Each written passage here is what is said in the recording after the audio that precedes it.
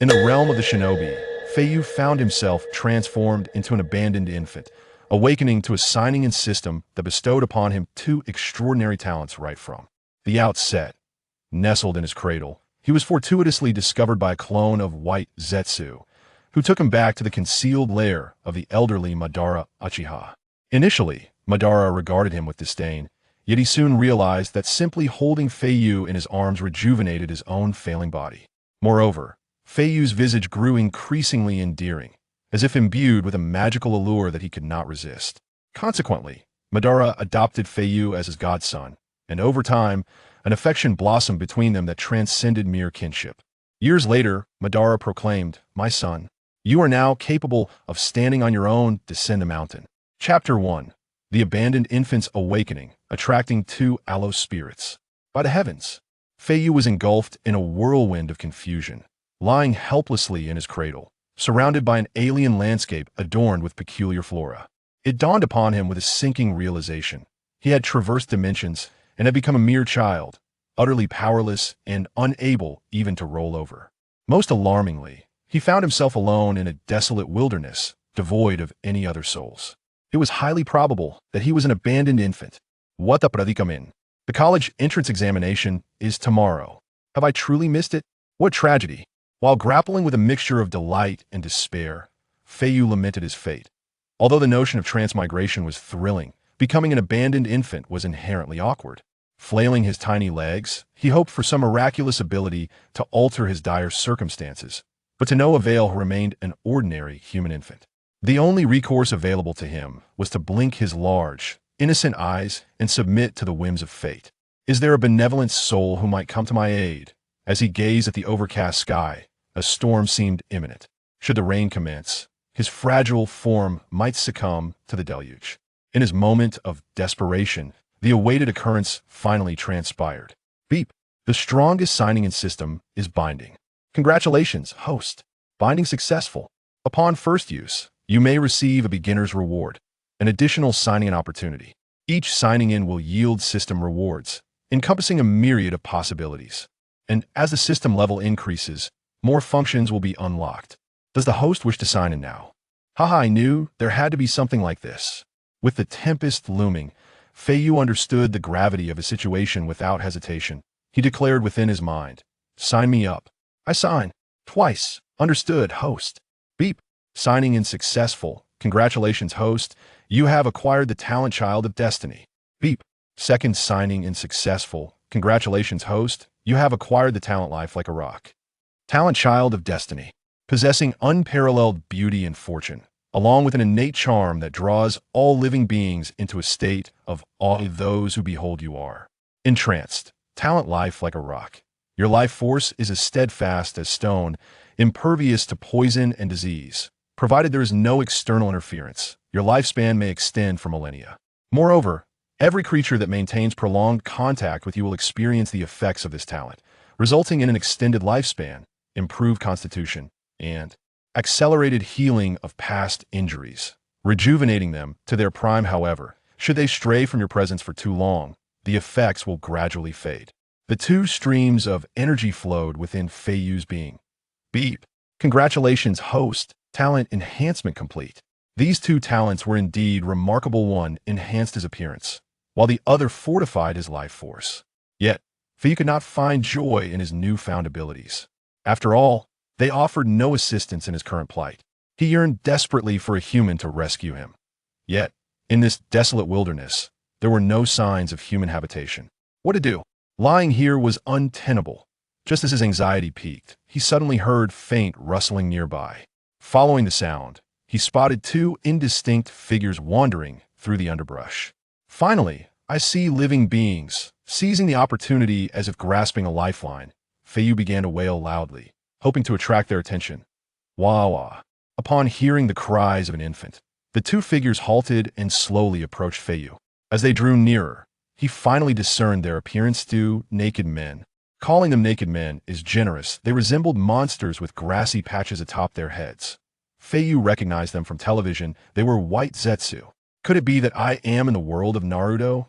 Nevertheless, Feiyu had little time to ponder this revelation. These two White Zetsu were hardly benevolent. nor were they kind-hearted souls. Upon seeing Feiyu, the first White Zetsu chuckled. "Oh? TSK, a human infant. Indeed."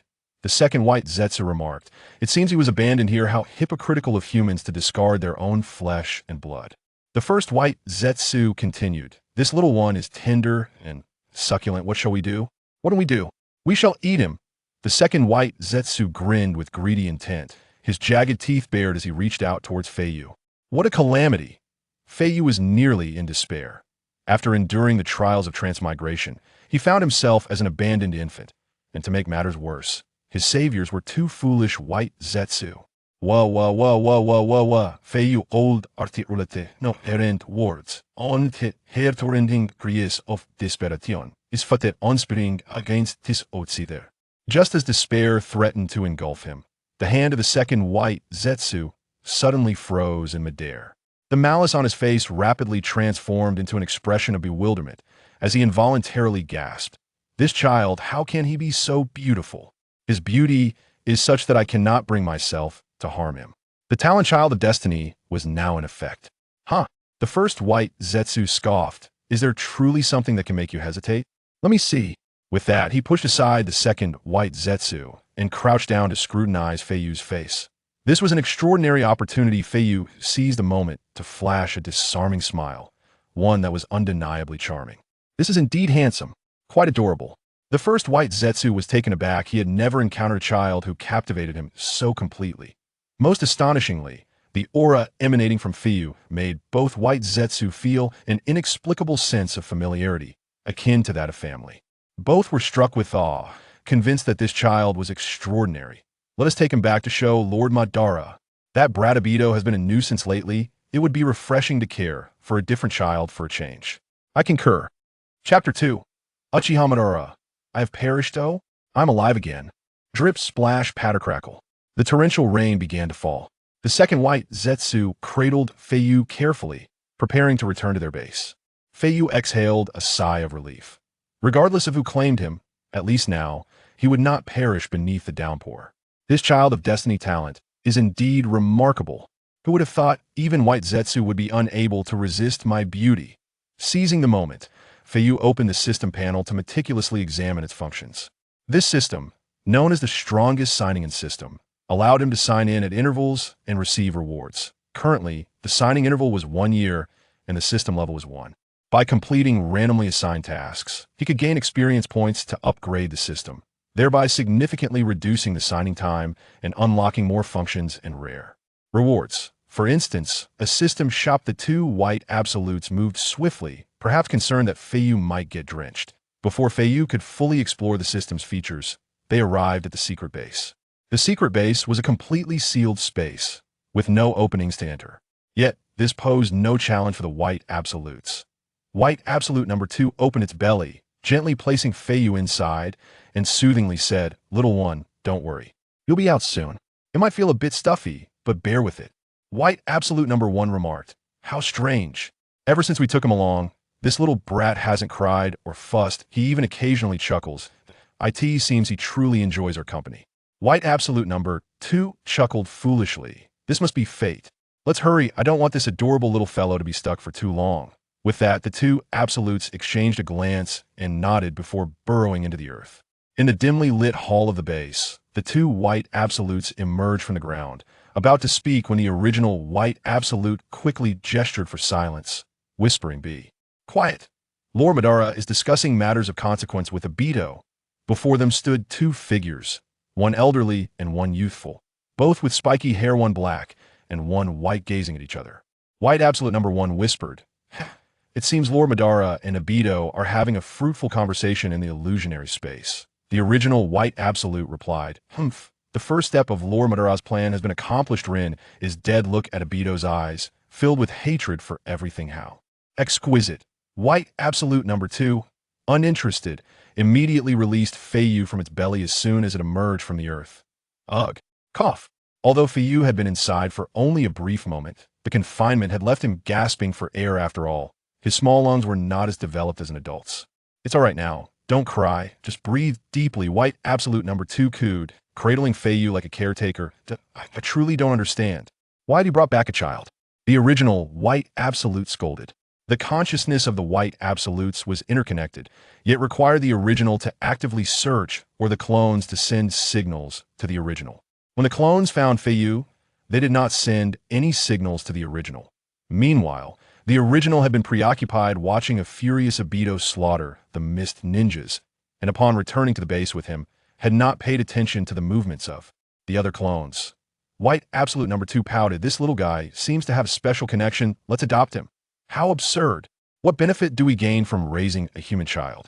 Just as the original White Absolute was about to take Feiyu away, Madara and Obito's bodies suddenly shifted. The elderly Madara spoke softly. Obito, from now on, you shall be the savior of this world. Now I shall impart the Uchiha clan's forbidden technique, the Six Paths technique, and the Yin-Yang release to you. As he spoke, Madara raised his arm, placing it upon the right shoulder of the original White Absolute. A dark, viscous substance began to seep from Madara's shoulder, gradually enveloping the entire half of the White Absolute before it ceased. I have infused my will into the White Absolute's body. You may consider this half as a part of me. This is also a byproduct of the degraded Yin-Yang release, to be used as your pawn. Upon finishing his words, Uchiha Madara formed a hand seal that on the chest of the Hashirama statue, a black rod with branches subtly appeared. Obito, this rod embodies my will. Use it when you wish to wield the Six Paths technique.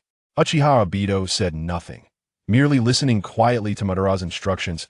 I could see that moment. Madara seemed to sense something, turning his gaze sharply to the child cradled in White Absolute number 2's arms. Who is this child? How did he come be here? Hearing this, White Absolute number 2 immediately stood up, taking 2 quick steps to present Feiyu before Madara. Lord Madara, this is an abandoned child I just found. Isn't he adorable? Let's adopt him. Uchiha Madara's expression remained impassive, his eyes cold as ever. He was not as frivolous as the White Absolutes. Without a word, Madara raised his hand, and an aura of killing intent surged forth. He was prepared to eliminate the child. Though Feiyu was merely a child, he sensed the overwhelming malice. This cannot be. Lord Madara, you mustn't do this to me. You are my favorite character in Naruto. I mean, in a desperate bid for his life, Feiyu quickly flashed a pitiful smile. As his lips curled, Madara's hand froze mid-motion. This child. Madara was taken aback, an inexplicable warmth blossoming in his heart.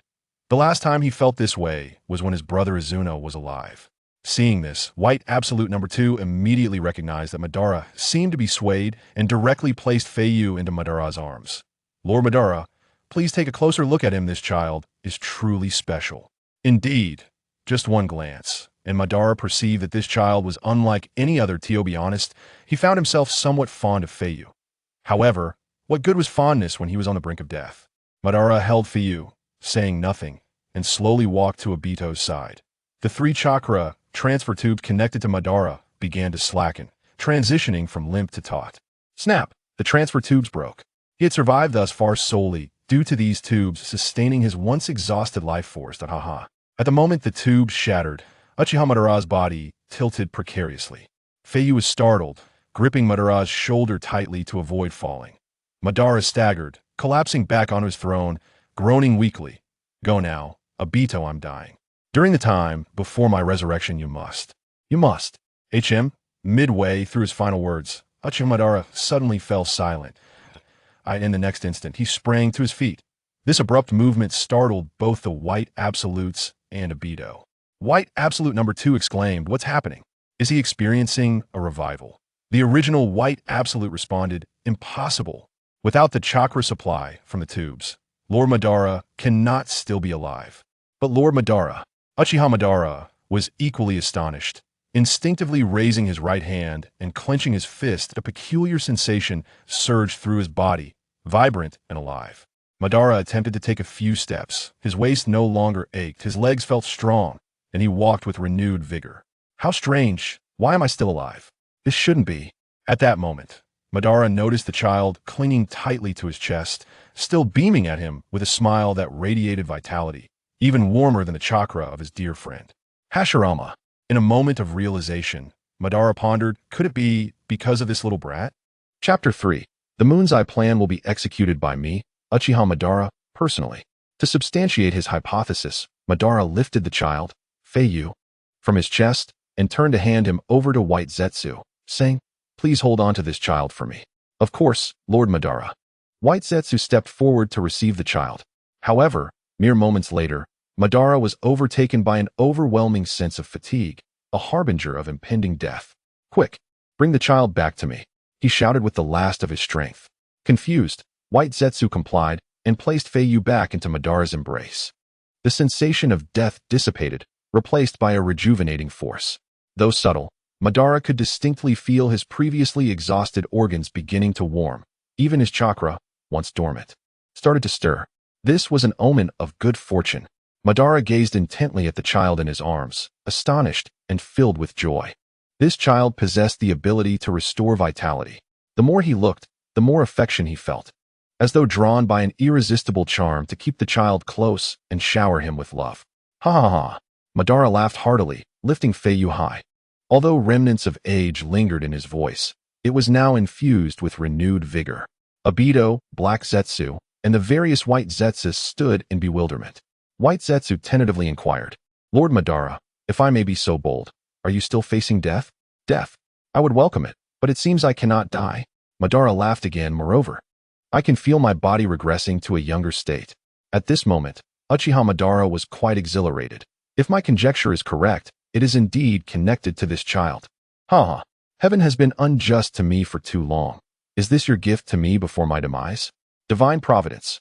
This child will henceforth be under my care. Look at his appearance. Does he not bear some resemblance to my brother?" Observing Madara's manic behavior, the onlookers were left in stunned silence. Before they could voice their thoughts, Madara kicked away the scythe staff that had accompanied him for years and settled back onto his throne with Feiyu in his arms, declaring, "It appears I no longer need to die. Obito, return the black rod to me. In due time, if my body can regain its peak vitality, there will be no need for you to prepare for my resurrection. The moon's eye plan will be executed by me, Uchiha Madara, personally." Obito was taken aback, feeling suddenly redundant after being needed moments ago. This abrupt shift was quite awkward. However, he was not overly concerned. The feeling of insignificance passed quickly. His focus remained solely on the world he envisioned with Rin. Whether he personally created that world was of little consequence to him. Observing the seemingly unscathed Madara, Black Zetsu felt indifferent, even somewhat pleased. After all, if Uchiha Madara were to personally fulfill the Moon's Eye plan, it would be even more advantageous for him. It would certainly save considerable effort in resurrecting their mother, Kaguya. "White Zetsu, what is this child's name?" Madara inquired, playfully teasing Feiyu. White Zetsu shrugged. "I do not know, Lord Madara. Perhaps you could name him yourself." Madara nodded, contemplating a suitable name.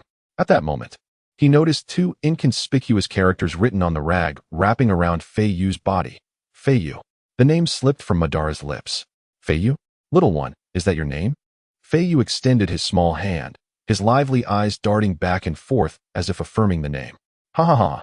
Very well, from this day forth, you shall be called Feiyu. I, Uchiha Madara, have lived a tumultuous life and now find myself alone in my twilight years. You are a gift from the heavens, and I shall adopt you as my godson. Feiyu, do you accept?" Uchiha Madara, known colloquially as Madara, once stood unrivaled in the ninja world. To be willingly recognized as a godson by such an eminent figure left no room for refusal. Feiyu's little hands flailed with joy, his smile radiant. "Ha ha ha, excellent. It feels as though Feiyu understands my words. He truly is quite spirited." At this point, White Zetsu interjected, "Lord Madara, since you intend to execute the plan personally, do you require me to retrieve the Rinnegan from the child of the Uzumaki clan?" Madara shook his head. Retrieving it now would be futile. "Let us wait until my body has recovered for a while. As long as my godson remains by my side, at this rate of recovery, I am confident that in a few years, I shall regain my former peak. It will not be too late to retrieve it then. What is mine will eventually return to me. Let the Rinnegan stay with Nagato to work for me. Besides, we have more pressing matters to attend to." Upon hearing this, Black and White Zetsu and Obito simultaneously asked, "What matters?" Hee. Madara gazed intently at Feiyu in his arms, a gentle smile gracing his face. "Child rearing. White Zetsu, fetch me some milk. It must be human milk. We cannot let the child go hungry. Obito, go buy some quality diapers. Our little Feiyu must always remain fresh and fragrant. Black Zetsu, never mind. You may withdraw, find a cool place to rest, and do not frighten my godson." Chapter 4. The Cherished Little Feiyu of the Villains. In Madara's secret base, beneath the statue of Hashirama, he cradled Feiyu, attempting to lull him to sleep. He had held the child for quite some time, reluctant to let go. Even when he needed to relieve himself, he took Feiyu along.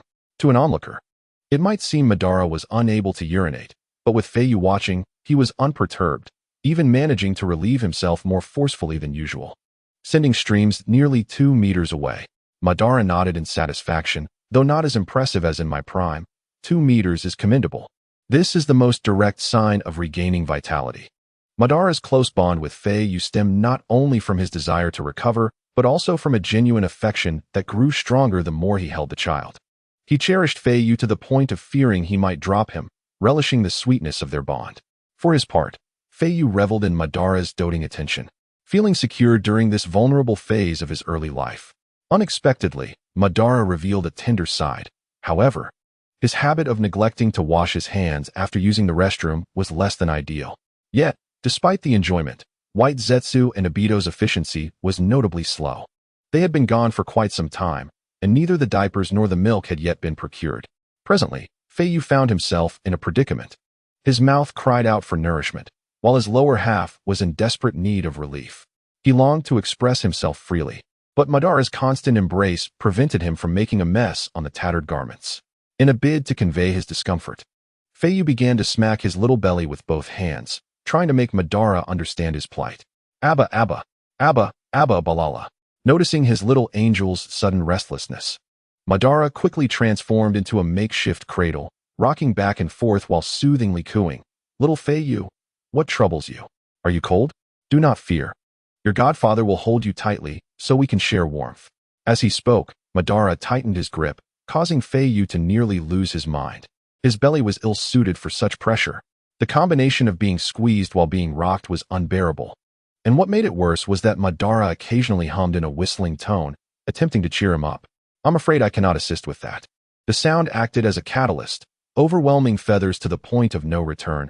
A human's urgent needs, among them, are paramount. Suddenly, a warm, moist sensation seeped through the swaddling, cascading down the patterned fabric. Almost instantaneously, a pungent aroma of ammonia began to permeate the air. Master Ban's expression faltered. Little Feiyu, could it be that you are? He leaned into Feiyu's embrace, inhaling softly, and frowned slightly. Indeed, it was unmistakably a mess. Feiyu's delicate face flushed a deep crimson as he continued to babble. Abba, Abba, Makabaka. Master Ban, this is merely the prelude. Release me at once, for what follows is far more than mere liquid. You shall not withstand it. At this critical moment, Obito finally returned. Obito, come here quickly. Xiao Feiyu has wet himself. You must change his diaper. Obito expressed his discontent, stating, I have no affection for children. Uchiha Madara, with a furrowed brow, retorted, Are you defying my words? Do you not wish to behold Rin once more? Obito, does encountering Rin have anything to do with changing this little brat's diaper? Madara, with a hint of arrogance, replied, Certainly. If I say it is so, then it is. Obito, feeling exasperated, inwardly cursed. How infuriating. The nefarious Uchiha elder, though seething with disdain within, found himself in a position of dependence, compelled to heed Madara's every command due to his own needs. With an expression of utter distaste, Obito accepted the small feathered child from Madara's embrace, placing it upon a nearby stone platform. As he unwrapped the swaddling cloth and retrieved a diaper in preparation for a change, a pungent odor wafted through the air. Wait, what is that smell? Goodness, this wretched little imp has soiled himself. Ban Yi shouted angrily from the side. Obito, whom do you dare to call a little brat? Where? Hurry and unveil it for me to see. After casting a couple of glances at the whirlpool on Obito's body, he rested his hand thoughtfully on his chin and remarked in a serious tone, Wow, the shape is quite remarkable. Obito scoffed coldly. If you fancy this trinket, then you may assist this young one in exchanging it. Whirlpool absolute. Now I am entwined with you. You are me, and I am you. Is there truly any difference between us? Sighing, Obito mustered the courage to clean little Feiyu's body and donned a diaper upon him. Suddenly, a burst of laughter erupted, and he realized that Feiyu had been smiling at him all along. This marked the first instance of their gaze meeting. Moments later, Obito found himself somewhat enraptured. The child, indeed, possessed a wondrous charm, an endearing nature that was utterly irresistible. Just moments ago, Obito had worn a face of disdain, but now it had transformed entirely. His eyes filled with tenderness and a protective instinct. Feiyu elicited feelings in him that were strikingly different from those he felt for Kakashi and Rin. Kakashi represented friendship, while Rin symbolized unrequited love. In contrast, Feiyu embodied a connection that transcended both emotions, akin to a bond woven into the very fabric of blood relations. A nameless sentiment deep within the soul. The world would deem it familial love. Yet, Obito, having never truly experienced such affection throughout his life, was at a loss to comprehend this feeling that he now sensed, but could not name. This child is indeed delightful. No wonder the cold-hearted Madara holds such fondness for him. To think that even I, as he mused internally, Obito suddenly perceived an unusual sensation coursing through his face. Even the hollow of his left eye began to feel a subtle warmth flowing within. Is my injured eye healing? Is this, perchance, the revival spoken of by the Spotted One? Obito was filled with wonder, his admiration for Feiyu only deepening. Beside him, Uchiha Madara inquired softly, "Hey, Obito, have you finished the exchange? Hurry and return Feiyu to me. I wish to hold him." Upon hearing this, Obito immediately removed the diaper from Feiyu. "Not yet. Please wait a moment. Is it really necessary to take so long to change a diaper? Be swift." As time passed, he donned and discarded his attire repeatedly. And just as the limits of Obito's patience were about to be tested, he reluctantly returned the feather to Madara. Following this gesture, regardless of where they ventured, Obito steadfastly trailed behind Madara, unwilling to part ways. With a hint of curiosity, Madara inquired, "Boy, why do you persist in following me instead of resting in bed?" Obito awkwardly turned his head to glance elsewhere, stating, "I shall take a stroll." While diverting his gaze, he discreetly stole a few sidelong glances at Feiyu. Upon witnessing Obito's expression, Madara, keenly perceptive, immediately discerned his hidden intentions. "What is this? Do you wish to embrace my adopted son as well?" Obito nodded repeatedly, just about to reach out when he suddenly saw White Zetsu springing up from the ground, blocking his path. With a sycophantic demeanor, White Zetsu implored, "Lord Madara, it is my turn to hold the feather, is it not?" "Umph, you have finally returned." Madara shot a cold glare at White Zetsu, and upon noticing his empty hands, he was instantly consumed by fury. "Where's the milk? My son needs his milk. Where is it?" In the next moment, the desolate ground around him suddenly birthed a dozen or so White Zetsu clones. One by one, the clones' abdomens ruptured, and from within emerged more than 10 voluptuous and alluring young women. Uchiha Madara was taken aback. "White Zetsu, I asked you to fetch milk, yet you returned with so many women. What purpose does this serve?" Baiju explained with great pride. "This is the team of wet nurses I have just acquired from the estate of the daimyo in the neighboring country. They were originally in service to the young son of the daimyo.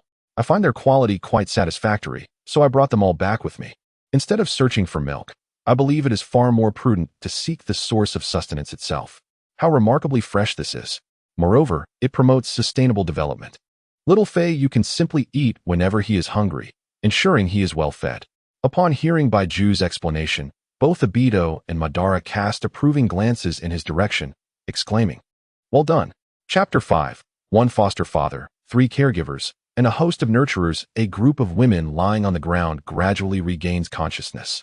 It is so dark. Where's this place? Their memories lingered on the time spent in Daiming Mansion, when they consumed the high-quality supplements provided to them while preparing to nurse the young master of Daiming. Unexpectedly, as they continued their meal, darkness suddenly enveloped them. Upon regaining consciousness, they found themselves in this unfamiliar place. The women widened their eyes and gazed around in bewilderment. Upon noticing the peculiar appearances of the white clones nearby, they were struck with terror and fell to their knees, pleading for mercy. "Oh, esteemed monsters, I beseech you, spare my life. I am but an ordinary wet nurse under Daiming's employ. If you hold a grudge against him, seek him out instead. I truly know nothing and possess no value beyond nursing." Uchiha Madara nodded and said, "Indeed, what I seek are talents like you. Come forth and begin to serve me." The women were momentarily taken aback, instinctively raising their hands to shield themselves, tightening the collars of their garments. In their hearts, a singular thought echoed. Could this old man truly be the infamous pervert of legend? Seeing the numerous women standing there, submissive and lacking initiative, Baiju exclaimed in anger, "What are you dawdling for? Move. Let me express this clearly. should you attend to him with utmost care. I can guarantee your safety and ensure your lives are free from want. If you dare to show even the slightest negligence, do you believe I shall devour you this very moment? I have not feasted upon human flesh for 3 days. Feiyu roared as he opened his gaping maw in an utterly absurd manner, proclaiming, "Do you see this? This is how I appear when I feast upon flesh. I could easily consume 3 of you in one sitting." Before such a terrifying spectacle, the women dared not linger any longer. They hurriedly approached Uchiha Madara, shedding their garments as they ran, encircling him. With their eyes closed and teeth clenched, they murmured softly, "Master, please indulge yourself. Choose whatever you desire. We are at your service." However, upon witnessing the circle of pale flesh before him, merely a mere inch away, Uchiha Madara, filled with intense disdain, bellowed, "Did I permit you to come so close? The one who desires to feast is not I. It is him." Banjing lifted the little Feiyu in her arms. Only then did the nurses notice that this elderly man was cradling a child. The dim lighting within the base, coupled with their earlier panic, had caused them to overlook the child's presence. The women collectively exhaled a sigh of relief. They were somewhat accepting of the task of nursing the child. Uchiha Madara, wearing a look of disdain, commanded, "First, put on some clothes for me. Then line up." Under the fierce gaze of White Zetsu beside him, the wet nurses complied obediently, forming a neat row. Holding the baby Feiyu, Uchiha Madara approached the front of the line and gently inquired, "Little Feiyu, which one would you like to sample first? I will introduce you to them one by one. Point out the ones that interest you." Despite being a transmigrant, Feiyu had never encountered such a situation in his previous life, having only glimpsed similar scenes in videos or films. To experience this in the ninja world was something he had never anticipated. Cursed be his fate. Why was he not an adult? Though his body was that of a mere infant, his thoughts and consciousness had matured long ago. It was impossible for anyone in his predicament to simply focus on eating. Yet, apart from dining, he truly could do nothing else. It was a genuine struggle of both body and spirit. Uchiha Madara, cradling little Feiyu, walked past the women in succession. These women were indeed the designated wet nurses of the feudal lord, their physiques clearly demonstrating their extraordinary physical attributes. They were quite remarkable. Before he could even pass the third woman, Feiyu found himself bleeding from the nose. Damn it, how disgraceful. Feeling the warmth of the liquid trickling from his lips, Feiyu could not help but mock himself internally. If this was the way he had to eat for the next year, how could he possibly endure such humiliation even before his first meal had begun? The true reason for his bleeding was known only to Feiyu himself. Yet it greatly alarmed his adoptive father, Uchiha Madara. "Hey, why is my son bleeding from the nose? What? Let me see." Obito rushed to Feiyu's side, his eyes filled with concern as he anxiously exclaimed, "Could it be a congenital disease? No, I must fetch a doctor." Just as Obito was about to leave, White Zetsu immediately stopped him, saying, "Allow me to go. I am swift. Moreover, I am familiar with the route to the neighboring feudal lord's estate, having just returned. Their medical team should be quite capable. Take good care of Feiyu. Await my return." With that, White Zetsu and his clones vanished underground. Uchiha Madara and Obito were drenched in cold sweat, feeling more distressed at Feiyu's bleeding than if they were suffering themselves. Fortunately, Feiyu's nosebleed lasted only a moment and was not serious. Ultimately, Uchiha Madara personally selected the wet nurse with the most ample bosom for Feiyu to enjoy during the meal. However, Feiyu embarrassingly bled from his nose 3 more times. Though both Madara and Obito were anxious, Feiyu stubbornly refused to relent, devouring his meal with fervor. Left with no choice, Madara and Obito could only wait patiently for Feiyu to finish. The enjoyment of food is always fleeting, and soon an hour had passed. Had Feiyu not been so full that he had to burp several times, he would have continued eating. Obito watched this all unfold, his heart aching for the child. Alas, this child is truly starving. Uchiha Madara's expression darkened. "If I discover who Feiyu's biological parents are, I shall personally end their lives. Those who neglect their own children do not deserve to exist in this wretched world, let alone in the illusionary world of the future." At this moment, Black Zetsu, who had been hesitant to approach, finally drew near, stealing a few glances at Feiyu. He was curious about the nature of this child, yet had refrained from coming closer, fearing that Madara's appearance would frighten his adoptive son. Upon seeing Black Zetsu, the wet nurses were once again struck with terror. They had thought White Zetsu was the most fearsome creature in existence, only to realize that something even more terrifying was present. The women recoiled in fright. Except for one, the wet nurse attending to Feiyu. She appeared to disregard Black Zetsu entirely, her gaze fixated solely on Feiyu. That child's nursing posture is simply endearing. Sir, may I continue to feed him? At this time, White Zetsu returned with his clones, bringing back 5 trembling doctors, similarly abducted from the neighboring feudal estate. Under the pressure of White Zetsu's intimidation, the doctors conducted a thorough examination of Feiyu, not daring to be negligent in their duties. After the examination, the doctors were left astounded, repeatedly expressing their astonishment. They had never encountered such a healthy infant, completely free of ailments. Furthermore, his bodily functions were remarkably superior to those of an abandoned child. Monster, your child is perfectly healthy. There is nothing to worry about, the lead doctor declared. Upon hearing this, everyone breathed a collective sigh of relief.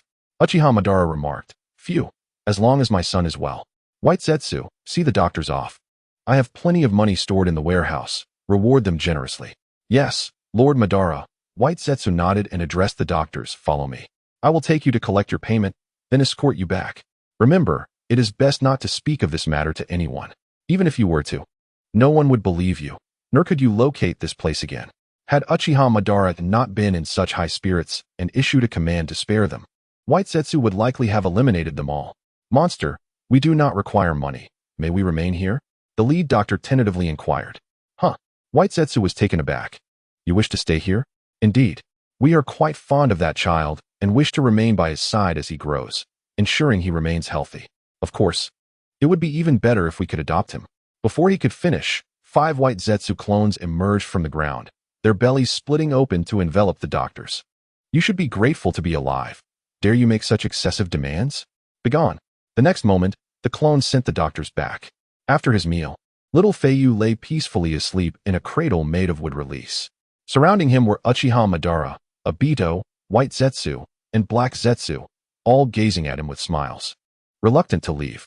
Having stolen a close look at Feiyu, Black Zetsu had succumbed to the child's charm, though he still retained his rationality. Lord Madara, I have noticed something peculiar. Little Feiyu seems to possess an innate charm. Anyone who spends time near him cannot help but feel affection for him. At this, Uchiha Madara's eyes were filled with adoration for Feiyu. I have known this for some time. No need to remind me. Our goal is to nurture him as one of our own. This child is indeed extraordinary. Obito chimed in. I will take on the responsibility of changing his diapers. White Zetsu added. I shall entertain him. Cheering up children is my forte. Uchiha Madara declared. I do not care what happens during the day, but at night. No one is to compete with me for the privilege of sleeping beside him. I am his only adoptive father. You, at best, are merely caretakers. Black Zetsu retorted. Since you have claimed the day and night, I shall be Feiyu's shadow. With me by his side, no one shall dare to bully him in the future. Thus, under the careful nurturing of one adoptive father, 3 caretakers, and a multitude of wet nurses, Feiyu commenced his joyful journey of growth. Vortex Zetsu utilized wood release to create numerous rooms within the base for the wet nurse's convenience. Each day, White Zetsu and his companions took turns entertaining Feiyu, while the wet nurses fed him when he grew tired, and Uchiha Madara stayed with him during nap time, leaving all matters of physiology to Obito. As the days passed, Feiyu soon turned 2 years old. He was presented once more with an opportunity for system registration. Successfully signed in. Congratulations, host, you have obtained the extraordinary talent of insight. Talent, extraordinary insight, exceptional perception, and remarkable memory. With just a slight guidance, one can instantly master any ninjutsu, taijutsu, jinjutsu, or any learned skill, retaining it flawlessly. The acquisition of this talent filled Feiyu with immense joy. With the enhancement of this gift, Feiyu was able to walk freely that very day. Observing the little Feiyu frolicking within the base, Uchiha Madara expressed profound astonishment, exclaiming, truly deserving of my godson. This is the hallmark of a genuine genius. White Zetsu remarked. Hee, it is indeed a result of my diligent training. The collective caretakers chimed in unison. No, no, no. It is our nurturing that has been exemplary. Obito cleared his throat and stated, as Feiyu's dedicated caretaker, my contributions are also considerable. Over the course of that year, the changes among those surrounding Feiyu were remarkable. Uchiha Madara appeared significantly younger, seemingly a decade or more so, with far fewer wrinkles and a steadier gait. Obito's facial scars had diminished considerably, and astonishingly. A rudimentary eyeball had begun to form within his left eye socket. Though still unable to see, one could presume that in due course, regaining sight would not be a challenge. The caretakers also appeared rejuvenated, both in visage and form, as if they had returned to their 20s. Only Black and White Zetsu bore no alterations, remaining unchanged from their original appearances. Son, slow down. Don't fall. Uchiha Madara's benevolent gaze remained fixed upon Feiyu, tracking his every movement with unwavering attention. White Zetsu assured, rest assured, Lord Madara, with me around, little Feiyu will not come to harm. Meanwhile, Obito surveyed the surroundings, puzzled. Strange, where has Black Zetsu gone? He usually stays close to Feiyu. Uchiha Madara shook his head, his expression a blend of mild irritation and concern. I do not know where he has wandered off to. That rascal has grown quite bold lately, daring to venture out without my permission and neglecting his duties to care for the child. Humph, when he returns, I shall ensure he understands the gravity of his actions. At that moment, Black Zetsu emerged from the wall, and before he could speak, Uchiha Madara thundered, "Where have you been? This is not the first time you've strayed without permission." Black Zetsu hastily explained, "Lord Madara, I have just returned from Konoha. From my observations, the Jinchuriki of the Nine Tails is due to give birth in half a month's time. This presents a perfect opportunity to capture the Nine Tails." "Is the Jinchuriki's childbirth more important than my son?" Uchiha Madara retorted. "The childbirth holds no significance for me. Once I regain my full strength, that little beast shall be subdued in an instant. What does it matter if the Jinchuriki gives birth? Do I need to resort to such undignified tactics to seize a tailed beast? Humph, I am Uchiha Madara." Black Zetsu was momentarily taken aback, rendered speechless. Uchiha Madara, with unwavering resolve, addressed the assembled group with an air of command. "Let me reiterate, our sole mission is to devote ourselves entirely to caring for the child. Little Feiyu must not encounter any mishaps." He continued, "By the time I am restored to my former glory, my son shall have grown, and mark my words, I could easily deal with all 9 of those beasts in a single day." While Uchiha Madara was delivering his instructions, the mischievous little Feiyu dashed across the room and leaped onto the shoulders of a caretaker who had just exited a room, eagerly seeking nourishment. "Look, my son is quite clever now. When hungry, he knows to seek out food." Chapter 7. Mastery of Ninjutsu. A true genius, a prodigy. A true marvel. As time passed, another year had come and gone, and little Feiyu's growth was astonishing, both physically and mentally. The caretakers were left in awe as they listened to Feiyu articulate fluently. In such a short span of time, he can speak? Indeed. While it was not unusual for a child to speak, Feiyu not only responded clearly but enunciated distinctly, with a remarkable sense of logic. He had transcended the mere label of genius. Since the moment he began to speak, he had been showered with affection from all. "Godfather, teach me ninjutsu." "Oh, you wish to learn ninjutsu?" Yes, yes," Feiyu exclaimed, perched upon White Zetsu's shoulders, his large, innocent eyes sparkling as he nodded vigorously. "I have a hearty appetite. Eating takes too long. I want to learn the shadow clone technique to create clones to eat with me. If I create 29 clones, along with 15 caretakers, I can eat 30 portions at once." Uchiha Madara erupted in laughter. "Such a childish notion. Only you could conceive of something so amusing." Feiyu chuckled. "But I am a child." Uchiha Madara replied, "Had you not reminded me, I would have forgotten. Your speech has been so mature lately that I almost thought you were an adult. Listen, you are still too young. Training now may be detrimental to your health. I shall teach you once you have grown a few more years." With an eager plea, Feiyu implored, "Godfather, please, let us do it now. I truly can." Uchiha Madara, unable to resist such a charming display from his beloved, quickly acquiesced. "Very well, let us proceed. White Zetsu, please set him down."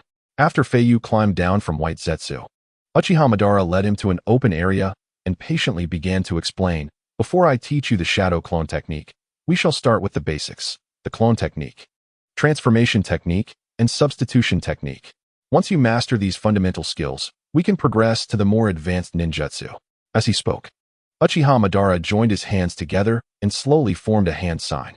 With a resounding poof, a cloud of white smoke enveloped him, and when it cleared, he appeared in the guise of White Zetsu. This technique is the transformation technique. You can assume the appearance of anyone. Following this, Uchiha Madara reverted to his original form and formed another hand sign. causing a perfect clone of himself to materialize beside him. This is the clone technique. While the clone itself may not hold intrinsic value, it can serve effective purposes in combat to draw enemy fire. Suddenly, both Uchiha Madara and his clone transformed into a puff of smoke, and when the smoke dissipated, a small rock occupied the space where he once stood. This is the substitution technique, primarily utilized to evade harm. Uchiha Madara approached Feiyu and ruffled his little head, saying, "My son, focus on mastering these 3 techniques first. Once you have learned them, I will teach you the others. I shall take a brief rest nearby while White Zetsu and Obito keep you company. Do not overexert yourself. It is not worth injuring your health." "Yes, yes." Feiyu nodded enthusiastically, extending his small hand to mimic the hand signs he had just observed. Seeing the earnest and adorable expression on Feiyu's face elicited a smile from Uchiha Madara. He turned to White Zetsu and Obito and quietly advised, "Please assist him in practicing. Limit each session to 30 minutes. We must not tire him out." White Zetsu responded with a smile, "Rest assured, Lord Madara. Little Feiyu is merely a few years old and cannot even extract chakra yet. For now, he is just mimicking the hand signs for fun. He won't tire himself." Obito chimed in, "I suspect he will lose interest in a few minutes and move on to other activities. Children's interests change swiftly, so you need not worry." But before he could finish, another little Feiyu suddenly appeared beside the original. "I did it." Uchiha Madara, Obito, and White Zetsu stood in stunned silence, their expressions a mix of awe as they beheld Feiyu's clone. The clone was remarkably lifelike. Any ordinary person would struggle to distinguish the original from the replica. To have mastered the clone technique after merely a single glance? And he is but a child barely 3 years old. Uchiha Madara was filled with exhilaration. "My son possesses not only the innate ability to rejuvenate others, but also astonishing charisma. I never expected his talents to be unparalleled across the ages. Ha ha, I have truly struck gold. With his assistance, what obstacles could possibly hinder the realization of my ambitions?" White Zetsu remarked, "Indeed, it shall undoubtedly come to fruition. Obito, grow quickly, little Feiyu. I hope you can take me to the world with Rin together with Madara." Kurizetsu murmured softly, "In this world, there truly exist beings more outrageous than mothers." Chapter 8. The Sharingan. Madara was overjoyed. Feiyu is indeed of the Uchiha clan. The reason Feiyu learns so swiftly is due to his extraordinary comprehension talent. His insight is exceptional, and his memory is remarkable. Regardless of any ninjutsu, taijutsu, jinjutsu, or any learned skill, he can master it with just a little guidance, possessing an eidetic memory. This ability was a reward he received from the system at the age of 2. Today, having just turned 3, Feiyu was once again presented with the annual opportunity for system sign-in. He chuckled, wondering what extraordinary talent he might acquire this time. While Madara, Obito, and Kuro and White Zetsu were praising Feiyu, he secretly turned away and called upon the system in his mind to initiate the sign-in. Ding! Congratulations, host, on successful sign-in. Please choose one of the following 2 rewards. 1.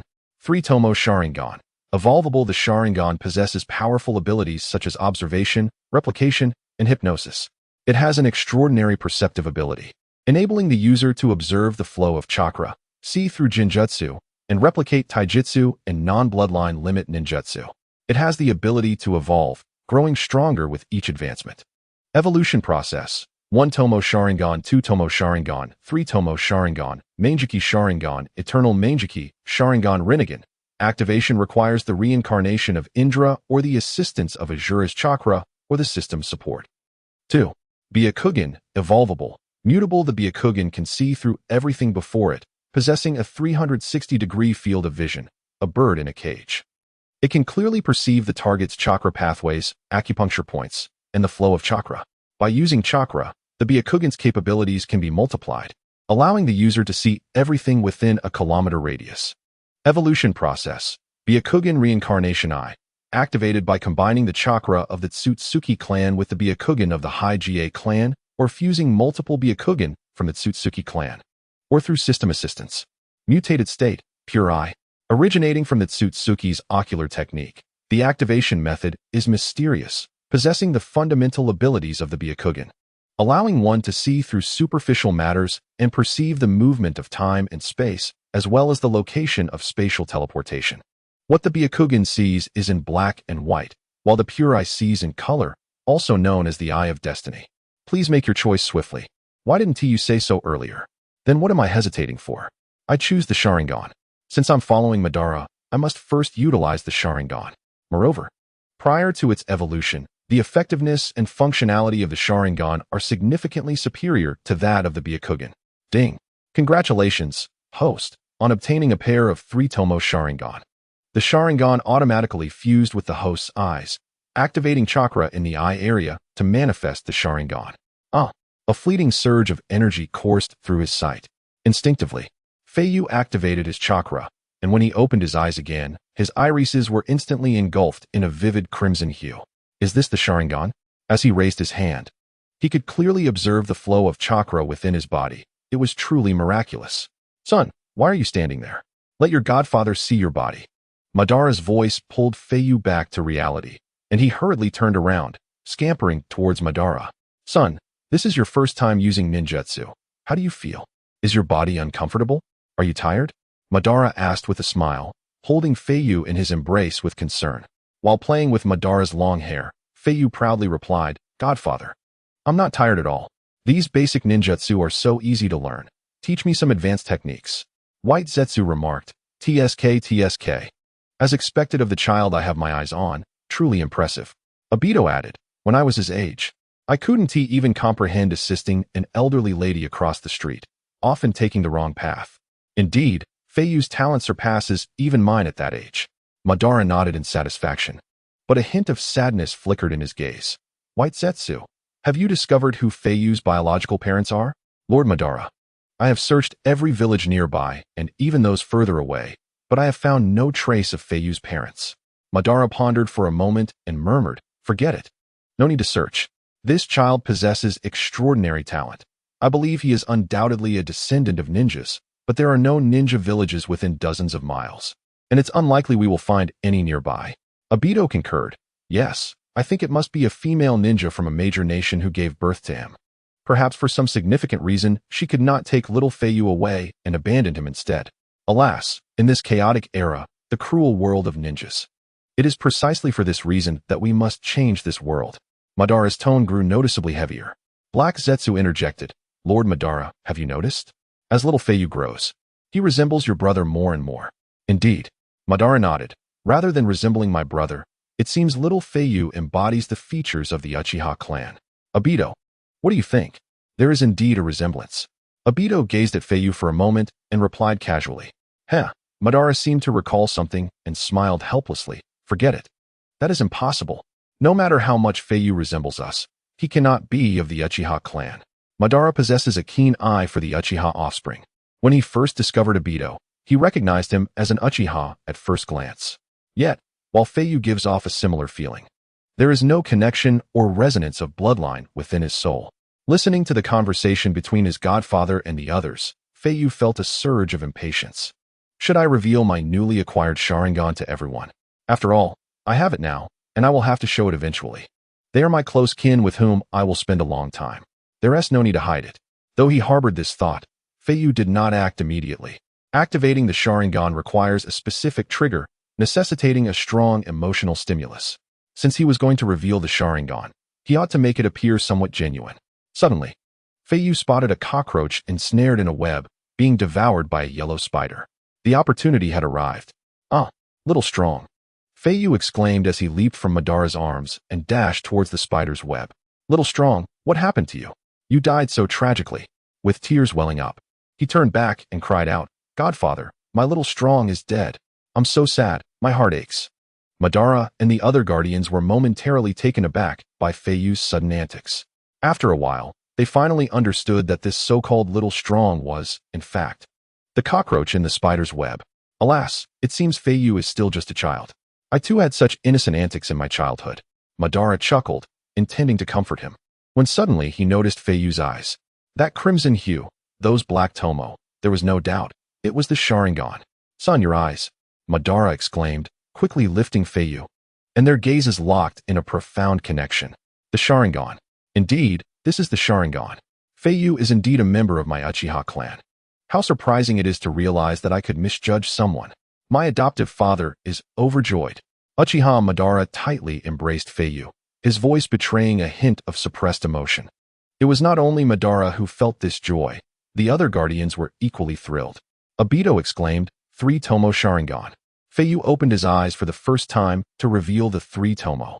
Compared to him, I truly feel like a mere afterthought. White Zetsu remarked. A descendant of the Uchiha clan, Lord Madara, Feiyu is indeed a gift from the heavens. However, I never expected him to awaken his eyes through a mere cockroach. Hearing this, Black Zetsu silently communicated with White Zetsu. In the past, Indra awakened his eyes due to the death of a small dog. Perhaps Feiyu shares a deep bond with this cockroach. Yet, Indra awakened with two Tomo. Could it be that Feiyu's talent surpasses Indra's? I find myself eagerly anticipating our son's future growth. Perhaps even our mother will come to appreciate him. Chapter 9. Yahiko is dead? Who is Yahiko? Oh, good riddance. After cherishing Feiyu for a while, Uchiha Madara finally set him down. Gazing at the 3-year-old Feiyu, Madara couldn't help but marvel. To my knowledge, Feiyu is the first in the Uchiha clan to awaken his eyes directly to the three Tomo at such a young age. With just a bit of guidance, he may very well surpass both me and Hashirama at their peaks. No, he will undoubtedly surpass them. With such extraordinary talent, it is likely that Feiyu will reach great heights in just a few years. By then, my son shall be invincible. Black Zetsu interjected. Invincible, you say? I can believe that. But what if an enemy appears from the heavens? One can never be too certain. Look at the moon. It is round and large. Who knows when outsiders may arrive? Isn't there me? Madara retorted. With me around, who would dare harm even a hair on my son's head? The Uchiha clan thrives on love, and Madara has undoubtedly poured all his affection into Feiyu. In his heart, he truly regarded Feiyu as his own son. Obito couldn't help but complain, Madara, I too am but a child of the Uchiha. Why weren't you this enthusiastic when you picked me up? You treated me with disdain. White Zetsu chuckled mischievously. Ha ha ha. Obito, are you feeling jealous? Madara didn't even spare Obito a glance, dismissively stating, are you as adorable as little Feiyu? Do you possess his extraordinary talent? Do you have his miraculous healing abilities? Besides your obsession with Rin, what do you have? Humph. Obito pouted and turned away, remaining silent. There was no way to refute Madara's words. They were all valid, and Obito could only concede. Setting aside Feiyu's cuteness and talent, even his unique healing ability was nothing short of miraculous. For the past 3 years, Obito had remained by Feiyu's side. And now his vacant left, I felt ready to heal. Seeing Obito's silence, Madara grew disinterested in further banter. He knelt before Feiyu, gently lifting his hand to ruffle the boy's hair. Son, your adoptive father can see that you are a promising candidate for mastering ninjutsu. Since you enjoy learning ninjutsu, I shall not hold back. Starting today, I will personally guide your training day and night. It will be exhausting, and I may be quite stern, but you must persevere. Once you grow stronger and stand by my side, perhaps I can realize my aspirations even faster. Feiyu nodded earnestly. Okay, trust me, I will work hard, adoptive father. Hearing Feiyu's innocent yet resolute tone, Madara stood tall, grasping Feiyu's small hand and laughing heartily. Ha ha ha ha ha, splendid. Let us begin at once. After laughing, Madara prepared to lead Feiyu into the grove for training. However, after only a few steps, White Zetsu suddenly called out, Lord Madara, please wait. I have urgent matters to discuss. What could possibly be more important than teaching my son ninjutsu? Madara replied impatiently, Lord Madara, this is truly an urgent matter. White Zetsu's expression turned serious, his usual playful demeanor vanished. Seeing this, Madara's face instantly grew solemn. He looked down at Feiyu, narrowing his eyes. Son, wait a moment. I need to speak with your guardian White Zetsu. Okay, I understand, adoptive father. Madara approached White Zetsu, asking in a hushed tone, what is it? White Zetsu replied, Lord Madara, Yahiko is dead. Madara raised an eyebrow. Yahiko? Who is he? Black Zetsu interjected. He was a close friend of Nagato, one with a deep bond. Yahiko's death has inflicted significant psychological trauma on Nagato, and he seems to be coming to terms with the fact that love and hope alone cannot bring peace to the ninja world. Madara scoffed. Humph. Has Nagato finally shed his naivety? Now that is what I call growth. Everyone eventually learns this lesson. By the way, I have been preoccupied with Feiyu for the past few years and have not kept up with Nagato. What has he been up to lately? And how did Yahiko die? White Zetsu explained. Recently, Nagato, along with his close friends Yahiko and Konin, formed a mercenary organization in the Rain Village called the Akatsuki. Their ultimate goal is to bring peace to the Rain Village and the world. However, as the organization grew, it threatened Hanzo, the current leader of the Rain Village. He secretly colluded with Danzo from Konoha to orchestrate a plot that resulted in Yahiko's death. Fortunately, Yahiko's demise triggered Nagato's complete awakening of the Rinnegan's abilities, even summoning the Outer Path's Gedomazo. Oh, Madara's eyes gleamed, a faint, cold smile gracing his lips. This Yahiko fellow has met a fitting end. Initially, I intended to wait until I regained my full strength to take action and reorganize this world. However, Nagato's rapid growth has taken me by surprise. I did not anticipate him summoning the Gedomazo. Truly, he is worthy of being a pawn, since he proves to be such a valuable piece. It would be a waste not to utilize him. Madara's gaze grew increasingly frigid as he contemplated his unique mastery over manipulation techniques. After a moment of reflection, he commanded those nearby, "Obito, reach out to Nagato in my name and share our ideals with him. Having just experienced such a loss, I believe he will resonate with our vision." White Zetsu, Black Zetsu, accompany Obito and assist him. Understood. Obito replied, turning to leave. Before departing, he and the Zetsus exchanged farewells with little Feiyu. "Little Feiyu, we must go handle some matters. We will return shortly. Try not to miss us too much. If you don't, that's okay. We will miss you." "Wait, I haven't finished speaking," Madara called out sharply, stopping them. "This Akatsuki organization is intriguing, and its name is quite fitting. To realize our ideals, having more powerful pawns is certainly not a disadvantage. Inform Nagato to recruit as many like-minded strong individuals as possible for our cause, then stir the pot in this world. When the powerful nations reveal their hypocritical faces, I should be nearing my full strength. That will be the day I make my return. Go forth and follow my instructions." Chapter 10.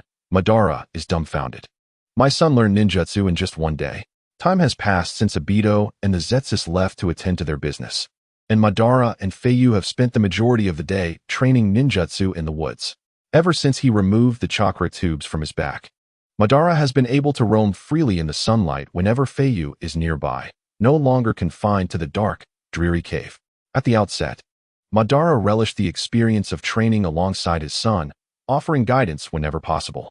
Wasn't this precisely the peaceful retirement life he had longed for after years of conflict? However, as time passed, he began to feel overwhelmed. The boy was simply extraordinary. Regardless of the technique Madara employed, little Feiyu mastered it almost instantaneously. The speed at which he learned did not hinge on his own capabilities, but rather on Madara's speed of hand seals and the complexity of the jutsu involved.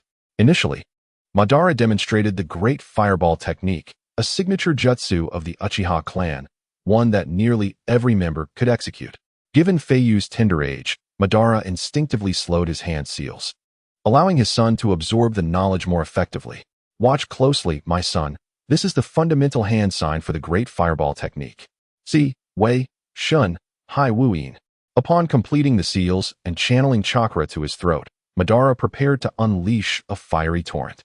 Simultaneously, Feiyu mirrored his father's movements, both completing the hand seals almost in unison. Just as Madara was about to exhale fire, he was astonished to see that little Feiyu had already released his own great fireball. Though modest in size, it was a testament to Feiyu's genuine comprehension. Unbelievable. That was so fast, Madara gasped. To master the body flicker technique swiftly is one thing, but to grasp the great fireball technique as well? His astonishment was palpable. "Godfather, I can do it. Please teach me the next jutsu." At that moment, Feiyu resembled a ravenous infant, eager for more knowledge. "Son, perform it once more so I can verify your understanding." Without hesitation, Feiyu utilized his bodily memory to execute the hand seals again, conjuring another impressive fireball. With his innate talent for comprehension, this was a breeze for him. In less than half a minute, he had mastered the foundational skill of the Uchiha clan. Amidst his astonishment, Madara seized the moment to introduce the next technique. "Son, the next jutsu is called the Fire Release, Great Fire Extinguishing Technique. This one is slightly more challenging. It requires not only the correct sequence of seals, but also profound insight and formidable comprehension to master. Watch closely. Godfather is about to demonstrate." In an instant, a small inferno erupted from Madara's mouth, its scope significantly surpassing that of the Great Fireball. After executing the technique, Madara raised his chin proudly, declaring, "Son, this is one of my most proficient fire release techniques. Its efficacy and lethality depend entirely on the user's prowess. What you see now is merely a fraction of its true might. Once I regain my youth, I shall show you the true terror of this jutsu. Mastering this technique is no simple feat. Take your time to practice. I will rest for a moment. Having executed 2 techniques in quick succession, Madara felt the toll of his aging body and needed a respite. Yet, before he could settle down, he was astounded to witness Feiyu conjuring an expansive sea of flames, its power and reach eclipsing even what Madara had just demonstrated. Another technique learned in an instant, Madara stood there, dumbfounded, his mind racing with disbelief. He clearly observed that Feiyu executed the Great Fireball and the Great Fire Extinguishing technique without utilizing the sharingan. This meant that his son was not relying on the eye's copying ability, but was instead tapping into his own innate gifts and comprehension. This transcended mere genius. It was divine. Godfather, I've mastered this technique as well. Once I have more chakra, I'm certain I can enhance its lethality. Madara felt a pang of exasperation. This is utterly exhausting. When will I get a moment's rest?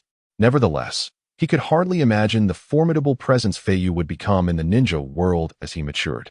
All who were strong would seem dim in comparison, including himself and even Hashirama. Son, you've already learned 2 techniques. Surely you must be tired. Come, sit with your godfather for a while and rest. While Madara genuinely wished to impart all his knowledge, his aging body could not keep pace, and he reluctantly sought an excuse to rest. Understanding his godfather's predicament, Feiyu complied and settled beside him, engaging in light conversation. Godfather, I heard you mention Hashirama. Is he truly that powerful? Indeed, he is strong. He is my closest friend and my sole rival. Wow, I never imagined there could be a man stronger than you. What do you mean by that? When have I ever claimed Hashirama surpassed me? Humph. Madara's cheeks flushed as he tilted his head in a haughty manner. Throughout our lives, we have battled numerous times, and while it may seem evenly matched on the surface, I am actually slightly superior. Yes, that is correct. Feiyu stifled a laugh, choosing not to expose Madara's bravado. I always knew there could never be anyone stronger than you, Godfather. But in all those battles, who won more often? Madara frowned, rolling his eyes at Feiyu's inquiry. What do you think? Are you questioning your father's strength? Ah, how silly of me. I shouldn't have asked that. Feiyu quickly backtracked, noticing Madara's displeasure. Certainly, your victories outnumber his. Absolutely. While Madara's face reddened further. Perhaps he did not want to lie in front of a child. Yet his pride as a father compelled him to maintain some semblance of dignity. He turned his face away, mumbling, in truth, the victories are not as numerous as I'd like. We only truly clashed 3 times. The first, I hesitated to win. In the second, he was determined not to lose. As for the third, being friends, I intentionally let him win. Feiyu was taken aback by Madara's words. Although he understood each word, the context was initially difficult to grasp. It dawned on him that Madara's lengthy explanation essentially boiled down to him having lost all 3 encounters. Godfather. What? Feiyu, curious, wanted to probe further, but Madara abruptly stood, brushing off the dust from his clothes and skillfully diverting the conversation. Ahem. That's enough rest for now. Come, son. Let us continue your training. Of course, Godfather. Now, since my brilliant son is so astute, I shall demonstrate all the remaining fire techniques in one go. Pay close attention. Understood, Godfather. Here I come. Prepare yourself. Ready, Godfather. Fire release. Throughout that day, Madara showcased every fire technique he had mastered, with the advantage of his innate talent. Feiyu flawlessly absorbed these jutsu, executing them with a finesse that even surpassed Madara's own. As the moon hung high in the sky, Madara leaned against a tree, panting, and gestured to Feiyu, who seemed eager for more. All right, son, it's getting late. We shall conclude our practice for today and head home. Tomorrow, I will have Ibito teach you additional techniques. After an entire day of training, Madara, unaccustomed to such exertion, felt utterly drained. Feiyu took Madara's hand in his smaller one, and together they strolled down the path home. Godfather, it's quite late. Why hasn't Ibito returned yet? He and White Zetsu are busy with the tasks I assigned. For the first time, I find myself missing them after such a long separation. Sigh. A day has nearly passed, and indeed, it is quite a task to have them handle matters. Patience, my son. I shall summon them back to keep you company. Uchiha Madara cast a cold glance as a White Zetsu clone emerged from the ground at his feet. Lord Madara, what are your instructions? Where are Ibito and the others? Have they not yet managed the tasks I entrusted to them? Hee. Obito has successfully persuaded Nagato. They are currently in the land of water. Obito has seized control of the fourth Mizukage, Yagura, using his sharingan. The entire Hidden Mist village is effectively ours now. The fourth Mizukage? Madara raised an eyebrow, a knowing smirk curling his lips. If I recall correctly, he is the Jinchuriki of the Three Tails. Indeed, Lord Madara. Currently, Obito, Nagato, and my true form are seeking formidable individuals to augment the ranks of Akatsuki. Well done. Madara nodded. Inform them to return promptly. Little Fuyuhiko misses them. Understood. In the land of water, within the woods adjacent to the Hidden Mist village, three shadowy figures traversed the narrow path. In the center was Obito, with Zetsu's black and white forms fused to his right, while to his left stood the Deva path, created from Yahiko's corpse by Nagato. Nagato, will you always present yourself in this manner? Obito inquired. Yes, my legs are severely injured, and I am unable to walk. As for the future, let Yahiko's legs carry me onward. Very well. Nagato, your eyes possess the potential to instigate change in this world. I trust you understand that. After a brief silence, the Deva path replied softly, I understand, Madara. I shall transform this world. When everyone has experienced pain, they will fear it, dread it, and be reluctant to inflict suffering upon the weak and small nations. I wish to ensure that everyone feels Yahiko's pain, so they will no longer harm one another. There shall be no conflicts between nations, be they large or small. This is the only path to peace that my Rinnegan has unveiled. Upon hearing this, Obito's gaze dimmed considerably. Indeed, this is the reason I sought you out, and it is our shared purpose now. However, it may not be the sole route to peace. The Deva path turned to look at Obito's profile, awaiting his response. After a considerable pause, Obito finally spoke. If we could put everyone in a deep slumber, they would no longer harm each other. The Deva path paused, taken aback. Is such a thing possible, Madara? Merely jesting, Obito shook his head, choosing to say no more. The three continued onward, and moments later, a voice from the mind of Zetsu and Obito, originating from the White Zetsu clone, urged them, Lord Madara requests that you return swiftly. Fuyuhiko longs for you. Fuyuhiko misses us?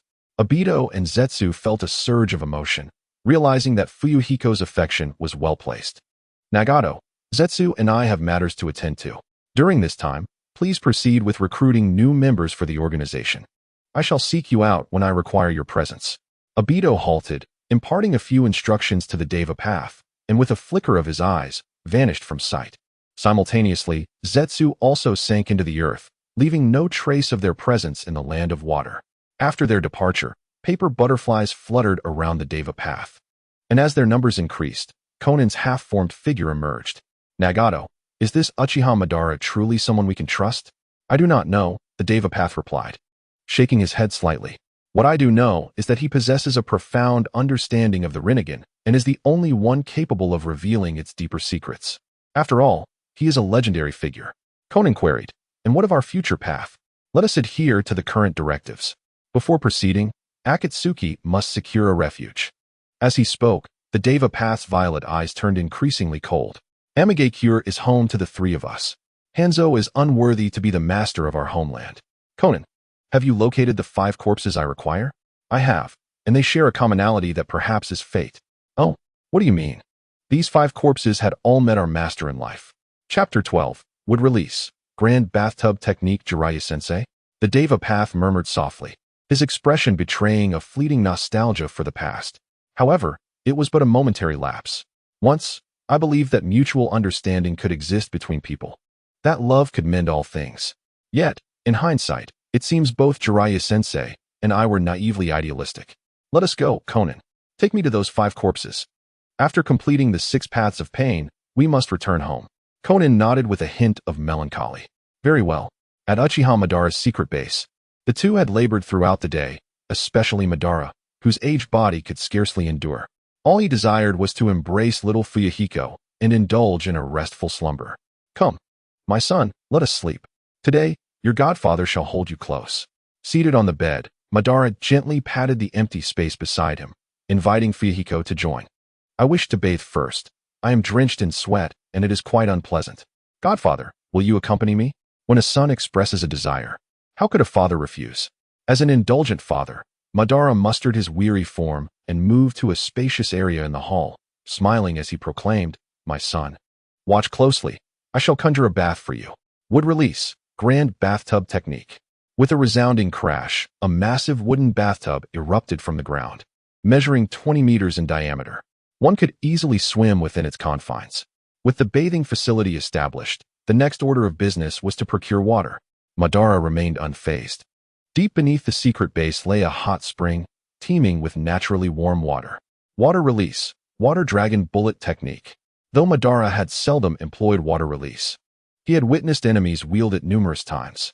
Drawing upon the copying ability of his sharingan, he flawlessly replicated the hand seals, summoning a colossal water dragon from the underground spring to crash into the bathtub. Wow, Godfather, you are amazing. Heh, a mere trifle. Nothing can thwart your Godfather. As he basked in his son's praise, Madara felt himself soaring with pride. No honor could surpass the admiration of one's child. Come, my son. Let us wash together. In high spirits, Madara swiftly shed his garments and plunged into the bathtub, so quickly that Fuyuhiko barely caught a glimpse of his father's form. Seeing this, Fuyuhiko followed suit, and the two leapt into the bathtub one after the other. The water erupted in splashes, and as they surfaced, they locked eyes and erupted into joyous laughter. Ha ha ha! This unrestrained joy was something Madara had not experienced in many years. Godfather, it is wonderful to have you. Likewise, my dear son. Fuyuhiko splashed about gleefully, his sweat-drenched body reveling in the refreshing experience. Madara leaned back, a benevolent smile illuminating his face as he gazed at Fuyuhiko, his eyes brimming with affection. Though he wished to join Fuyuhiko in play, he was conscious of the visage of a face on his chest that he did not wish to reveal, fearing it might frighten his young son. At that moment, Obito and Zetsu returned. Upon witnessing the sudden appearance of the grand facility in the hall, they were momentarily taken aback. Once they regained their composure, Obito and Zetsu exchanged knowing smiles and began to disrobe, joining in the fun. Ah, this is my first time bathing. It feels quite delightful. Hey bye, a part of your clone is still soaking underground. It seems that being a clone is far more comfortable than being the original. Xuanwu, I adore bathing. It makes my skin feel marvelous. Xiao Feiyu, sing along with me, don't hold back. Obito, silence. Get off me. I want to hold Xiao Feiyu for a moment. The kind of close embrace. TSK, TSK, TSK. Obito, how dare you speak to me that way? Well, for the sake of Xiao Feiyu, I shall refrain from arguing with you today, hee. Xuanwu unfurled his skin-like form, sliding off Obito. Impatiently, Obito swam to Feiyu's side, lifting him up and resting him on his neck, gently saying, Come on, Xiao Feiyu, would you like to try playing in the water? When you were just 1 or 2 years old, I often took you along for this. The thrill of riding on Obito's shoulders and soaring through the water was exhilarating. Ah, how delightful it is to feel like a child again, Feiyu thought to himself. After approximately 30 minutes of this joyous activity, Obito showed no signs of fatigue, still gliding effortlessly through the water. Hey bye. Oh Obito, it's about time. It's my turn now. Baiju. No, it should be my turn. I am next in line. Xuanwu. No. It's undoubtedly my turn. Xiao Feiyu, would you like to experience the feeling of being completely enveloped? I excel at this. It's warm and snug. Chapter 13. A miracle occurs. Obito's left eye heals a hem. Uchiha Madara cleared his throat, and everyone immediately fell silent. Come here, my son. Let your godfather hold you. All right, godfather. Just as Feiyu was about to dismount from Obito's shoulders, a sharp command interrupted him. Wait. I can see it. Obito shouted excitedly. His left eye miraculously regained its vision. Ha ha. Obito laughed heartily. This sensation had been absent for far too long. Xiao Feiyu, you are truly my lucky star. He embraced Feiyu tightly, tears of joy streaming down his face. Double Kamui. Obito could hardly contain himself as he activated the power of his sharingan. A colossal half-formed Susanoo materialized before him. Wonderful. Obito exclaimed with exuberance, invigorated from within. Observing the restoration of Obito's sharingan, Uchiha Madara was both astonished and elated, affirming that Feiyu's extraordinary power was indeed real. The moment of his own recovery to peak condition was drawing near. Feiyu, come here quickly. Feiyu descended from Obito and swam to Madara's side. Godfather, I want a hug. Ah, what a good son I have. Uchiha Madara lifted Xiao Feiyu high, unable to contain his excitement. In just 3 short years, my beloved son has restored Obito's hollow eyes to their former glory. Thus, my own revival to peak condition is surely imminent. Ha ha ha, who knows? I might even create a pair of Rinnegan. Feigning ignorance while secretly understanding, Feiyu simply smiled brightly. Obito, how has the task I assigned you been progressing? Uchiha Madara inquired, calming his excitement. Trust me, Madara, our initial plan has taken shape, and in due time, our envisioned realm may arrive ahead of schedule. The Akatsuki is currently recruiting, and soon, this world will transform into a brand new one. Good, very good. Uchiha Madara nodded in satisfaction. I have exerted myself a bit too much today. Tomorrow, you and Ju shall be responsible for teaching Xiao Feiyu ninjutsu. I would be more than willing. Obito looked at Xiao Feiyu, speaking tenderly. My only purpose now is to nurture Xiao Feiyu into adulthood. Feiyu lazily lay in Uchiha Madara's embrace, nonchalantly responding, Obito, if there's a chance. Could you take me to see the outside world? I yearn for it. Of course. Obito patted his chest. There are so many wondrous existences in this world. Exposing you to them will be beneficial. My plan for tomorrow is to expand the Akatsuki's membership, and if you are interested, I can take you along. Great, great. Feiyu eagerly agreed. Obito, you may take my son outside, but if he suffers even a scratch, I will hold you accountable. Uchiha Madara glared at Obito, speaking resolutely. Madara, you needn't remind me. Anyone who dares to harm Xiao Feiyu will find no mercy from me. Obito replied firmly. Humph, as long as you understand. This is merely Xiao Feiyu's request. Otherwise, I certainly would not allow him to leave my side. Hey bye. Rest assured, Lord Madara, I am but Xiao Feiyu's shadow. I will not permit him to suffer even the slightest harm. Chapter 14. Not biological, yet closer than blood. The gentle Uchiha Madara by Ju. However, Lord Madara, is it truly wise to involve Xiao Feiyu in our plans at such a young age? He is still just a child. Xuanwu. What is there to fear? Little Obito was also just a child, and he managed his tasks splendidly.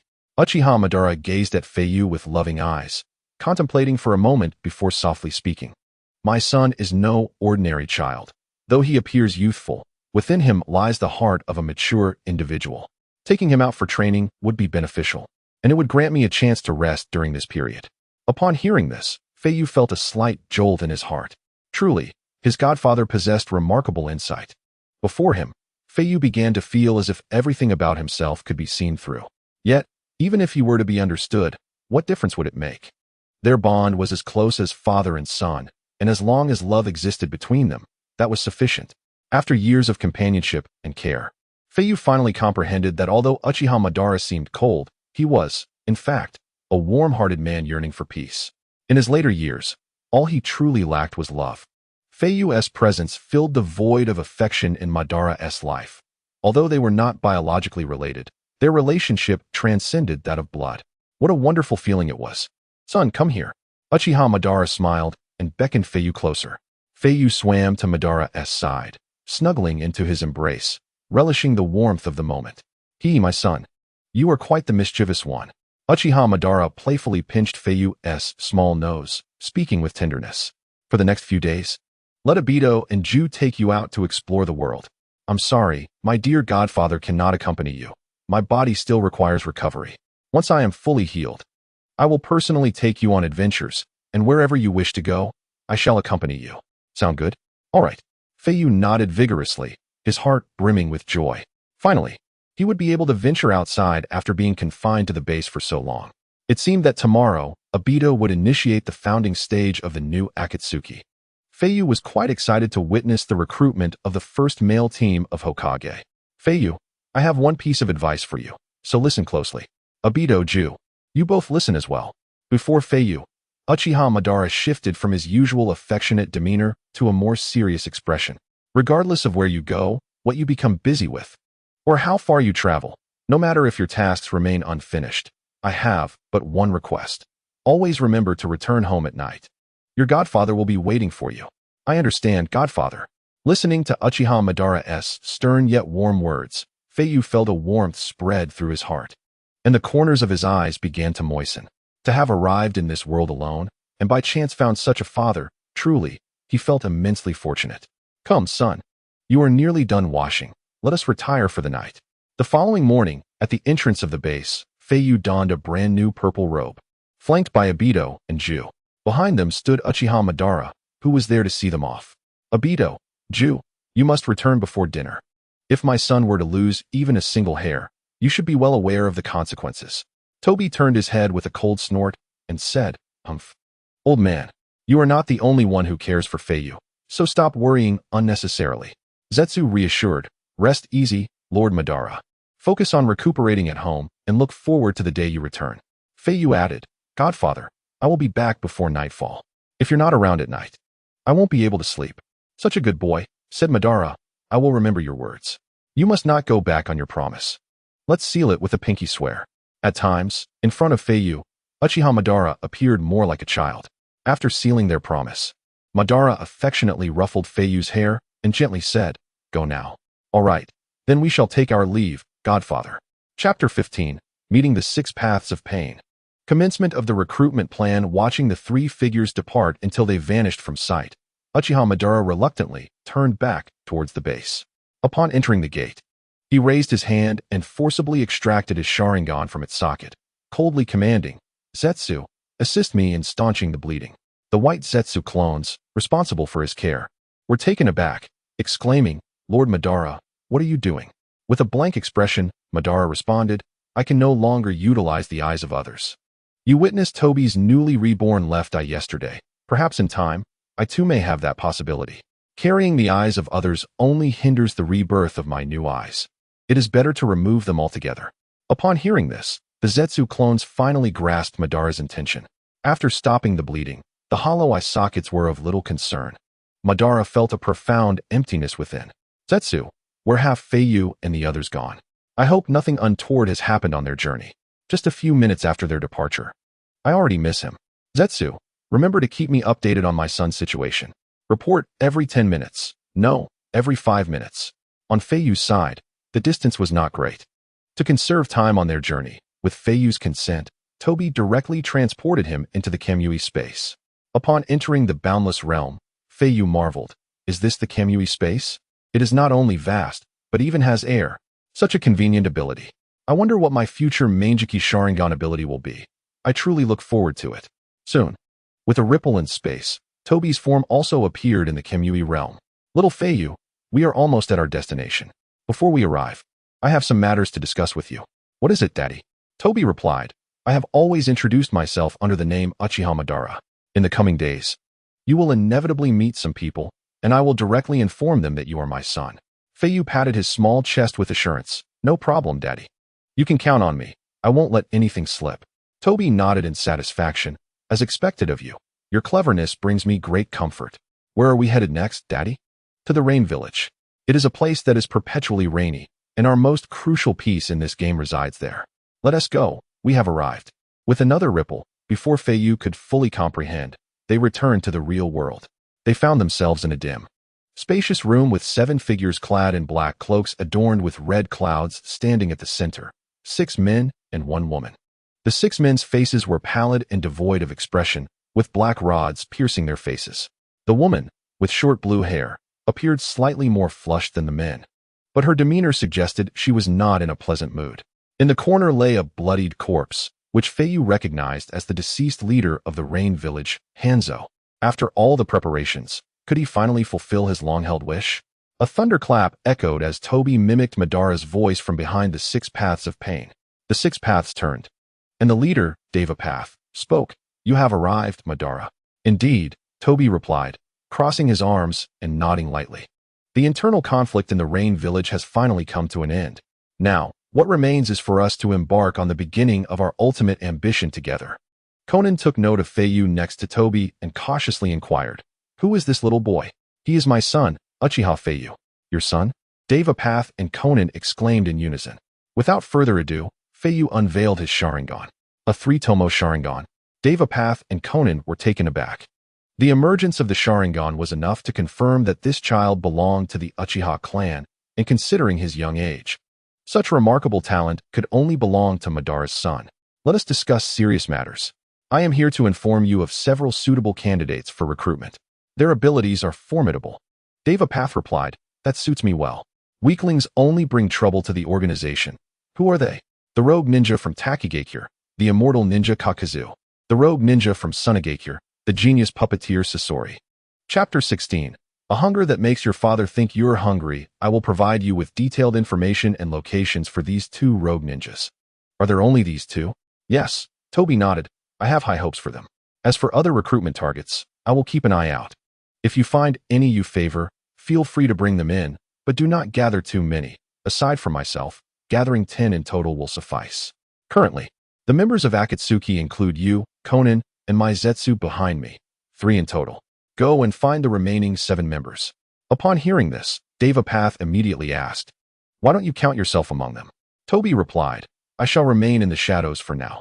After all, my identity is special, and this will allow for easier maneuvering. When the time is ripe, I will naturally join. For now, you will lead Akatsuki. Pain replied, Understood.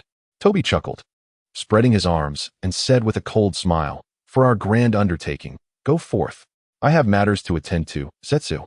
Remain here and guide them to find Sasori and Kakazu. Zetsu respectfully acknowledged, Understood. Toby did not elaborate further. He bent down and took Feiyu's small hand, saying, Son, it is time for us to depart. I will take you to the land of water. With another ripple, Toby and Feiyu vanished into the vortex. Once their figures disappeared, Conan turned to Zetsu and coldly asked, I never expected Madara to have a son. Feiyu's aura is much warmer than Madara's. Were it not for those sharingan and his extraordinary talent, I would hardly believe they were related. Black Zetsu replied, Indeed, Feiyu is the true child of destiny and the only one capable of altering this flawed world. Just watch. In the future, he shall surpass Madara. Devapath remarked. We shall discuss this later. Zetsu, tell me the locations of those 2 targets. White Zetsu interjected. We truly cannot linger in idle chatter. Let us get straight to the point. Black Zetsu said, Silence. Currently, Sasori is at the border village of the Land of Wind, while the bounty ninja Kakazu is hunting ninjas in the Land of Grass. Come, our clones will guide you. Outside, on the road to the Land of Water. Toby unusually did not travel at top speed, but instead walked leisurely alongside Feiyu. Over the years, his personality had undergone significant changes. The frequency with which he thought of Rin had diminished greatly. For some reason, when Feiyu was by his side, his hollow heart felt an unusual sense of fulfillment. This emotion was distinct from love or friendship. Having no parents, he labeled this feeling as familial affection. Although he often referred to himself as Daddy, deep down, Toby regarded Feiyu as his younger brother. Little Feiyu, how do you find the scenery here? Is it not much better than beside our home? Are you hungry? Shall we get something to eat? I'm not hungry, Daddy. Teach me illusions. I heard from White Zetsu that you actually controlled the Mizukage with your sharingan. How amazing. I want to learn that. What? You know about that too? Obito was taken aback, realizing that during their discussions, Madara had not hesitated to involve Feiyu. How could they discuss such matters in front of a child? He complained, feeling a surge of agitation, but after a moment, he regained his composure. It made sense. After all, Feiyu had been surrounded by them for years, absorbing their influences, and given his innate talent, he likely already understood their plans and intentions. Moreover, there was no need for concealment. Feiyu would eventually grow up, and these truths could not be hidden indefinitely. With that thought in mind, Obito cautiously inquired, Feiyu, are you aware of the plan that your godfather and I have? Feiyu, unreserved, replied, Of course I know.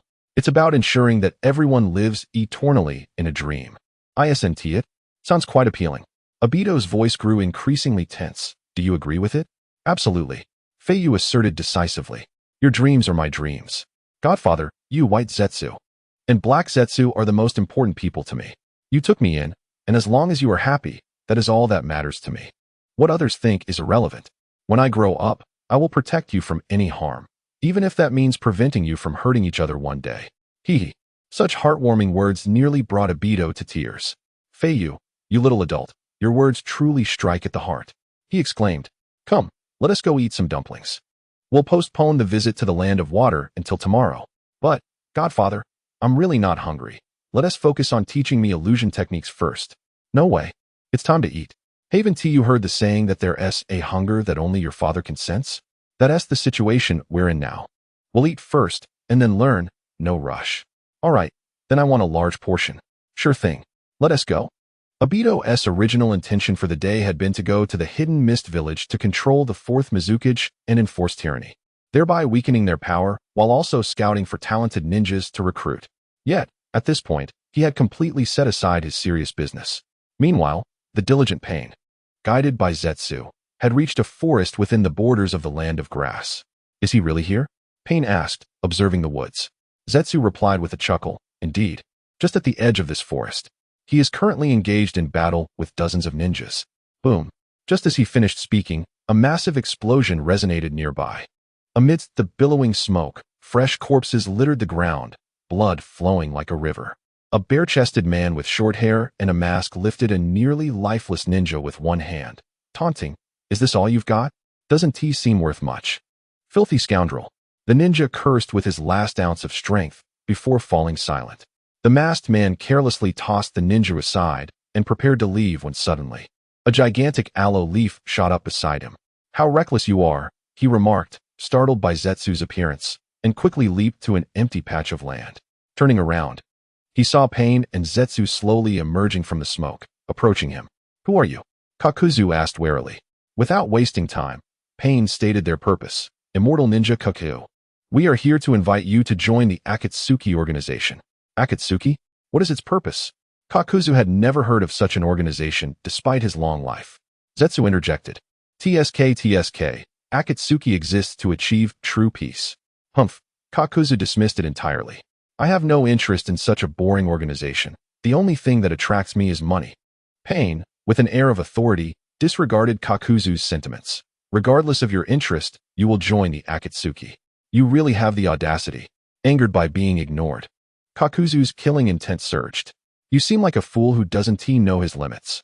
Even if your heads aren't worth much, I've decided that you all must die. As he spoke, black threads erupted from the seams of Kakuzu's arms. Pain closed his eyes, a slight smile gracing his lips. Are you challenging me? Very well, should I win, I will take you back to join Akatsuki. This guy? Kakuzu could no longer suppress his murderous intent, his iron grip tightening as he swung his fists toward Pain. Zetsu squinted, disdainfully commenting. So this is the ability of the Earth Grudge Fear? It looks quite grotesque when unleashed. Black Zetsu remarked, given our appearance. It seems we're not in a position to judge others. Pain remained unfazed, not even shifting his feet. Just as Kakuzu's fists were about to strike his face, an immense force erupted from him, pushing outward. Shinra Tensei. Ugh.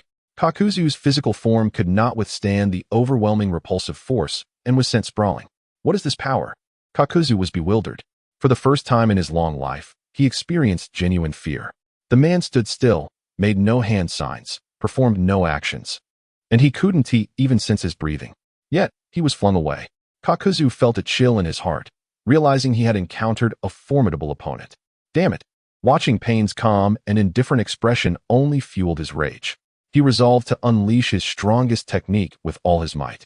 Get lost. Don't underestimate me. I will make you pay. Pain slightly raised his hand, coldly retorting, I did not underestimate you. On the contrary, I value your strength. Which is why I have personally come to invite you to join my organization. Universal Pull. Ugh. Just as Kakuzu prepared to unleash his strongest technique, he suddenly felt an uncontrollable force drawing him toward Pain's body. Could it be that he controls both attraction and repulsion?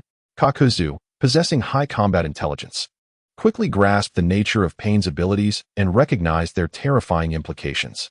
At that moment, he understood that there were always greater powers beyond his own. Defeating this person before him would be an insurmountable challenge. Observing Kakuzu's expression, Pain understood that his fighting spirit had vanished. No more fighting, you have lost. Pain gently lowered his hand. Kakuzu knelt, begrudgingly asking, how can you possess such a mysterious power? Who are you? Pain replied, I am the god who corrects this world.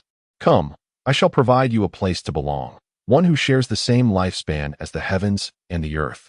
Few dare to call themselves gods in this world.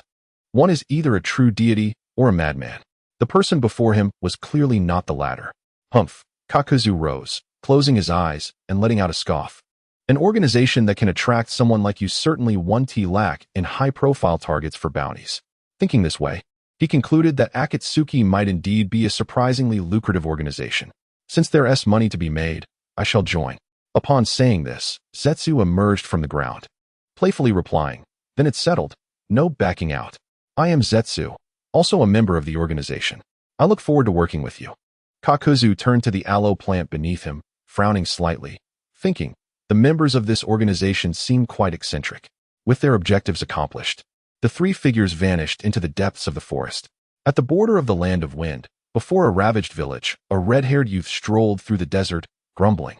"TCH, what a desolate village. There is hardly anything here to use as materials.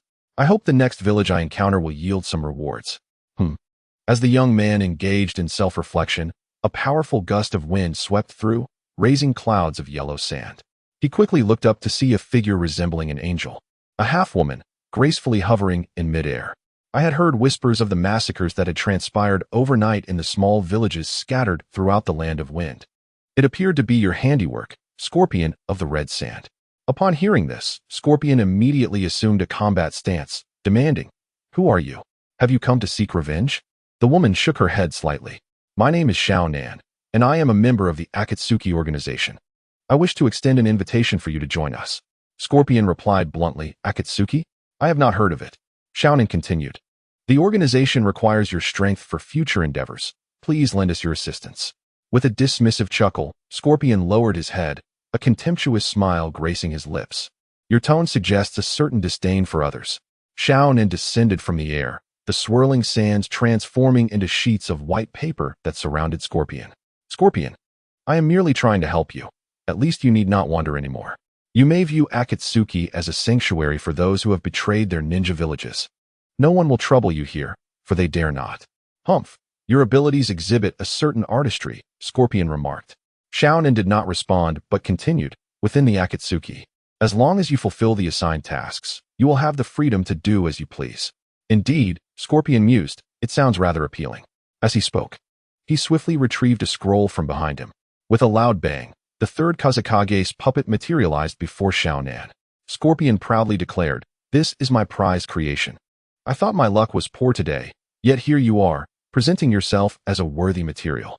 Unfazed, Shaonan coldly replied, "What do you intend to do? Cheer up, for I shall craft you into a collection piece comparable to the third Kazekage." Scorpion teased, flicking his fingers as 10 chakra strings connected to the puppet, which, as if endowed with life, lunged towards Shaonan with its blades drawn. Crack! Shaonan's form was cleaved into 3 pieces. Seeing this, Scorpion sneered, "Is this all you are capable of?" Suddenly, Shaonan's fragmented body transformed into sheets of white paper, swiftly consolidating into her original form. "What kind of ninjutsu is this?" Scorpion was taken aback, having never witnessed such exquisite technique. "Truly, I find myself at a loss against you," Shaonan said with a serious gaze. "My technique renders me immune to physical attacks and toxins. I could be considered your nemesis. Should you refuse, I will have no choice but to resort to force to bring you along." Scorpion's interest piqued further. You are quite intriguing. Be honest. Allow me to thoroughly investigate your abilities." Sighing, Shaonan chose to remain silent. A multitude of paper sheets surged outward, attacking both the puppet and Scorpion's physical form. In response, Scorpion hastily launched shurikens, but they merely passed through Shaonan's body, inflicting no harm. "I warned you, physical attacks are futile against me. Instead of targeting me, you should focus on safeguarding yourself." "How infuriating," Scorpion growled, reluctantly conceding. His cherished puppet was enveloped by the white paper, rendering it uncontrollable, just as his own body was ensnared. Scorpion never anticipated such a defeat, nor did he foresee its utter humiliation. This encounter solidified his resolve. He silently vowed to become stronger, realizing he must transform himself into a puppet to achieve that strength. "You have lost," Shaonan stated calmly. "I shall repeat myself. Lend us your assistance."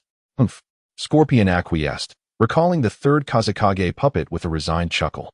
"Since I cannot best you, I have no choice. My artistic prowess is insufficient. I shall accompany you wherever you go." Shaonan also withdrew the paper. "I did not expect you to be so reasonable." "Humph," Scorpion replied, looking skyward. "I am merely intrigued by your ninjutsu. I wish to see what other members of Akatsuki are like. Perhaps they will impart an artistry I have yet to experience." Shaonan acknowledged, "I cannot guarantee that individuals who share your interests will emerge in the future. But should you choose to join us, infinite possibilities await." After a moment of silence, the two exchanged glances and began their journey northward. The figure of Black Zetsu appeared on a nearby stone pillar, expressing satisfaction. "This operation is proceeding quite smoothly." "Indeed," White Zetsu replied. "The immortal ninja Kagaya and the genius puppet master scorpion of the red sand are now under our command. Our supervisory task has been accomplished. What comes next? Of course, we must seek out Obito. I wish to accompany Feiyu, Black Zetsu declared. Ah, precisely my intention. Let me locate their whereabouts. Oh, what is it? Black Zetsu inquired. White Zetsu, exasperated, complained, goodness. We are laboring tirelessly in this desolate place to execute our plans, and Obito is leisurely enjoying dumplings in the marketplace. Let us go find him. Chapter 18. A rivalry among doting fathers at the border of the land of water. Coastal areas are typically bustling with activity. Obito led Feiyu to a marketplace, indulging in various delicacies. Just moments ago, Feiyu had claimed he would not eat, yet now he was relishing every bite. Delicious. Enjoy yourself. Eat as much as you like, Obito responded, feeling a sense of joy at Feiyu's satisfaction. Obito, you scoundrel. A massive reed leaf shot up from the ground as Zetsu, fuming with anger, exclaimed, the sun is nearly setting. Why are you still eating instead of attending to business? Zetsu's sudden appearance startled the patrons of the food stall, his bizarre demeanor clearly indicating he was not to be trifled with. Aside from the stall owner, all customers fled in an instant. Obito set down his strawberry pie, about to explain, when Feiyu suddenly interjected, Zetsu, it is not Obito's fault. I insisted he bring me to try some food. I am quite tired of the meals prepared by the maids at home. It's only fair to indulge in something unique now that I have ventured into the outside world, right? Oh, so it was little Feiyu who wished to eat. Zetsu's expression shifted faster than turning a page in a book, immediately softening. Little Feiyu, have you had enough to eat? Daddy Zetsu will ask the owner to prepare more for you. With that, Zetsu turned to the owner, coldly commanding, hey, old man, prepare us more food, and remember, it must be fresh. What are you standing around for? Hurry. Obito shot Zetsu an exasperated glance, muttering, humph, your appearance has already frightened him into a stupor. Let me handle this. It will serve as a teaching moment. Come, Feiyu, follow me. Obito took Feiyu's hand and approached the owner, his crimson sharingan subtly glowing. He lifted the owner's chin with one hand while forming a hand seal with the other, softly intoning, look into my eyes. In the next moment, a glimmer of red flickered in the owner's fearful gaze, which then turned vacant and expressionless. Prepare us some food using the finest ingredients. I understand, the owner replied, standing stiffly before moving towards the kitchen. Feiyu, do you see? This is the illusion technique of the Uchiha. Obito ruffled Feiyu's hair and continued. The Uchiha's Jinjutsu requires only eye contact to activate. It can instill a moment of terror, robbing the target of their physical freedom or interfere with their actions, even allowing for brief control over their mind. You possess the bloodline of the Uchiha clan and have awakened the three-tomo sharingan, combined with your exceptional comprehension. Mastering it should pose no difficulty. That owner is in the kitchen. You can practice your skills on him. All right, I will try it right away. Feiyu was acutely aware of the formidable power of illusion techniques. Mastering them completely would undoubtedly elevate his strength significantly. Upon entering the kitchen, Heiju lowered his voice and rasped, Obito, have you been too indulgent with little Feiyu? Do not forget the mission entrusted to us by Lord Madara. Humph. Obito turned his head dismissively. Do you really need to remind me? You're not much better yourself. When little Feiyu expressed his desire for more food, didn't your temper vanish in an instant, with that obsequious expression on your face? In unison, Heiju and Baiju retorted, nonsense. Am I not a caretaker? Am I not? Obito scoffed, and after a brief moment of mutual glowering, both caretakers turned their heads away in indignation, unwilling to acknowledge one another any further. After a minute of silence, Obito broke the stalemate, inquiring, as fellow caretakers, we are both doing this for the sake of the child. There is no need for us to quarrel. Let us get down to business. How are things on Nagato's end? With a pout, Baiju displayed his reluctance. Can't you ask him yourself? Enough, Baiju, don't be so childish. Heiju chided before proceeding to report the day's events to Obito. Kakuzu and Sasori have officially joined the Akatsuki organization. Obito nodded in satisfaction. As expected of Nagato, his execution is truly trustworthy. However, having only these few members is far from sufficient. We must scout for more reliable candidates. Heiju asked, do you have anyone in mind? Obito replied, there is indeed someone I am interested in. His personality and abilities are quite suitable for the organization, but it will not be easy to recruit him. We will need some tactics. Baiju paused. Who? Uchiha Itachi from Konoha. As he mentioned this name, Obito gazed towards the northeastern horizon.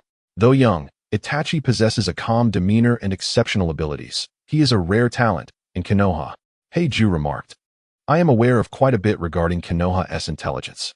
However, as far as I know, the strongest genius of the Uchiha clan should be Shisui Uchiha, whose Manjiki Sharingan ability, Kodo Amatsukami, is rather terrifying. Why not choose him? I understand, but he is not suitable for the Akatsuki. Obito shook his head. Shisui has a deep attachment to Konoha, and persuading him to serve the Akatsuki is nearly impossible. Moreover, his unique Manjiki ability is precisely why I wish to avoid using him. If he were to control us or our members, that would pose a significant problem. Heiju nodded in agreement. Indeed, it is reasonable. Shisui is an unstable factor, which could greatly affect our future plans. We must devise a way to eliminate him or acquire his eyes. Obito declared, I have a method that could allow us to obtain Shisui's eyes. And if fortune favors us, we might even recruit Uchiha Itachi into the Akatsuki. Oh, Baiju's eyes lit up with excitement as he eagerly asked. What is your plan? Obito slowly articulated. According to my investigations, there is a troublesome individual in Konoha named Danzo. He seems to harbor a deep-seated grudge against the Uchiha clan and is continuously suppressing them. Although the fourth Hokage, Minato, opposes this, he ultimately must heed the third Hokage, Hiruzen Sarutobi. Hiruzen turns a blind eye to this matter, publicly opposing it while tacitly allowing it to continue. Consequently, the Uchiha clan has faced ostracism from Konoha, and their status within the village has severely declined, with many clan members harboring rebellious thoughts.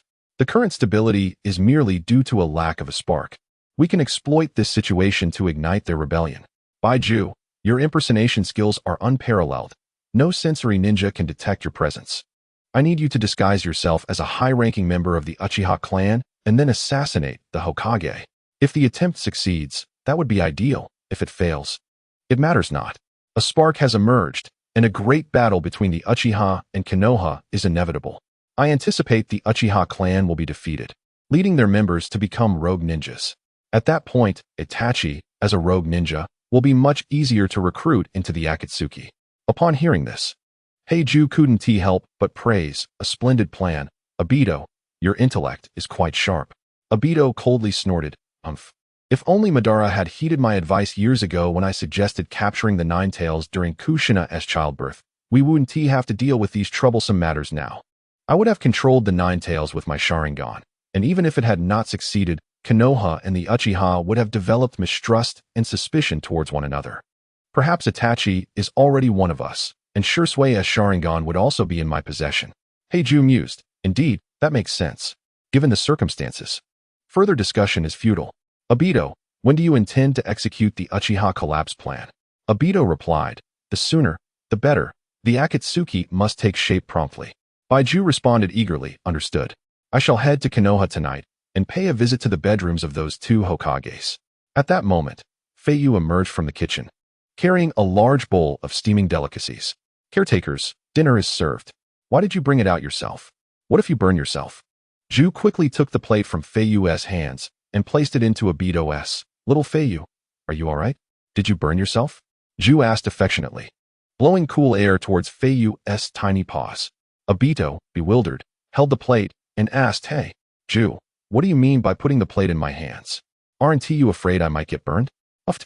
With your thick skin, would you even fear getting burned? Chapter 19. The Great Incident in Konoha. Both Hokages assassinated. Obito, uninterested in further bickering with Baiju, stepped forward and gently reclaimed Feiyu from Ju's embrace, softly asking, So, Feiyu, have you mastered the illusion techniques? Of course. Feiyu straightened up and proudly declared, Not only have I completely mastered the illusion techniques, but I also paid close attention while the chef was cooking. I have learned how to prepare these specialty snacks. Afterward, Feiyu pointed at the platter of delicacies. I made all of this myself. Caretakers, hurry up and eat. It's getting late, and we need to go home for dinner. Ju and Obito promptly took their seats. If little Feiyu made it, I must certainly try it. As evening approached, the time set by Madara arrived, and the three returned to the base together. Uchiha Madara had been waiting at the entrance, eagerly anticipating their arrival. Son. Upon spotting Feiyu, Uchiha Madara beamed with delight, and the father and son rushed towards each other, embracing tightly. I missed you so much after an entire day apart. Godfather. I missed you too. Let us go home for dinner. Madara carried Feiyu back to the room, with Obito and Ju closely following behind. Obito remarked, Ju, it's time to execute the plan. With a mutter, Ju replied, understood. Following this, Ju vanished into the ground, disappearing from sight. In the land of fire. Within Konoha village, in a clearing within the Uchiha clan's territory, Uchiha Itachi was practicing shuriken techniques. Little Sasuke watched in awe, repeatedly praising, brother, you're amazing. I want to learn too. Uchiha Itachi smiled. You're still young. When you grow a bit more, I will teach you. No way. Sasuke pouted. I heard that when you were my age, you could already use advanced ninjutsu. As your brother, my talent surely won't be lacking. Seeing Sasuke sulking, Itachi affectionately waved him over. Come here, Sasuke. Excited, Sasuke rushed to his brother, expecting to be taught, but to his surprise, Itachi gently pressed a finger against his forehead, playfully nudging him. Forgive me, Sasuke. Let us save it for next time. Ow, that hurts. Sasuke rubbed his forehead, sulking. Really, brother, you always do this. As the sun set, its warm glow bathed the two brothers' faces. Itachi held Sasuke's hand, his voice filled with tenderness. Let us head home, Sasuke. If we take too long, mother will worry. Okay, Sasuke replied, his tone slightly dejected. Brother, you must teach me next time.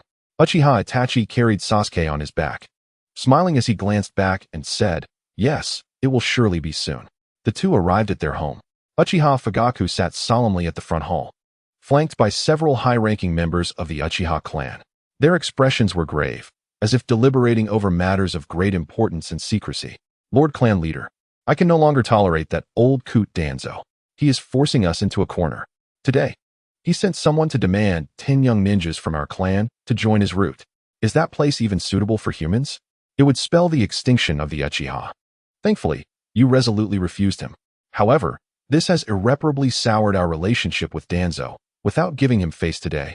Who knows what underhanded schemes he might concoct against the Uchiha in the shadows. Lord Clan Leader, how about we rebel?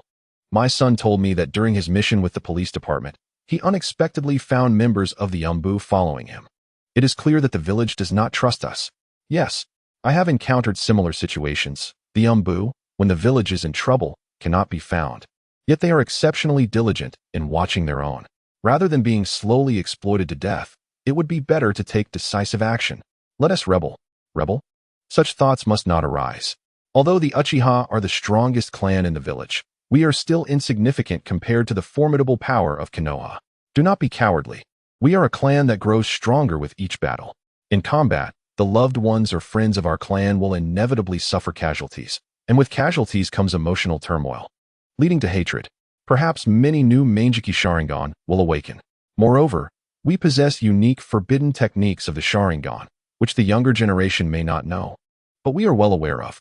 If we teach these techniques to our younger clansmen, our clan's strength will ascend to new heights. As long as we give our all and fight with our lives, we can certainly contend with Konoha. Indeed, the clan leader will confront the 4th Hokage. We will deal with the 3rd Hokage and Danzo, with the 3 Sannin conveniently absent from the village. This is our best opportunity. Furthermore, we have a trump card. Uchiha Shursui. This child Itachi is also formidable. Thinking of it this way, our chances of victory are quite substantial. The higher-ups spoke with increasing fervor, each extolling the advantages of the Uchiha clan. Uchiha Fugaku maintained a somber expression, listening to the chatter of the core members without uttering a word. As the clan leader, his decisions directly affected the future of his kin, and he dared not reach a hasty conclusion. Suddenly, he noticed the sound of the courtyard gate being pushed open. Let us pause this discussion. My 2 sons have returned. The high-ranking members promptly fell silent, turning to see Uchiha Itachi walking slowly into the house with Sasuke on his back. Let us adjourn. Today's matters will be discussed later. Lord Clan Leader, please pay attention to what we have discussed. Understood. The higher-ups departed one by one, and Uchiha Itachi gazed at the retreating figures of the elders, his eyes growing more complex with emotion. Itachi, Sasuke, you have finally returned. Go wash your hands and come eat. Their mother, Mikoto, set steaming dishes on the table, gently urging them on. Got it, Mom. The family of 4 shared a moment of unparalleled happiness. As night deepened, Sasuke had long fallen into a deep slumber, while Itachi lay awake, quietly contemplating in bed, unable to sleep. Suddenly, 2 shadows darted past outside, though it was but a fleeting moment. It did not escape Itachi's keen gaze. Uncle Hachi? Brother Tetsu? Itachi recognized them clearly. These two figures were indeed Uchiha Hachi and Uchiha Tetsu. What were they doing out so late? They appeared flustered. Itachi furrowed his brow, a sense of foreboding rising within him. His instincts proved correct. Within less than a minute, a series of urgent knocks echoed from outside the house. Uchiha Fugaku opened the door, and upon doing so, he was met with dozens of imbued ninjas standing menacingly at the threshold, exuding an air of hostility. Fugaku sensed that their intentions were not benign. Yet he maintained a polite demeanor. What brings you to me at such a late hour? The leading imbued captain appeared to disregard Fugaku's words entirely, issuing commands to his subordinates. Search. Wait. Do not push us too far. Fugaku's fury ignited, his crimson sharingan flaring to life. He raised his arms, proclaiming loudly, anyone who dares to enter my home will face a single consequence. Death. The imbued captain coldly scoffed.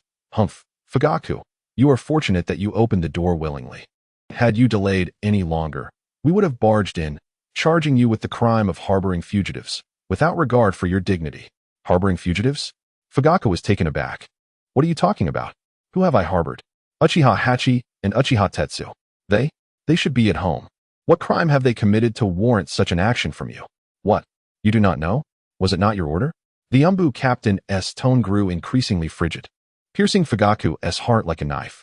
Just moments ago, Uchiha Hachi and Uchiha Tetsu stormed into the residences of the 3rd Hokage and the 4th Hokage, intent on assassination. What did you say? That is impossible. They would never do such a foolish thing. Humph. Still in denial? The 2 Hokages witnessed it clearly. And it was not a transformation jutsu. We sensed their chakra distinctly. Clan leader Fugaku, arguing with me is futile. They are your people. You will need to explain this to the 2 Hokages. Chapter 20. The Great Incident in Konoha. Both Hokages assassinated the Hokage building, Hokage office. The 4th Hokage, Minato Namikaze, sat at his desk, while the 3rd Hokage, Hiruzen Sarutobi, Danzo Shimura, Kohor Udatain, and Hamura Mitokado leaned against the sofa. There is nothing more to discuss. The Uchiha clan's treacherous ambitions are laid bare before us. Danzo spoke first. The most pressing matter now is to deploy all imbued and root members to surround the Uchiha clan's territory, leaving no one to escape. Since the founding of the village, this is the first instance of an assassination attempt on the Hokage. If we do not punish the Uchiha clan severely, we will struggle to maintain authority in the future. Indeed, Minato, what Inkai says is correct. Otherwise, any rogue could challenge the authority of Konoha's leadership. No, we cannot make hasty decisions without fully investigating the matter, Minato replied, rising to gaze out the window, his expression troubled. The pressure from these elder statesmen was immense, and their arguments held merit, at least on the surface. Yet, he sensed that this incident was too convoluted to be as straightforward as it appeared. The Uchiha clan was replete with powerful figures. If they truly intended to assassinate the Hokage, it was unlikely they would only send Hachi and Tetsu. Though these two were high-ranking members of the Uchiha and heads of the police department, they lacked the qualifications to act as assassins. Fugaku would not be foolish enough to dispatch them for such a task. There was certainly a conspiracy afoot. Minato mused inwardly. Danzo had long been a thorn in the side of the Uchiha, and this assassination plot was likely orchestrated by him, only to accuse the Uchiha in a brazen act of deception. The Watergate is well aware of Uchiha Fugaku's sentiments, and it is inevitable that he harbors conflicting feelings. After all, the entire clan has been pressured by Danzo at every turn. However, should a rebellion truly arise, it is unlikely that he would act foolishly by sending only 2 individuals. Such an action would only serve to exacerbate tensions, ultimately benefiting no one. In the struggle between the Uchiha and Konoha, the only one to gain would be Danzo himself. After much contemplation, Watergate concluded that this matter was indeed inextricably linked to Danzo. Following a brief silence, the 3rd Hokage, Hiruzen Sarutobi, who had been quietly smoking, finally spoke up. All eyes turned toward him. Despite Watergate's esteemed position as the 4th Hokage, his seniority was overshadowed by the advisors Shimura Danzo, Nara Shikaku, and Mitokage. They never regarded him as their equal. They were, however, inclined to heed Hiruzen's words. Regardless of their outward dissent, they ultimately followed his directives. As Hiruzen's status and experience eclipsed theirs, Watergate, on the other hand, was a disciple of Jiraiya, who was in turn a student of Hiruzen, placing him in a lower generational tier. Watergate silently hoped that the third would support him. If Hiruzen also endorsed the extermination of the Uchiha clan, Watergate would find himself without recourse.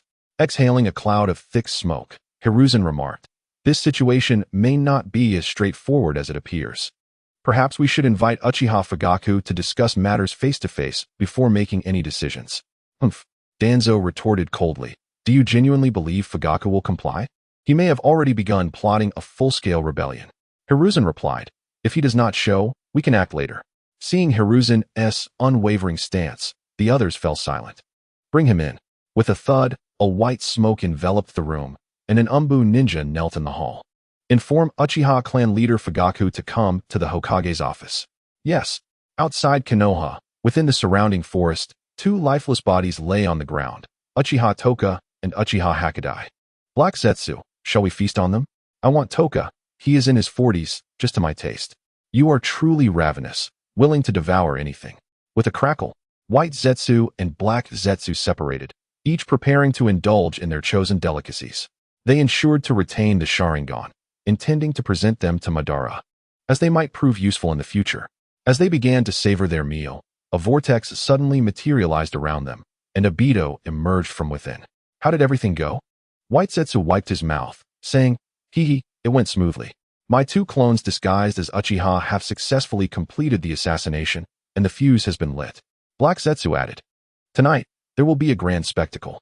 White Zetsu raised a piece of flesh to Obito, offering, "Would you like to taste? The flesh of our kin has a unique flavor." Obito shot him a glare and vanished into the vortex. "I will assess the situation. Join me when you finish." White Zetsu popped the meat into his mouth. "Humph, what a tasteless fellow. This meat is delightful. Stop talking and eat." Within the Uchiha compound, the lights blazed brightly. The news of Toka and Hakadai's assassination of the Hokage had spread throughout the clan. Umbu ninjas scoured the area, but found no trace of the two. The Umbu captain cursed, "Damn it, where have those two gone? Can they even ascend to heaven?" An Umbu member suggested, "Let us continue to interrogate Uchiha Fugaku. He must know their whereabouts." Uchiha Fugaku replied, "It's futile to question me. I genuinely have no knowledge of this." Just then, a new Umbu appeared. "Captain, the third Hokage has ordered Uchiha Fugaku to the Hokage office, immediately." "Understood." The Umbu captain nodded and turned to Fugaku. "Let us go. The Hokage wishes to see you." Fugaku's expression turned grave, and a sense of foreboding grew stronger within him. Husband, father, dad, Mikoto, Itachi, and little Sasuke looked on with concern. The assassination of the Hokage was a serious crime, and as the leader of the Uchiha clan, even if Fugaku was unaware, he would bear undeniable responsibility for his clan's actions. "You mustn't go." Mikoto's eyes glistened with tears, fully aware that this departure might mean he would not return. "I'll be fine, Mikoto. Have faith in me. Take care of Itachi and Sasuke. I will return soon." Fugaku smiled as he embraced Mikoto, tousling Itachi and little Sasuke's hair. "Wait for my return." Watching his father being taken away, Itachi's gaze grew complex. He had seen Hakadai and Toka clearly. They were not strangers. Could it be that Uncle Hakadai and brother Toka truly attempted to assassinate the Hokage? Why would they do such a thing? Wouldn't this place the entire Uchiha clan in irreparable jeopardy? Itachi struggled to comprehend, yet the reality was undeniable. Just then, a crow suddenly landed on his shoulder. He recognized it as Uchiha Shirsue's crow. "Mom, I need to use the restroom." "Sasuke, stop crying. Father will return soon." After comforting Sasuke, Itachi turned and vanished into the night. Following the crow's guidance, he soon discovered Uchiha Shirsue beneath a tree. "Itachi, where is your father?" Shirsue inquired directly. "He was taken by the Umbu. The Hokage wishes to see him." "Did the clan leader resist?" "No." Shirsue nodded, his expression grave. "Itachi, it seems the Uchiha clan is on the brink of upheaval." Chapter 21. High-level judgment. Shirsue. "Someone has framed Toka and Hakadai. I believe they would never commit such acts," Itachi declared with determination. Shirsue regarded him meaningfully, shaking his head with a sigh. "Itachi, I understand, but that is not the crux of the issue now. The question is not whether they did it. It is how the village leadership perceives it. They are not foolish and will not overlook that someone is attempting to frame the Uchiha clan." Itachi's expression turned anxious, then, "The Hokage will not take action against my father, right?" Shirsue sighed. If it were merely punishment, that would be one thing. What I fear most is a conflict between the village and the Uchiha. If it escalates to that point, the village will surely run red with blood, and many innocents will perish. No, that won't happen. The third and fourth Hokage would never allow things to reach such a state. Itachi protested vehemently. Itachi, this situation is grave. Even if the two Hokages are resolute, they may act contrary to their intentions for the sake of appearances. Shisui patiently explained. This matter will spread quickly. If the village leadership does not respond, it will be difficult to maintain order. Moreover, you are aware that many clansmen are dissatisfied with the pressures from the village leadership. This incident is widely known, and most will believe that the Uchiha clan is indeed responsible. It is possible that this is a deliberate ploy by the village leadership. Listening to Shisui, Itachi began to realize the implications. Had they truly arrived at a deadlock? Must blood be shed before resolution could be reached? Sighing, Shisui fell silent.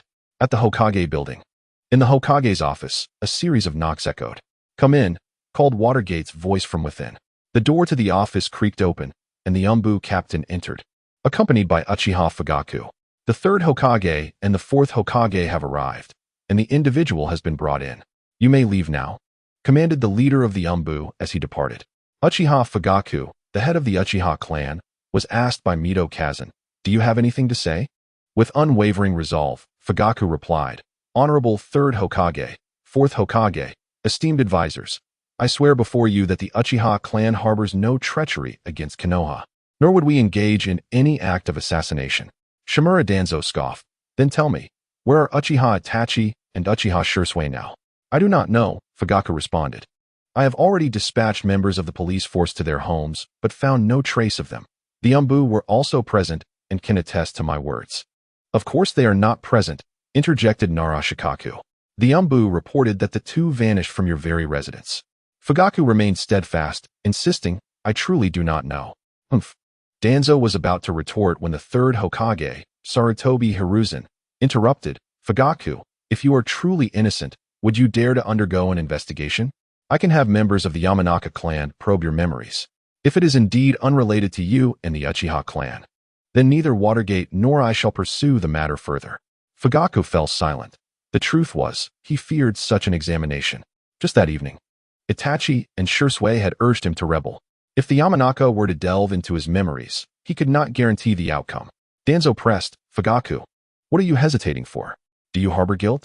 Chapter 22. "You old dog, Danzo, you are the cause of this. I, the Uchiha, will not take the blame." Faced with the pressure, Fugaku replied firmly, "I do not know the intentions of Itachi and Shisui, but Danzo, you must understand. Their actions are a result of your relentless coercion." Hearing this, Danzo's expression darkened. "What do you mean by that, Fugaku?" "You have come to our clan's grounds to recruit 10 young Uchiha for the Root organization. We are well aware of your stance towards the members of Root. As the clan leader, who dares to gamble with the lives of our fresh blood? Fugaku, this is a sign of distrust towards the higher-ups of Konoha. As a ninja, you should embody the spirit of a ninja. In this regard, the Yamanaka and Nara clans are far more enlightened than you. I am not targeting the Uchiha. Other clans of Konoha have willingly joined us, yet you refuse to comply. It is precisely for this reason that you have orchestrated such events. I can assure you, today's incident was undoubtedly your doing. I, the Uchiha, will never take the blame for it." "Preposterous." Danzo's voice rang out sharply. "I am a senior advisor of the village, wholly dedicated to the welfare of Konoha, and you dare to suspect me?"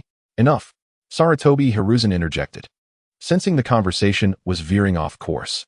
"Fugaku, let us rely on evidence. I will not make things difficult for you or the Uchiha clan. Konoha has thrived due to the strength of the Uchiha clan, yet it is a fact that Watergate and I were indeed targeted by Itachi and Shirsui's assassination attempt. Here's what we shall do. Hand them over to us, and I will refrain from further comment." Fugaku's countenance betrayed his inner turmoil. "Honorable third Hokage, it's not that I refuse to hand them over. I truly do not know their whereabouts." "Then you must harbor some guilt," Mito Kazan exclaimed. "You cannot even keep track of your own kin?" Fugaku felt a deep sense of helplessness. He was truly at a loss for words. "How about this?" suggested Namikaze Minato. "I will give you a few days to locate Itachi and Shisui, and then we can discuss the matter further, shall we?" As he spoke, Minato exchanged a knowing glance with Fugaku. "Fourth Hokage, I shall certainly find them, and I will provide you all with an explanation. Fugaku responded promptly. Very well. You may leave. Minato waved his hand dismissively. As Fugaku turned to depart, Danzo shouted, No? He cannot leave. What use is it to find those two pawns? I suggest we immediately send Yamanaka clan members to investigate Fugaku's memories. Fugaku's lips curled slightly, yet he remained silent. Danzo, it would be wise to heed Watergate's counsel. He is currently the village leader, Sarutobi Hiruzen said. Hiruzen you? Indeed, let it be so. Fugaku, you may return, he concluded. Thank you, Honorable Third Hokage. Fugaku expressed gratefully as he bowed and exited. As the door closed, Danzo coldly inquired, Hiruzen, you are far too indecisive. Have you not heard the saying, better to wrongfully kill 1,000 than to let one escape? Danzo, it is not my indecision, but rather your extremism. Hiruzen shook his head helplessly. Taking a deep breath, he continued, Let us investigate first, and then we shall deliberate. Humph. Danzo's face turned a shade of purple with anger as he stormed out. I truly do not understand what the second Hokage saw in you. Your character will only bring greater harm to the village. With that, he vanished from sight. With a sigh of relief, Minato felt the weight lift off his shoulders. Danzo's departure alleviated much of his pressure. It is getting late. Let us adjourn. Sarutobi Hiruzen stood up. Mito, let some umbu protect you tonight. I fear something may go awry. Indeed, if you were to be targeted again, your old body may not withstand it. I am fine. Let us disperse. Watergate, stay behind. We shall take our leave. Mito Kazan and Nara Shikaku replied in unison. Before departing, Danzo cautioned the two Hokage. This matter concerns not only the safety of the village, but also the stance of Konoha's higher-ups. Hiruzen, Minato, I still believe it would be prudent to keep all members of the Uchiha clan under control. Chapter 23 Conspiracy. Danzo's conversation with Shursui. With that remark, Danzo ceased speaking and slammed the door behind him. Sigh, Sarutobi Hiruzen put down his pipe, shaking his head in resignation. Watergate, do not take offense. Danzo's demeanor leaves much to be desired, lacking in compassion, but his intentions are for the good of the village. I understand. He has always been this way. And I have grown accustomed to it, Minato replied, first offering an awkward smile before turning serious. However, Honorable Third Hokage, we truly cannot proceed in such a manner. The Uchiha clan has devoted themselves to protecting Konoha for decades. Should this incident lead to the ruin of the Uchiha, it would truly chill the hearts of all villagers and the other ninja clans within. Hiruzen replied, I am aware, Watergate. Remember, I am already retired. If it were not for this matter inadvertently involving me, I would not intervene. You must decide how to act. You are the one truly in power, free from the constraints of the older generation, including myself. I am weary. I shall return now. In the early hours, near the Uchiha compound, on the banks of the South River, Uchiha Shursui stood alone with a katana strapped to his back, his face etched with worry and caution. He glanced around anxiously as if waiting for someone. After a few minutes, the voice of Danzo could be heard approaching from behind. Every time I see you, I am reminded of my once dear friend, Uchiha Kagami. On the battlefield, your father saved me and Hiruzen many times with his sharingan. Without him, we would not be where we are today, and Konoha would not possess its current form. Kagami's will of fire is unmatched. Uchiha Shursui turned to face him, feigning respect while concealing an unusual caution in his eyes. Danzo, what brings you to seek me? Danzo replied, I have heard that this evening the Uchiha clan held a gathering, attended by Uchiha Fugaku and all high-ranking members of the police force. How much do you know about the specifics of this meeting? Uchiha Shursui paused momentarily, his gaze sharpening as he shook his head. I am uncertain. The clan leader has not summoned me. Danzo inquired, why? You are a prodigy of the Uchiha clan, as a potential pillar for the clan's future. Are you merely suspected due to your close ties with the higher-ups of Konoha? That is not the case, Lord Danzo. Uchiha Shursui exclaimed, eager to explain. But Danzo raised his hand slightly to interrupt him. Shursui, you need not explain. The root organization is not merely a fade. I am aware that the Uchiha clan has been scheming recently. No matter how you wish to conceal it, you cannot keep it hidden. Today, the Uchiha clan attempted to assassinate the second Hokage. If they decide to rebel collectively in the future, you should understand the consequences. Shursui, you do not wish to see more lives lost, do you? I know you differ from other Uchiha. You possess a profound will of fire, unbound by narrow tribalism, solely devoted to the village. If it were you, perhaps you could effect change. Uchiha Shursui replied, Lord Danzo, what must I do to alter the current situation? At this point, Danzo's eyes glimmered with a hint of greed as he mentioned Shirsui's Meijiki Sharingan. The Kodo Tsukumi may play a pivotal role. Uchiha Shirsui questioned, "Do you wish for me to control the clan leader?"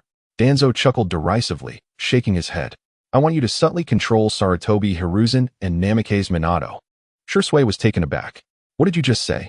Chapter 24. Shirsui loses his right eye. The devious Danzo, Izanagi unleashed. "What did you say?" Uchiha Shirsui momentarily failed to grasp the gravity of Danzo's request. The audacity of controlling the two Hokage. What could this possibly mean? His eyes narrowed with increasing vigilance. Danzo reassured him, "Do not panic, Shirsui. This is merely my proposition. If you agree to control those two, persuading them to step down and endorse me as the fifth Hokage, I guarantee that the Uchiha clan will hold the highest status in Konoha, equal to the Shimura clan. The assassination and rebellion will be forgiven. What do you say? Will you agree?" Such a proposition. Uchiha Shirsui, without a moment's hesitation, firmly retorted, "Absolutely not. I will not engage in any actions that harm the Hokage." Shirsui understood Danzo's character all too well. If Danzo were to ascend to the position of Hokage, the Uchiha clan would be on the brink of annihilation, regardless of his thoughts, at least on the surface. The third Hokage Sarutobi Hiruzen and fourth Hokage Namikaze Minato spoke favorably of the Uchiha clan. Yet Danzo, in both overt and covert ways, continually obstructed the Uchiha, nearly reaching for violence. Shirsui could not trust the terms Danzo proposed. "If there is nothing else, I will take my leave, Lord Danzo." He sought to distance himself from Danzo, finally recognizing the depths of Danzo's ambition, which was to seize the title of Hokage. "Shirsui, do you think I would allow you to leave so easily?" Danzo's demeanor shifted to one of menace, revealing his true intentions. "Since your eyes cannot serve my purpose, I shall simply take them for myself." With that declaration, Danzo lunged forward, his hand pressing onto Shirsui's shoulder. "I will be taking your Sharingan." Just as Danzo's fingers were about to reach Shirsui's Sharingan, Danzo's body suddenly froze. "Is this an illusion?" he gasped, wide-eyed in disbelief. Shirsui's expression remained impassive as he calmly replied, "Do not worry.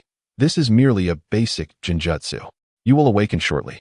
Today's events will remain unspoken. Consider it as if you never heard them." With that, Shirsui released Danzo and prepared to depart. However, as he took a few steps, a chilling sensation coursed through him. It was the intent to kill. Danzo, who had seemingly vanished, reappeared behind him. Shirsui's heart sank. Just as he turned, a powerful fist struck him in the abdomen, followed by two more blows to his face. Crack!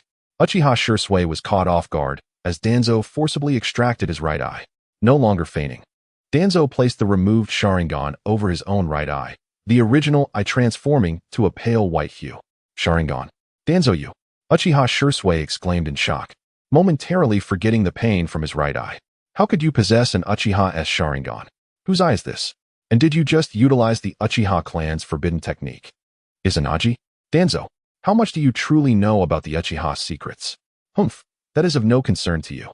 Your right eye will serve as my new replacement. Now that it has come to this, hand over your other eye as well." Swish, swish, swish. A multitude of root ninjas surrounded Danzo. "Seize him.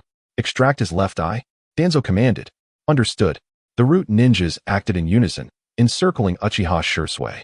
No longer hesitating, Shirsui swiftly formed hand seals. Fire release, great fireball technique. A large fireball erupted from his mouth, prompting the root ninjas to respond quickly with water techniques. Water release, water collision wave. The moment fire met water, an explosion of steam filled the air. Shirsui recognized this as the optimal moment to escape. He turned and vanished. Humph. A body flicker technique? Once the steam dissipated, Danzo scanned the area, locking onto a direction and commanded, "Pursue him. We must not let him escape." In the woods near the Nagarekoa River, Uchiha Shirsui moved swiftly among the trees. Exhausted in body and spirit, despair and helplessness enveloped him. He felt weary. What is a mission? What is a ninja? What is a clan? What is a village? What is the will of fire? He had sacrificed so much, yet he found himself in this predicament. Does this world truly hold any meaning? Chapter 25. Shirsui's entrustment. Uchiha Itachi inheriting the will pain. Such excruciating pain. Uchiha Shirsui had seemingly lost all hope in this world. Swish. A kunai laced with poison struck the ground at his feet. Ugh. Shursui, caught off guard, was unable to evade in his moment of hesitation, and a cloud of toxic gas erupted around him. This is bad. A wave of dizziness washed over him, blurring his vision. Have I inhaled the poison? Uchiha Shursui leapt to a different location, gasping for fresh air. Meanwhile, several shadowy figures clad in black cloaks emerged around him. Uchiha Shursui, you have nowhere left to run. Surrender now. The root ninjas drew kunai embedded with explosive tags. The team leader coldly commanded, aim for his legs to incapacitate him, but do not harm his eyes. Go. Several kunai were launched. Uchiha Shursui, enduring the ache in his muscles, summoned every last ounce of his strength for his ultimate technique. I have unfinished business. I cannot die here. Susanoo. Boom. At the moment the explosive tags detonated, a colossal green figure emerged from the swirling black smoke. What is this? The root ninjas gasped, astonished by the spectacle they had never witnessed before. Susanoo, full form. Uchiha Shursui opened the armor of Susanoo, unleashing countless green chakra arrows from its core, striking with blinding speed, rendering evasion impossible. A cacophony of screams filled the air. In mere moments, half of the root ninjas dispatched by Danzo lay slain or wounded. This was the power of Susanoo. The air was thick with tension as Uchiha Shursui appeared to have expended a considerable amount of energy in summoning his Susanoo, collapsing to his knees and gasping for breath. The verdant half-formed Susanoo gradually dissipated. This is a prime opportunity. Charge forward with me, everyone. Among the remaining combatants, only 4 root ninjas, along with their captain, remained. As they gathered to launch a united assault against Shursui, he swiftly regained his footing and vanished in the blink of an eye. So fast. Where did he go? We must find him. He cannot escape. They scanned their surroundings, yet failed to detect Shursui's presence. Suddenly, from the shadows of the night, several brilliant fireballs streaked through the trees like shooting stars. The fireballs struck the root ninjas with precision, sending their bodies crashing to the ground, consciousness lost. After neutralizing all threats, Uchiha Shursui breathed a sigh of relief, lifting his weary gaze to the luminous moon above, a resolute determination forming in his heart. In that moment, the brilliance in his eyes faded entirely, even the moonlight failing to cast a halo upon him. At the Uchiha clan compound, it was now the early hours of the second day. Though it was the time when most people slumbered, the entire compound was ablaze with light. Uchiha Fugaku and several high-ranking Uchiha members stood in the courtyard, their faces etched with anxiety, as if awaiting some crucial news. Shortly thereafter, several young Uchiha ninjas approached Fugaku, reporting the grim situation in turn. Clan leader, a thorough search of the compound revealed no trace of Itachi and Hitoru. Clan leader, I have conducted a comprehensive search throughout the village. There are no leads. Clan leader, the families and merchants outside the village we collaborated with have responded. It seems Hitoru and Itachi did not seek refuge with them. Clan leader, the sensory ninjas have failed to detect either of their chakras. Damn it, could they truly have vanished into thin air? How could Hitoru and Itachi be so reckless? Have they not realized the peril they placed the Uchiha clan in? Indeed, while Hitoru's impulsiveness can be excused due to his youth, Itachi is over 40. Why would he engage in such foolishness? What use is there in lamenting now? The Uchiha clan is utterly doomed. If news of the assassination spreads, how can we ever hold our heads high in the village again? Clan leader, at this point, we might as well take drastic measures. Silence. Uchiha Fugaku bellowed. What nonsense are you spouting? Do you wish to make matters worse? To the shrine now? As he spoke, Fugaku gestured for everyone to quiet down and follow without uttering unnecessary words. Father, it's so late. Do you really need to convene at the shrine? Uchiha Itachi emerged from within the house. Itachi, do not worry about me. The survival of the Uchiha clan is at stake, and as its leader, I must bear this responsibility. You should return and ensure your mother and Sasuke are well. With that, Uchiha Fugaku departed with the high-ranking members. Itachi watched his father's retreating figure, his gaze filled with complexity. Was rebellion truly the only path left to them? He could sense that a majority within the clan harbored rebellious intentions, more than ever before. Should they choose to rise against the village, it would undoubtedly lead to a bloodbath between the Uchiha and the various clans of Konoha, possibly inviting foreign powers to exploit the chaos. How much innocent blood would be spilled, and how many families would be torn apart? Uchiha Itachi murmured despondently to himself, well aware of the horrors and brutality that war entails. In the theater of battle, human life is rendered inconsequential. With a deep sigh, he resolved to return indoors. At that moment, the crow belonging to Shisui reappeared, landing on his shoulder. For reasons unknown, Itachi felt that the crow was not its usual self. Its calls resonated with an air of lamentation. He understood that Shisui was summoning him. An unsettling premonition crept into his heart as he steadied himself and followed the crow's guidance toward the distant riverbank. "You have arrived, Itachi." As Itachi reached the location, Uchiha Shisui turned with a smile. Upon seeing Shisui's appearance, Itachi was taken aback. "Shisui, what has happened to your eyes?" "I am well. There is no need for concern." Shisui's smile seemed to convey a sense of acceptance. "I am dying, Itachi. Before I depart, I wish to bequeath my left eye to you. You are my closest friend and the only one I can entrust with this. Toby has taken my right eye. As an Uchiha, he does not trust me. Ultimately, I was naive. In the past, I believed I could change everything with my eyes and see through anyone, yet I failed to comprehend even Toby's true nature. Today, he revealed his genuine intentions to me. I once thought his actions against the Uchiha were merely to protect the village, misguided as they may be.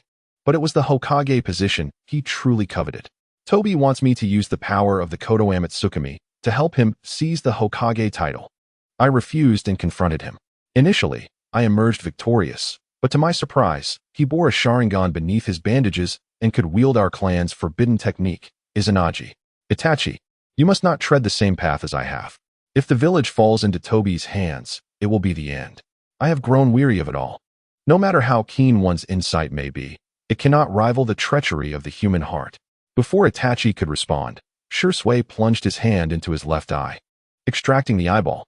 "This is my final testament. My ocular abilities are unique and may incite conflict. In this testament, I have written to self-destruct my eyes. I entrust you with this secret. Itachi, do not trust Toby. He does not act for the village, but solely for the Hokage title. His ambitions are vast, perhaps even threatening this world."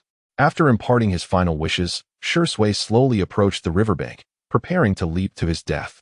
Itachi wished to intervene, but he understood that this was Shisui's choice. Perhaps he truly was exhausted. With a splash, Uchiha Shisui leapt into the water, sinking to the riverbed. Pain. A deep, piercing sensation surged through Itachi's eyes. Something within them seemed to transform.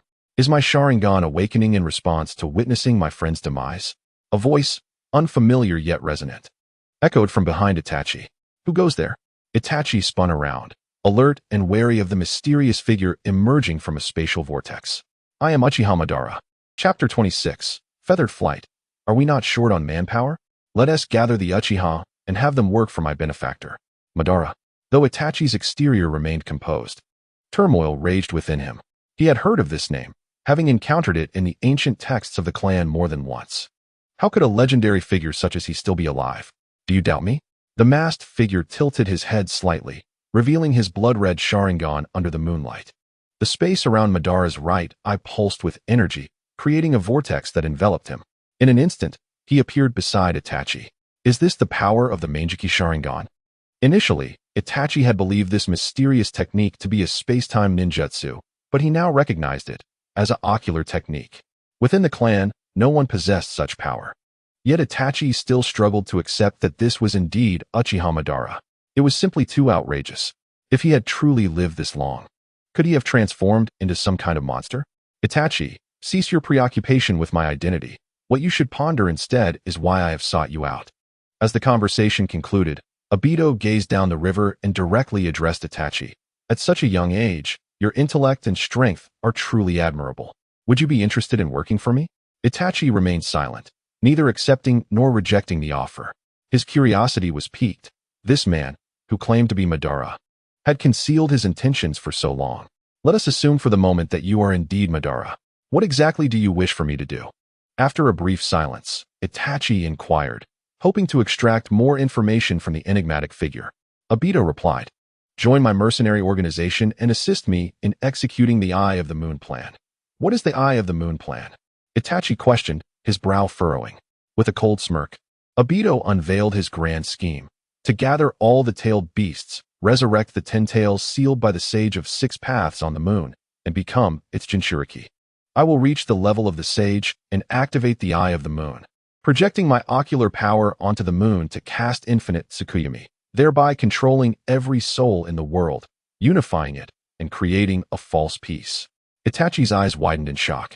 These esoteric terms were entirely foreign to him. If what Obito claimed was true, then it would amount to crafting a world of illusion. Itachi buried his head in thought, increasingly convinced that this man before him was delusional. How could such a thing even exist? Listen, Itachi, Obito continued. Where there is light, there must be shadow. As long as the concept of a victor exists, so too will the concept of a loser. In this world, there is no absolute right or wrong. The inherent selfishness of humanity will inevitably incite conflict. Love must be safeguarded, and with it, hatred will arise. This is the nature of causality and cannot be separated. Yet, we are different. We can create a world where there is only victory, only peace, only love, a world where these ideals exist in their entirety. This is not mere rhetoric. At the Uchiha Shrine, beneath the 7th tatami mat on the right side of the main hall, there is a stone tablet that clearly outlines these matters. Itachi responded coldly. That is impossible. I have seen that tablet before, and the text is indecipherable. It does not contain what you claim. Obito shook his head. You cannot comprehend it. The tablet records the myriad phenomena, secrets inscribed by the sage of 6 paths. To understand it, one needs the eternal Manjiki Sharingan or the Rinnegan. Without ocular power, it remains unreadable. The mention of the sage of 6 paths and the Rinnegan sent Itachi's mind reeling with doubt and confusion. His heart began to waver. For the mysterious words of the masked man, though initially seeming like mere fantasy, began to resonate with a troubling sense of reality. Itachi, have you not grown weary of this false world? Friends perish before your eyes, and one chooses to take their own life because of it. Setting aside the conflicts between nations and clans, eliminating the barriers of distrust requires sacrifice from one side. The dichotomy of winners and losers will always exist. Those who win continue to live in this deceitful world, while those who lose find a form of release in death. What meaning does it have to prolong this illusion? You need not ponder my words. You have awakened your Manjiki Sharingan. You can see the contents of the tablet for yourself. I can take you there, and after witnessing it, you will understand the truth of my words. Before Itachi could respond, Obito activated his Manjiki, pulling Itachi into a space of his own. And with a ripple of spatial distortion, they vanished. In the next moment, they stood before the stone tablet at the Uchiha Shrine. See for yourself, Itachi, Obito said, crossing his arms and leaning against the wall. Itachi gazed at the tablet, his Manjiki Sharingan slowly forming. A minute later, a bead of cold sweat trickled down his cheek. Everything Obito had said was indeed true. His heart gradually accepted the possibility that the figure before him might genuinely be Madara. Otherwise, how could he possess such knowledge? However, the contents behind the tablet remained incomprehensible to Itachi. He recalled Obito's words that one would need the Rinnegan to fully decipher it. Seemingly reading Itachi's thoughts, Obito murmured, "My organization has individuals who possess the Rinnegan. If you doubt me, I can take you to see them." Itachi was taken aback. The existence of the Rinnegan was indeed a reality. His curiosity about this organization deepened, yet he remained skeptical of the plan. Still, an inexplicable desire began to surface within him. What is real, and what is illusion? The death of his dear friend Cherished had steadily unveiled the brutality of this world to him. Having endured the horrors of the Third Great Ninja War since childhood, he understood the terror of conflict. Yet, even in this era of peace, devoid of blades and bloodshed, the treachery of the human heart lurked like a hidden dagger. Cherished had died precisely because of this. Consider it, Itachi. I will return to seek your answer. With that, Obito vanished, leaving Itachi alone, staring at the stone tablet, unable to find peace. We're back. Obito and Zetsu entered Madara's secret base. It was now dawn, and Madara and Kagaya had just awakened. Where have you two been all night? Madara glared at them. Obito, unreserved, first embraced Kagaya affectionately before recounting everything to Madara. As expected, Madara's expression grew increasingly cold. Konoha's attitude towards the Uchiha remains unchanged. Even without your catalyst, the Uchiha will soon find themselves ostracized. Kagaya listened intently to their conversation. It appears my presence has significantly altered the course of this world, she reflected privately. Zetsu teased, Madara, do you not feel pained by the treatment of your kin? Humph. Madara scoffed, reclaiming Kagaya from Obito's arms. What concern is that of mine? My only interest lies with my son. Come here, my dear. Feeling the overwhelming affection from Madara, Kagaya interjected, Obito, is all of this just to recruit that Uchiha Itachi into our organization? Obito nodded, indeed. Kagaya continued, if that's the case, why not simply bring the entire Uchiha clan over to work for us? The more, the merrier. Obito paused, then, removing his mask, smiled genuinely. To be honest, I hadn't considered bringing so many. Since my son has made a suggestion, let us proceed with it. After all, there is no harm in it. Madara pinched Kagaya's cheek and declared, the fuse has been lit. It is only a matter of time before the Uchiha clan faces annihilation at Konoha's hands. Rather than allow them to waste their lives on the streets, it is better to offer them a chance to serve me. As my kin, they deserve this opportunity to join our grand endeavor. Understood. I will devise a strategy to entice the Uchiha clan to join us. Obito agreed, acknowledging Madara's intent. Madara's voice turned stern. Since you are acting in my name, there is no need for pretense. Speak directly with the clan. They are clearly dissatisfied with their life in Konoha. If they wish to join us, we will welcome them. If not, they may await their inevitable demise at the hands of Konoha's false kindness. I anticipated this outcome from the start. However, at that time, the clan was weary of conflict and unwilling to leave with me. I will now offer them another chance, particularly for my son Kagaya's sake. Otherwise, I would have little interest in their fate. This marks the first time Fi has offered a suggestion, though it may have been a casual remark. Ban did not hesitate to adopt it, recognizing that there was no harm in doing so. Most importantly, he wished to avoid causing his son any unhappiness.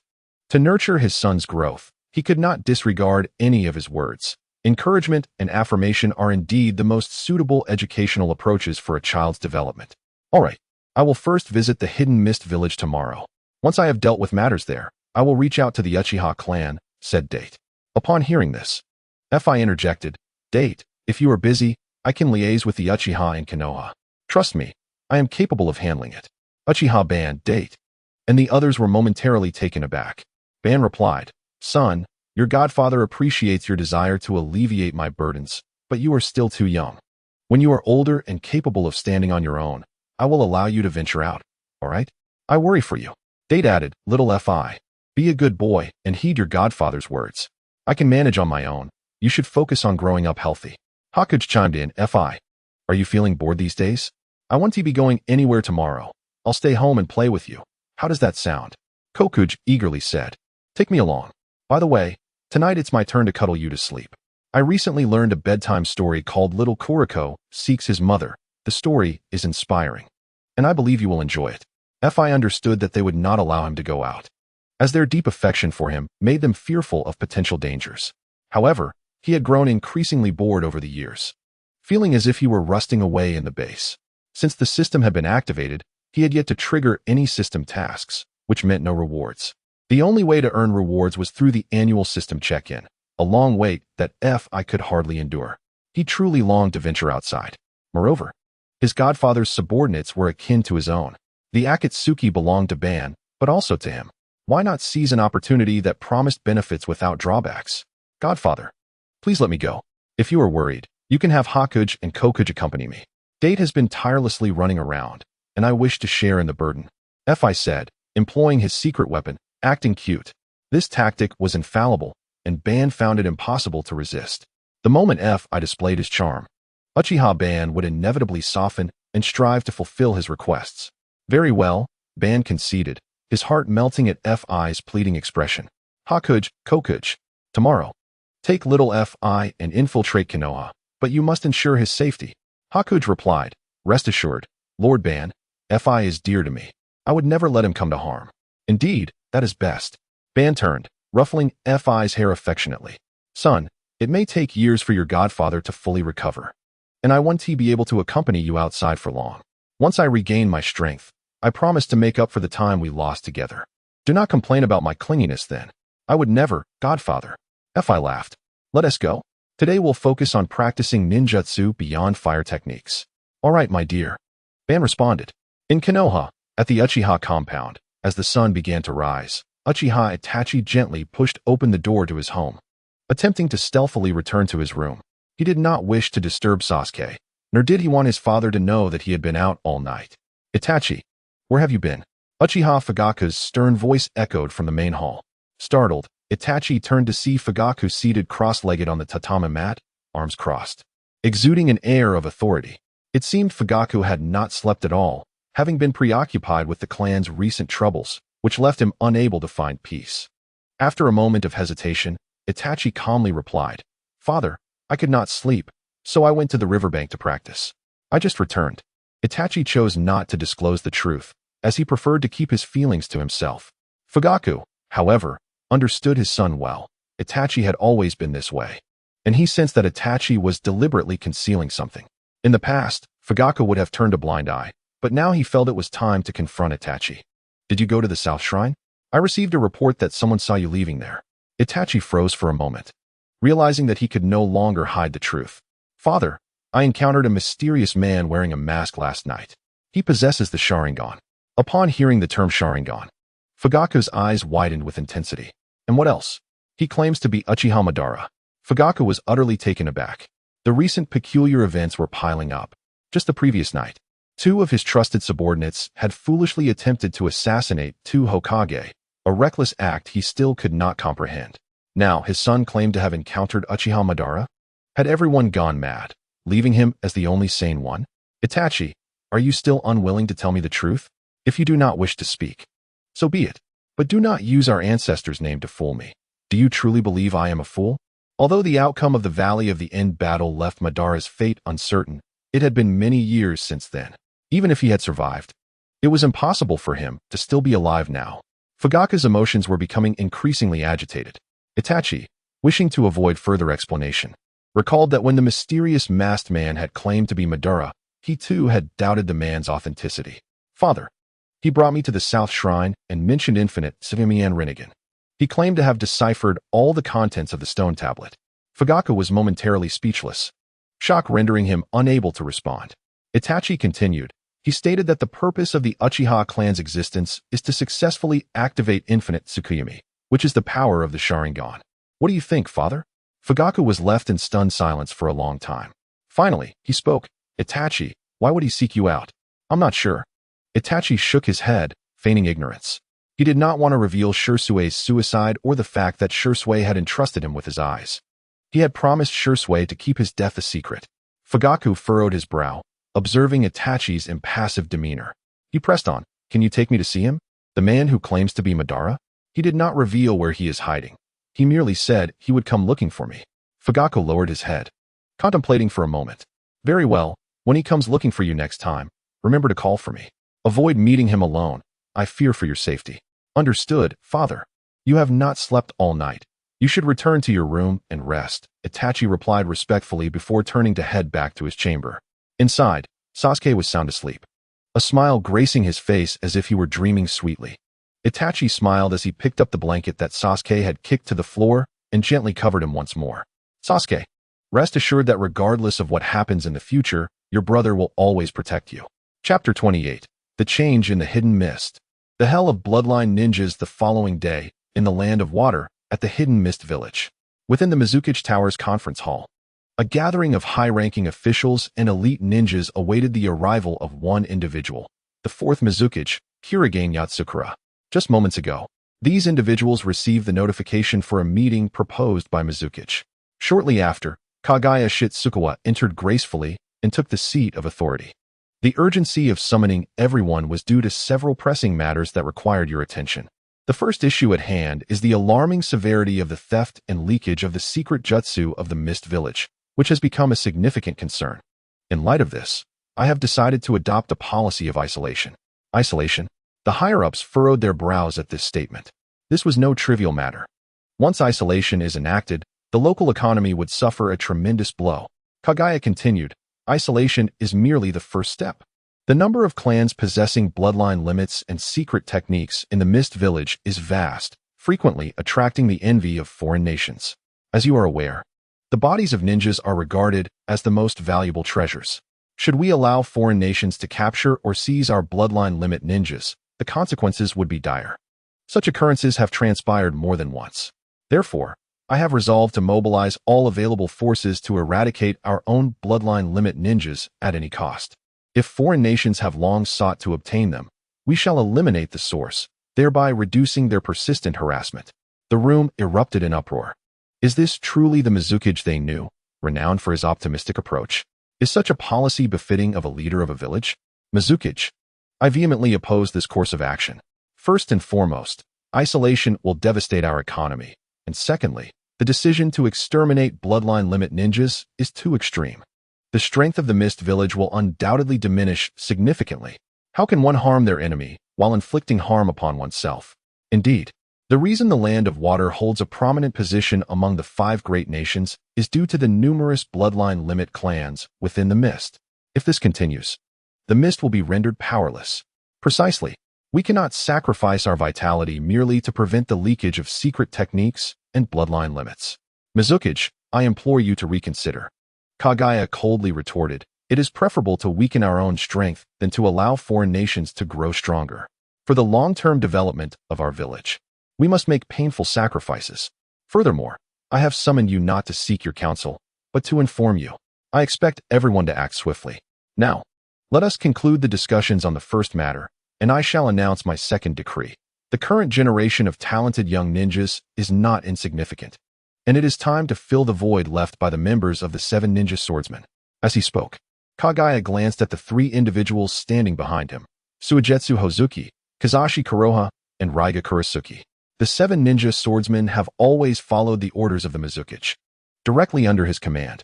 Originally, there were 7 members, but during the recent Third Great Ninja War against the Leaf Village's Might Guy, 4 members, including Kiri's Kuratsuchi, fell, leaving only 3 members remaining, who barely escaped. The world-renowned 7 ninja swordsmen cannot continue to operate with such vacancies. They require fresh blood to better serve my purposes. Do you have any recommendations for candidates? Kaguya asked coldly. Silence enveloped the room, as no one dared to speak. The aura of the 4th Mizukage was particularly chilling today.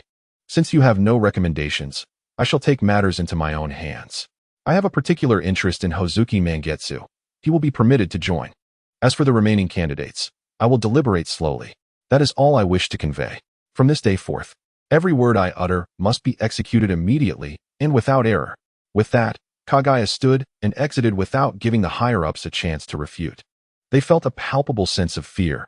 Kaguya's gaze today seemed capable of taking lives.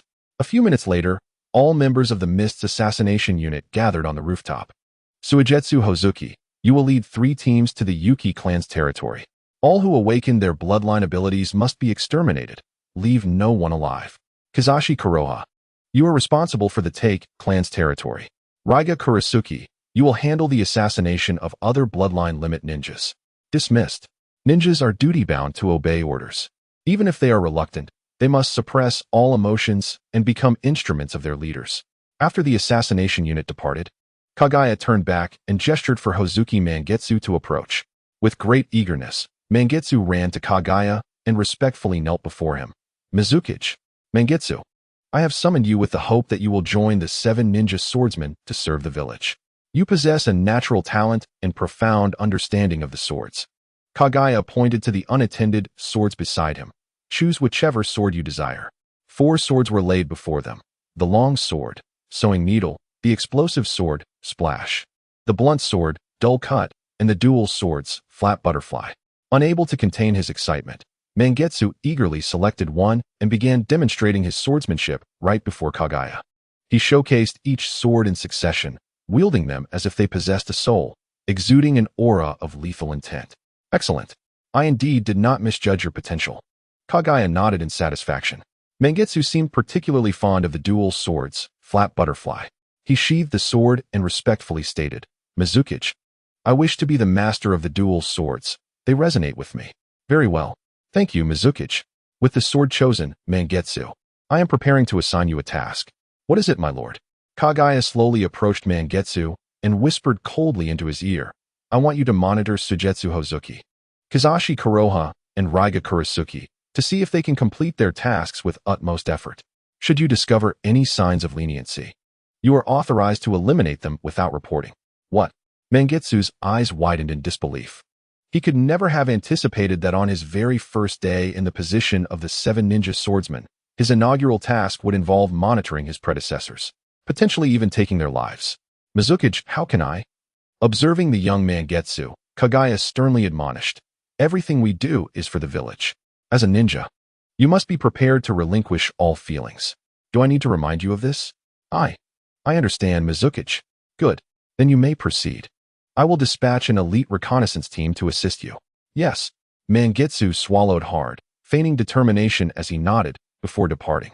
Once everyone had vanished, a figure, distorted by swirling vortexes, appeared behind Kaguya. In the next moment, Obito emerged. He lifted his gaze to the fog-laden sky and murmured softly, "The mist is nearing its end. Today's mist will herald the bloodbath." Meanwhile, outside Uchiha Obito's secret base, White Zetsu carried Feiyu on his back, while Black Zetsu lugged a small bag filled with snacks and other provisions, items forcibly stuffed in by Obito. Today was the day Feiyu would go to Konoha to recruit members of the Uchiha clan. Obito, worried that his beloved son would be too preoccupied with his mission to eat, insisted he take the food. "White Zetsu, let me down. I can walk on my own." "No. Lord Obito has commanded it. This is your first mission. Even if it fails, it matters not. You must not encounter any mishaps. Little Feiyu, you are still too young. I beg you, let me carry you. If you fall and hurt yourself, my life will be forfeit." Sighing, Feiyu shook his head in resignation. Indeed, having a good father is better than anything. It is hard to avoid being spoiled. "Well then, we shall be off, Lord Obito. With us around, you need not worry." Uchiha Madara gently pinched Feiyu's cheek and softly reminded him, "My son, those Uchiha fellows are now your grandchildren and great-grandchildren. You need not offer them any goodwill. Instead, channel the aura of being my son. Remember, you are the offspring of Uchiha Madara. Better to let the world forsake you than for you to be forsaken by the world. Regardless of the circumstances, I will always have your back. Now go. But remember to return before dinner. I cannot eat without you." Chapter 29. The pressure from the old man. Minato Namikaze's reluctant decision understood, Godfather. After parting ways, the father and son duo departed, with White Zetsu carrying Feiyu and Black Zetsu bearing a small bag, setting off towards the land of fire. "Little Feiyu, sit tight in my arms. I will utilize the technique of the robe to traverse underground. We will soon arrive at Konoha." "All right, White Zetsu. Let us head straight to the Uchiha clan leader's residence. I wish to speak with him." Understood. White Zetsu and Black Zetsu merged together, enveloping Feiyu within, before burrowing into the earth, disappearing from sight. In Konoha village, at the Namikaze household, Kushina Uzumaki placed a steaming breakfast on the dining table and called out, "Minato, breakfast is ready. Wake up, Naruto. The child has been sleeping in too late, which is not a good habit." Minato smiled and scratched his head as he sat down. "Let him sleep a bit longer. He is still so young. In a few years when he attends the ninja academy, he will naturally stop being such a sleepyhead. You are spoiling him." Kushina shot Minato a glare, noticing he had only taken a few bites of breakfast before donning his coat to head out. "Minato, why are you eating so little?" "I have no choice. There is too much official business to attend to. And the envoy from Kumogakure will be visiting our village in the coming days to discuss cooperation. I must prepare in advance." "Ah, Kumogakure. You must be cautious of those hypocritical fellows. You know I was abducted by them when I was young. Who knows what underhanded schemes they might be plotting this time. Rest assured, I will remain vigilant." "And what about the Uchiha assassination incident? How do you plan to resolve it?" "Minato, there is certainly something amiss here. We must uncover the truth before making any decisions." "Yes, I understand. Mei is my dear sister, and Fugaku has a good relationship with you. We both know their characters well. They would never send their clansmen to harm the Hokage. By the way, have you found Uchiha Iron Fire and the 8th Hokage yet?" "Not yet." Minato sighed helplessly. "To be honest, the current situation is quite unfavorable for the Uchiha clan. These two have seemingly vanished. If we cannot locate them soon, it will spell trouble." Upon hearing this, Kushina's expression tensed as she approached Minato and whispered gently, "I have a feeling that someone is framing the Uchiha clan, and one person stands out as a prime suspect." "Who?" "Shimura Danzo." "Kushina, do not speak words that are detrimental to unity," Minato quickly interjected. "Danzo would not stoop to such a level. Although his methods can be extreme and cold-hearted at times, he always acts for the sake of the village. He would never engage in actions that would undermine internal unity." "Minato, you are far too naive. Aside from him, I cannot think of anyone else who could be behind this. That old man has been causing trouble for the Uchiha clan for years and often disregards you. If it were me, I would have long since confronted Danzo." Seeing Kushina's anger rising, Minato awkwardly chuckled and hurriedly attempted to appease her. "Ha, calm down, calm down. I have matters to attend to. I will bring back delicious Ichiraku ramen for you and Naruto after work." With that, Minato hastily turned and left. Upon exiting, Minato let out a deep sigh and wiped the sweat from his forehead as he made his way to the Hokage building. The Namikaze residence was quite close to the Hokage office, and in no time, Minato found himself in his office. Looking at the pile of unfinished documents and official matters from yesterday, Minato couldn't help but lament, another arduous day awaits. As he sat down and began to peruse the papers, several elderly figures abruptly entered without knocking. Without a doubt, it was those same old men again, the senior advisory trio of Konoha, Shimura Danzo, Tsurugi Kamachi, and Mito Minju. Minato furrowed his brow. Despite the overwhelming workload, these old fellows kept pestering him, which was quite frustrating. "Minato, we need to discuss something urgent with you." The three took their habitual seats on the sofa. With Tsurugi Kamachi speaking first, "We deliberated all night and have decided that we can no longer afford to give the Uchiha clan any more time. Those two assassins have vanished into thin air. It must be an internal conspiracy. It is possible that Uchiha Fugaku has already eliminated them. Otherwise, given the abilities of the Umbu, how could they possibly be untraceable, even if they were hiding at the ends of the earth?" Minato's expression darkened as he firmly replied, "This matter is of great significance, concerning the fate of an entire clan. We cannot rely on baseless conjecture. We must wait until the investigation is complete before making a decision." "Humph, such naivety," Danzo scoffed. "As the village leader, a weak governance style is unacceptable. If we wait until the truth is uncovered, the Uchiha clan will be well prepared by then. What shall we do if they suddenly rebel? Minato, have you considered the consequences? It is better to wrongfully execute 1,000 than to let one escape. You must have heard this phrase countless times. The Uchiha clan has long harbored ill intentions. This treacherous clan must be swiftly eradicated before it can take root. They have already sent assassins to your home, and you still wish to harbor them? Moreover, the Kumogakure envoy will be arriving shortly. If the Uchiha clan were to rebel on the day of their visit, our village would lose face in front of outsiders. I understand that you have a good relationship with Uchiha Fugaku, but let me remind you, this is not the time for sentimentality. As Hokage, you must not let personal feelings cloud your judgment." Minato remained silent, though his inner fury was at its peak. While Danzo's words were somewhat reasonable, presented as being for the village's benefit, his tone seemed to disregard Minato's position as the fourth Hokage. Minato suppressed his anger, as he did not wish to confront these elders for the sake of harmony. They were, after all, his elders. Sensing the atmosphere becoming tense, Mito Minju cleared his throat and sought to mediate. "Minato, do not take it personally. We are only considering the development and stability of the village. If you are still unwilling to take action against the Uchiha clan, we shall refrain from insisting. But there are two conditions you must agree to. First, command the Uchiha clan not to step foot outside their territory until the truth is uncovered. All clan members must unconditionally submit to the investigation. Second, reinforce the Umbu and elite Jonin teams to surround the Uchiha compound, focusing on monitoring and defense. This way, even if they initiate a rebellion, we can respond immediately." These two demands were tantamount to a death sentence. If implemented, how could the Uchiha clan ever hold their heads high in the village again? Yet if Minato refused, and the Uchiha clan did indeed rebel in the future, Konoha would find itself utterly helpless. "Very well, I will comply with your requests. I will inform the Uchiha clan of these conditions." Upon hearing this, Danzo's narrowed eyes glimmered with satisfaction. "Good. As long as you understand we are acting for the village's sake. The Umbu will also assist you." Having achieved their objective, the three old men took their leave without lingering further. Sighing, Minato scratched his head helplessly and returned to his chair. After drafting a document, he gazed at its contents and murmured, "Fugaku, I hope you can understand my position." Minato gently waved his hand, and a young Umbu with white hair appeared in the office. "Hokage-sama, what are your orders?" "Kakashi, I have told you before, when we are alone. You may call me Sensei." "Of course, Sensei. You are about to depart from the Umbu. Before your departure, I entrust you with one final task. Hand the document in Minato's possession to Kakashi and instruct him to personally deliver it to Fugaku Uchiha at the Uchiha clan's residence. Convey to him this message. I hope you can endure and stabilize the emotions of your clansmen, disregarding the external attitudes and rumors. The two Hokages will surely uncover the truth. Understood?" Bang! Kakashi received the scroll and vanished in a puff of smoke. Chapter 30. My name is Feiyu. My father is Uchiha Madara. At the Uchiha clan's residence, outside the patriarch's abode, a steady knock echoed.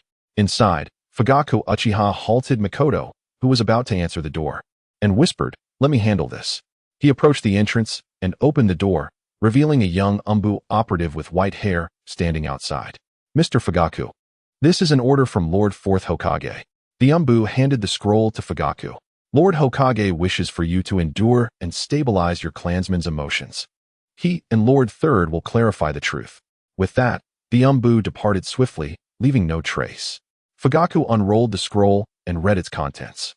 Anger surged within him, veins bulging on his hands. Are they trying to force our clan into a corner? The covert surveillance was one thing, but now they were overtly imprisoning them.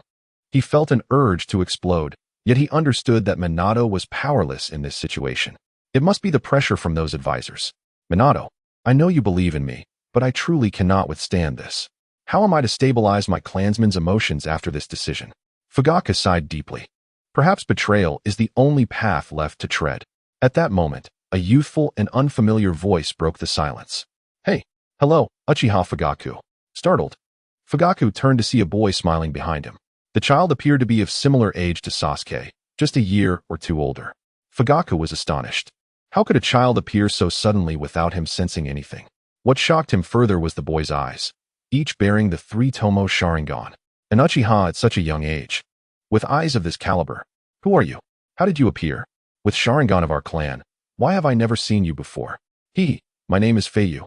And my father is Uchiha Madara," the boy replied cheerfully. "What? Madara's son? He has a son?" Fugaku could no longer maintain his composure. It seemed that Itachi's earlier words had proven true. Madara sought his son Itachi, and now Madara's son had come to seek him? "Father."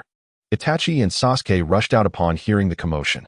They too were taken aback upon seeing Feiyu, especially Sasuke, whose jaw nearly dropped in astonishment. The boy, nearly his age, had already awakened his 3-tomo sharingan. Sasuke had yet to even awaken a single tomo. The comparison was utterly demoralizing. In contrast, Itachi appeared relatively calm, though turmoil brewed beneath the surface. "This child is undoubtedly extraordinary." "Itachi, who is he?" "He is a child of the Uchiha clan. Why have I never seen him before?" Fugaku replied, still shaken. "It's my first time seeing him as well. He is Madara's son, named Feiyu." Indeed, the astute Itachi had already deduced the truth. Such prodigious talent must be linked to the Madara he had previously encountered, whose attire was similar to that of this child, confirming a deep connection. "I shall refrain from further elaboration." Feiyu spoke maturely. "I come in the name of my father, Uchiha Madara, to notify you to leave Konoha and join us.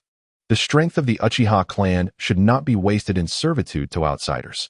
Chapter 31. Konoha in turmoil. The Uchiha clan has vanished into thin air. Feiyu's words struck a chord deep within Fugaku's heart. His restraint was not born of cowardice, but rather a responsibility to consider the fate and future of his entire clan. As a father, he also had to think of his wife and children. He constantly contemplated defection, fantasizing about eliminating Danzo. Yet he knew that such actions could lead to the Uchiha clan's ruin, perhaps even its extinction. With such concerns, the once passionate Fugaku became cautious. But now, everything had changed. That godlike man had extended an olive branch to him. Finally, the Uchiha clan's dim future was set to be reborn. "Feiyu." Fugaku began but suddenly closed his mouth, realizing he had misspoken. By lineage, Feiyu was significantly his senior. The Uchiha clan valued etiquette. He could not address Feiyu so casually. After some contemplation, Fugaku decided to address him with respect. "Lord Feiyu, I am willing to lead the Uchiha clan to join Lord Madara, but please grant me some time to discuss this with my clansmen. They have long endured the oppressive rule of Konoha. Lord Madara is not only our predecessor, but also the embodiment of our clan, a peer of the first Hokage. I believe my clansmen will undoubtedly join. However, considering the large number of people who would accompany you, the village's surveillance will surely notice. Thus, we must deliberate carefully and plan our escape route. Please wait here a moment while I confer with them. Makoto, Sasuke, please take Lord Feiyu to the living room to rest. Do not treat him with any lack of courtesy." Feiyu waved his hand nonchalantly. "There is no need for such trouble. Since I am here, I have means to ensure your safe escape without the imbued detecting a trace." "Oh," Fugaku exclaimed with delight. If that were indeed possible, then their clansmen would be spared from harm. If Lord Feiyu possesses such capability, I shall feel more at ease. I will now arrange for my clansmen to prepare for our departure. Very well, I shall wait here. With that, Feiyu turned and walked into the living room as if it were his own home. Once inside, Itachi, filled with concern, whispered, "Father, do you truly intend to leave Konoha to join Uchiha Madara?" Fugaku sighed heavily. Though the surface appears calm, our relationship with the village has become increasingly contentious. We must seize this opportunity to escape unscathed. While speaking, Fugaku handed the scroll to Itachi. Take a look. This is the order recently issued by the 4th Hokage to the Uchiha. Itachi examined the scroll meticulously. As he reached the end, his expression shifted, and his lips twitched involuntarily. The village was indeed being excessively oppressive. What difference is there from house arrest? Steadying his emotions, Itachi continued, "Father, do you believe he truly is Madara's son? Given Madara's age, Feiyu seems a bit too young, only a year or two older than Sasuke. Initially, I was skeptical, but his sharingan is undoubtedly authentic, and his demeanor is remarkable. Strangely, I feel an inexplicable affinity and trust towards this child, perhaps due to the weight of bloodline." Itachi nodded. "Indeed, I share that sentiment. I feel a stronger connection to Feiyu than I ever did with Madara. What some perceive as bloodline suppression is merely the innate ability of the prodigious Feiyu. Of course, they cannot fathom this. Itachi, do you concur with Father's decision?" Uchiha Itachi paused for a moment before resolutely replying, "I agree. We now possess an opportunity to allow the Uchiha clan and the village to avoid war and retreat unscathed. We must seize it." "Excellent. Then accompany me to inform our clansmen. Remember to be cautious and ensure that the lurking Umbu ninjas do not detect anything amiss." "Understood." In the living room, Mikoto, with a smile, presented a plate of snacks before Feiyu. "I never would have imagined that our enigmatic Lord Madara is still alive, and that he has such a handsome son." "Sister-in-law, you're not too shabby yourself," Feiyu playfully retorted. Flattered by the compliment, Mikoto blushed and shyly replied, "You certainly know how to flatter, behaving like a little adult. How old are you now?" Feiyu responded, "I'm almost 4. Though she had suspected as much, Mikoto was still astonished. A child merely half a year older than Sasuke possessed a demeanor and eloquence that even surpassed her son Itachi's maturity. She had always believed that children with such meticulousness and wisdom as Itachi were rare. Today, she discovered that there existed someone even more exceptional. Moreover, in terms of appearance, he was irresistibly charming. There seemed to be an alluring quality drawing Mikoto to glance at Feiyu repeatedly. Not only was Mikoto surprised, but so was Sasuke. The young boy's heart was profoundly shaken. This individual, who appeared to be about his age, seemed to surpass his brother in strength. Sasuke, feeling a tinge of reluctance, thought to himself, "How is it possible that someone just half a year older than me has awakened the 3-tomo sharingan? This is outrageous." In his eyes, his brother Itachi was the epitome of strength and wisdom among children, without question. Now, a child younger than his brother, but seemingly more powerful, had emerged. Most astonishingly, even their father referred to him as Lord. A sense of defeat washed over him. "I must strive to keep pace with him. No, I must surpass him," Sasuke silently vowed. Mikoto and Feiyu continued their light-hearted banter until shortly thereafter, Fugaku and Itachi returned to the room. "Lord Feiyu, I have informed all the clan members, and they are all willing to serve your father, Lord Madara, and are ready to depart at any moment." "Excellent," Feiyu nodded in satisfaction, rising to pop the last morsel of snack into his mouth. "Let us be on our way. White Zetsu, it's your turn to make an appearance," he announced. White Zetsu emerged from beneath the floorboards. "Hello, everyone." His sudden appearance startled everyone except Feiyu, particularly Mikoto, who instinctively covered her eyes in shock. After all, White Zetsu was quite unadorned. "Do not be alarmed. He is my caretaker and a capable assistant to my father. At first glance, he may appear unusual, but you will find him quite agreeable with time," Feiyu patiently explained. "He will serve as our means of transport as we leave Konoha. There is no need to struggle. It will be over shortly." As he spoke, several White Zetsu clones emerged. Concurrently, within other residences of the Uchiha compound, the same scene unfolded. The White Zetsu clones opened their abdomens, enveloping everyone, regardless of age or gender. Finally, all the clones vanished underground, leaving the Uchiha clan's residence eerily quiet, devoid of any presence. In the outer perimeter of the clan grounds, numerous Umbu ninjas lay in wait, constantly surveilling the Uchiha clan, ensuring not even a fly could enter. Perhaps growing weary from the prolonged watch, one Umbu member scoffed, "Humph, they're quite obedient, maintaining their composure. No one dares to venture out. They fear for their lives. If they dare step out of the compound, we can execute Lord Hokage's orders without mercy." The Uchiha clan was indeed in a pitiable state. Their dignity was utterly shattered. TCH. They deserve it. Who told them to attempt to assassinate Lord Hokage? That crime could warrant the annihilation of their clan. Strange. Don't you think this compound is exceedingly quiet? It's as if there's not a soul in sight. Impossible. Our men have been surrounding the area without leaving a step. They wouldn't dare escape. I imagine they are cowering inside, trembling in anticipation of their judgment. Indeed, Captain. If you are concerned, I can perform a sensory technique. The sensing ninja formed hand seals and initiated the technique. Oh no, this is bad. Chapter 32. Konoha shaken. The Uchiha clan has vanished. Oh no, what's wrong? The Umbu captain urged, his voice trembling with urgency. What happened? Speak. The Uchiha compound is completely empty. What did you say? This is impossible. The Umbu captain gasped, feeling a chill run down his spine. He decided not to conceal the matter any longer and immediately activated his earpiece, commanding all Umbu members, all personnel, follow me into the Uchiha compound to investigate. Swish, swish, swish. Countless shadowy figures dispersed throughout the compound, kicking down doors one after another. The Umbu searched the premises thoroughly, but found not a single trace of anyone. Unbelievable.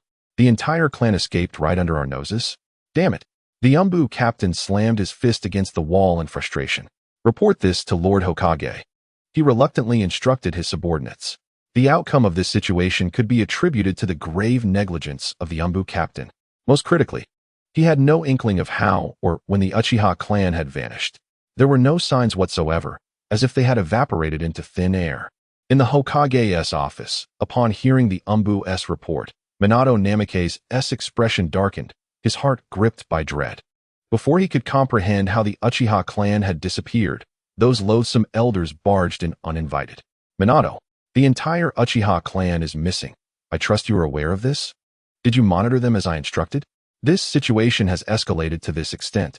As the fourth Hokage, you bear undeniable responsibility. If we had resolved the matter with force from the outset as I suggested, how could they have had the opportunity to escape? They are now openly defecting. I propose we immediately classify all members of the Uchiha clan as rogue ninjas and commence a worldwide manhunt for them. No, Shimura Danzo immediately interjected.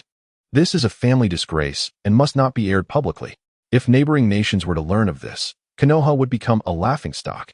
The pursuit must be handled discreetly. Agreed Mito Kazumi. Indeed, our spies in other nations can now be activated. Should they discover the Uchiha fleeing to other countries, they must be met with no mercy. Absolutely.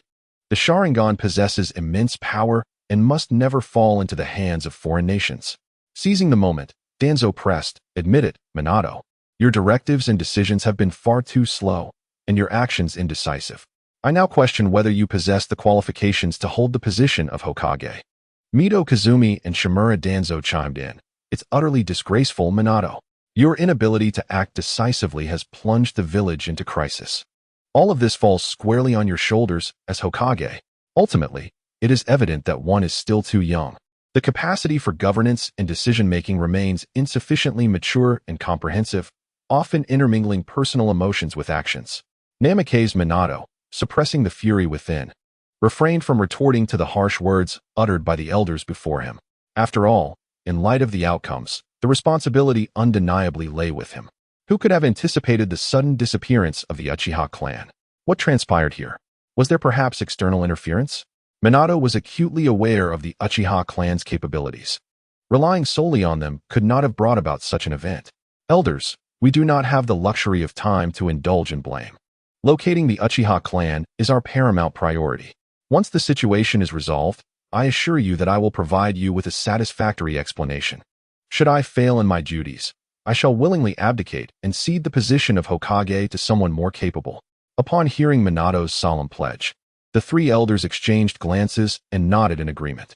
Very well, Minato, we shall await your report.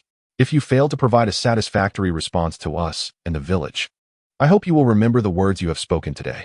Indeed, I will. After their departure, Minato turned to gaze out of the window.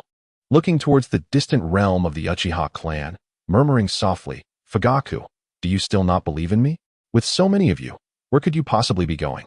Why such despair?" At the Uchiha secret base, Madara sat alone, acutely aware of the changes within his body. Over the years, his condition had improved significantly. All his organs gradually began to function normally again. His once gray hair darkened, and the teeth he had lost began to regrow. The skin on his body tightened, and even his vital kidneys showed signs of restoration. Observing his hands, Madara mused, "Why does it feel like my recovery is so slow?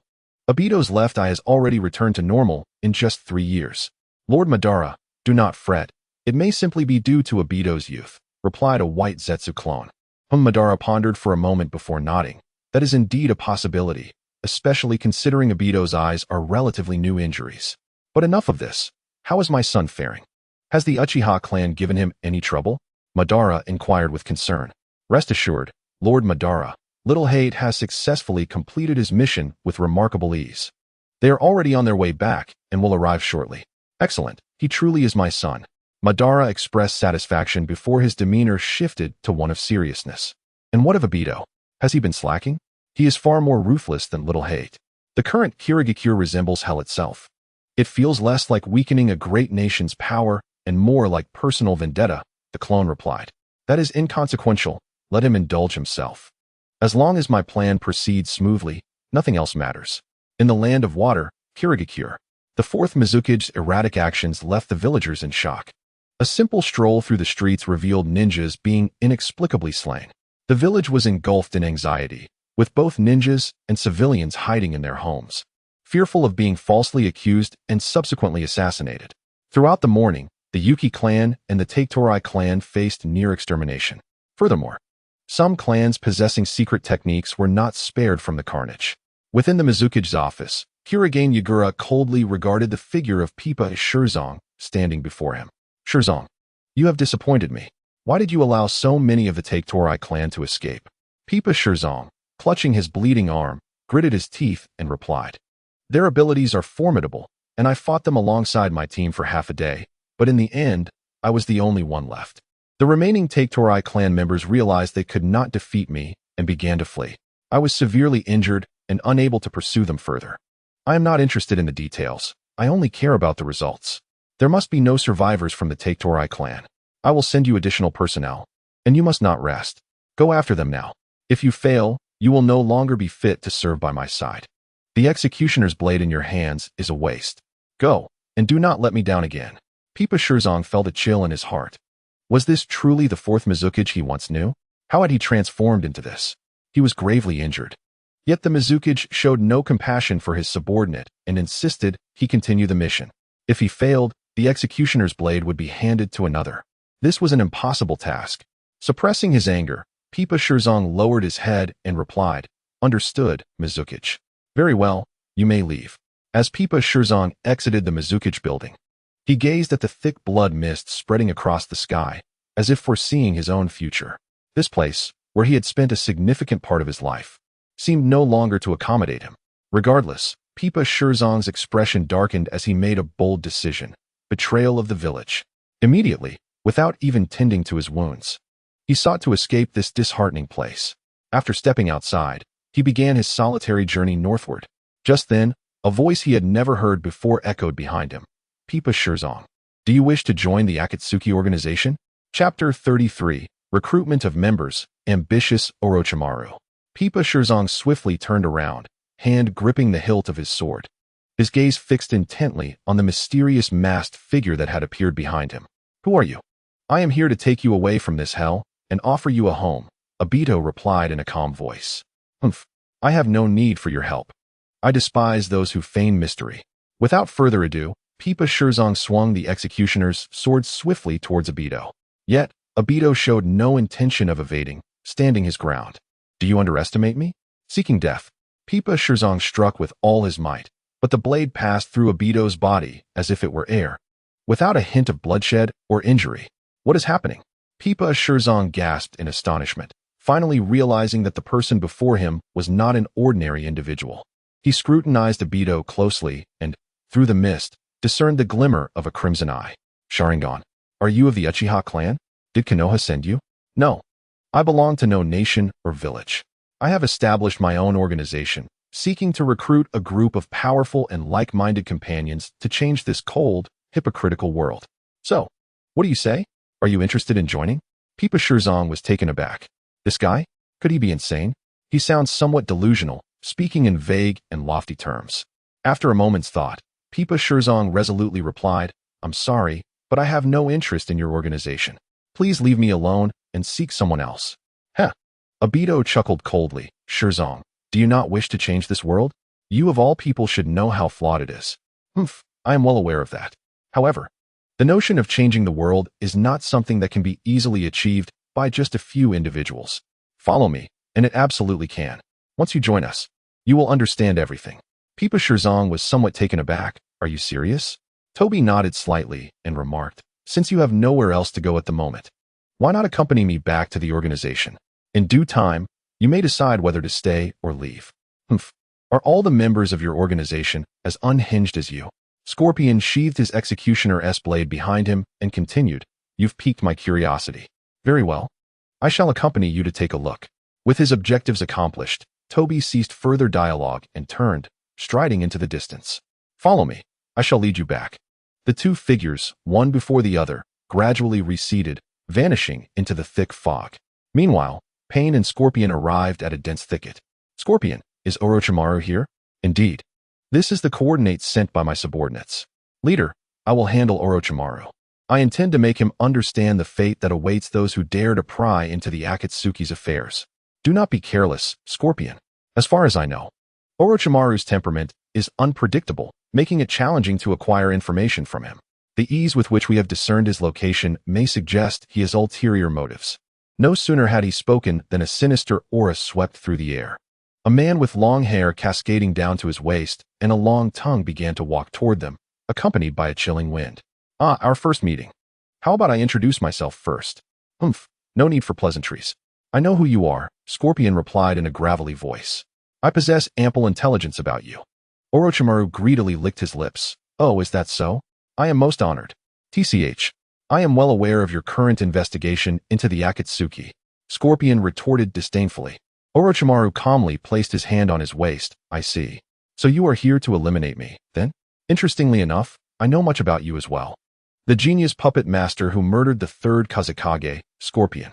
Although you hide within that grotesque Hiriko, your true reliance is, in fact, on the puppets of the Kazekage. Isn't it? Oh, quite the thorough investigation you have conducted, Scorpion said, his killing intent palpable.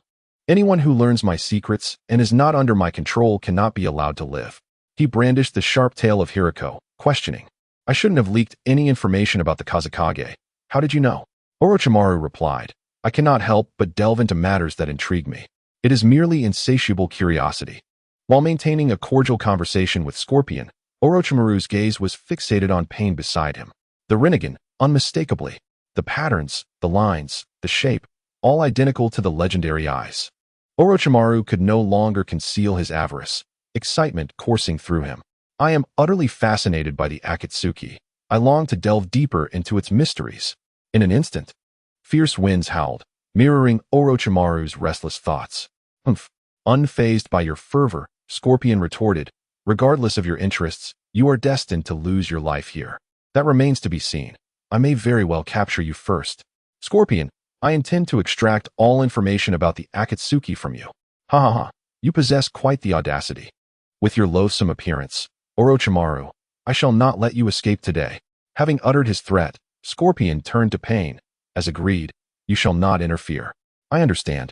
Pain replied expressionlessly, stepping aside to allow Scorpion ample room to act. Excellent, then. I shall not indulge in games with you any longer, Orochimaru. Let us engage in earnest. With a resounding boom, a thick cloud of smoke dissipated as Scorpion retracted Hiriko, revealing his true form. Though Hiriko suffices to deal with you, I wish for you to experience the taste of utter defeat. Scorpion unleashed a scroll, which unfurled midair, releasing chakra threads that guided the third Kazekage's puppet to soar before him. The agile chakra lines handled every detail, and in Scorpion's grasp, the third Kazekage's presence was nearly indistinguishable from life itself. Ha ha ha, the taste of utter defeat, you say? I eagerly await it. Soon enough, you shall savor it. Thousand hands manipulation. Scorpion commanded, and with a flick of his wrist, the seals on the puppet's arms activated, unleashing thousands of arms toward Orochimaru. This is my first battle against a puppet. Fascinating. This hideous contraption conceals mechanisms so conveniently, Orochimaru declared, nimbly evading all of Scorpion's attacks with grace. Impressive agility. But this is far from over. Scorpion's pinky slightly relaxed, causing the 1,000 arms to suddenly split apart, releasing a torrent of purple poison. Poison, you say? Orochimaru smirked. Although I am immune to all toxins, whether to evade or not is inconsequential. I do, however, relish countering your moves. Wind release, great breakthrough. Orochimaru formed a one-handed seal and expelled a massive gale, dispersing all the poison in an instant, leaving no trace behind. This time, it is my turn to strike. With that, Orochimaru's neck elongated unnaturally, his mouth opening wide, dripping with saliva as he lunged for Scorpion's throat. Scorpion grimaced. What a repulsive creature you are. Do you even consider yourself human? Scorpion did not dodge, allowing Orochimaru to bite him. Could it be? Orochimaru bit a few times, sensing something amiss, and quickly retracted his neck. I see. It seems I am not the only one fond of altering my body. Scorpion, you, too, are but a puppet. How are you different from me? Did you expect otherwise? Scorpion retorted, raising both hands to elevate the third Kazekage to its zenith. The opinions of the mundane do not concern me. The ultimate goal is to elevate my art to its pinnacle. Orochimaru, behold with your loathsome snake eyes and witness true artistry. Magnet release, Iron Sand Rain. Chapter 34, Bloodline Suppression, Truly Alive. The puppets can indeed utilize the jutsu they possessed in life. Truly remarkable. Orochimaru mused inwardly. The thirst for the unknown compelled him to seek further understanding. One day, I shall uncover the secrets behind this extraordinary puppet.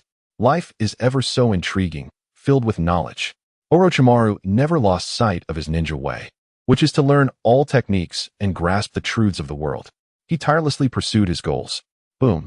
In an instant, the sky above transformed into a tumultuous wave of iron sand, forming countless black needles that shot toward Orochimaru's position at breakneck speed. The attack range of this technique is immense, and the iron sand possesses magnetic properties, rendering evasion impossible. He must endure.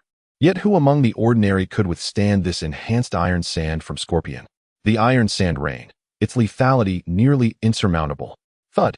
The black needles pierced Orochimaru, and with a thud, he collapsed to the ground like a porcupine, his body a mangled mess, devoid of any unscathed flesh. Is this all you have?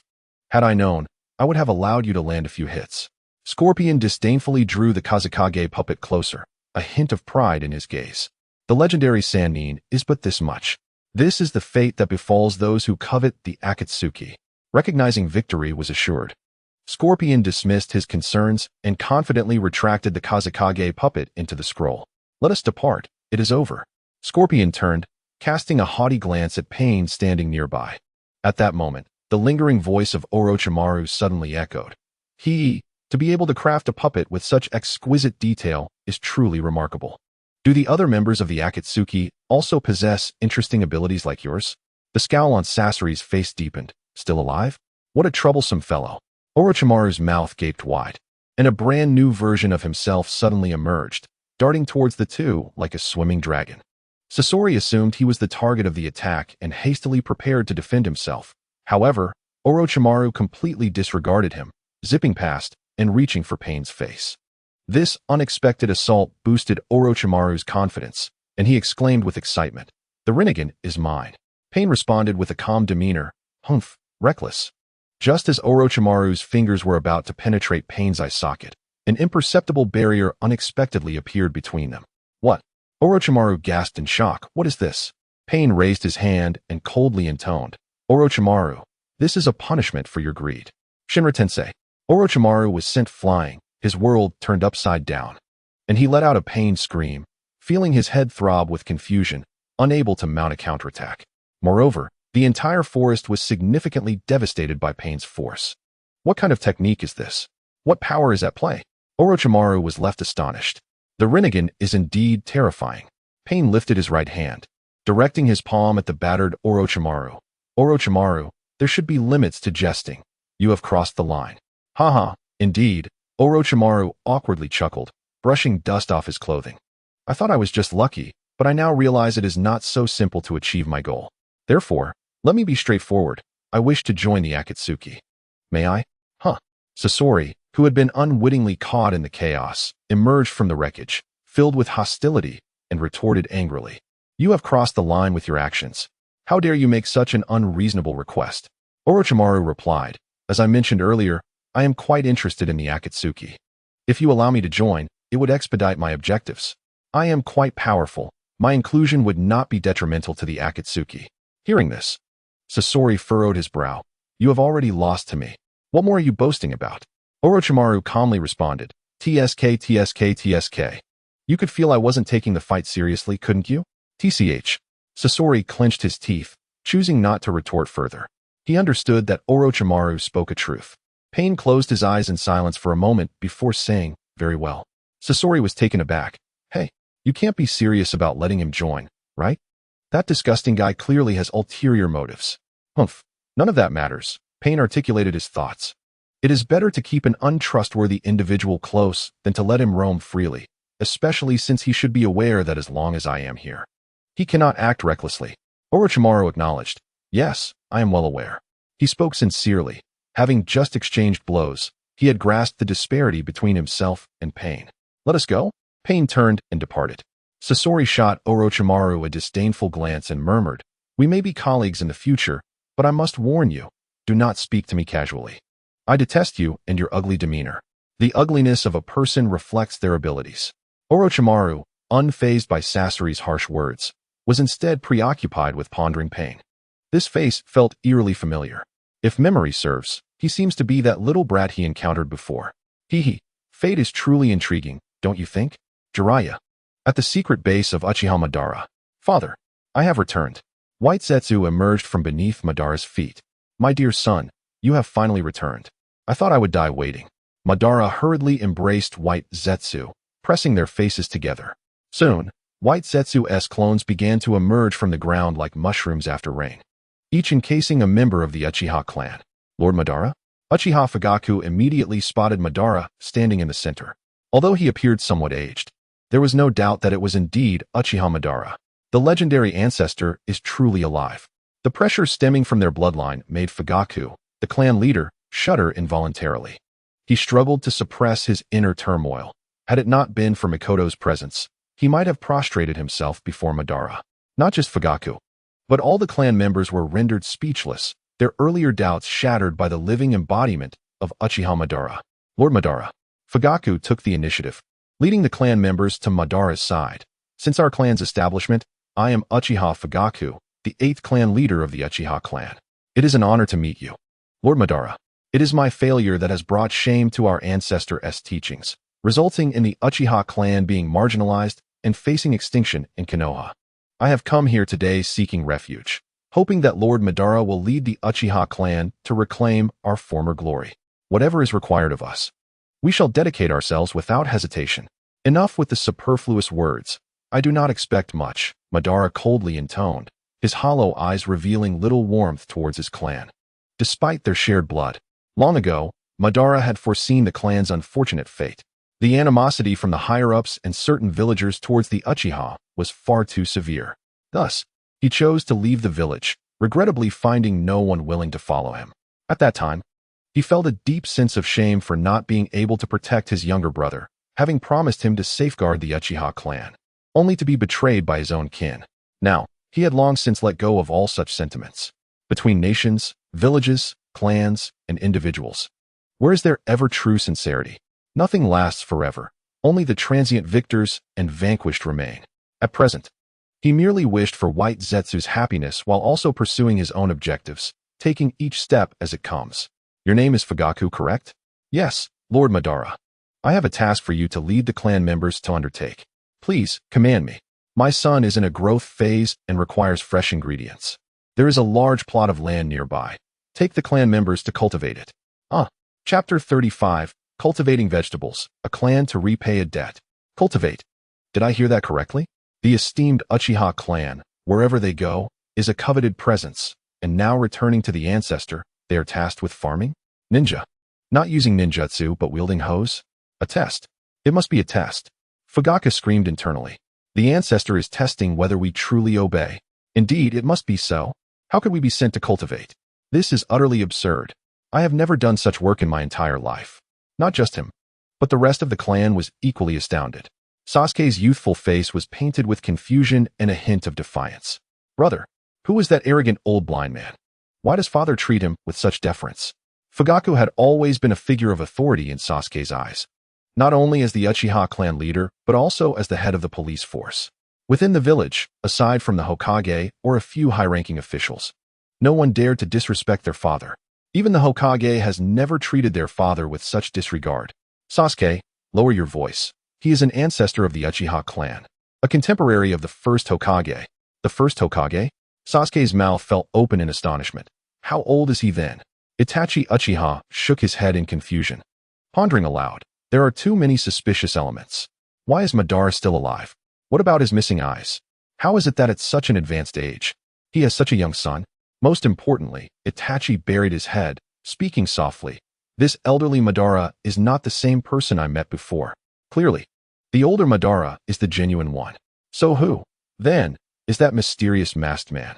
Aware of the multitude of secrets concealed in this place, Itachi's keen mind understood the gravity of the situation. Similarly, Fugaku had arrived at the same conclusions. Although Madara's directive to take the clan members to farm had been a blow to his pride, the irrationality of the current circumstances piqued his curiosity. The secrets inscribed on the stone tablet, the reasons behind Madara's immortality, perhaps he had comprehended the true power of the sharingan. Coming here was indeed the right choice.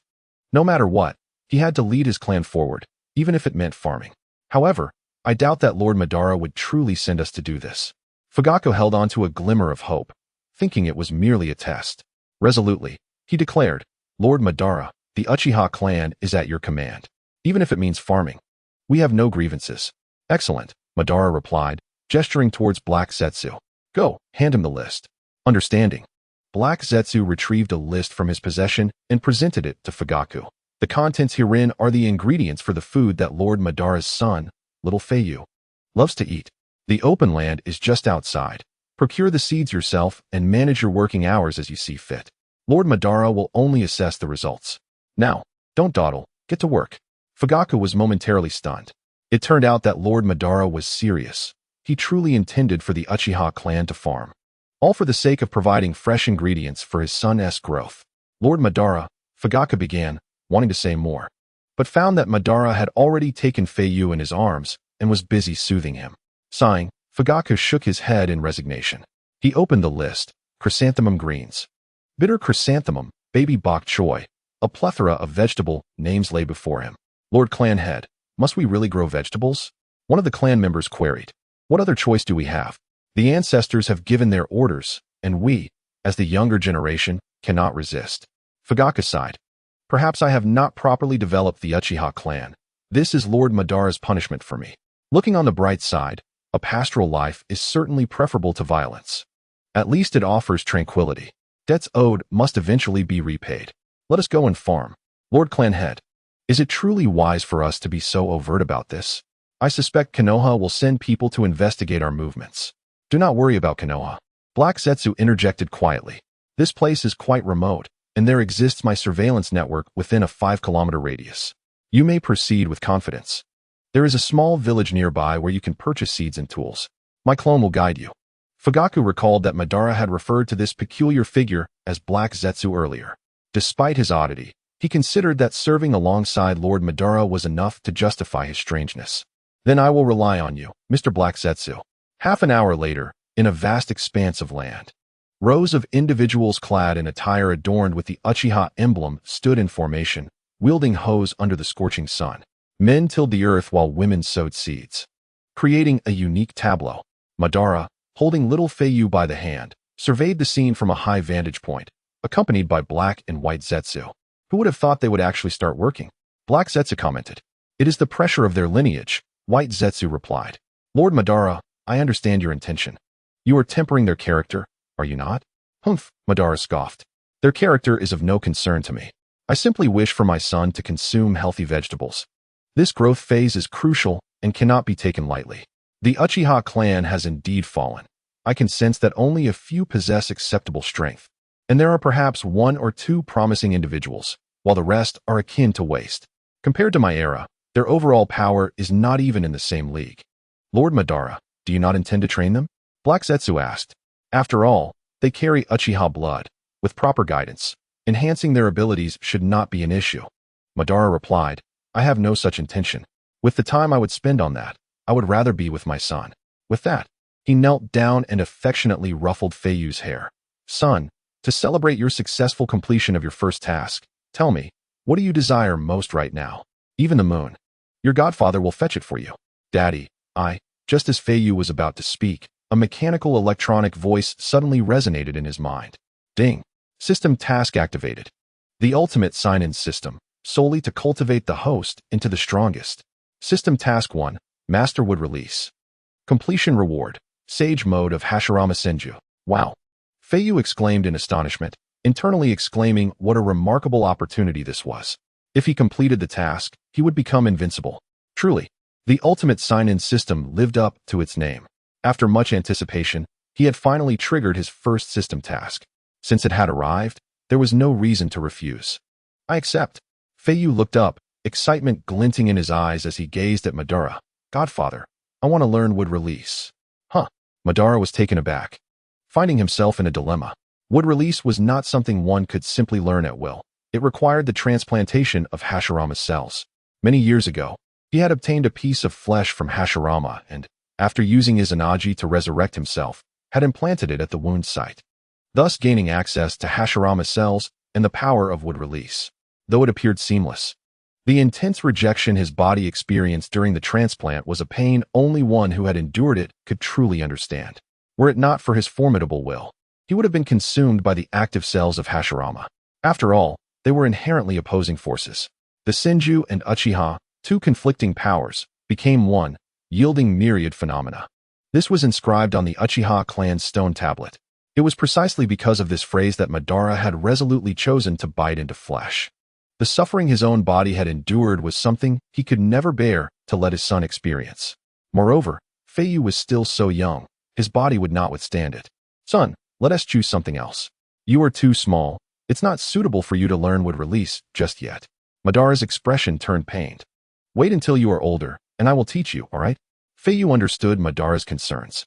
It wasn't that he was unwilling to teach, but rather that he was worried about the pain his son might endure from the transplantation of Hashirama's cells. However, Feiyu was unafraid.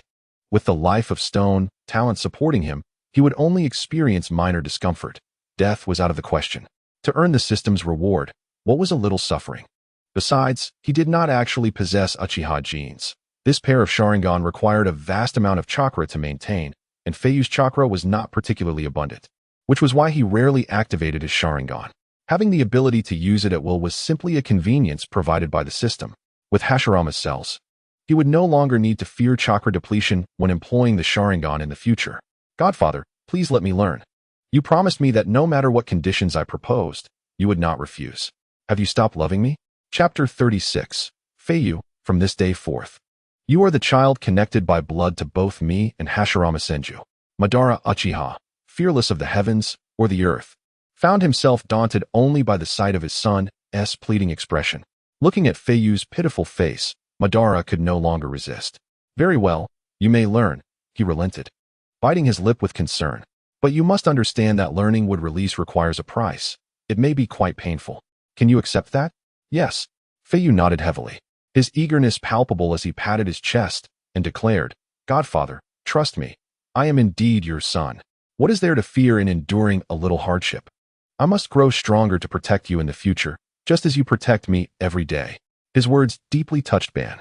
After enduring a prolonged life of solitude, nothing was more healing than the heartfelt words of a child. What a good boy, my dear son, he responded. All right, let us return together. I will ensure you suffer less. As he spoke, Ban's expression grew solemn, as if he had made a significant decision in his heart. Within the confines of their secret base, Ban gently placed Feiyu onto the bed. My son, wood release differs from other ninjutsu. It requires the transplantation of essential cells into your body. The process will be painful. I can endure it, Godfather. I can take it. Ban chuckled helplessly. Child, I know you can, but it pains me to see you suffer. Thus, I shall cast an illusion on you, controlling everything within it. You may enjoy a brief respite. Watching Feiyu's sleeping visage was far more comforting than witnessing his anguish. But, Godfather, Feiyu glanced at Ban's hollow eyes. It's nothing. Do not underestimate your godfather. Ban sat beside the bed, tenderly stroking Feiyu's small hand. Illusions do not rely solely on the sharingan. With my abilities, even a single hair can suffice. Sleep now. My child. Ban raised his hand, forming a seal with a single motion. In the next moment, Feiyu perceived a blur before succumbing to a deep slumber, a smile gracing his face. It seemed that the contents of his dreams must be delightful. Lord Ban, allow me to handle the subsequent tasks. White Zetsu approached, placing a hand upon Feiyu's chest. He intended to inject his own cells into Feiyu's body. Wait, Uchiha Ban interjected. This matter concerning my son shall be done by my own hand. With a swift motion, Ban tore his shirt open, revealing a pale chest adorned with the face of Hashirama. White Zetsu gasped in astonishment. Lord Ban, you cannot mean to. Realization dawned upon him as Ban explained. You are merely an artificial being cultivated from Hashirama's cells, lacking purity. This tissue upon my chest is the genuine article. Although Feiyu is my godson, I have come to regard him as my own son over these years.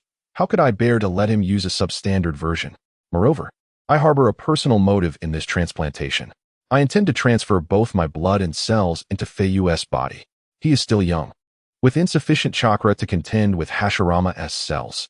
Only by infusing him with cells that carry my will can I alleviate his suffering. I shall make Feiyu my true son. White Zetsu urged, but Lord Ban, your health is already precarious. After painstaking recovery, you now wish to sacrifice your own flesh? Wouldn't that render your recovery futile? What does it matter? Uchiha Ban asserted resolutely.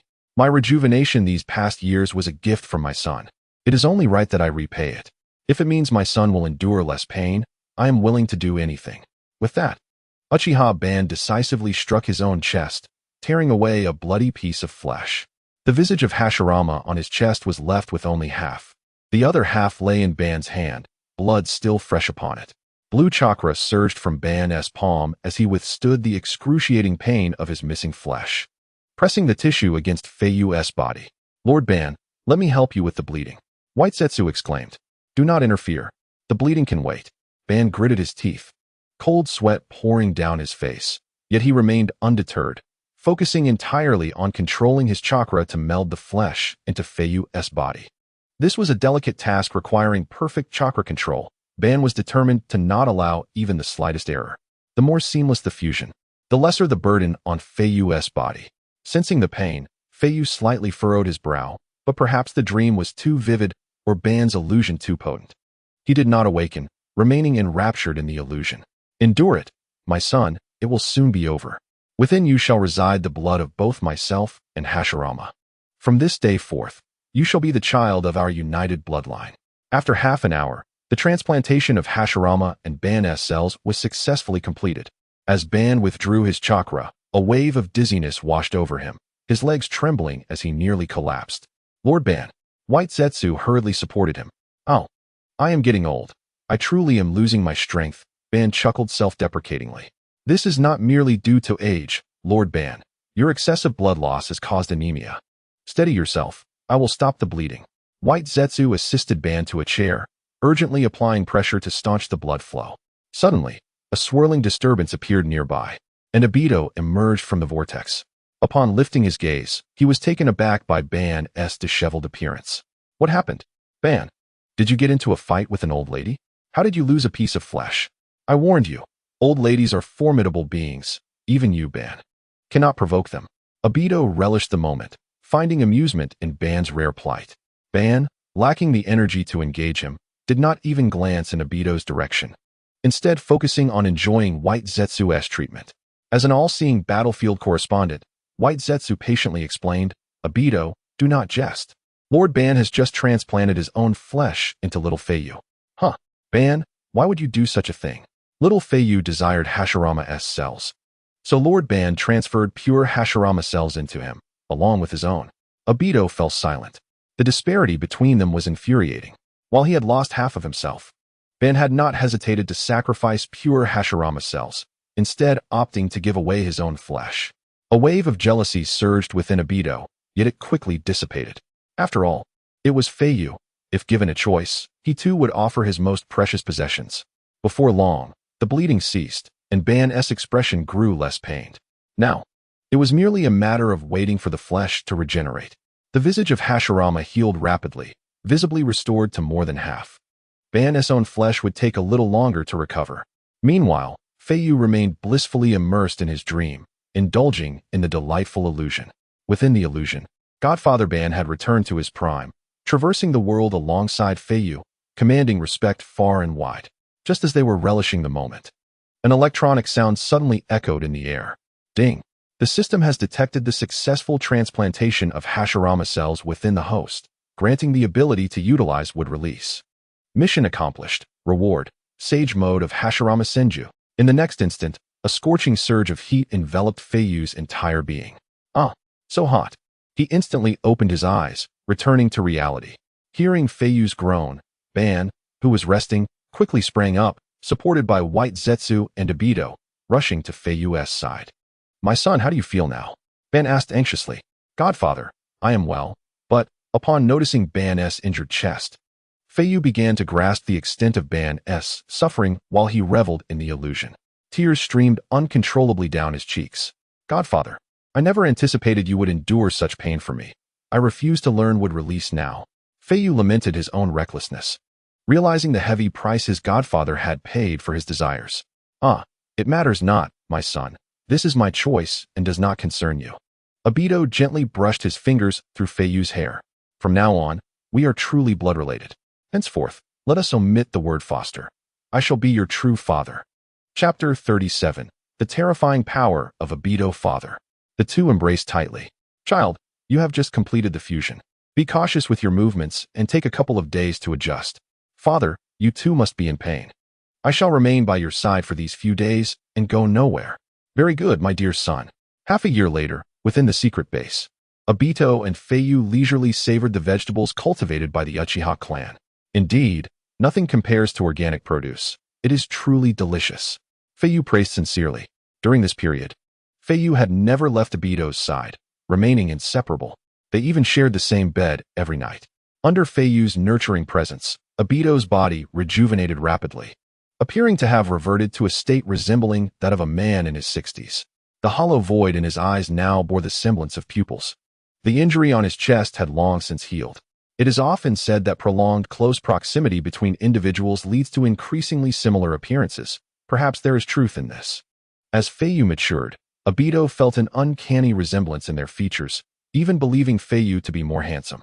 This is fate. My blood is at work. Obito mused internally. Toby had also grown considerably, both in stature and strength. In contrast, the White Zetsu and Black Zetsu remained unchanged, stuck in their old ways. The members of the Uchiha clan had been diligently cultivating the land for half a year, growing fond of their pastoral lifestyle, except for Itachi and Sasuke. The two brothers dedicated their nights to intense training in the tranquil woods, striving to enhance their powers. Itachi, Sasuke, you must be tired. I have brought some fruit. Let us share. A young girl with long hair approached, carrying a basket of fruit. With a sweet visage and a warm smile, she was Uchiha Izumi, a friend of Itachi's. Though referred to as friends, Izumi had long harbored unrequited feelings for Itachi, a skilled kunoichi with exceptional talent. She pursued the ninja path to remain close to her beloved Itachi. During their time at the Ninja Academy, she had once confessed her feelings to him at a tea house. But Itachi had not reciprocated, leaving their relationship in the realm of friendship. Izumi-chan, Sasuke exclaimed joyfully upon seeing her, rushing to her side and taking a bite of an apple. Sister Izumi is so gentle and caring. How wonderful it would be if she were my sister-in-law. I would wholeheartedly support it. As Sasuke and Izumi exchanged glances, Izumi responded with a beaming smile. Itachi wiped the sweat from his forehead, oblivious to the teasing. Sasuke, do not speak foolishly. Izumi and I are still young. Izumi responded eagerly. So does that mean we might have a chance when we grow up? Itachi paused, momentarily taken aback and blushing, remaining silent. Ha ha ha, brother is blushing. It's the first time I've seen him like this. Itachi chuckled lightly, choosing not to elaborate further. content to sit nearby and enjoy the fruit. He felt fulfilled in this current existence, distancing himself from the life of a ninja, missions, bloodshed, and war. Having ample time to spend with family and friends was far more rewarding than being a ninja. This was the life Itachi truly desired, a simple, ordinary life. As the three children shared the delicious fruit, a voice abruptly interrupted the tranquility. Itachi, so this is where you are? Uchiha Fugaku approached slowly. Itachi and Sasuke quickly set down their fruit and jumped down from the stone. Father, is there something you need to discuss with me and my brother? Fugaku shook his head. I am only seeking you, Itachi. Lord Obito has finally issued a directive. He wishes for me to select 50 of our strongest clansmen to serve as his opponents. What? 50 opponents? That blind old man. Sasuke scoffed innocently. He must be joking. I can see he struggles to walk. The Uchiha clan had last met with Obito 6 months prior, and he had not revealed himself to them since, leaving them to toil in silence. Sasuke, feeling defiant, continued, why bother with him? Let me take the stage. I could win easily. Fugaku retorted sharply, silence. Sasuke, Lord Obito's strength is unfathomable. Do not speak so carelessly. Sasuke turned his head defiantly. Humph. I cannot understand how a blind old man dares to face 50 elite Uchiha ninjas. Fugaku ignored Sasuke's outburst and turned to Izumi. Izumi, you are here as well. You shall also participate. Understood, clan leader, Izumi replied. Despite her youth, she had awakened her 3-tomo sharingan, and Fugaku acknowledged her abilities. Father, do not forget me. I wish to join as well. Sasuke complained, feeling slighted by his father's neglect. No, your abilities are too weak. You cannot be among the top 50. Do not underestimate me. I have been training alongside my brother, and I am much stronger than before. That does not change anything. You have yet to awaken your sharingan. What good would you be on the battlefield? Fugaku firmly rejected him, not wishing to diminish Sasuke's spirit, but rather to protect him from harm. Dad, enough. You need not plead. Lord Obito has granted our clan this task, and allowing a child to take the field is no trivial matter. It would not please him. With that, Fugaku turned and walked away, leaving Sasuke shouting after him in vain. After a lengthy period of frustration, Sasuke sulked back to the stone, feeling dejected. I have had enough of this life, living under another's roof. My father is so powerful. Why must he bow to a blind old man? Brother, please speak to father on my behalf. Let me join. I wish to expose that blind man's true nature. He is nothing but a fraud. Sasuke had never regarded Obito with any respect. Itachi smiled gently, tapping Sasuke's forehead. Next time, Sasuke. For now, let us heed father's wishes. You may watch me from the sidelines. The following morning, Uchiha Fugaku stood at the entrance of Obito's secret base with several clan members, awaiting his arrival. Moments later, the stone door creaked open. Obito and Feiyu emerged hand in hand. The clan members were taken aback by Obito's appearance. The frail old man they once knew seemed to have vanished. He appeared significantly younger. How has Lord Obito achieved this? Their astonishment renewed their perception of their ancestor. I wish to see how far my current body can truly reach. After having you toil for half a year, I hope your ninjutsu has not languished, Obito stated, pointing towards a nearby open area. Let us proceed there.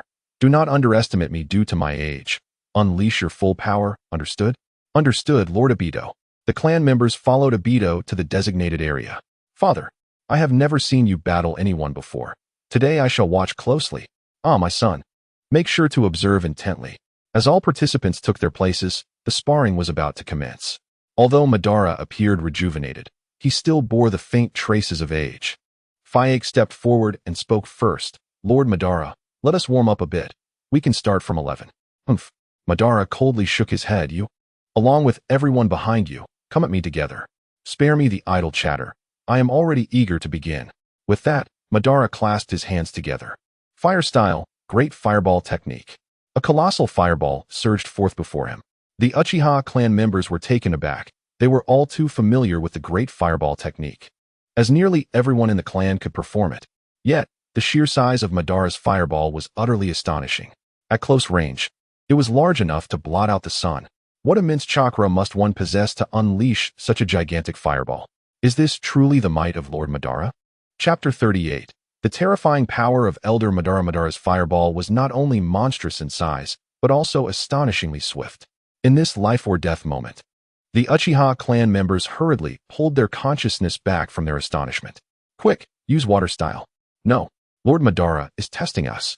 Fire style is the symbol of the Uchiha clan. Can the strength of our entire clan be overshadowed by a single man? Everyone, counter with the great fireball technique. Even though this was merely a spar, the scene was akin to a battlefield, perhaps even more spectacular. Boom.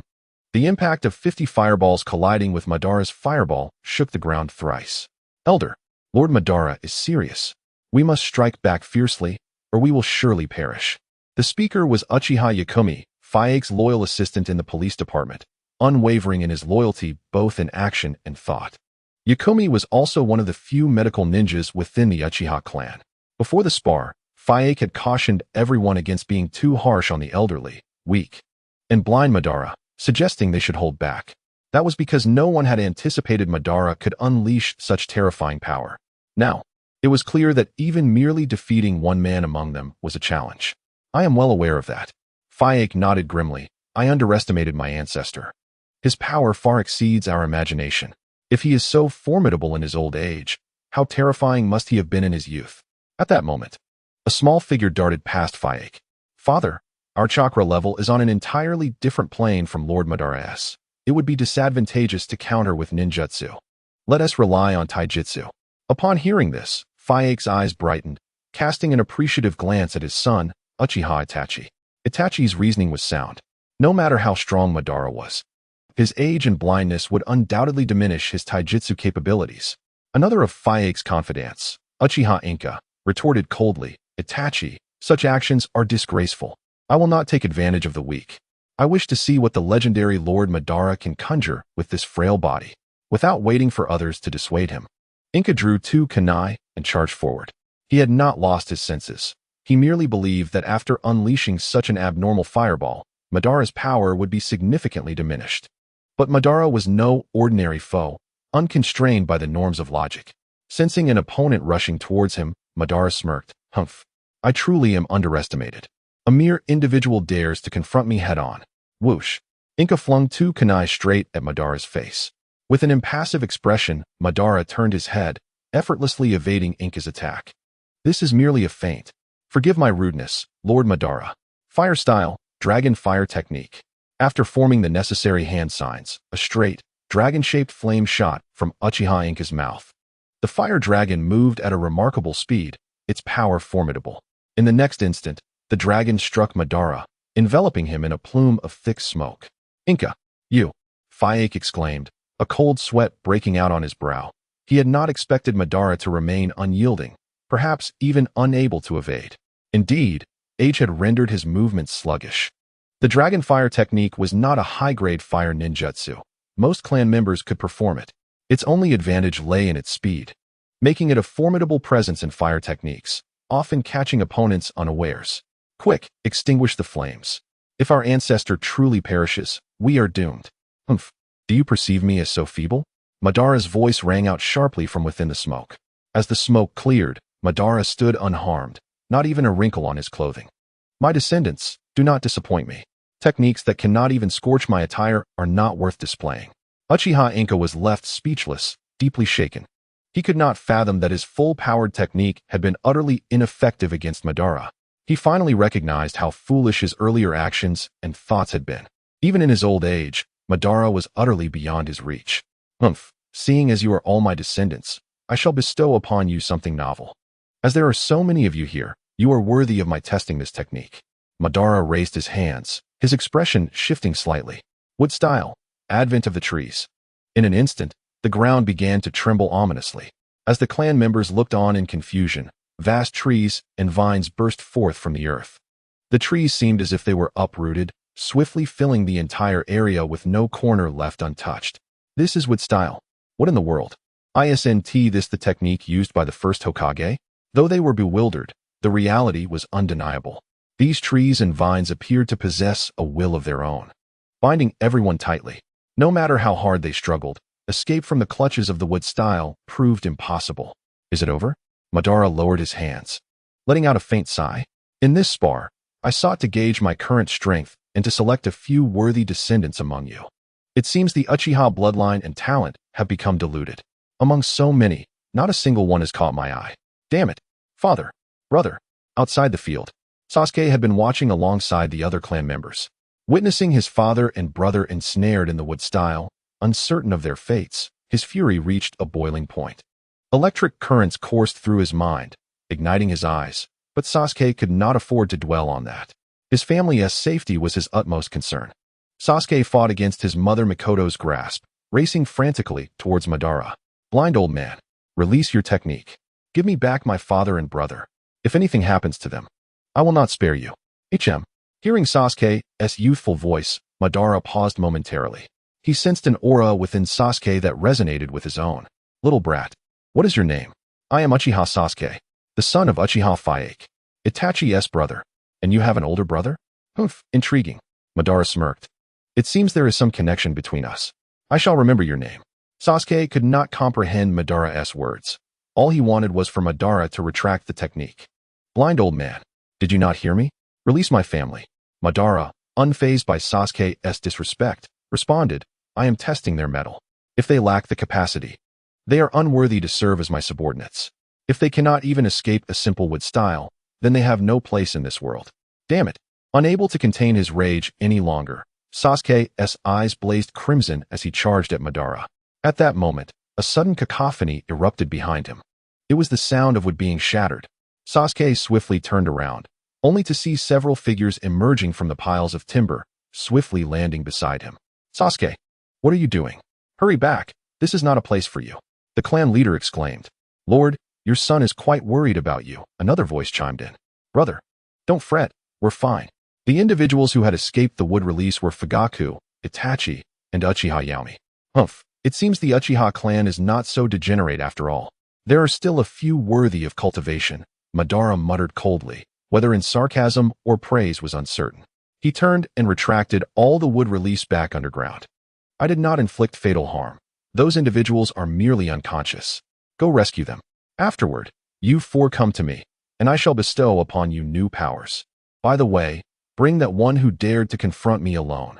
Though rough around the edges, his courage is commendable. With that, Madara slowly descended from the arena.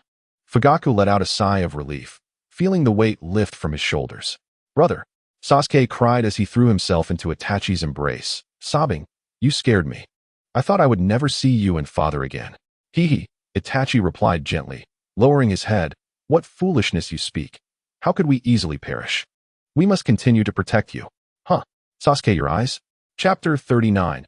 Sasuke awakens. Clan members qualify for transplantation of Hashirama's cells. Itachi looked at Sasuke's eyes with surprise. Those unmistakably single tomo sharingan. Sasuke, you've awakened your sharingan. Really? Is it true? Sasuke wiped his tears in disbelief, his mind a blank slate. Compared to Itachi's excitement, Fugaku appeared composed. Indeed, I did not expect this encounter with Lord Madara to yield such unexpected gains. The inner fury had unconsciously led Sasuke to awaken his sharingan. Slowly, he began to comprehend what had transpired. This is incredible. I finally possessed the sharingan. Sasuke's excitement was genuine. With the sharingan, he believed his father would come to value him as he did Itachi. Now is not the time to dwell on this matter. Yaomi, Itachi, follow me to aid our clansmen. Sasuke, you should come along as well. Yes. Hours later, under Fugaku's command, all injured clansmen were carried back to their surrounding territory for orderly treatment. In Madara's secret base, son, what did you think of my strength in the earlier battle? So impressive, father. Ha ha ha. When I regain my youth, you shall understand what true magnificence is. By the way, I have selected a few promising individuals within the clan to serve as your personal bodyguards, and they can also train with you. Whenever you wish to venture out, take them along. At that moment, White Zetsu emerged from the ground.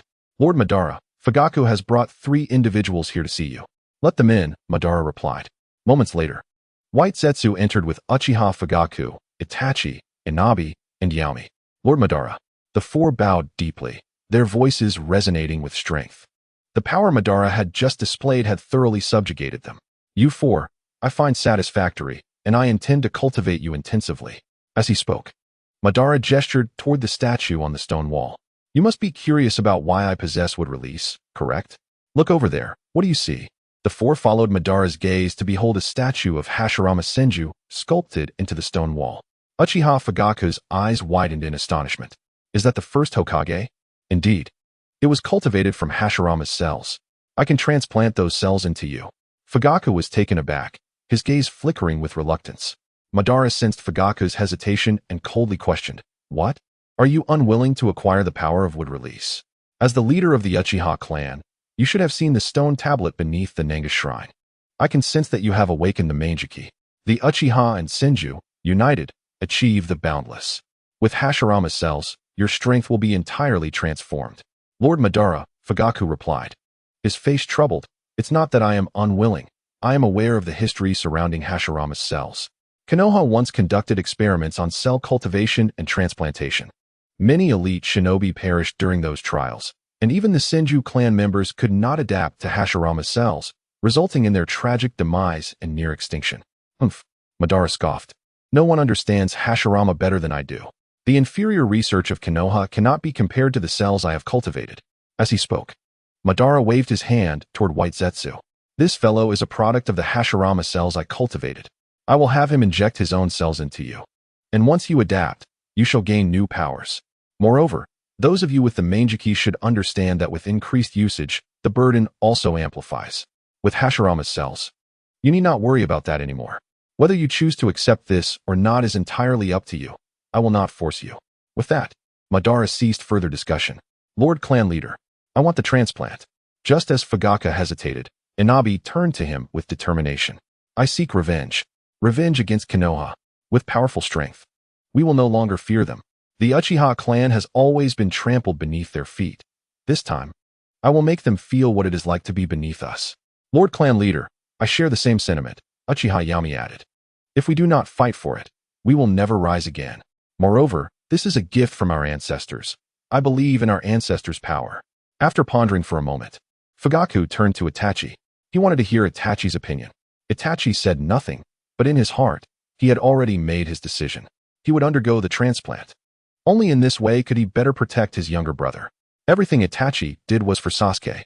Chapter 40. The Uchiha clan's stronghold exposed. Danzo's ambitions resurrected. Although Itachi said nothing, Fugaku could see the resolve in his eyes. Given this, Fugaku found no reason to refuse. He too was somewhat eager to discover how far his strength would elevate with the power of wood release. Shadow-level strength should not be too difficult to attain. Even if he encountered Konoha's pursuers in the future, he would possess the capability to protect his clan better. "It seems you have made your decision. Then follow me." White Zetsu grinned mischievously, leading the group to the hidden chamber. At that moment, a spatial vortex appeared, and Obito's figure emerged from the alternate dimension. White Zetsu raised his hand in greeting. "Ah, you returned right on time." Obito cast a glance at White Zetsu and the Uchiha behind him, saying nothing as he walked directly toward Madara's position. TSK, I've noticed that since you grew up, your manners have become increasingly lacking." White Zetsu remarked with a playful smile, watching Obito's retreating figure. Itachi's gaze remained fixed on Obito, quietly warning Fugaku, "Father, that masked man is the one who sought me out previously." Fugaku nodded and turned to White Zetsu, asking, "Mr. White Zetsu, was that young man just now also Lord Madara's son?" That ability to appear out of thin air cannot be a space-time ninjutsu, but rather the power of the Manjiki Sharingan. Am I correct? Uchiha Fugaku observed closely. The spatial vortex had appeared centered around the masked man's right eye.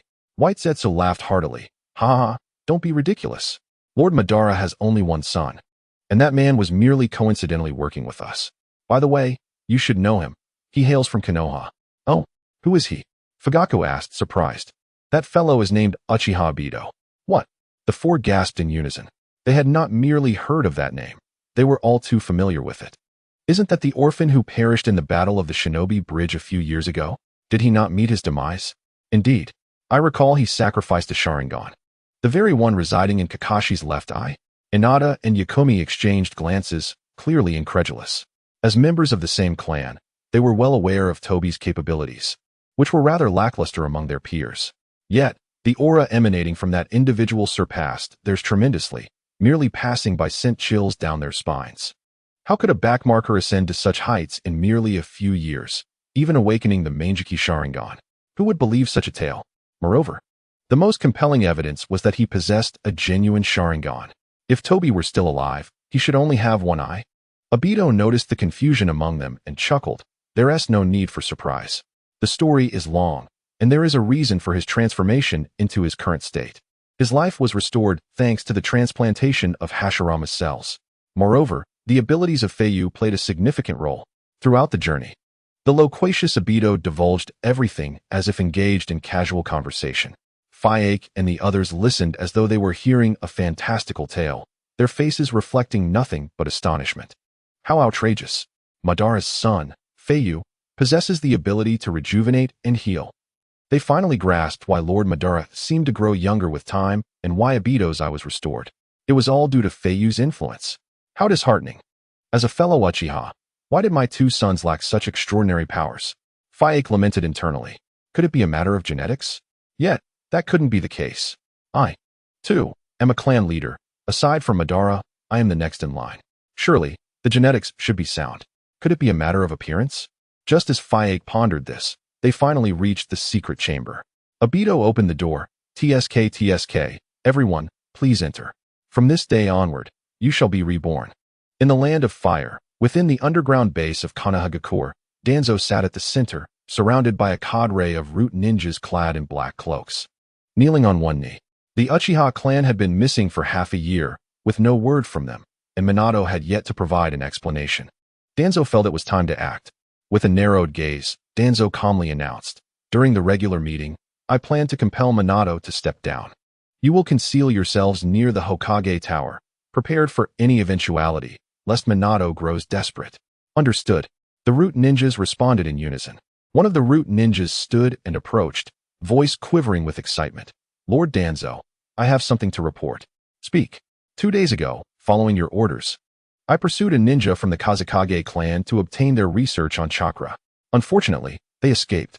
Danzo raised his eyes slightly. "Very well, a failed mission comes with consequences." The root ninja appeared indifferent to their own safety. "I understand, my lord. Had I not made an unexpected discovery, I would not have returned to see you. This morning, I would have led my team to commit collective suicide." "What did you discover?" The root ninja looked up. "I led my team to the vicinity of the mountain peninsula, when suddenly a deafening explosion echoed. In that moment, the Kazekage clan's ninja vanished.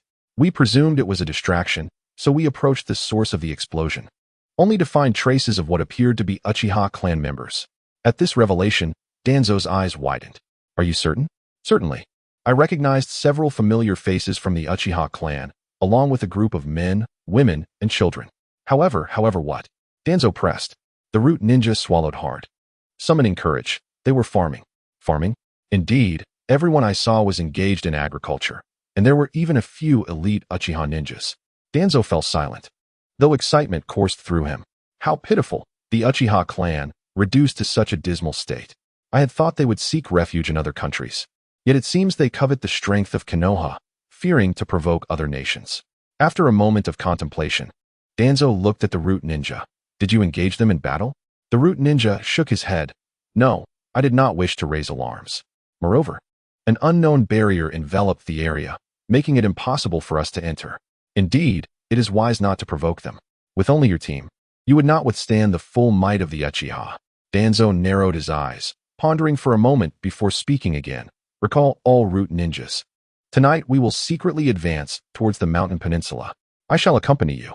Our objective, the lives of every Uchiha clan member. Not a single one shall remain. This night, I shall eradicate the name Uchiha from this world. Remember, this information must remain undisclosed, even from the village." Chapter 41. Minato Namake's pressured to resign. Hiruzen Sarutobi resumes his duties in Konoha village. Within the Hokage Tower, the conference room was filled with high-ranking officials.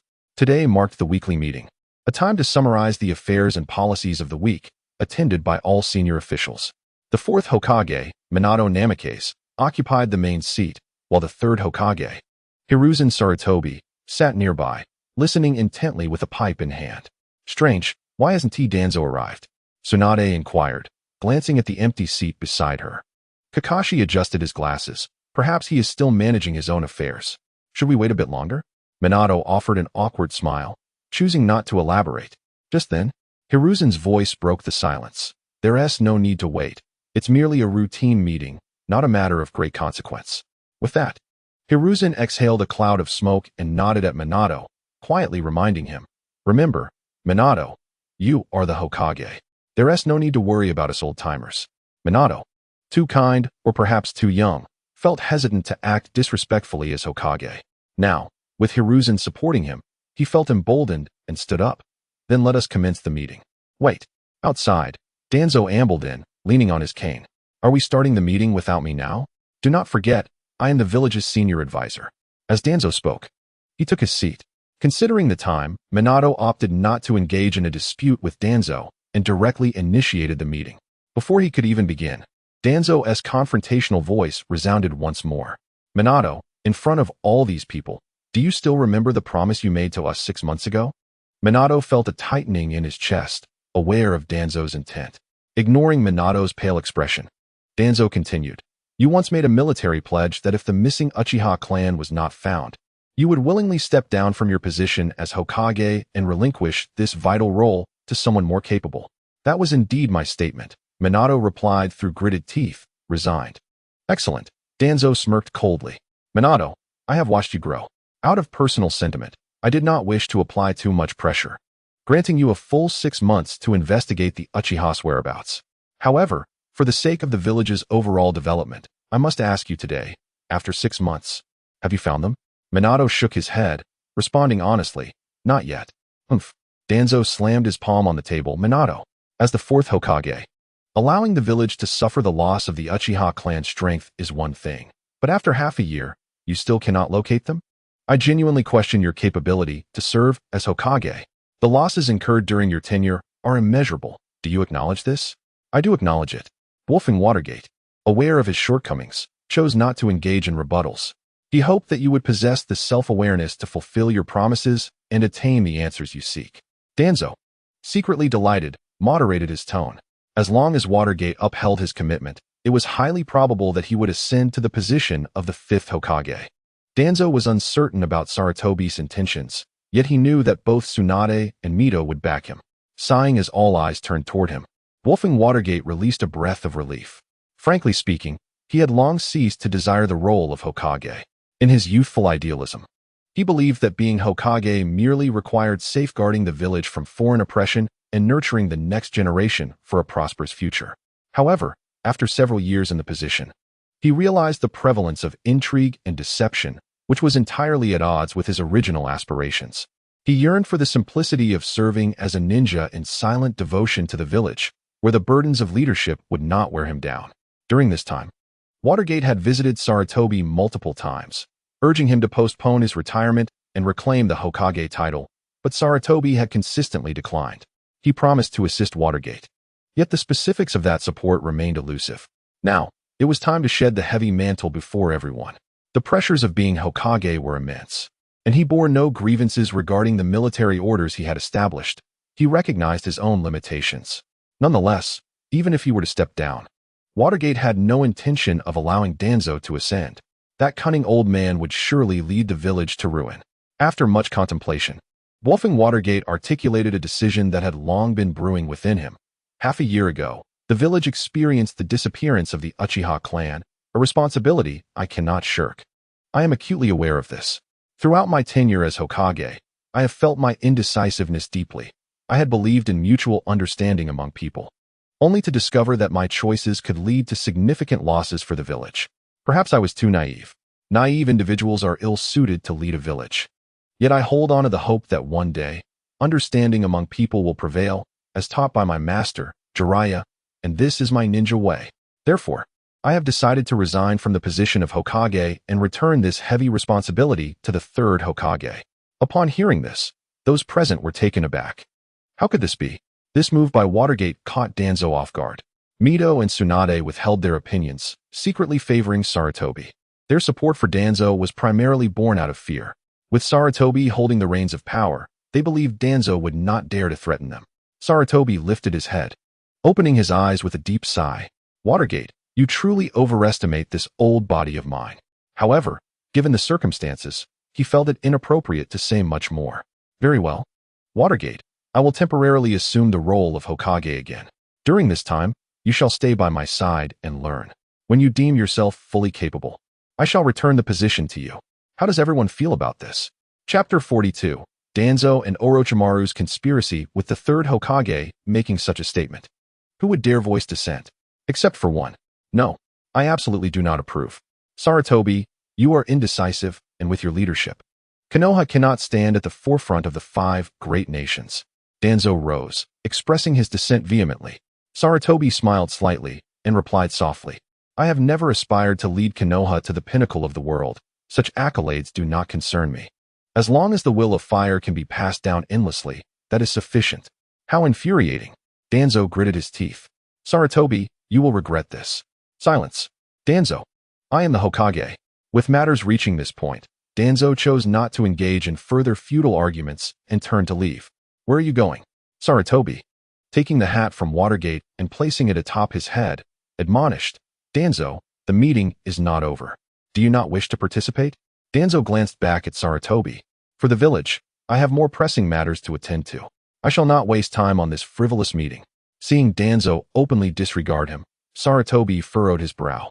After a moment of silence, he shook his head in resignation. Very well, one less person does not matter. Let the meeting continue. Danzo exited the Hokage building alone. At the last step, he glanced back at the distant Hokage rock. One day, I shall become Hokage, and all nations will bow before Konoha. After making this vow, Danzo signaled with his eyes, and a root ninja appeared before him instantly. Lord Danzo, what is your command?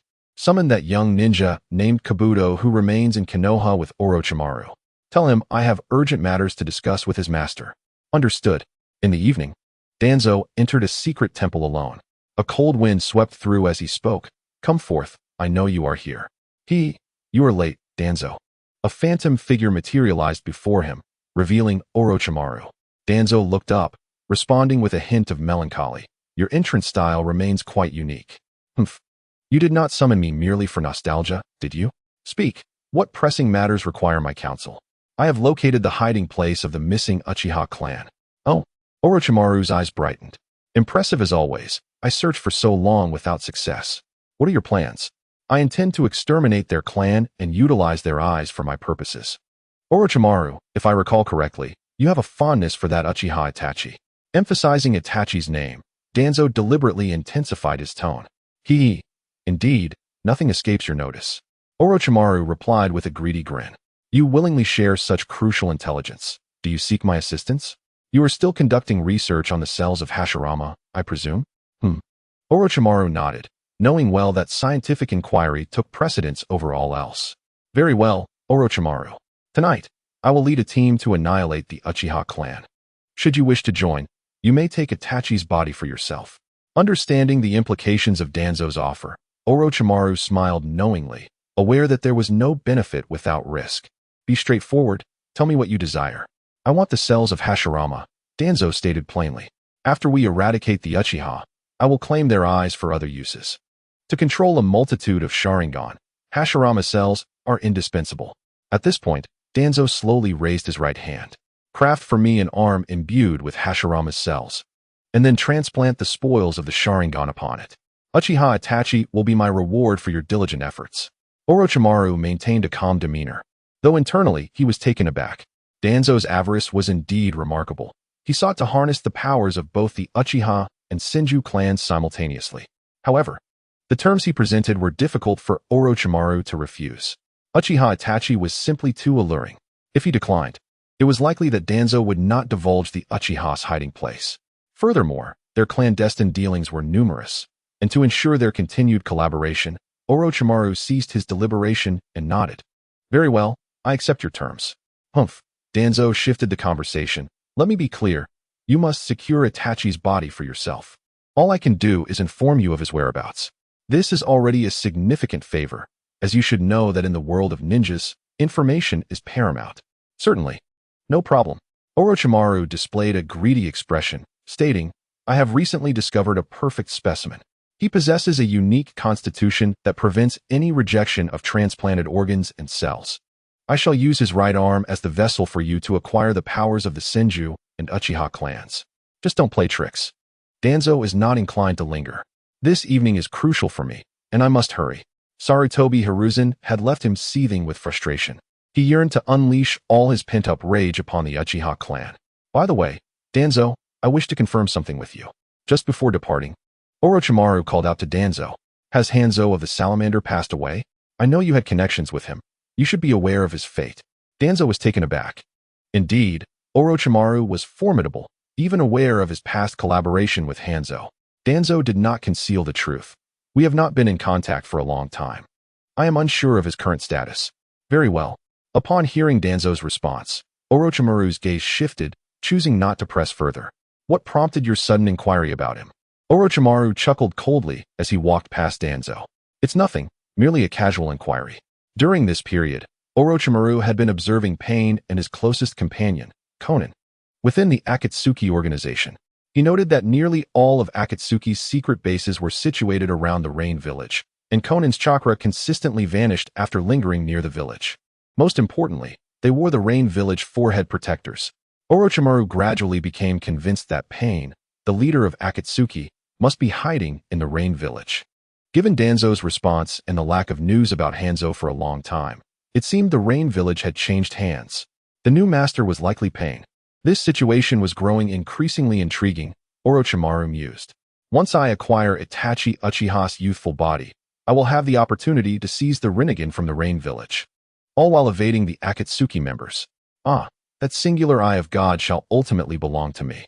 Chapter 43, Danzo's Assault, Madara's Fury in the secret base of Uchiha Madara.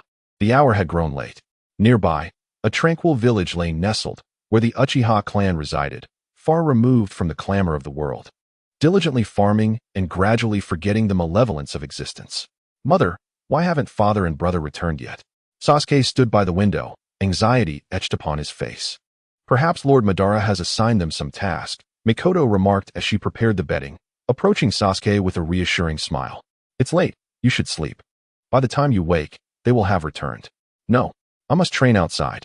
Sasuke vehemently shook his head, unable to release his thoughts of his brother and finding sleep elusive. Hey, Sasuke, come back. Ignoring Mikoto's calls, Sasuke leaped from the window and vanished into the woods. That boy, Mikoto sighed, exasperated. At the highest point of the mountain peninsula, a throng of root ninjas clad in black robes and masks gathered, their eyes fixed intently on the precipice below. Danzo stood at the forefront, surveying the surroundings, sneering. Humph, Fugaku, you truly are something, employing Jinjutsu outside the Uchiha fire barrier. No wonder my subordinates were oblivious. A nearby root ninja inquired, Lord Danzo, what do you mean by that? Danzo raised a finger toward the distance. That should be the Uchiha clan's hideout. Surrounding the hideout was the Uchiha clan's secret barrier ninjutsu, the Uchiha fire barrier. What? The root ninjas followed Danzo's gaze. Finding nothing amiss, Danzo's expression darkened. There's no need to look. Without the sharingan, you cannot perceive it. Although the Uchiha fire barrier appeared crimson, the caster had layered it with a jinjutsu only discernible by the sharingan. Humph, the wicked Uchiha. I see. No wonder I failed to recognize the barrier this morning. So, Lord Danzo, how do we breach this fire barrier? Breach. Danzo furrowed his brow. Legend has it that the flames of the fire barrier are the hellfire of the Asura, capable of incinerating everything. Attempting to shatter this barrier by force is akin to reaching for the heavens. The root ninjas exchanged glances. If even Danzo had no solution, their visit today was likely in vain. Do not panic. I have a plan. Danzo placed a finger to his lips. For my purpose, I am willing to sacrifice everything. Even my summoning beast. Danzo bit his finger, smearing the blood across his palm. Summoning jutsu. A gigantic dream taper materialized before them. This was Danzo's unique summoning beast, capable of using wind techniques to consume everything in its path. Go forth, dream taper. The moment of your loyalty has arrived. Absorb all the flames before us. This task was nothing short of sending the dream taper to its demise. Perhaps Danzo's brainwashing was too potent. Not only had he cultivated a legion of willing ninjas, but even his summoning beast obeyed him without complaint. Under Danzo's command, the dream taper approached the fire barrier without hesitation, raising its trunk and opening its massive mouth to inhale deeply. Inside the Uchiha secret base, Madara, cradling little Feiyu, was abruptly awakened, eyes closed as he sensed the situation around him. Father, what is it? Did you have a nightmare? Feiyu, still drowsy, rubbed his eyes and yawned. Someone is disturbing the barrier I set, Madara growled. Who dares to be so bold? Oh dear, Lord Madara, you are awake. White Zetsu emerged from the ground. The intruder is Danzo from Konoha, leading a group of root ninjas, likely targeting the Uchiha clan. Danzo? Madara raised an eyebrow. Who is he? White Zetsu respectfully replied. He hails from the Shimura clan, a senior advisor in Konoha, and was once a disciple of Hashirama Senju. Danzo is quite adept in Hashirama's teachings. The Uchiha clan's current plight is largely attributable to him. At the mention of Hashirama's name, an unquenchable fury flared within Madara's heart. Hashirama, the enemy who killed my own brother. He alone harbored enmity towards the Uchiha. How dare he pass on his extremist ideology to his descendants? This Danzo must not be allowed to live. Madara leaped from his bed, intent on personally eliminating his adversary's disciple. Father, allow me to handle it. Feiyu quickly jumped to Madara's side, shaking his arm in reassurance. Do not be angry. Anger is harmful to your health. This morning, I watched your performance. And tonight it is your turn to witness mine. White Zetsu interjected. Little Feiyu, do not underestimate Danzo. He is quite powerful. Feiyu was well aware of Danzo's strength. Yet, he held unwavering confidence in his current abilities. Danzo is the descendant of my father's enemy. Naturally, it falls upon me to deal with him. Father, trust me. If you truly worry, just watch from the sidelines, all right? Feiyu cast a pleading glance at Madara. I have grown up, and it is time for me to protect you. Ha ha ha. Hearing Feiyu's heartfelt words, Madara laughed with excitement. Very well, my son, you may take the lead, but I must warn you, if I sense any danger, I will intervene immediately. Do not blame your father then. Not a problem, it's a deal. The father and son sealed their pact and set forth, hand in hand, toward the door. Wait, Lord Madara, bring them along as well. White Zetsu pointed toward the secret chamber. If our clan is in peril, they will undoubtedly be anxious. Today, I infused them with a small amount of Hashirama's cells. They should be ready to adapt now. This opportunity will allow them to familiarize themselves with their newfound powers. Madara nodded. Indeed, go inform them. My son and I shall proceed first. With that, the father and son exited the stone door and walked into the distance. Outside the fire barrier, as the dream taper fell to the ground in agony, the flames before it had been completely consumed. Towanzo slightly raised his head and gestured to his subordinates behind him, his face revealing a fierce intent. Go. Remember, leave no survivors. And take away all the awakened sharingan. Yes. The root ninjas transformed into shadows, vanishing in the blink of an eye. Towanzo leisurely walked along the country road, confident in his subordinate's strength. By the time he arrived, the matter would be settled. At that moment, an old man and a young boy suddenly appeared before him. Hey, old man. You are Towanzo, aren't you? Chapter 44. Towanzo, what's with this unexpected challenge? Towanzo's gaze fell upon the old man and the young boy, particularly the elder, who appeared to be of a similar age. Cold sweat began to bead on his brow. The feeling was eerily familiar.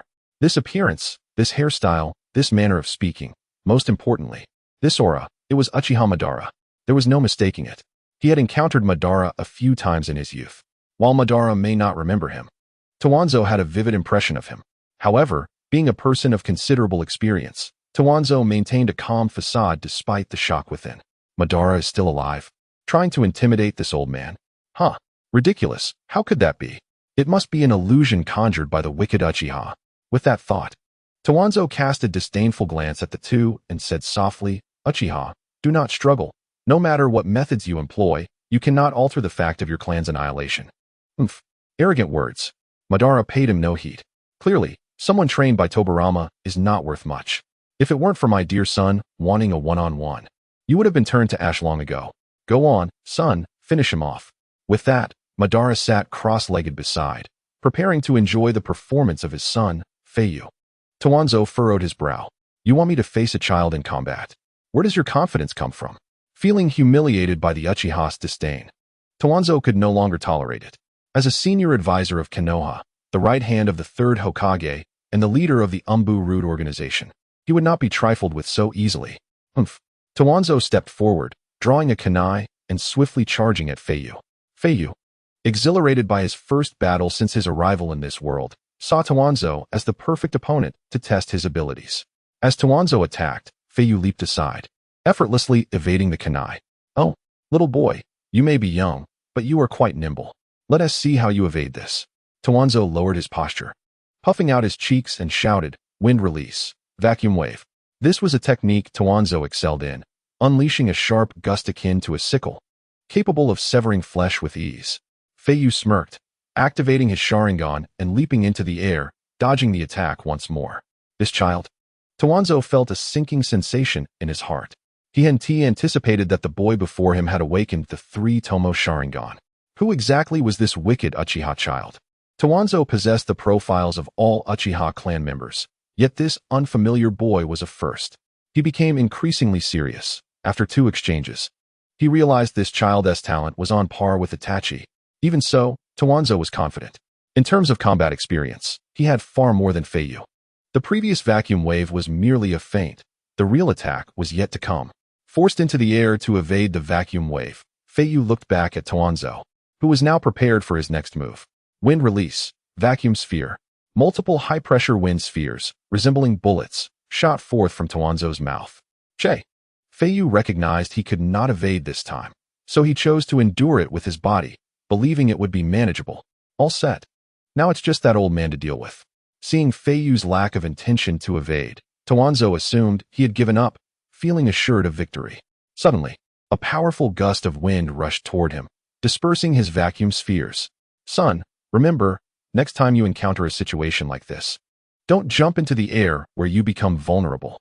Madara, holding the Uchiha fan, patiently instructed from the side. Dad, come on, don't interfere. I should be able to handle that minor wind release. Haha, even if you can withstand it, you shouldn't. I don't want anyone's breath tarnishing your body. Feiyu shook his head helplessly. Madara was indeed overly indulgent, bordering on excessive. He had intended to test his resilience, but was thwarted by Madara's intervention. Since that's the case, I'll try again. Landing on the ground, Feiyu charged at Tawanzo. Tawanzo, still reeling from the earlier incident, focused intently on the Uchiha fan in Madara's hand. Could such destructive power truly belong to the Uchiha fan? After searching for so long, it was in his possession. How could he have it? Could this mysterious old man truly be? Before he could finish his thoughts, Feiyu was already before him, fist raised. Do you look down on me? Tawanzo felt a surge of anger. It was too late to evade. His extensive combat experience triggered an automatic response. And even if he couldn't dodge, he would at least make his opponent pay. Bang! As Feiyu's small hand struck Tawanzo's left cheek, Tawanzo swung his own hand toward Feiyu's right cheek. Feiyu did not evade either. He believed Tawanzo's punch would not be weak. If he could withstand this, most other ninjas would struggle to breach his defense. Feiyu's thoughts were sound, yet he had forgotten one key figure, his father. Old man, have you grown bold? Daring to strike my son? At the moment Tawanzo's fist was about to connect with Feiyu, Madara's hollow eye sockets blazed with fury. He swiftly rose to intercept Tawanzo's punch, delivering a solid blow to Tawanzo's right cheek. Ugh! Tawanzo felt his head throb. His left cheek was already stinging from Feiyu's strike, and Madara's blow left him momentarily dazed. Stumbling back a few steps, he steadied himself. Stars dancing in his vision. Covering his face, Tawanzo gritted his teeth and shouted, "Cursed be it! Wasn't this supposed to be a one-on-one? Why do you keep interfering?" Humph! Madara proudly lifted his chin. When I said one-on-one, I meant between my son and you.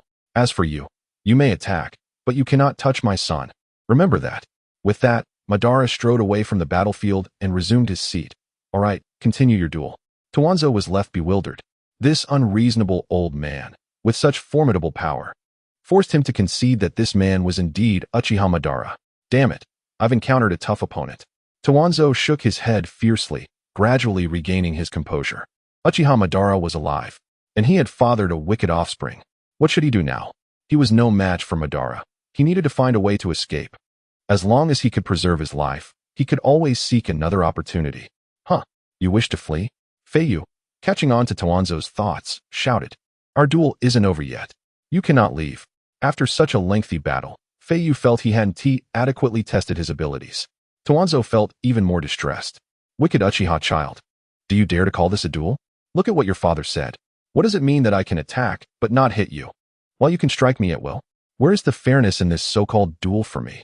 Tawanzo cracked under the pressure, his voice trembling with indignation, resentment, and fear. He desperately wished to escape. The outcome of the extermination plan has become irrelevant. Survival takes precedence. Tuanzong turned to flee, but Feiyu swiftly seized him. Damn little brat. Let go of me. As Feiyu clung to him, Tuanzong puffed his cheeks, preparing to unleash a wind technique to send Feiyu flying. Just as he was about to expel the jutsu, an icy sensation surged from behind him. It's Madara's murderous intent. Tuanzang's eyes widened in panic as he swallowed hard. If he attacked Feiyu now, he would surely lose his life. Wanna run? Come back. I'm not done with you yet. Feiyu yanked Tuanzang's arm and executed a shoulder throw, sending Tuanzang tumbling to the ground. Get up, old thief. Let's continue our duel. If you don't attack me, I'll take you down. Hearing this, Tuanzang, who lay on the ground, glanced at Feiyu, then at Madara. Madara coldly warned, "If you dare lay a finger on my son, I will kill you immediately." Tuanzang was at his wit's end, tears of frustration welling up. What do you both want from me? Chapter 45 Tuanzang. From now on, I am Feiyu's most loyal dog. Woof woof. Tuanzang did not wish to resist. He simply found himself unable to do so. With Uchiha's fan present, he was severely restricted. His expertise and wind techniques held no value in the face of the fan. How humiliating. It was the first time in his life being overpowered by the Uchiha clan. Utterly defenseless, even treated as a plaything. Yet, amidst his despair, Tuanzang retained a flicker of reason. It was time to play his trump card. His right eye Shirsui's sharingan. Although reluctant, survival took precedence over all else. Tuanzang staggered to his feet, wiping the blood from his mouth, a result of Madara's slap. Become my puppet. Even you, Uchiha Madara, cannot thwart this technique. He unveiled the sharingan concealed beneath the bandages, its pupils transforming into a kaleidoscopic pattern. A powerful wave of dizziness and heaviness engulfed him instantly. Lacking Uchiha blood and Hashirama cells, he could not wield the Mangeky's powers effectively. The cost was too great. His body felt utterly drained. Once this was over, he must have Orochimaru swiftly implant Hashirama's cells. A splendid idea, yet reality was cruel. Just as he activated the Mangeky, a tiny hand struck his right eye. Humph, Tuanzang, don't think I'm unaware of your trump card, Koto Amatsukami. With a sickening squelch, Feiyu's fingers pierced Tuanzang's eye socket, forcibly extracting the sharingan hidden beneath the bandages. Ah, my eye. Tuanzang wailed in agony on the ground. You wretched brat. How did you know? Tuanzang was bewildered. He had intended to catch them by surprise. As possessing Shirsui's sharingan was a well-guarded secret, even Madara was oblivious. Yet, this boy named Feiyu saw through him. He struggled to reclaim Shirsui's eye from Feiyu's grasp. But the toll of using the Mangeky left him too weak to lift a finger. Odd. Madara slowly regained his composure. For a fleeting moment, it felt as though his consciousness had faded, yet it had not entirely vanished. Sharply observant, Madara sensed something was amiss. Father. Feiyu jumped beside Madara, revealing the sharingan clasped in his palm. Just now, this fellow intended to use his sharingan to control you, but I managed to extract it before he could activate it. Oh. Madara raised an eyebrow, intrigued. Whose eye is this, that it could control me? Feiyu explained, it belongs to Uchiha Shirsui. His Mangeky sharingan ability is Koto Amatsukami, known as the strongest genjutsu, capable of controlling the target's will without warning. Madara pondered for a moment before approvingly remarking, Humph, quite an impressive ability. With that, Madara led young Feiyu towards Tuanzang, who lay groaning in pain. You presumptuous fool, daring to misuse the power of the Uchiha clan. You, who lack Uchiha blood yet wield the Mangeky, probably lack even the strength to stand. Initially, I sought to kill you. Now, however, I have lost interest in your life. For one who has relished in the persecution of the Uchiha for years, killing you would be too merciful. From this day forth, you shall be my son's dog. Your remaining time will be spent atoning for your sins. White Zetsu, Madara called out, and a White Zetsu emerged from the ground. Ah, I've dealt with Tuanzang. Lord Madara, what are your orders? Madara carelessly tossed Shirsui's eye to White Zetsu. Attach this right eye. Without question, White Zetsu complied, doing as he was instructed. With a squelching sound, White Zetsu inserted the eye into his own right socket. Wow, so this is the vision of the sharingan. Quite remarkable, White Zetsu exclaimed, curiously surveying his surroundings. Enough. Stop playing around. Use the Mangeky's power to control Tuanzang, making him acknowledge that he is Feiyu's dog. Don't tell me you can't activate the Mangeky. Even Tuanzang can do that. After all these years by my side, if you can't, you're of no use to me. White Zetsu chuckled mischievously. Rest assured, Lord Madara, I possess talent as well. As he spoke, White Zetsu approached Tuanzang, lifting his chin with a hand, smirking, Come, little Tuanzang, remember, you are a dog, a good dog who guards young Feiyu. Tuanzang's furious eyes gradually dulled, then transformed into a clear, foolish gaze. I am Feiyu's dog, Tuanzang muttered numbly. No, no, no. White Zetsu shook his head, gently scratching Tuanzang's chin. A dog does not speak human words. Tuanzang tilted his head, pondering for a moment, then suddenly barked, woof, woof, woof, woof, woof, woof. Good boy. White Zetsu beamed, turning to Madara to report. All done, Lord Madara. Excellent, Madara replied, conjuring a sturdy vine with wood release and handing it to Feiyu. Here, son. This is a leash. From now on, this old fellow is your responsibility. If anyone bullies you, set Tuanzang loose to bite them. White Zetsu took hold of the other end of the vine, securely binding it around Tuanzang's neck. Feiyu felt a bit bewildered. He hadn't anticipated that his first pet in this world would be Tuanzang. Watching Tuanzang panting and wagging his tail before him, Feiyu nearly lost his dinner. It was truly grotesque. Father, is it really all right for me to keep this creature? I'll have to walk him every morning and evening. I fear I won't wake up in time. Feiyu expressed his dilemma. Fear not. Uchiha Madara replied with a gentle smile. As a senior advisor of Konoha and a pupil of Tobirama, having him as a dog for our Uchiha clan is more than acceptable. This is your birthday gift from your father. You must accept it. Feiyu suddenly recalled that tomorrow was indeed his birthday. Another year older, he was finally approaching the moment he had eagerly anticipated. Given his father's insistence, Feiyu decided to accept the arrangement for now. Having Tuanzang as a dog bodyguard didn't seem too bad. After all, whether or not he walked Tuanzang was entirely up to his mood. No matter how he treated Tuanzang, the latter would remain unconditionally loyal to him. Let us go, son. Time for some rest. Uchiha Madara stretched lazily. Feiyu held Tuanzang with his left hand, grasped Madara's hand with his right, and together with White Zetsu, they returned to the base. Woof, woof, woof. Meanwhile, at the Uchiha clan's territory, the ground was littered with the bodies of those clad in black cloaks. Uchiha Fugaku, Itachi, Inuzuka, and Yakumo stood at the entrance, their faces etched with determination. Before them stood the last 3 surviving members of the Root organization. Damn it, why hasn't Lord Tuanzang arrived yet? Without his presence, we are utterly no match for the Uchiha. No, have you not yet grasped the reality? The team leader of the Root, Terai, shook his head in frustration. The power of the Uchiha has evidently increased significantly. Their chakra seems inexhaustible. The 2 Root members behind him fell silent, understanding that the captain spoke the truth. Uchiha Fugaku is one thing, but both Inazuma and Yakumi have each slain numerous Root members, a feat that starkly contrasts with their previous capabilities. Gritting his teeth, Terai quietly reminded, I will release a smoke bomb shortly. We must seize the opportunity to escape, save whoever we can, and ensure that Lord Danzo is informed of the Uchiha's enhanced power. Understood. All right, prepare yourselves. Under the cover of night, Terai stealthily reached into his waist pouch. Just as he was about to drop the smoke bomb, a howl, fierce as a wild beast, shattered the surrounding tranquility. What was that sound? Fugaku frowned, having never heard anything like it before. It resembled a human's cry, yet also a dog's bark. Be cautious. It may be reinforcements from Root. Fugaku whispered a warning. Suddenly, a figure swiftly appeared between the 2 parties. Captain, look, it's Lord Danzo. Upon recognizing the figure, the Root ninjas rejoiced. Their leader had finally arrived. They were saved. Yet upon closer inspection, Terai noticed that the leader appeared utterly transformed. Danzo was on all fours like a member of the Inuzuka clan, his right cheek smeared with blood, drool dripping from his mouth, glaring furiously at the 3 Root members. Fugaku was equally stunned. Is this really Danzo? How has he changed so drastically in just 6 months? Lord Danzo, what has happened to you? Terai hurriedly inquired. Danzo's hands dug into the ground as he bared his teeth, barking loudly at his former subordinates. Woof, woof, woof. Chapter 46. The foolish Orochimaru is useless before my eyes. Woof, woof, woof. Danzo's maniacal barks left everyone present in stunned silence. What kind of outrageous behavior is this? An act of performance art?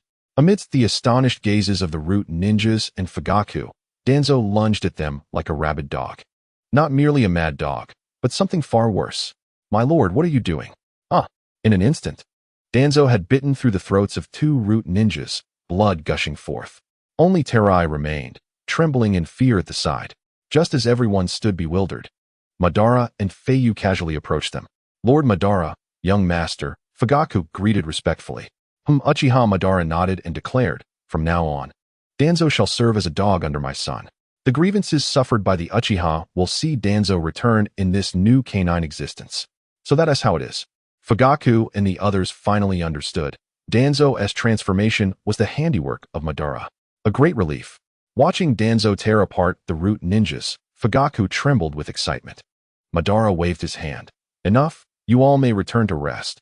We shall need you to gather vegetables for my son tomorrow morning." Yes. Once Fugaku and the others departed, Danzo's fray came to an end. Terai was left unrecognizable, his body marred beyond repair. True to their reputation for loyalty, Terai never retaliated against Danzo, even in death. At this moment, the dark representation of the ninja world, Konoha's Umbu root, was utterly obliterated. White Zetsu, TSK, TSK, TSK, I bet tomorrow Danzo will be in excruciating pain. Lord Madara, you are too ruthless. To keep him moving, you fed him a full 20 military rations. Humph. Madara snorted. What else could I do? Due to the use of the Mangeki, Danzo couldn't even crawl. Am I to have my dear son drag him back without any assistance? After all, he is just a dog, a life of little worth. To keep him alive is the greatest mercy the Uchiha can afford him. Hee indeed. White Zetsu chuckled as he scratched his head. Feiyu took the reined-in Danzo back. Father truly cares for me. Naturally, my son. How did you know Danzo possessed the sharingan? Feiyu, taken aback by Madara's sudden question, quickly responded. It was Obito's father who told me. He often shares bedtime stories when we sleep together. Quite right. That Obito fellow has indeed done something worthwhile. Upon finishing, Madara frowned. The ground was littered with corpses, exuding a strong scent of blood. White Zetsu, you handle these bodies. To spare Feiyu from the nauseating odor, Madara lifted Feiyu onto his shoulder. Let us go, my son, lead the way. We shall return home to sleep. While Obito tells you bedtime stories, I can share tales of my childhood as well. Sounds good. Feiyu instantly perked up. Hearing Madara recount his stories was far better than merely witnessing them. Homeward bound, Uchiha Madara, with Feiyu upon his shoulder, gradually vanished into the darkness. White Zetsu gazed at the sea of corpses, grinning as he muttered to himself. So much meat, too much to consume. I might as well summon Black Zetsu as well. Makoto, we have returned. Mother, little brother. The voices of Fugaku and Itachi resonated in the courtyard of the Uchiha residence. Makoto hurriedly dressed, anxiously stepping outside. You are finally back. Why so late? What did Lord Madara want with you? Nothing much. He merely shared some long-lost Uchiha secrets with us. Fugaku and Itachi exchanged glances, deciding not to disclose the matter of transplanting Hashirama's cells to Makoto. They wished to keep the root's attack on the Uchiha a secret as well. Oh, that is good to hear. I thought Lord Madara had sent you on some perilous mission. Makoto sighed in relief, her anxious heart finally at ease upon seeing her husband and children safe. Fugaku sat at the entrance, removing his shoes to enter. We are being too loud. Sasuke hasn't woken up yet. His vigilance is truly lacking. Itachi chuckled. Father, you are too harsh on Sasuke. He is still just a child, and it's perfectly normal for him to have a high quality of sleep. With that, Itachi quietly made his way toward the bedroom, careful not to disturb Sasuke. Makoto smiled as she tidied up Fugaku and Itachi's shoes, looking up to say, Itachi, Sasuke is training outside. He isn't home, so you needn't be so cautious. What? Both Fugaku and Itachi gasped in surprise. Training? Not back yet at this hour? Observing the panicked expressions of Fugaku and Itachi, Makoto remained unconcerned. He was a bit worried about you, unable to sleep, so he went out to train to distract himself. What's wrong? Isn't that normal? Don't you and Itachi go out every night? Usually, yes, but today is different. The clan grounds were invaded by the Root organization, and it was only due to Fugaku and others arriving in time that they were kept at bay.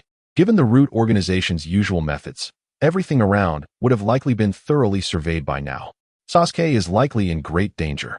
A sense of urgency gripped Itachi, who quickly donned his shoes and rushed outside. Father, mother, I will go find Sasuke. You needn't worry. Watching Itachi's frantic departure, Makoto was momentarily taken aback. Husband, what is wrong with Itachi? Is something happening outside? Uchiha Fugaku wore a serious expression, remaining silent for a moment before letting out a small sigh. It's nothing. Perhaps it's just that Itachi misses his brother after a day apart. Do not worry. Itachi will bring Sasuke back shortly. In the woods adjacent to the clan grounds, Itachi's figure swiftly traversed the trees. His destination was singular, the training ground where he and Sasuke often practiced. "Sasuke, please be safe," Itachi silently prayed. Soon arriving at a clearing in the woods. The training ground at last. The surroundings were eerily quiet, devoid of even the usual chirping of insects or singing of birds. Instead, a faint sound of a snake flicking its tongue could be heard. "Sasuke." Itachi surveyed his surroundings and called out loudly, yet no one responded. Suddenly, he spotted two figures lying atop a boulder. It was Izumi and Sasuke. This boulder was familiar to him.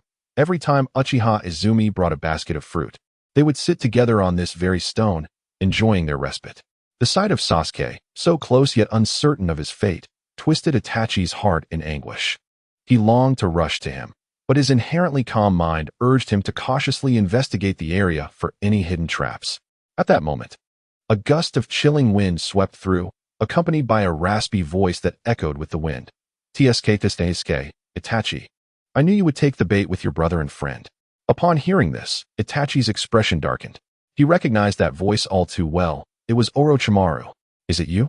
Itachi asked, gazing at Orochimaru as he approached with a sinister air. Aware of the danger he posed, Itachi coldly inquired, "What do you want?" Orochimaru licked his lips with a long tongue, chuckling. "Of course, it is to obtain you, Itachi.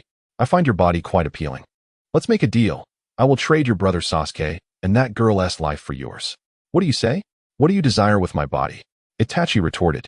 "Why, to achieve eternal life, of course," Orochimaru exclaimed, spreading his arms wide, his eyes gleaming with fervor. "You are the perfect vessel I need to realize my ambitions. Come now, unite with me, and you shall experience pleasures beyond imagination." Unmoved, Itachi regarded him with icy resolve. "Enough with your nonsensical ramblings. I shall say it once more. Release my brother." "Humph." Orochimaru smirked, and suddenly, a massive serpent slithered from his sleeve, its jaws wide open, coiling around Sasuke. "Itachi, I do not wish to engage in combat. It would pain me to mar your body. Just comply with my demands, or your brother's life will be at stake." "You are too naive, Orochimaru." Itachi's brow furrowed, and in the next moment, the scene shifted dramatically. "Ugh, what is this?" Orochimaru realized, to his horror, that he could no longer move. The serpent was not constricting Sasuke. Instead, Sasuke and Izumi had appeared behind Itachi. A genjutsu? How infuriating. When did this happen? Orochimaru's eyes widened in disbelief at the unfolding events. "Foolish Orochimaru, before my eyes, all your efforts are in vain." Chapter 47. Sign-in rewards, talent upgrade. Uchiha Itachi. Orochimaru's heart was filled with mixed emotions. Despite his youth, Itachi possessed the ability to manipulate him effortlessly. Truly, he was worthy of the attention he received. Orochimaru laughed maniacally. "Today I was careless. Itachi, one day, I shall have you." With a bang, Orochimaru transformed into a cloud of smoke and vanished. Itachi did not pursue him. His foremost concern now lay with Sasuke and Izumi. "Sasuke, Izumi." Swiftly, Itachi leaped onto the stone and gathered Sasuke in his arms, placing his hand upon his brother's chest. He could feel the heartbeat. His brother was alive. By the looks of it, Izumi was in a similar state, merely unconscious but unharmed. Itachi sighed in relief. The weight on his heart finally lifted. Using the shadow clone technique, Itachi created a clone. With both the original and the clone cradling Sasuke and Izumi as they made their way back to the Uchiha clan's territory. As he disappeared from sight, Obito emerged faintly from the vortex. Accompanying him was Zetsu, who had just surfaced from the ground. "Ah, I didn't expect Orochimaru to set his sights on Uchiha Itachi. What is that guy up to? He's already part of the Akatsuki and still remains so restless," remarked White Zetsu. Obito replied, "He is indeed a dangerous individual.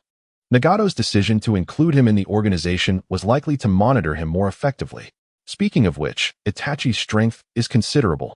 Now that he has the power of Hashirama's cells, if utilized perfectly, he could become a formidable pawn," Black Zetsu added. Obito shook his head. "Do not underestimate him. Despite his youth, his mind is as intricate as that of a seasoned shinobi. To make him submit to our will be quite challenging." Upon hearing this, Black Zetsu chuckled ominously. "No matter, the Uchiha clan is already under Madara's control. Fugaku is rather compliant. Even if Itachi develops his own thoughts, Sasuke remains his Achilles heel. Moreover, our grand designs are also for the benefit of the Uchiha clan. Without our assistance, they would have perished long ago at the hands of Konoha. Obito inquired, "What are your plans moving forward?" Obito replied, "The primary task is to solidify the Akatsuki's formation. Then have them undertake some shadowy tasks that no nation would dare to engage in, thereby inflating the animosities between them.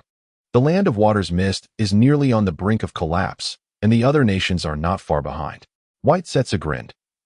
Once your plans are complete, Madara should be able to regain his former strength."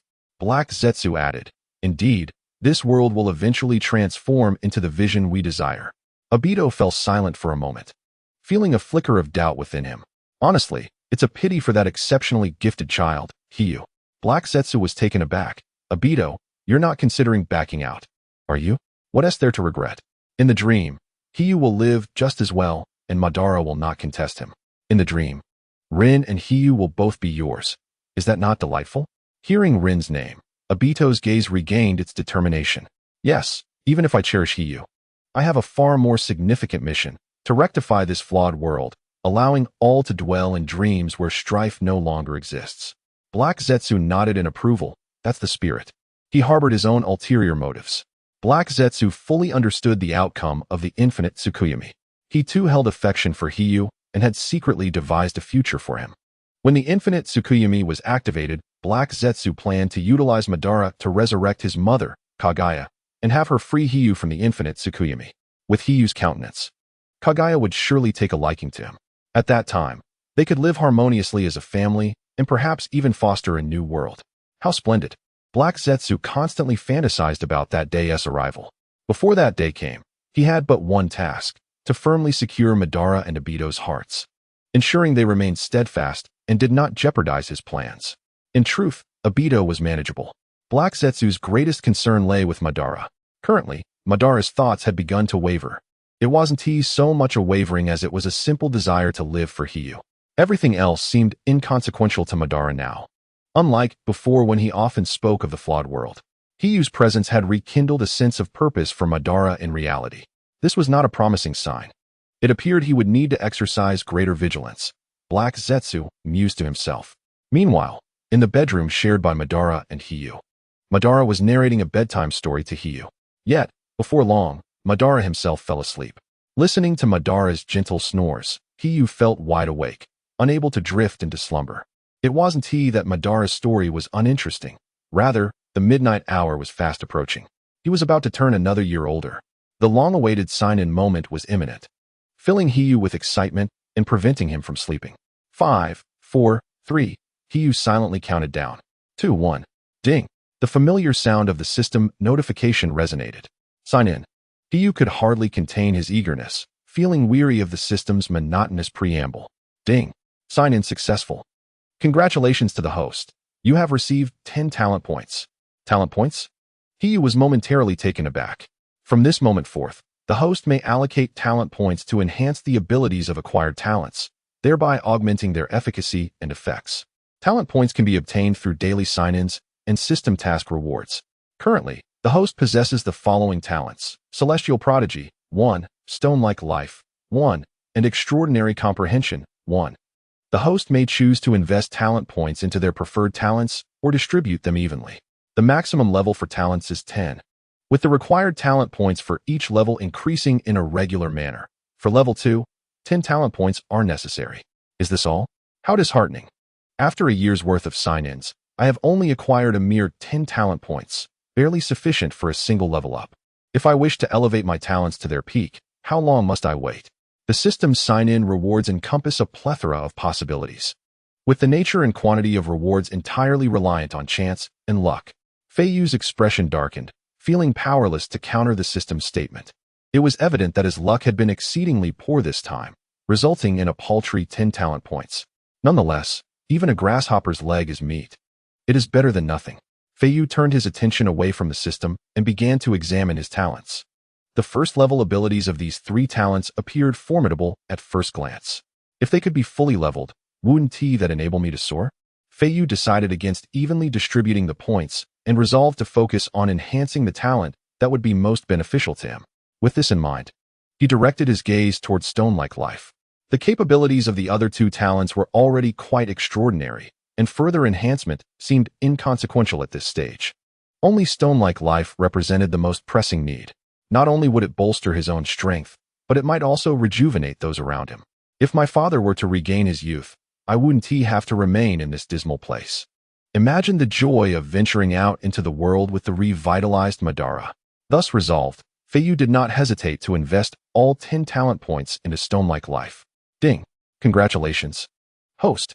The talent stone-like life has been upgraded to level 2. Stone-like life. 2. Effect 1. The life essence becomes as resilient as stone, impervious to poisons and diseases. Without external intervention, lifespan will extend to thousands of years. Additionally, the host gains regenerative capabilities, as long as the host is not deceased. Damaged organs and limbs can regenerate within an hour. Effect 2. Every being that has prolonged contact with you will receive enhancements such as lifespan extension, physical fortification, and the healing of old injuries, with effects doubled compared to level 1. Note: if they remain away from you for too long, these benefits will dissipate, but already healed organs and limbs will not deteriorate. Both effects have received commendable enhancements. Feiyu felt a surge of satisfaction. What surprised him most was the newfound regenerative ability of his body, and this was only at level 2. Chapter 48. A Day Out with the Akatsuki. Itachi Uchiha joins Son. Why are you still awake? Madara's voice snapped Feiyu back to reality. Father, come closer, lie in my embrace, rest your head on my arm. Madara pulled Feiyu tightly into his arms. My dear son, I don't know why, but whenever I hold you, my body feels so warm. And this sensation is even more intense now. Every bone in his body felt as though it was being reforged, a delightful ease coursing through him. Feiyu understood that this was the effect of stone-like life too. He was astonished that Madara could sense the changes so quickly. It seemed the enhancement's effects were indeed quite pronounced. Father, I believe you will soon return to your youthful state. When that time comes, we must go out and have some fun. Ha ha, absolutely. Wherever you wish to go, we shall go. The whole world is yours. I speak no falsehoods. Now sleep. Okay. The following day, as Madara and Feiyu awoke, they found Obito standing at their bedside, staring intently. The warmth of holding Feiyu had lulled Madara into such a deep slumber that he hadn't noticed when Obito entered the room. How did you get in here? Madara exclaimed. Obito pointed to his eyes. With eyes like these, I can go wherever I please. From now on, without my permission, you are not to enter my bedroom. This was not merely morning grumpiness. Madara was genuinely angry. What was that about the door? What was the imbued doing? You didn't even call out when someone entered the room. Obito ignored Madara's scolding and sat beside Feiyu. Little Feiyu, today it's finally our turn to accompany you. Zetsu slithered in like a puddle of mud through the crack in the door. Indeed, I have waited far too long for this day. In this small family, Feiyu was truly a sought-after treasure. However, under Madara's stern rule, the caretakers could only spend 1 day a week with Feiyu, and it was restricted to daytime. The rest of the time, Madara rarely let go of him. No way.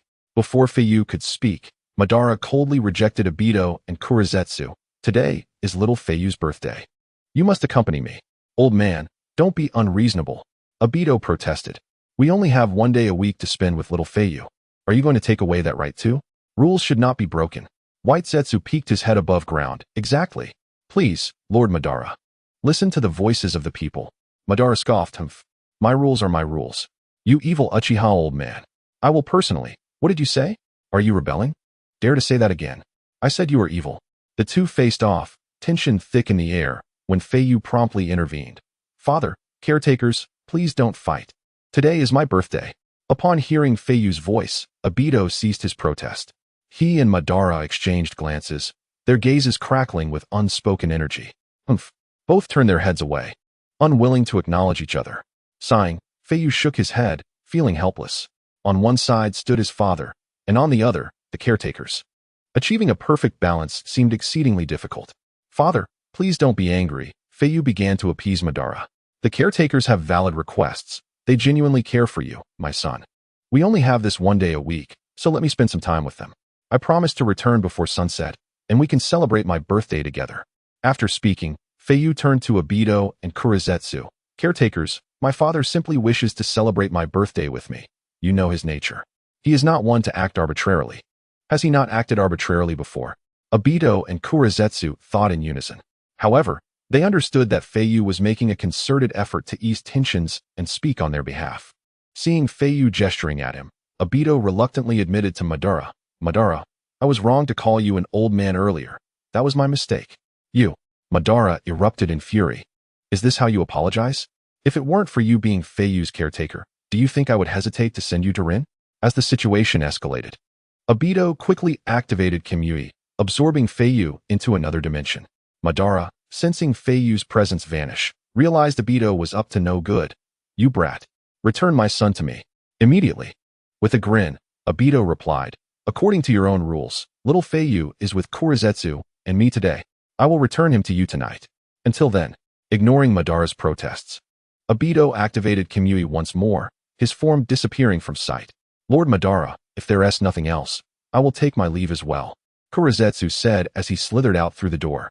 As White Zetsu burrowed underground, he reassured, Lord Madara, do not worry. We will take good care of little Feiyu. The departures of these individuals were as peculiar as they were unwelcome. This is outrageous. If they do not return my precious son before dinner, they will know the consequences. After dressing, Madara stormed out of the bedroom, fuming. Upon spotting Tobirama, who lay at the door with an innocent expression, Madara barked, What are you staring at? Can't even guard a door properly. No wonder you're Tobirama's apprentice. You won't be eating today? Tobirama looked aggrieved, woof.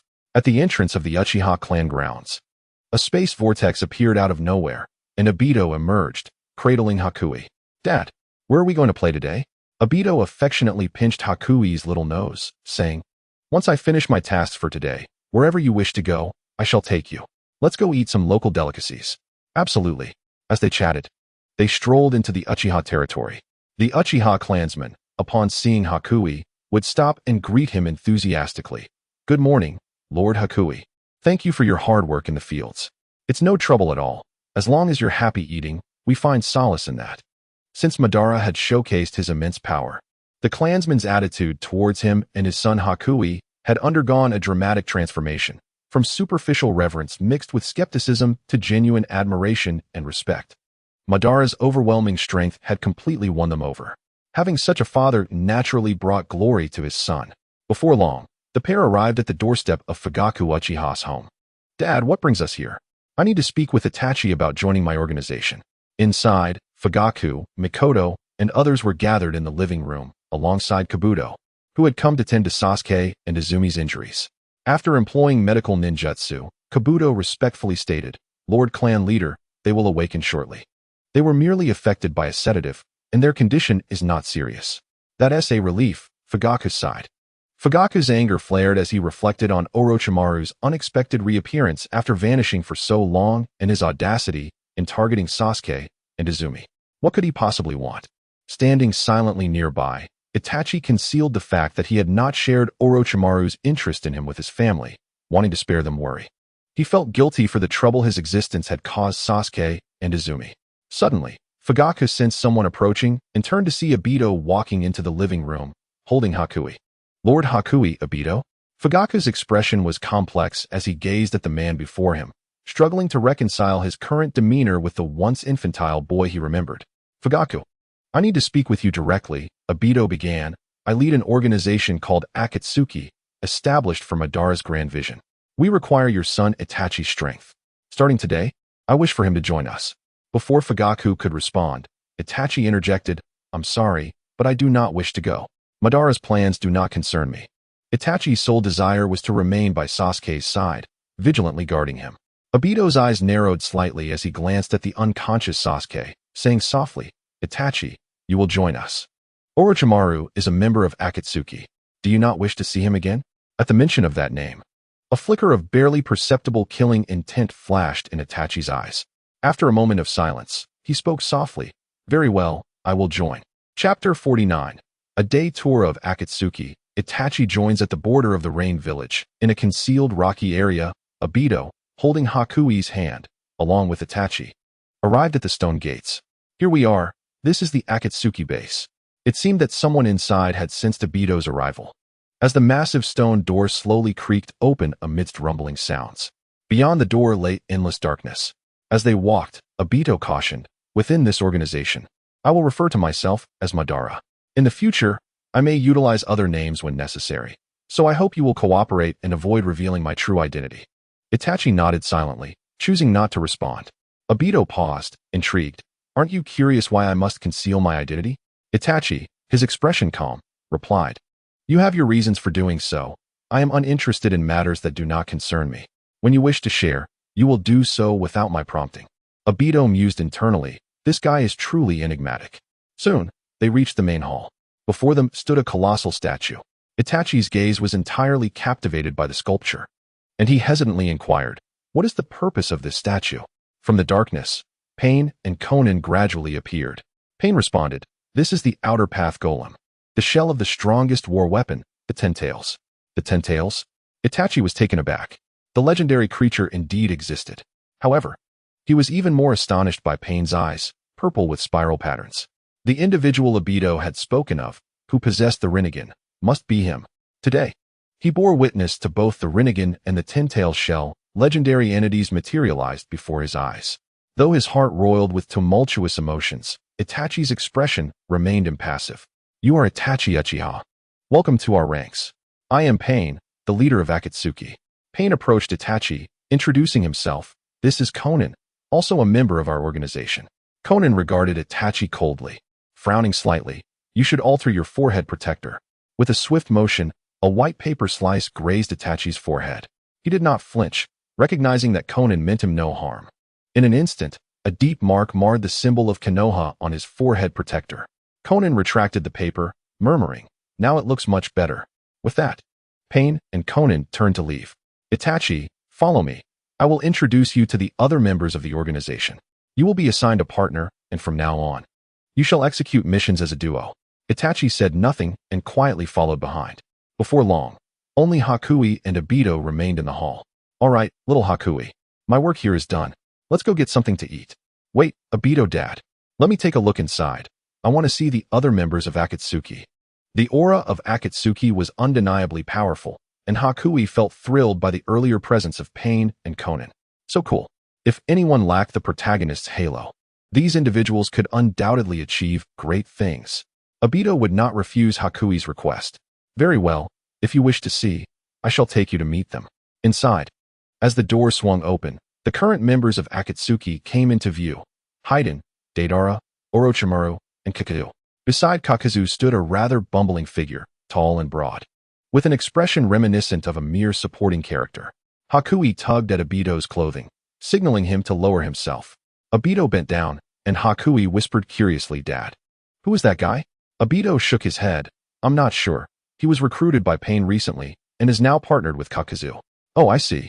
Hakui recalled that all of Kakuzu's previous partners had perished at his hands before meeting Haiden. It seemed this supporting character was not far from his own demise. Upon seeing Itachi, Orochimaru's expression instantly turned greedy. Ah, if it isn't Itachi. Long time no see, TSK. Orochimaru, Itachi clenched his fists, hiding them behind his back. He yearned to eliminate the one who had harmed his brother, but he understood that the time was not yet ripe. Once he joined this organization, opportunities would abound. Pain interjected, he is the new member of Akatsuki, Itachi Uchiha. Interestingly, he shares a hometown connection with Orochimaru. However, the concept of a hometown holds no significance for the organization. You now belong solely to Akatsuki.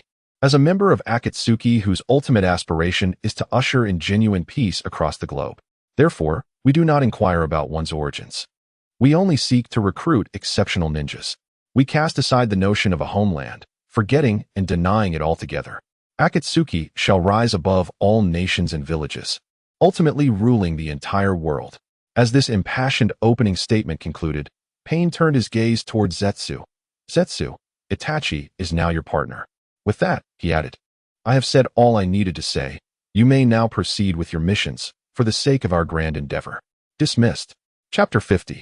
Please call me Sister Konan. Little brother, What a delightful little rascal stands here. Just as the members of Akatsuki were about to disperse, Orochimaru suddenly noticed the presence of Feiyu, who was standing behind Konan. Pain cast a sidelong glance at Orochimaru. This matter does not concern you. Refrain from prying.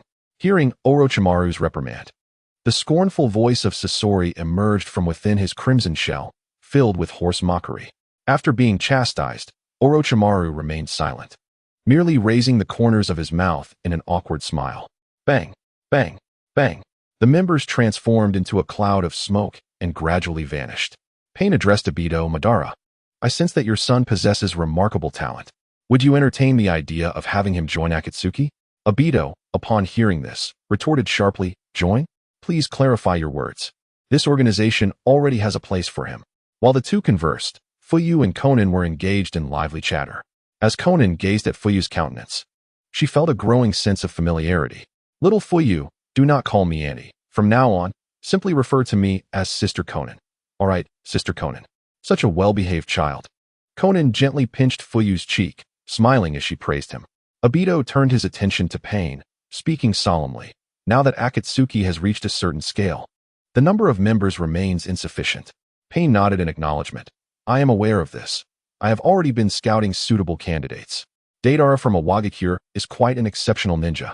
Obito responded. Kisame Hashigaki from Kirigakure is also of great interest to me. His temperament aligns well with Akatsuki's ethos. Pain remarked. Kirigakure is your territory. Recruiting him should be a simple task for you. Obito nodded. It is merely a matter of time. After their discussion, they finally noticed Feiyu and Konan nearby. Observing Konan's uncharacteristic warmth, Pain remarked, Madara, your son is extraordinary. I have never seen Konan treat someone unfamiliar in such a manner. She is usually quite reserved, except with her close friends. Obito chuckled lightly. I am well aware of this. My son's affability is not something that can be easily matched. Well then, I have said all that is necessary. I must take my leave. Today marks my son's birthday. With that, Obito approached Feiyu. Son, let us depart. Okay, Feiyu nodded. Turning back to bid farewell. Sister Konan, Brother Pain, see you next time. Indeed, go now, Konan replied with a gentle smile. In the land of fire. Within the Hokage's office, the third Hokage, Hiruzen Sarutobi, presided over a gathering with Mito Kazemaru, Tikake Rin, and Minato Namikaze, all bearing grave expressions. Hiruzen set down his pipe, exhaling a plume of smoke. You are all aware that Danzo has vanished, correct? The room was filled with an unspoken understanding. Not only him, but all root ninjas have also disappeared. Mito sighed, continuing, I can only speculate that perhaps it is due to Danzo's resentment over not obtaining the position of Hokage, leading him to betray Konoha. The disappearance of Danzo led the high-ranking officials to conclude that he had defected from the village. After all, given his strength, no one would believe he had been forcibly made to vanish, especially not with the group of subordinates who followed him. Hiruzen sighed heavily. There have been far too many strange occurrences lately. I know Danzo well, though he can be extreme at times. I refuse to believe that he would betray the village. However, the facts are undeniable, and I can only admit my misjudgment. I never anticipated that he would leave the village over not attaining the Hokage position. Hiruzen felt a pang of guilt, lamenting the loss of a formidable ally right after assuming office. Tikake Rin said, at this point, self-reproach serves no purpose. We should send people to discreetly investigate Danzo's whereabouts. Hiruzen replied, I am fully aware of this. I have already dispatched 10 elite ninja teams to uncover Danzo's location. But to this day, there has been no news. Mito added, given Danzo's capabilities, if he wishes to conceal himself, it is likely that no matter how many personnel we send, they will return empty-handed. Minato interjected, I believe that Lord Danzo would not act in such a manner. There must be something more to this matter. Enough, Hiruzen sighed helplessly. Regardless, the fact remains that Danzo and all root ninjas have vanished. And our only course of action now is to safeguard the village and prevent any further incidents. As the third Hokage, Hiruzen Sarutobi placed great importance on his political reputation. He did not wish to bear the stain of public criticism. After a moment of contemplation, Hiruzen shifted the topic. Recently, I wish to establish an alliance agreement with Suna in the Land of Wind. What are your thoughts on this? Tikake Rin responded, I certainly agree. As one of the 5 great nations, the Land of Wind holds considerable strength.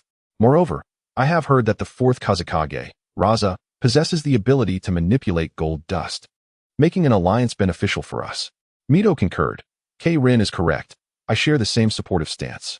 Upon hearing this, the elder members turned their gazes toward Minato. Minato awkwardly scratched his head and chuckled. Haha, I have no objections. Very well, it is settled, Hiruzen declared.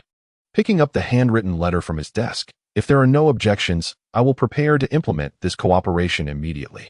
Sounds good. Tikake Rin and Mito nodded in unison. Then it shall be done. Hiruzen summoned an Umbu member who appeared before him in an instant. Hokage-sama, you called for me. Hiruzen wrapped his handwritten letter within a scroll and handed it to the Umbu ninja. I want this mission to locate Danzo to be paramount for each of you. Additionally, deliver this scroll to the communication department for transmission to the Land of Wind. Understood. The Umbu member received the task and transformed into a cloud of smoke, vanishing in an instant. Within the village, outside a dango shop, Asuma, Mike Guy, and Kurenai were leisurely enjoying dango. Before long, Kakashi strolled by. Hey Kakashi, come over and have some, their friends urged. Kakashi merely glanced over his shoulder, not pausing in his stride, and continued walking away. The deaths of Rin and Obito had deeply affected him in recent years. As Kakashi's figure receded, Mike Guy called out loudly, Hey, Kakashi, are you really going to ignore your friends? Kakashi seemed oblivious, his silhouette growing ever more distant. Sigh, that guy? His friends expressed their concern. There's no point in worrying. As ninjas, we have already resigned ourselves to the possibility of losing comrades. Such occurrences are inevitable, said Kakashi's sensei. Kurama. Noticing the somber atmosphere, Asuma took a bite of dango and shifted the conversation. By the way, have you all heard? It seems Lord Danzo has gone missing. Oh, really? Kurenai exclaimed in surprise. Asuma replied, I would not deceive you. I heard my father mention it earlier today. Mike Guy noted, strange occurrences seem to be happening one after another. Half a year ago, the Uchiha clan vanished, and now Lord Danzo is missing. What is going on? The group exchanged glances, each uncertain of the reasons behind these events. It is truly unfortunate for Itachi and Shursui, they lamented, as the setting sun cast a melancholic hue. Red expressed her optimism for the two, yet was taken aback by their departure from the village. Upon hearing this, Asuma Sarutobi, feeling a tinge of jealousy, reminded her, Red, you may not be aware, but according to rumors, Uchiha Shursui has perished. What? The group gasped in astonishment. Who did you hear this from? My father mentioned it.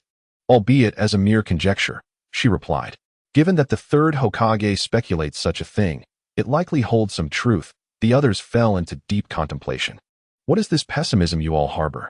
Noticing the somber atmosphere, Mike Guy consumed a dumpling and exuberantly declared, regardless of what transpires in the village, we shall always remain ninjas of Konoha.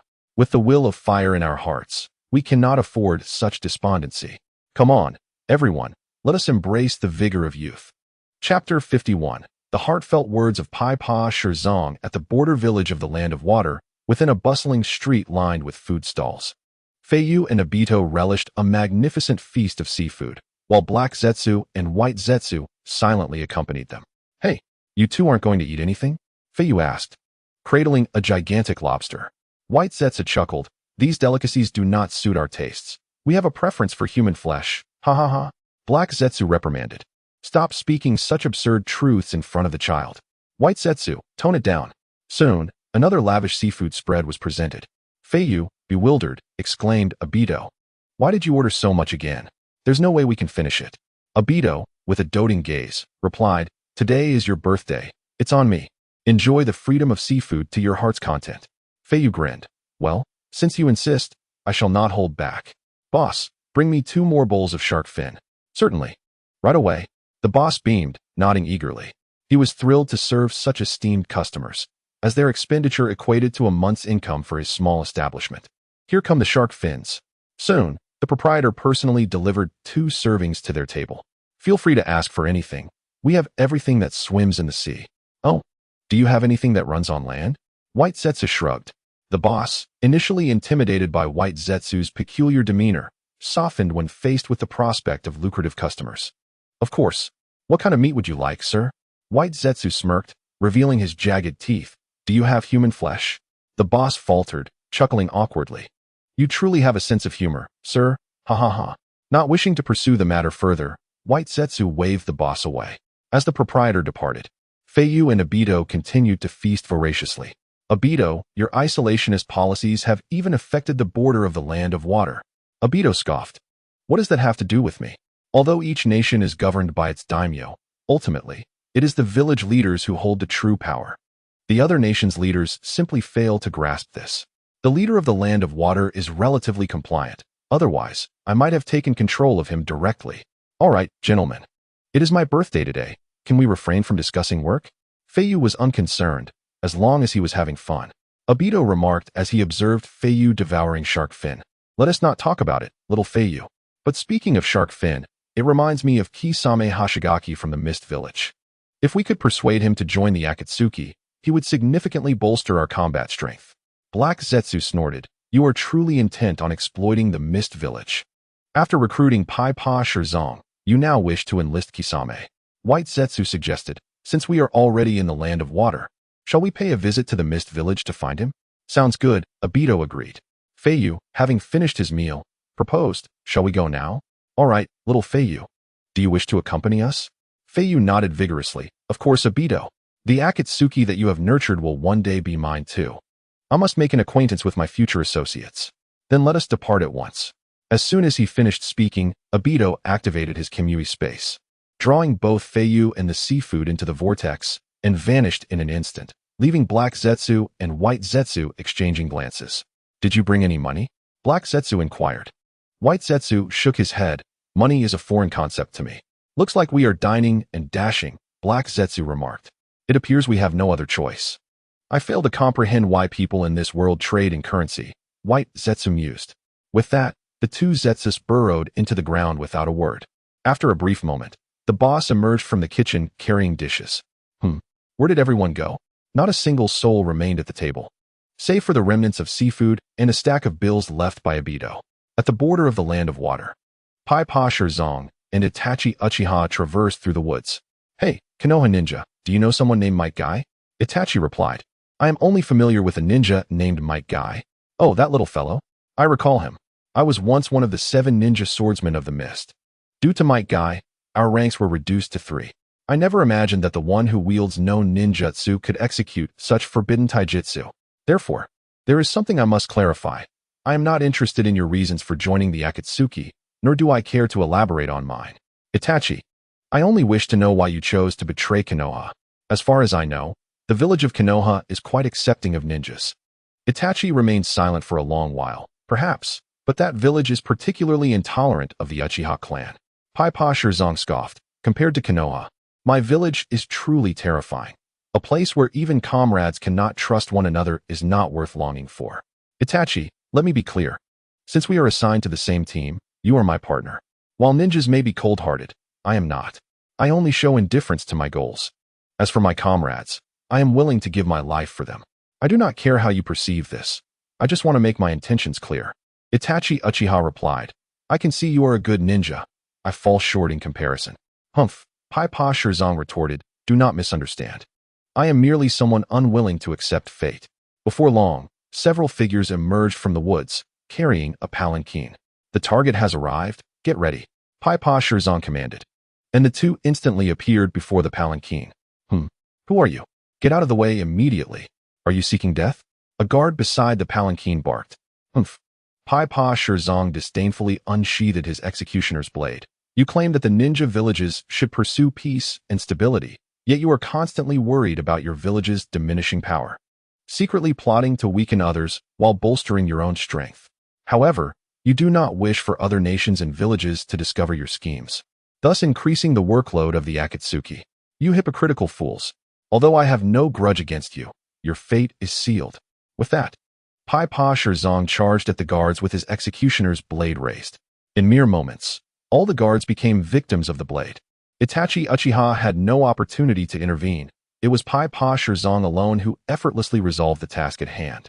Pipa Shirzong contemptuously trod over the corpse of a guard and coldly addressed Uchiha Itachi. Kid, don't just stand there. We have another task awaiting us. TCH. The more peaceful the world becomes, the more work we have. Only now do I comprehend the purpose of the Akatsuki. The two swiftly rose and made their way deeper into the land of water. Pipa Shirzong continued. Itachi, now you understand. This is Akatsuki. It is an organization capable of unveiling the darkest facets of this ninja world. Uchiha Itachi replied. Leader Pain once stated that Akatsuki would ultimately dominate the entire world. Pipa Shirzong scoffed. That's a bit premature. World domination isn't that simple, just like now. We are still engaged in the dirty and arduous tasks that other ninja villages refuse to undertake. First, we must accumulate enough wealth and strength to pursue more distant goals. Itachi felt a stir within him. Although it was their first encounter, He could sense that Pippa Shirzong genuinely regarded him as a companion. A stark contrast to the higher-ups of Konoha. Chapter 52. The Great Battle Against the Fourth Mizukage. Pippa Shirzong's iron blood evening fell as Uchiha Itachi and Pippa Shirzong journeyed north without pause. As they ventured deeper, Pippa Shirzong coldly warned, "Hey, we are nearing our destination. Let me clarify. Our task this time is to assassinate a certain individual within the Lord's estate in the Land of Water. This is a common occurrence among the lords, a struggle for succession. Humans, in their essence, talk about nations, clans, and familial ties. But when power struggles arise, they all transform into selfish and hypocritical monsters. I am aware that in Kirigakure, ninjas cannot interfere in the domestic affairs of the lords, which is why this individual came to Akatsuki for assistance. Our adversary should merely be a bunch of foolish guards wielding crude weapons. It's highly unlikely we will encounter any ninjas." Alas, another tedious task, Pippa Shirzong grumbled. Uchiha Itachi said nothing, merely nodding slightly. Pippa Shirzong remarked, "You are quite taciturn. How utterly dull. However, entering the Land of Water carries certain risks. Itachi, have you heard what happens to ninjas from other regions who appear in the Land of Water?" Itachi, with an expressionless demeanor, responded, "Ninjas captured in Kirigakure do not get exchanged. They are thoroughly interrogated regarding their ninjutsu and ultimately executed." "Yes, it seems you are quite knowledgeable about the merciless Kirigakure." Pippa Shirzong's expression grew solemn. "This village has a special unit dedicated to hunting down rogue ninjas. If one of us is captured, if it happens to be me, remember, do not hesitate. Kill me directly. I do not wish to endure their torment. Should you be captured, I would do the same for you. Do you understand?" Itachi quietly replied, "Understood." Before long, Pippa Shirzong and Itachi arrived at a massive estate concealed among the trees. Pippa Shirzong whispered, "Hey, let me ask you, are you adept at infiltration?" Itachi replied, "I am somewhat proficient." "Excellent. Then let me see your skills. I will divert their attention first." With that, Shirzong dashed out from the woods, heading straight for the estate's entrance. The guards noticed Shirzong's approach and shouted, "Who goes there?" "What a superfluous question." Pippa Shirzong retorted impatiently, "Of course I'm here to kill your master. Do I look like a salesman for large swords?" The head guard furiously shouted, "What an audacious fellow. Everyone attack. Eliminate him." Dozens of guards quickly surrounded Pippa Shirzong. The head guard smirked coldly, "With me here, no one shall pass through this door. You, with that pain on your face, trust me, your demise will be quite unpleasant." Pippa Shirzong scoffed, "Don't speak so confidently. Perhaps you should check behind you." "Huh." The head guard turned, and under the night sky, he saw a figure with glowing red eyes standing behind him. "Why, how did you get in?" The head guard was taken aback, and just as he raised his weapon, he suddenly felt a surge of weakness, his vision blurred, and he collapsed to the ground. "Captain." Realizing their leader was incapacitated, the guards abandoned Pippa Shirzong and charged toward Uchiha Itachi. However, their fate mirrored that of their captain. Before they could take a few steps, they lost consciousness and fell one after another. The sharingan is indeed remarkable. This genjutsu is quite convenient. Pippa Shirzong couldn't help but praise. After entering the estate, every guard that appeared was swiftly dispatched by Pippa Shirzong. Eventually, only a trembling heir remained. Pippa Shirzong raised his executioner's blade, coldly standing before the young man. "Young man, I know you are an honest official, but alas, due to vile men offering a bounty on your life, you must meet your end. Do not blame me. Blame this flawed world, for human nature is a demon, and being a good person yields no favorable outcome." With a swift motion, the blade fell, and the head rolled. "Let us go. We must leave quickly before the Kirigakure ninjas arrive." Completing their task, Shirzong and Itachi hurried toward the borders of the Land of Water. After running for a considerable distance, several figures suddenly appeared, closely trailing behind them. "Ugh, troublesome. We've been discovered." Pippa Shirzong spat, forming hand seals with one hand. Mist technique. Dense fog enveloped the surroundings, obscuring everything in a veil of mist, making it difficult to discern the movements of their pursuers. Pippa Shirzong turned to Itachi. "This is merely a temporary diversion, but it will surely provide us enough time to escape. Itachi, stay close behind me. I'll lead you out." "Understood." The two pressed on, but suddenly, a sharp voice rang from behind. "Wind release, typhoon." A powerful gust of wind swept through, dispersing the thick fog. Pippa Shirzong's heart sank, and his expression turned grave. "Not good. I didn't expect our pursuer to be him. If it's him, we cannot escape." We must confront him head-on. Damn it. Pipa Shirzong frowned, drawing his executioner's blade and assuming a defensive stance. Uchiha Itachi inquired, who approaches? The fourth Mizukage, Kuratsuchi Yagura. Soon, several masked members of the Kirigakure Umbu surrounded them, with a short figure sporting yellow-green hair and violet eyes standing at their center. Is this the Mizukage? Uchiha Itachi was surprised. He hadn't anticipated that the Mizukage would appear so youthful. Pipa Shirzong gritted his teeth. Don't be deceived by his childish face. He is a particularly cold-blooded individual. Itachi, you remember my warning, right? Itachi paused briefly, then nodded. I remember. Good. If I am captured, you must kill me. With that, Pipa Shirzong shouted and swung his blade toward Kuratsuchi Yagura. Yagura sneered him. I never expected to see you, the rogue ninja, in this country again, Shirzong. You have disappointed me. Today, your great blade and your life shall remain here. And as for you, Uchiha Itachi with the sharingan, your fate will not be any better. I have countless questions for you, just like the sea. With a wave of his hand, Yagura commanded the surrounding Kirigakure ninjas, charge. Capture them.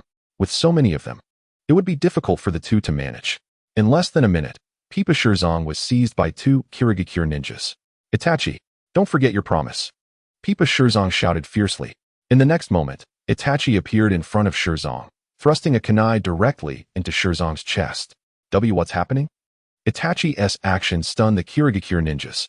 Chapter 53. The Great Battle Against the Fourth Mizukage, Pipa Shirzong's Iron Blood 2. In that brief moment of hesitation, several Pipa Shirzongs emerged from behind, swiftly eliminating numerous Kirigakure ninjas. The unfortunate demise of the plump loquat Tenzo resulted in a mere splash of water. How infuriating. It was a water clone. At that moment, Tenzo's true form was poised behind the citrus Yagura, brandishing a decapitating blade. Trouble loomed. Be careful, Water Shadow. The surviving mist ninjas, concerned for the Water Shadow's safety, were about to rush to his aid when they realized that Uchiha Itachi had already summoned a massive fireball, aimed directly at Tenzo and Yagura. The flames roared, engulfing Yagura in an instant. Naturally, the targeted Tenzo was also a water clone. Without Yagura's presence, in mere seconds, all the remaining mist ninjas were transformed into the fallen souls of Tenzo and Itachi's subordinates. You shall not be forgiven. The fireball was swiftly extinguished by a gust of wind, revealing a crimson monstrosity before them. Yagura had undergone partial tailed beast transformation. Was this the power of a tailed beast? It was the first time Itachi had witnessed such a form, and a sense of wariness crept into his heart. Tenzo cautioned. Yagura is the Jinchuriki capable of controlling the tailed beast. Tread carefully. Yagura lunged at Tenzo, delivering a single punch that sent him crashing aside. Before turning his assault on Itachi, Itachi dodged, only to be grazed by Yagura's attack. Itachi found himself ensnared by layers of coral. Itachi, this is the coral palm technique of the Jinchuriki. Do not move. I shall rescue you. Seeing Itachi in peril, Tenzo swiftly rose and struck back at Yagura, then swung his blade to shatter the coral binding Itachi, freeing him. At that moment, a razor-sharp chakra filled the surroundings. This is bad. Tenzo turned to see Yagura had already gathered a tailed beast bomb, poised for release. Boom. The tailed beast bomb shot forth. The coral at Itachi's feet had not yet been fully eradicated. In a critical moment, Tenzo made a decisive move, without a second thought. He swung his blade forcefully against the tailed beast bomb. Bang! The decapitating blade shattered. A tremendous shockwave hurled Itachi away. Tenzo, regaining his senses. Itachi saw Tenzo painfully leaning against a tree stump, the majority of the decapitating blade embedded in his abdomen, blood and flesh mingled. On the brink of death, Tenzo gasped. Run, Itachi. Do not concern yourself with me. You can surely escape. Just as he spoke, Yagura had already formed a second tailed beast bomb. What are you still doing there? Run. With no more hesitation, Uchiha Itachi activated his Manjiki Sharingan. Amaterasu. A torrent of black flames erupted, enveloping Yagura. What is this heat? The cloak of the tailed beast vanished as Yagura collapsed to the ground in agony, his body scorched and on the verge of death. Curse it. My subordinates will soon arrive. They will not spare you.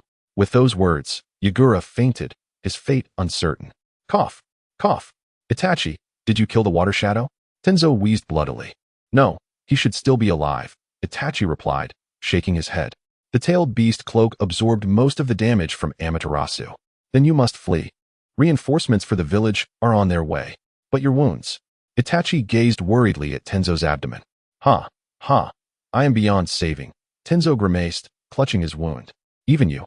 Not a medical ninja, can see that, right? I apologize, Tenzo. What nonsense are you speaking? It has nothing to do with you. I was deliberate. Who would be foolish enough to confront a tailed beast bomb with a blade? To die in my homeland is my wish. As a mist ninja, Tenzo returned the blade to his village before his demise. It could be considered settling a debt to his homeland. Itachi's expression softened with melancholy. If you have any messages for someone, I can convey them. Ha ha ha, fool. I have no one worth missing. Tenzo raised a trembling hand toward the decapitating blade. I thought my only companion was this. Itachi, to team up with you at the end, is not so bad. You should go, Itachi. I wish to be alone with my homeland for a while. This place I both love and loathe. Chapter 54. Uchiha Madara sees the light again. A second pair of Rinnegan emerges after taking his last breath. Tenzo closed his eyes. Uchiha Itachi, with a heavy heart, picked up the broken blade and placed it beside Tenzo, pausing in silence before turning to leave. Habitually, he wiped his eyes with the back of his hand. No crimson blood appeared. After using the Manjiki, the strain on his eyes had noticeably diminished. The cells of Hashirama were indeed powerful. At the Akatsuki base, shadows flickered as members regrouped. Observing the vacant space beside Itachi, Orochimaru chuckled slyly. Ah, Itachi, where is your partner?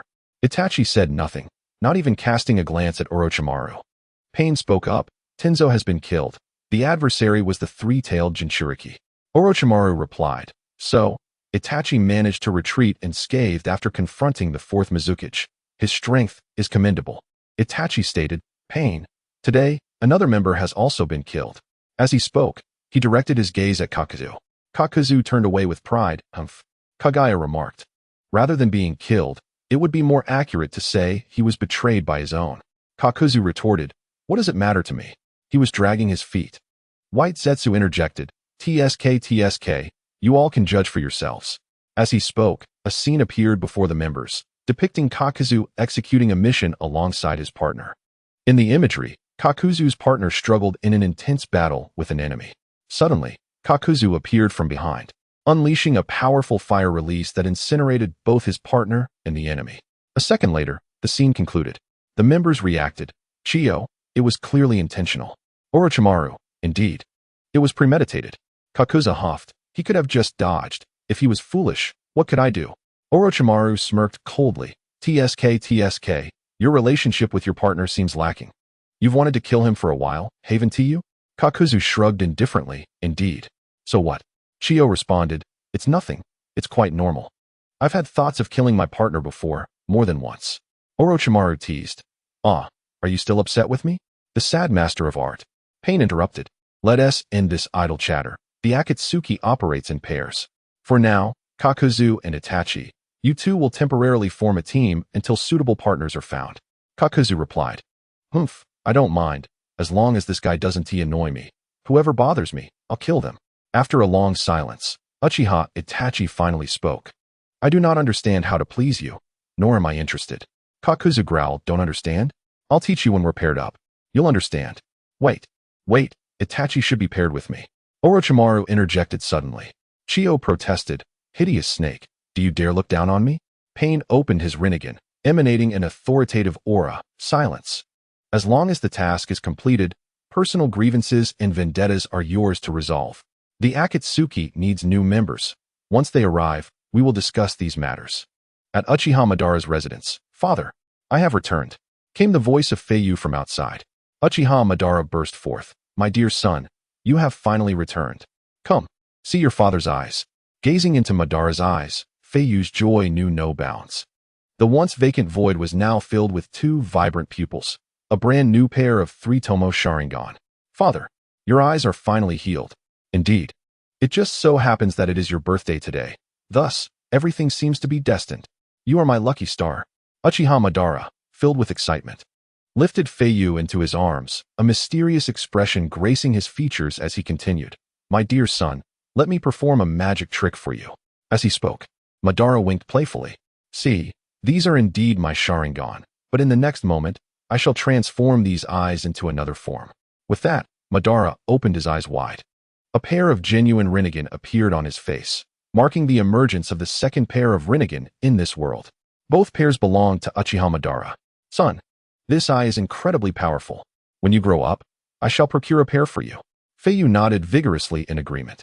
Come, the birthday feast is ready, featuring all the signature dishes passed down through the Uchiha lineage.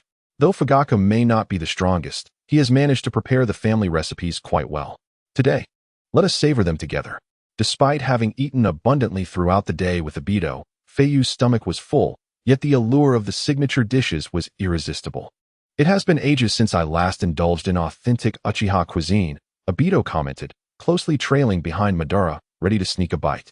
Madara turned his head, his expression stern as he reprimanded, "You little brat, why are you following us like a shadow?"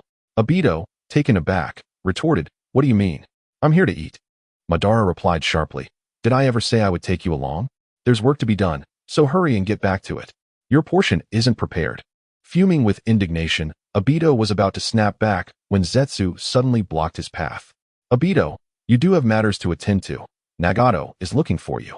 TCH. How annoying. Obito grumbled. However, being dependent on others meant he had responsibilities to fulfill.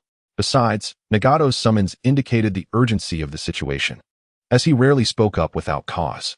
"Little Feiyu, wait for me. I'll return to keep you company once I'm done," he shouted, watching as Madara and Feiyu gradually receded into the distance. Madara dismissed him with a casual remark. "It's already generous enough for my son to keep you company for the day. Don't be greedy, you little brat." With that, he turned and strode towards the dining hall. In the Rain Village, atop a high tower, the pouring rain cascaded outside as Pain and Conan stood expressionless at the edge of the platform, seemingly awaiting someone. After a moment, Obito emerged from the inner chamber, having traversed through a different space. "I hear you have business with me?" he said softly, shedding his cloak. Pain replied, "The Akatsuki has lost 2 members. To avoid delaying our plans, we require fresh blood. The 2 candidates you mentioned earlier, I believe we should activate." "Very well," Obito nodded. "I'll handle the recruitment of the Mist Kisame. I will bring him in the next day or 2. As for the Rock State Aura, you can send someone to handle that. His whereabouts are well known. You can inquire then." Pain responded, "Understood." After a moment of silence, Obito asked, "Nagato, do you believe that there exists in this world someone with Rinnegan like yours?" Hearing this, Pain furrowed his brow. After a long pause, he finally spoke, "Impossible. The Rinnegan is the eye of the gods. There is only one savior in this world, and that is I." Chapter 55. The true hunter often appears in the guise of prey in the dead of night. The bright moon hung high in the sky as Uchiha Itachi sat atop a cliff, gazing contemplatively at the scenery below, seemingly lost in thought. His new partner, Kakuzu, approached from behind, his voice cold and commanding. "Hey, we should get going." Itachi lifted his gaze. "Where to?" Kakuzu snapped. "Why ask so many questions? Just follow me without complaints." Unfazed by Kakuzu's disrespect, Itachi replied calmly, "I recall that the leader did not assign us a mission tonight. If you wish to take me along to hunt down a bounty ninja on your own, I must decline. I have no interest or time for such pursuits." Kakuzu's brow furrowed in irritation, his murderous intent rising. "You insolent brat." With that, he raised his fist, his arm transforming into a pitch-black hue. He intended to kill Uchiha Itachi. The moment he sensed the murderous aura, Itachi's eyes shifted from dark to a vibrant crimson, and he turned to face the assailant coldly. Kakuzu froze, not ensnared by Itachi's genjutsu, but struck by the unfathomable power hidden within his sharingan, rendering him unable to act. "Humph." Kakuzu slowly lowered his fist, scoffing. "Refusing to join me in making money. You truly are an ungrateful fool. Go on, do as you please. I'm leaving. Today, I'm in a good mood. But in the future, do not provoke me." With that, he turned haughtily and departed. Itachi offered no response, merely returning to his distant contemplation. Shortly after, an unexpected visitor arrived. "TSK, TSK, TSK, Kakuzu has finally left. With your partner gone, now is the perfect moment for me to strike, Itachi. Are you prepared?" It was Orochimaru's voice. Uchiha Itachi slowly turned, his expression cold as he regarded him. "In truth, I have been waiting for you, Orochimaru." "Waiting for me? For what purpose?" "You are a threat. I vividly remember how you harmed my brother, Sasuke." Orochimaru was momentarily taken aback, realizing the truth behind the phrase that hunters often appear in the guise of prey. He had thought himself the hunter, unaware that Itachi perceived him as the quarry. Orochimaru, the reason I joined the Akatsuki was to kill you. With no further ado, Itachi unleashed his Amaterasu. A ball of inky black flames surged forth, engulfing Orochimaru. Ah! Orochimaru cried out in agony. Soon, the flames raged on, but the cries gradually subsided. Breathing heavily, Itachi gazed down at the scorched and unrecognizable form of Orochimaru, exhaling a deep sigh of relief. It is over. He held absolute confidence in his Amaterasu. Before these eyes, even Orochimaru's strength was rendered meaningless. After all, even the mightiest have but one life. Itachi rose slowly, preparing to return to his clan to see his parents and brother. Just as he was about to depart, an instinctual chill crept up his spine. He swiftly turned, only to find a massive, human-faced white serpent lunging towards him with its gaping maw wide open. Startled, Itachi swiftly dodged and leaped onto a nearby branch, eyes wide as he regarded the monstrous serpent adorned with white scales, coldly demanding, "Who are you?" "Ha ha ha ha, Itachi. Did we not just spar? Orochimaru, how have you transformed into this ghastly form?" "TSK, TSK, this is the proof of my eternal life, my truest form." Orochimaru grinned greedily. "Itachi, do you know? I endure great pain daily. For you, I continuously change bodies. This suffering is the price of rebirth. However, such pain pales in comparison to the prospect of possessing you. Ha ha ha ha, surrender your body to me now." Observing Orochimaru's madness, Uchiha Itachi gradually regained his composure. "Rebirth? No wonder you have not perished. Orochimaru, was your ultimate goal all those experiments in the village to achieve this state?" Orochimaru laughed maniacally. "Indeed. I have become the most eternal and indestructible existence in this world." In response, Itachi offered no further words, merely regarding Orochimaru with a gaze tinged with mockery and pity. "What is that expression, Itachi?" "Nothing, merely feeling sorry for you." "Sorry for me? You insolent brat. I am now an undying being, while fleeting creatures like you are the truly pitiable ones." Uchiha Itachi closed his eyes, a smile gracing his lips as he shook his head gently. "Orochimaru, you fail to comprehend what is truly significant in this world. It appears our personalities clash. I regret to inform you that my body is not yours to take." "Humph, that is not for you to decide." Orochimaru ceased further conversation, his form fracturing into countless white serpents that surged towards Uchiha Itachi. Seeing this, Itachi sighed resignedly. Serpents that can only slither along the ground harbor dreams of soaring in the sky. Such aspirations are utterly futile. Itachi remained steadfast, allowing the multitude of small white snakes to writhe upon him without resistance. "Orochimaru, this foolish dream of yours was doomed to failure the moment you laid eyes upon my sharingan. You can say whatever you wish. Regardless, my future lies within your body." At this moment, Uchiha Itachi found himself ensnared by a swarm of phosphorescent serpents, immobilized. Orochimaru's eyes gleamed with obsession as he drooled, his massive form coiling around Itachi. "You belong to me. Surrender now, Itachi." Orochimaru lunged forward, believing he had consumed Itachi, only to discover feathers of crows caught between his teeth. Cawing echoed from his visage. It turned out he had devoured a flock of crows transformed to mimic Itachi. "Damn it!" Orochimaru glared around, spotting Itachi standing enscathed upon a rock, calm and composed. "I warned you, it is futile," Itachi murmured. "I do not wish to squander any more time with you."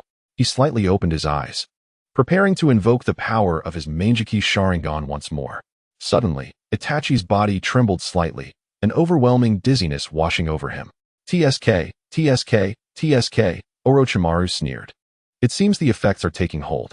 The venom from these white serpents is a paralyzing toxin that vaporizes upon contact with air. I cannot be eliminated. Nothing you attempt will be of any use to me, for you cannot kill me. The toxin has thoroughly paralyzed your body. Any struggle would be in vain. Come now. Itachi, let us commence." In the next moment, Orochimaru opened and closed his jaws rapidly, completely swallowing Uchiha Itachi whole.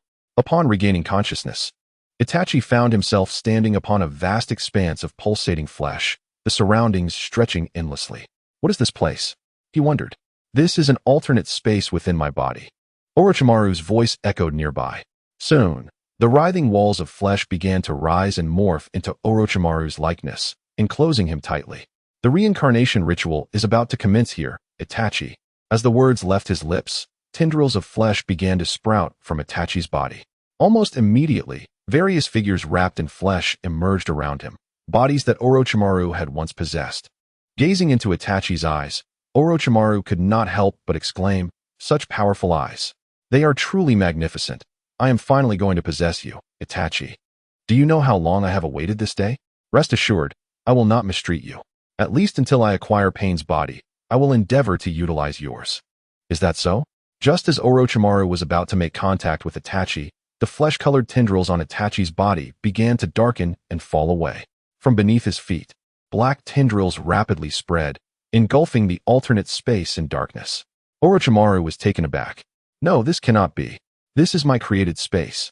Observing Orochimaru's disbelief, Uchiha Itachi replied expressionlessly, "I told you, no matter what you employ, it is meaningless before my eyes. Do you now understand? To seize the nestling, only to be pecked by the eagle. You wish to transform into a dragon? Orochimaru, remember that those who crawl upon the ground can only mingle with the earth. How could this be happening?" Orochimaru was thoroughly flustered. It was meant to be he who consumed Itachi's body, yet the roles had reversed, and now Itachi was poised to usurp his own form. Just as Orochimaru felt his body being overtaken by Itachi's will, he opened his eyes again, suddenly finding himself back in reality. What is happening? At this moment, Orochimaru had reverted to his original form. He lifted his gaze to meet Itachi's, his voice trembling with trepidation. "Why did you not seize this opportunity to claim my power?" He could not fathom it. Itachi needed only to take one more step, and all of Orochimaru's strength would belong to him. Yet, Itachi did not act upon this. Itachi remained silent for a moment, then quietly articulated his response. "I apologize, Orochimaru, but I find your power unworthy of my consideration." "You." Uchiha Itachi's words struck like daggers to the heart. Were it not for the fact that he could not die, Orochimaru would have been driven to rage. "Itachi, allow me to showcase my trump card. Eight-headed serpent technique." Orochimaru's form began to writhe grotesquely as 8 serpentine heads erupted forth, their howls resonating through the valley. Both combatants believed they were concealed from the eyes of the world, unaware of a colossal aloe vera lurking in the shadows. As the aloe vera slowly unfurled, White Zetsu frowned in disgust, remarking, "What in the world is that?" Black Zetsu scoffed, "That is the 8-headed serpent. It is an exceedingly fearsome technique." "Where did Orochimaru go?" White Zetsu inquired. As the words left his lips, the central serpent head opened wide, revealing Orochimaru's upper body slowly emerging from its maw. Faced with the terrifying stance of the 8-headed serpent, Itachi remained unfazed, murmuring, "Orochimaru, I did not expect you to master such forbidden techniques." Hee. Orochimaru spat out the Kusanagi sword, grinning wickedly. "When I departed from Konoha, I took with me 2 of my most favored forbidden techniques. One of which is the 8-headed serpent technique, my strongest technique to date. As for the other forbidden technique, I have yet to fully master it. But based on my current research, I believe that day is not far off. TSK, Itachi, only I can unravel the truths of this world. I shall say it once more. Become mine, and you shall never regret it. Come, this way you shall be spared the pain of flesh. The power of the 8-headed serpent is something even you cannot withstand." Humph. Uchiha Itachi lowered his head, a gentle smile gracing his lips. "Perhaps against others. That may be so, but you have chosen the wrong opponent." As he spoke, all of Itachi's eyes transformed into the shape of the Manjiki. "The power of the Uchiha is indeed the bane of you, Orochimaru." In the next instant, vibrant red chakra coalesced around him, forming from skeletal structure to muscular lines until an imposing red giant stood before the 8-headed serpent. Could this be Susanoo? Orochimaru's eyes widened in astonishment. It was his first time witnessing the power of Susanoo, and he realized the extent of Itachi's strength had reached such heights. Though astonished, Orochimaru did not falter. "Humph, it's merely a giant. It pales in comparison to my 8-headed serpent." The serpent heads writhed in unison, lunging towards Susanoo. Itachi's gaze sharpened as the right hand of Susanoo radiated a crimson glow, producing a gourd that exuded fiery red flames, conjuring a long sword from thin air. With a swift motion, the sword sliced through the attacking serpent heads, severing them one after another. However, the 8-headed serpent possessed formidable regenerative abilities, and the flesh of its neck twisted and rolled as the severed heads reformed. "Ha ha ha! I told you it was futile. Itachi, cease your struggles and accept your demise." Orochimaru frantically commanded the eight-headed serpent to advance upon Itachi, brandishing the Kusanagi sword aimed directly at the body within Susanoo. In an instant, the Kusanagi sword elongated rapidly, thrusting toward Itachi's form. At last, Orochimaru extended his serpentine tongue, greedily licking his lips, convinced of the formidable power of the Kusanagi sword, which he believed could pierce through Susanoo's defenses. Yet, before he could launch his assault, Susanoo's right hand swung with great force, and the crimson blade unexpectedly pierced Orochimaru's body. Humph! Orochimaru was momentarily taken aback, then let out a cold laugh. Ha! Do you truly believe such a trivial attack could defeat me? I am the immortal Orochimaru. No technique can. Suddenly, he felt an unusual sensation within his body. Orochimaru realized with alarm that he felt as though he were being hollowed out. Wait, could this sword be the Tenkken? Panic gripped him. He never imagined that the very Tenkken he had sought for so long would be wielded by Itachi Uchiha. He knew all too well the effects of the Tenkken sealing. The pierced individual would be eternally trapped within a dreamlike illusion, unable to escape. You, Itachi, I will not let you get away with this. Someday, I shall return to strip every inch of flesh from your body. Orochimaru shrieked in agony as his body, along with the great serpent Yamata no Orochi, was drawn into the gourd of the Tenkken, leaving no trace of his presence. The crimson giant surrounding Itachi gradually dissipated. Itachi, trembling and in pain, fell to his knees, clutching his chest. The exertion of utilizing such immense power had taken a heavy toll on his body. Though bolstered by Hashirama's cells, he was not yet fully acclimated, and the pain remained. However, with Orochimaru, a substantial threat, eliminated, he finally felt a sense of relief. Every sacrifice had proven worthwhile. After the spectacle, Zetsu returned to the earth's depths. Orochimaru has been sealed. This is significant news. We must quickly inform Tobi. Black Zetsu remarked. Indeed, it's a positive development since Orochimaru was never loyal to Akatsuki. TSK, where has Tobi run off to now? Enough complaining, let us hurry. Chapter 58, Kisame Hashigaki's Path of the Shinobi. In this real world, only falsehoods exist. Within the land of water, in a grove of trees, several mist ninjas sat around a fire, quietly enjoying their rations and replenishing their strength. A young female ninja stood up slowly, carrying her provisions to a corner. Smiling as she addressed the shark-eyed man sitting against a tree, Mr. Kisame, we are comrades. Come join us for a meal.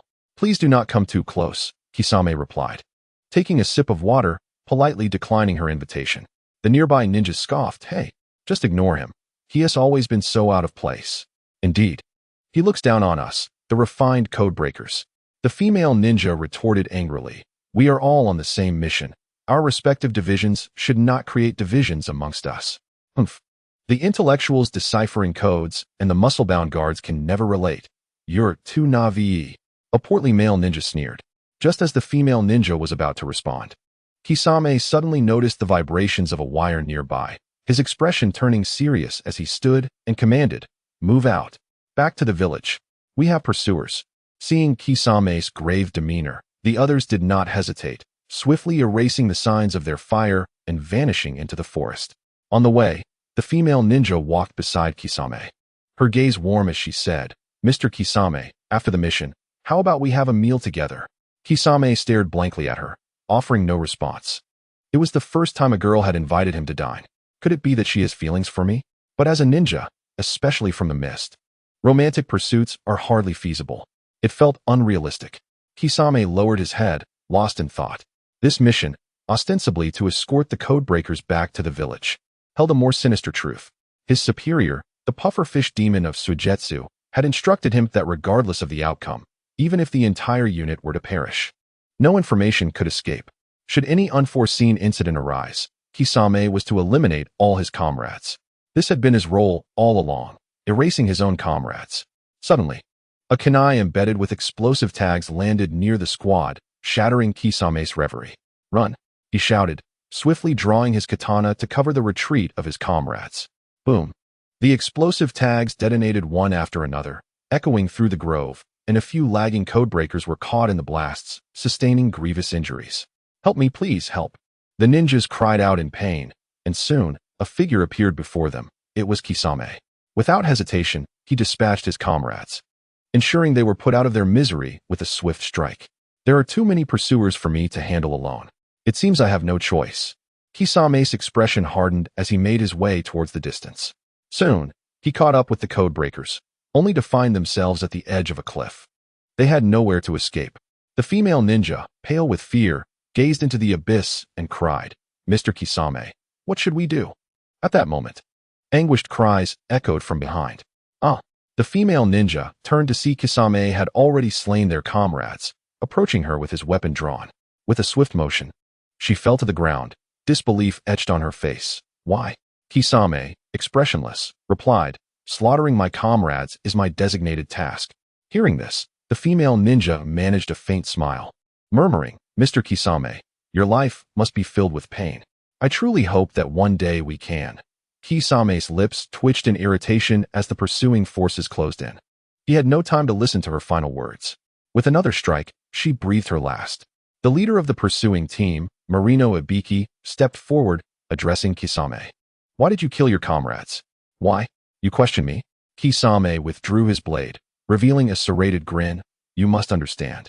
I cannot allow the codebreakers to fall into enemy hands. They are far too prone to leaking information, especially to you. If you survive, I look forward to our next encounter." With that, Kisame leapt off the cliff. "Stop him! Quickly!" Marino Ibiki realized too late. Kisame had already plunged into the river below, disappearing without a trace. 1 hour later, Kisame returned to the location of his superior, the pufferfish demon of Suigetsu. "You've returned. How did the mission go?" "I killed all the codebreakers." Suigetsu fell silent for a moment, then turned away, replying softly, "I see. Good. You did well. Return now." Kisame's eyes glinted with malice as he discreetly gripped the hilt of his sword. "Senpai, I cannot fathom how the Leaf Ninjas discovered our trail. The more I ponder, the more it seems only you could be responsible." With a swift strike, Kisame's bloodlust surged. He spared not even his direct superior. Suigetsu's eyes widened in shock as he collapsed into a pool of blood. "Kisame, you." "Humph." Kisame knelt to retrieve the blade, Semihata, which belonged to Suigetsu. "Do not blame me. In this world, I can discern neither reality nor illusion. All is devoid of compassion." After sheathing Semihata, Kisame turned to leave. Before he could take more than a few steps, the voice of the fourth Mizukage, Yagura Karatachi, echoed from behind. "You've worked hard, Kisame." I anticipated he would lower his guard around you, subtly transmitting information to your consciousness. You certainly did not disappoint me. From this moment forth, you are the master of Semihata. Chapter 59. Kisame Hashigaki enters the team with his blade. Itachi Uchiha gains a new companion. Thus, you have become my dear subordinate. In the darkness, the figure of the fourth Mizukage, Yagura Karatachi, gradually emerged. "Humph," remarked Kisame Hashigaki with a light chuckle. "Is it until you erase me from existence?" "Lord Mizukage?" Yagura, like a wooden puppet, responded, "I trust you because I know your character. You are a ninja loyal to your mission, having executed countless sordid tasks for the sake of the country and the village, having betrayed your comrades numerous times to fulfill your duties. You should comprehend that this world is merely an illusion." Kisame's eyes, bloodshot, reflected his torment. "From the moment I took the lives of my comrades, I grasped this truth. As a mist ninja forced to slay my fellow mist ninja, what does that make me? What kind of being am I? An enemy or a friend? What are my motives? My stance? It is all so absurd. I feel nothing at all. The only sensation I am aware of is my own falseness." Upon hearing Kisame's response, a figure suddenly emerged from behind Yagura. "Who goes there?" Kisame exclaimed, swiftly gripping the hilt of his blade, his demeanor turning hostile. "Kisame, allow me to liberate you from this illusory world. I shall construct a haven for you." The unfamiliar voice was one Kisame had never encountered. "Who are you exactly?" The shadow scoffed. "Let us start with this nation. You have fought to eliminate your comrades, but from now on, you shall battle as my ally. You seem to know me well, yet I know nothing of you. I do not even know your name." Upon hearing this, the shadow slowly opened its eyes, 2 crimson dots glimmering in the darkness. What is this?" The eyes shining in the darkness belonged to the sharingan. "I see now. No wonder Lord Mizukage has changed so drastically. It is you who manipulates with the genjutsu of the sharingan."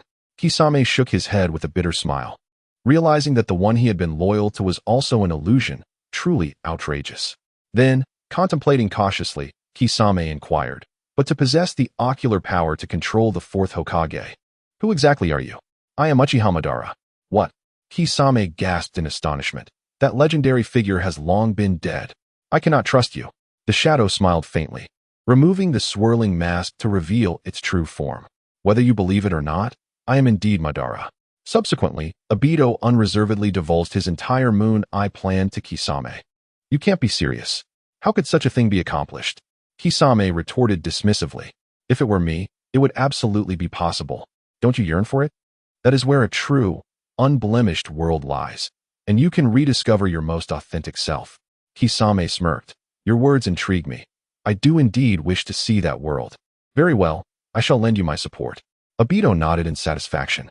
Just then, a massive aloe plant erupted at his feet, and from within, White Zetsu and Black Zetsu emerged. Orochimaru is dead. He attempted to seize Itachi's body, but was ultimately slain by Itachi, White Zetsu reported. Humph, Obito scoffed. That troublesome Orochimaru has finally been dealt with. It is for the best. One less unstable factor. As he spoke, Obito introduced Kisame. This is Zetsu, a member of my organization. You will be seeing each other frequently from now on. Come, I shall take you to my organization. The next day, Uchiha Itachi sat quietly by the bridge, awaiting Obito's arrival. It was the time for the Akatsuki meeting, yet Itachi chose not to attend. With Orochimaru sealed, the threat eliminated. He no longer wished to remain in the organization. After all, his purpose in joining the Akatsuki was to eliminate Orochimaru. The reason he awaited Obito was to clarify this matter. Heh, you must be Uchiha Itachi. Kisame's voice suddenly resonated from behind him. Itachi was momentarily taken aback. He had anticipated Obito's arrival, not the appearance of a stranger clad in the Akatsuki's signature black cloak adorned with red clouds. The peculiar sword strapped to the man's back piqued Itachi's interest. Kisame leisurely introduced himself. I am Kisame Hoshigaki. You may regard me as one of the 7 ninja swordsmen of the mist. I have heard your former partner was Hoshigaki Kisame. I believe we will get along well. So I have chosen you. From this moment on, we are partners. I look forward to working with you. Please be cautious of me as well. Heh. Chapter 60. What is Akatsuki? I am an artist. Humph. Itachi lightly scoffed. You talk too much. You have chosen the wrong partner. I intend to leave Akatsuki. Kisame was taken aback, then grinned menacingly. Heh. Is that so? Are you afraid I will kill you? I was merely jesting, provided you do not provoke me. Itachi rose, replying earnestly, you misunderstand. My departure is unrelated to you. It is a decision I made this morning. I am going to inform the leader. With that, Itachi narrowed his eyes and brushed past Kisame. Itachi, you cannot leave. The sudden voice of Obito echoed from the swirling space. Orochimaru has been dealt with. If you leave now, the organization will be left with no one, and you will bear the responsibility. Do you think recruiting is an easy task for me? Kisame, upon hearing this, was secretly astonished. The legendary Sannin, Orochimaru, had actually been handled by the Itachi before him? Heh, Kisame thought to himself, this partner's strength is rather formidable. Indeed. However, Itachi paid no heed to Obito. His only desire was to see Sasuke and his parents. The number of Akatsuki members and their development did not concern him. Ignoring Obito, Itachi continued to depart. Itachi, Obito's voice thundered, do not forget that the existence of this organization is also for the future of the Uchiha clan. To better protect your family, your silent contributions are required. Itachi halted, contemplating in silence for a moment. Very well. I shall remain in the organization until more new members arrive. Once there are enough people, I request that you allow me to leave. Obito nodded, agreed, Itachi. Coincidentally, there is something I need you to do. Since the Akatsuki's former partner, Orochimaru, has been sealed, you and Kisame will help Sasori find a new partner. I have already selected the target, and Sasori will accompany you. Itachi turned back. Who is this person? Deidara from Awagakure. He is a troublesome child who plays with explosives. Obito replied. In the land of Earth, at a temple near Awagakure, the guides, Black and White Zetsu, stood at the entrance, murmuring, you may proceed. The boy named Deidara is inside. Kisame surveyed the surroundings, his expression revealing amusement. This place is rather remote. How could he reside here? Black Zetsu cautioned. Do not underestimate him. He is quite a terrifying presence, originally the disciple of the third Tsuchikage. However, due to his eccentricity, he often causes terrifying incidents within the village, forcing the Tsuchikage to expel him to this location for reflection. Kisame smirked. Heh, he seems to be quite the oddball. Anyone chosen by the organization is bound to be peculiar. Let us go and meet this lad, Sasori remarked. With that, the three, excluding Zetsu, slowly entered the temple. A yellow-haired boy sat in the center, engrossed in molding clay figurines with an ecstatic expression. As he shaped the clay into a centipede, he muttered to himself, "Art. It is becoming more lifelike. I am truly a born artist." Deidara appeared utterly immersed in his artistic realm, oblivious to the presence of the newcomers. Kisame was the first to speak. "Hey kid, would you like to join the Akatsuki?" The sudden, grating voice of the stranger shattered Deidara's concentration. Annoyed, he turned to the three and asked, "Who are you? Can't you see I'm busy?" Sasori interjected, "You are quite bothersome. I expect you to answer our question first. Do you want to join the Akatsuki?" Deidara, perhaps feeling rather cheerful, waved his hand dismissively and said, "What is Akatsuki? I have never even heard of it. Please do not disturb my artistic creation. Begone." As he spoke, Deidara showcased the clay spider in his hand. Sasori frowned in disdain, remarking, "You dare call this art? How utterly baffling your taste is." He then turned to Itachi and Kisame, saying, "Am I truly obliged to partner with such a tedious individual? While his flair is commendable, it often leads to an early demise." Itachi Uchiha replied, "It is the leader's decision. His abilities may prove beneficial to us." "Oh, you are aware of my abilities?" Deidara exclaimed, his eyes widening in surprise. "Who exactly are you?" Kisame Hashigaki chuckled coldly. "You are the one responsible for the recent terroristic explosions, are you not? As someone scorned by the village, what is your true intention?" "Intention? I have no such thing," Deidara retorted, his hands tucked into his pockets, adopting an arrogant demeanor. "I did not realize my fame was so widespread that even you lackeys would know of me. I merely accept commissions to create explosions, using my supreme works of art." Listening to Deidara's self-aggrandizement, the three remained silent, merely observing him. After an awkward silence, Sasori broke the stillness, asking, "Is he finished?" Itachi replied, "I am uncertain." Kisame raised his hand, gripping the hilt of his sword. "He should be."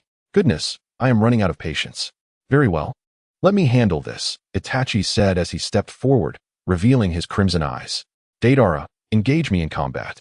If you lose, you shall join our Akatsuki organization." Just you alone?" Deidara spread his legs, adopting a combat stance. "Let me show you my technique. It is art that transcends all." With that, Deidara hurled the clay spider he had meticulously crafted towards Itachi. Reacting instinctively, Itachi stepped back, but as the spider neared him, Deidara grinned mischievously and shouted, "Go!" Boom! A thunderous explosion erupted behind Kisame and Sasori. The two remained unmoved, seemingly unconcerned. Did you see that? This is my art," Deidara exclaimed ecstatically, turning to Kisame and Sasori. "He has been dealt with. Now it is your turn." Chapter 61. Madara's heart gradually shifts. The present reflects past aspirations as the smoke from the explosion lingered. Itachi suddenly leapt out from within. Deidara was taken aback and then laughed. "Not dead yet? You have some skill. But that is all there is." Just as Itachi landed, a giant clay centipede erupted from beneath him, binding him tightly in place. "Now you have nowhere to escape," Deidara mocked, feeling at ease as he taunted, "With such bravado, this is all you can muster? Truly disappointing." He formed a single-handed seal and leaned down, declaring, "It is over." Deidara opened his mouth confidently, ready to shout the final word, but Itachi calmly interrupted. "Deidara, you might want to take a look at your current state." As Deidara gazed into Itachi's enigmatic crimson eyes, he suddenly realized the centipede was wrapped around him. How could this be? Had Itachi not dispelled the illusion, Deidara might have remained oblivious until his last breath. Kisame chuckled, "How perilous. I have yet to witness someone self-destruct." Sasori remarked, "I knew this child would meet an early end." As the centipede retreated into the ground, Deidara, drenched in cold sweat, gasped, "An illusion? How infuriating. When did this happen?" Kisame explained, "From the very beginning. The moment you laid eyes on Itachi's sharingan, you were already ensnared in the illusion." Deidara fell silent. Realizing the formidable nature of his opponent, before him, he felt like nothing more than a toy. Suddenly, a ray of sunset light pierced through the explosion's aftermath. and Deidara turned to see Itachi's figure standing illuminated by the blinding glow, resembling a painting. Deidara was entranced. How beautiful! Could this be art? For the first time, he began to question his own artistic philosophy. No. Regaining his composure, Deidara lamented. How could I be captivated by another's ability? That is art. Ridiculous. I will not concede. True art is the ephemeral beauty. Swish. A red cloud black robe landed at Deidara's feet. Kisame waved his hand. Kid, you lost. As per our earlier agreement, you must join our Akatsuki organization. Fine.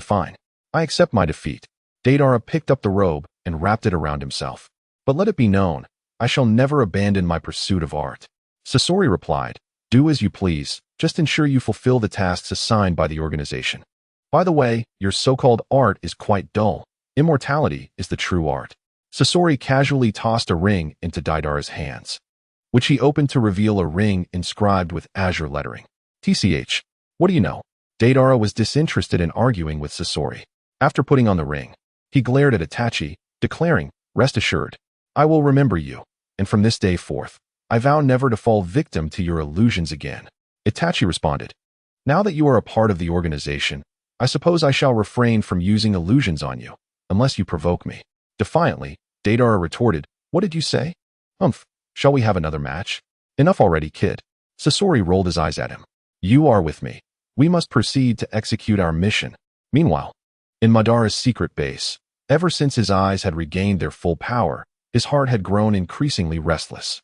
Being cooped up at home, while sending his subordinates to execute plans was rather dull.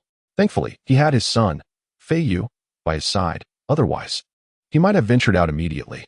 Despite not yet having restored his strength to its peak or regained his youthful vigor, Feiyu, idly curious, asked, Father, do you always have the nannies carry out your plans outside, hoping one day to plunge the entire world into dreams and fulfill their desires? Will I also become like that? Madara, indulgent, nodded, of course, my dear. Then can you refrain from putting me to sleep?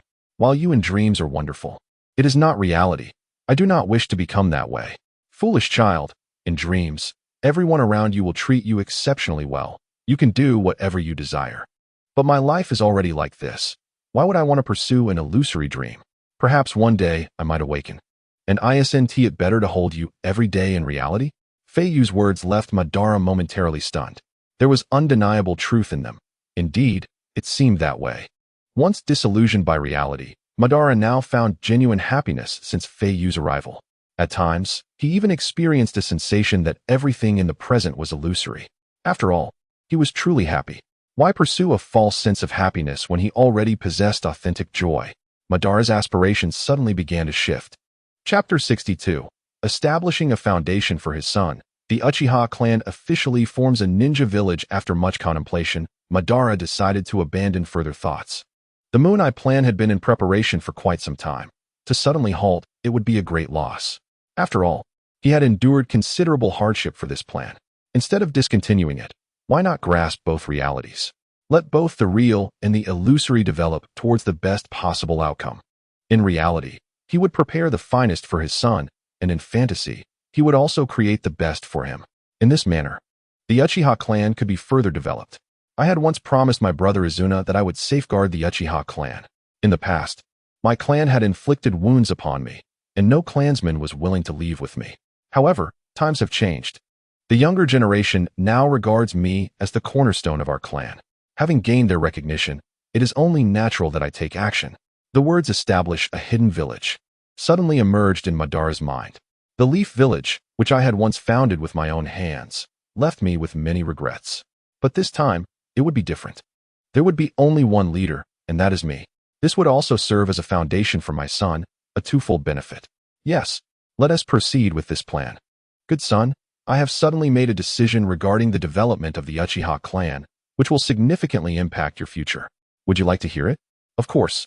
Then first, have your pet summon Fugaku and the others. I shall disclose my decision to all of you at that time. Understood, father. Feiyu nodded heavily and turned to run towards the door. Tawanzang, come here. Woof, woof, woof. The leader, panting and excited, rushed towards Feiyu, wagging his tail eagerly, as if yearning for his master's affection. Good boy. Feiyu affectionately ruffled Tawanzang's head and commanded, for this task, I permit you to speak like a human. No need for barking. Go fetch Fugaku, Inahono, and Yakumi for me. My father has important matters to discuss with them, so be swift. Woof. Ah, understood. It seemed that having grown accustomed to barking, Tawanzang found it somewhat awkward to speak human words all of a sudden. Receiving his master's command, Tawanzang hurriedly dashed towards the Uchiha clan's territory. A moment later, outside the Fugaku residence, an abrupt barking echoed. Woof, woof, woof. Fugaku, who was resting in the living room with a cup of tea, recognized Tawanzang's arrival. He furrowed his brow and stood up, retrieving a leftover bone from the kitchen and walking to the courtyard to open the door. Bending down, he saw Tawanzang lying on the ground, panting. Woof.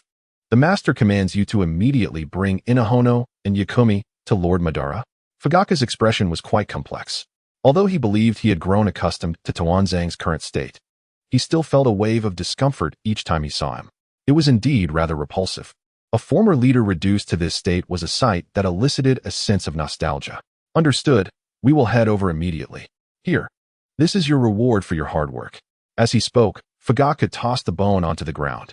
Tawanzang instantly lunged for it, tearing it apart and gnawing with delight. A moment later, Fugaku, Inahono, and Yakumi arrived before Madara and Feiyu. The three respectfully bowed. Lord Madara. Uchiha Madara nodded gently and said, I have summoned you to convey an important matter. From this moment onward, the Uchiha clan will no longer engage in farming. Really? The three were filled with excitement, hardly able to contain their joy. The arduous days of agricultural toil for the clan had finally come to an end. Fugaku, regaining his composure, calmly inquired, Lord Madara, what shall we do in the future? Just as we did in the Leaf, we will undertake missions to earn commissions. I intend to establish a new ninja village, with the Uchiha clan at its helm. Oh, upon hearing this, the three were both astonished and elated. It seemed that Lord Madara was genuinely poised to develop the Uchiha clan. Uchiha Yakumi quickly interjected, Lord Madara, since we aim to establish a village, according to the one country, one village principle, we could initially ally with a small nation devoid of military power. That nation's daimyo could provide us with funds for development, and in return, we would offer them military protection. This would be the best and quickest method for growth. Indeed, Fugaku agreed, with the support and reputation of a nation, our development would accelerate, and we might even attract other scattered and powerful ninja clans. Historically, this has been the way major nations' ninja villages have risen.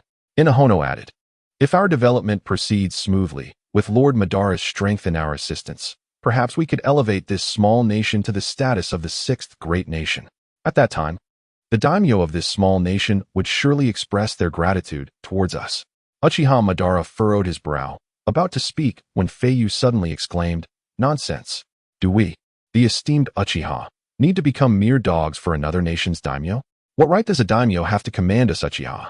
Even if we were to rigidly adhere to the one country, one village system, the position of daimyo should rightfully belong to a member of the Uchiha clan. The three were taken aback, as if awakened from a dream. How could such words come from a child? Ha ha ha ha, well spoken. Madara laughed heartily. No doubt you are my good son. Such spirit resembles mine.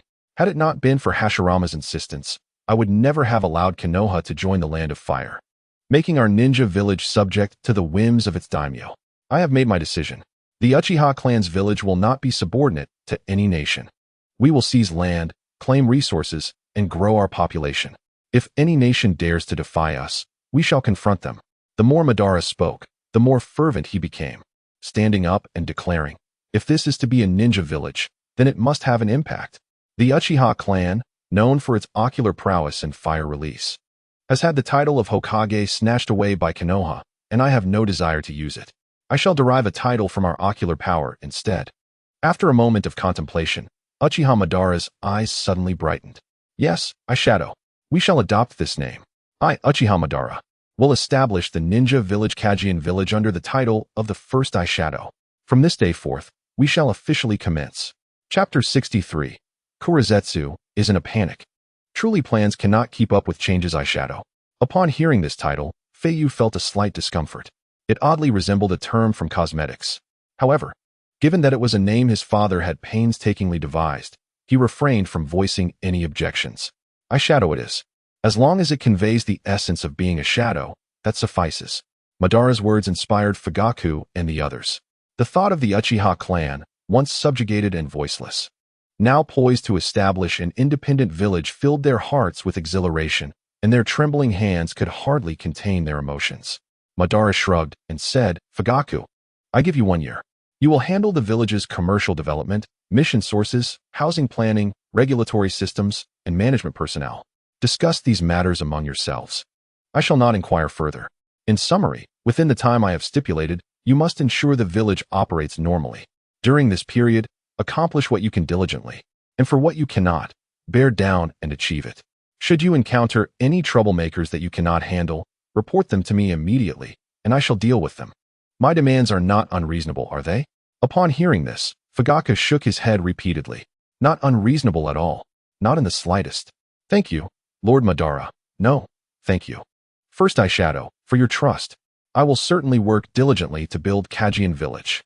All right, then stop dawdling here and get to work." "Yes." Fugaku and the others bowed respectfully before departing.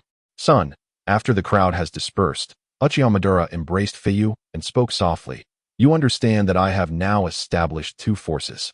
The Kajian village will primarily handle all surface matters, be it diplomacy, finances, or aggression. Although it has just been founded, I believe it is only a matter of time before it becomes the strongest ninja village.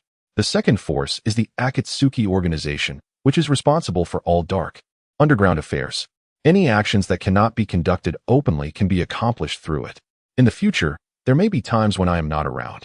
If that day truly arrives, these 2 forces will serve as your steadfast guardians, standing between light and darkness." "Father, please don't say that. That day will never come." "Ha ha ha, of course. Your father is truly remarkable. Thanks to you, I have begun to rejuvenate. The day when that does not happen should not arrive unexpectedly. But who can predict the future? Thus, I believe it prudent to make some preparations and groundwork." As Uchiha Madara contemplated, he gently patted Feiyu's head. "That said, my dear son, I require your assistance. You are exceptionally bright and often possess insights that elude ordinary minds. I hope you can participate in the establishment of our village and serve as its overseer. If you have differing opinions, feel free to share them directly with Fugaku. Rest assured, he will certainly heed your counsel." Feiyu looked up and replied, "Father, you trust me so much. Are you not concerned that I might create chaos within the village?" Madara burst into laughter, saying, "In this world, I trust no one but you. My dear son, pursue your ideas boldly. Show me an extraordinary ninja village." "All right, father, just watch." Feiyu eagerly agreed. With Madara placing such high expectations on him, he felt compelled to succeed. Moreover, he yearned to create a ninja village free from antiquated systems and feudal constraints. "Then I shall seek out Fugaku now," he declared. Go ahead," Madara replied. After sharing an embrace, Feiyu turned and left. As he stepped out the door, Black and White Zetsu emerged from beside Madara's feet. White Zetsu murmured, "Look at how much Lord Madara cares for little Feiyu. He has only just left, yet Lord Madara is still gazing at the door, his eyes nearly stretching thin." "Be quiet, White Zetsu." Black Zetsu quickly shot him a glance and then deliberately reprimanded. "Lord Madara's actions are not for us to comment on." Cough, cough. Madara shifted his gaze from the door, clearing his throat and casting a cold glance at Black and White Zetsu. "Do you two have something to report to me?" TSK. Nothing escapes Lord Madara's attention.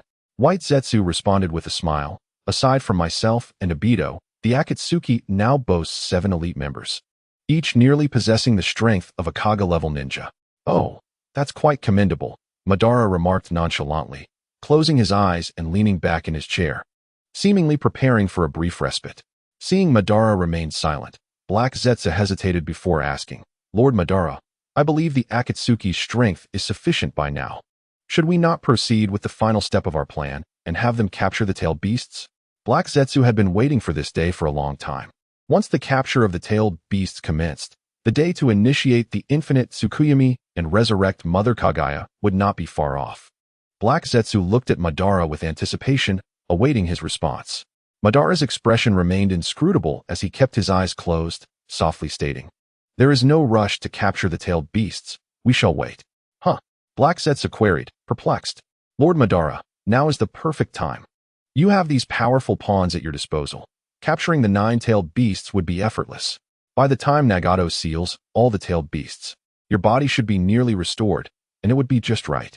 Before he could finish, Madara suddenly interrupted him sharply. I said to wait. There is no urgency. But why? Black Zetsu's confusion deepened, a sense of foreboding creeping into his heart. For no particular reason, you two may leave now. I wish to rest. Chapter 64. As long as you do not lay a finger on Feiyu, we shall remain the best of friends. I knew Madara's mindset had shifted. After being dismissed by Madara, Black Zetsu took White Zetsu to a secluded area to lament his grievances. White Zetsu asked, what can we do? Besides, did you not foresee this happening? I thought you were mentally prepared. Black Zetsu replied, I was prepared, yet the reality is disheartening. After years of effort, I am thwarted by a mere child. White Zetsu, you should never have brought Feiyu back. Look at the situation now. Mother Kagaya's resurrection plan has fallen apart. White Zetsu waved his hand dismissively. Hey, don't say that. This plan has nothing to do with me. I act on impulse, with no ulterior motives. And certainly no Oedipus complex.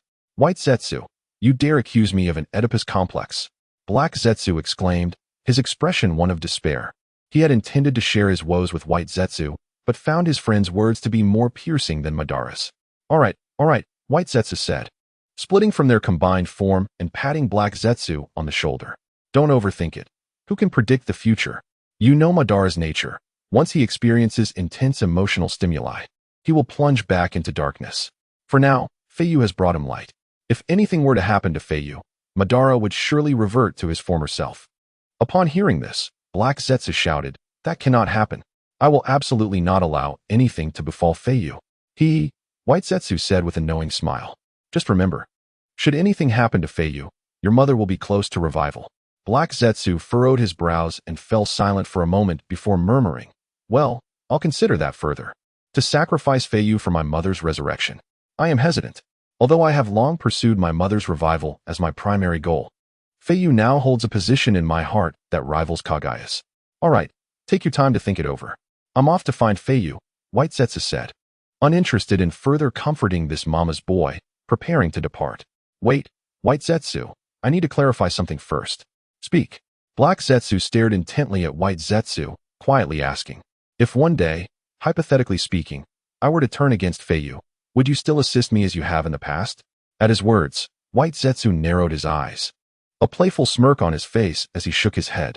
If that day were to arrive, well, even if you harbored such thoughts, I would likely have to eliminate you. As he spoke, a palpable aura of menace emanated from White Zetsu. Black Zetsu had never seen this side of him before. Little Black Zetsu, don't be angry. As long as you do not harm Feiyu, we shall remain the best of friends, White Zetsu said, retracting his threatening demeanor and returning to his carefree persona. Black Zetsu, slowly recovering from his surprise, awkwardly retorted, with your meager strength. You speak as if you could truly kill me. That cannot be dismissed, White Zetsu replied enigmatically before vanishing into the ground.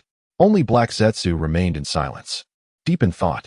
Within the Uchiha clan grounds, at Fugaku's residence, all the clan's elites and elders gathered, their faces alight with excitement. They had heard the news that Lord Madara intended to establish a village for the Uchiha. Finally, they could possess their own village, something they had never dared to imagine. Chapter 65. I have no shortage of ideas.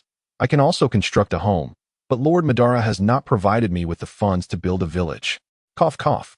Uchiha Fugaku cleared his throat. The previously noisy assembly fell silent in an instant, all eyes fixated on Fugaku, eagerly awaiting his words. However, he seemed to relish in building suspense, remaining silent for nearly 2 minutes without uttering a word. Lord Clan Leader, please speak. We just heard that Lord Madara plans to establish a village led by the Uchiha. Did you summon us to discuss this? If so, I am wide awake. Indeed, this is the first time the Uchiha will take charge. Let us contribute to the planning of the new village. The crowd buzzed with excitement, eager to take part. My mind is brimming with ideas. Perhaps I should share one to get us started. Uchiha Daohua eagerly stood, his eyes sparkling. I was present earlier, and you cannot imagine how powerful Lord Madara's aura is. Typically, the establishment of a ninja village necessitates the allegiance to a larger nation. However, Lord Madara has asserted that our Uchiha clan need not diminish our dignity in seeking the protection of great powers.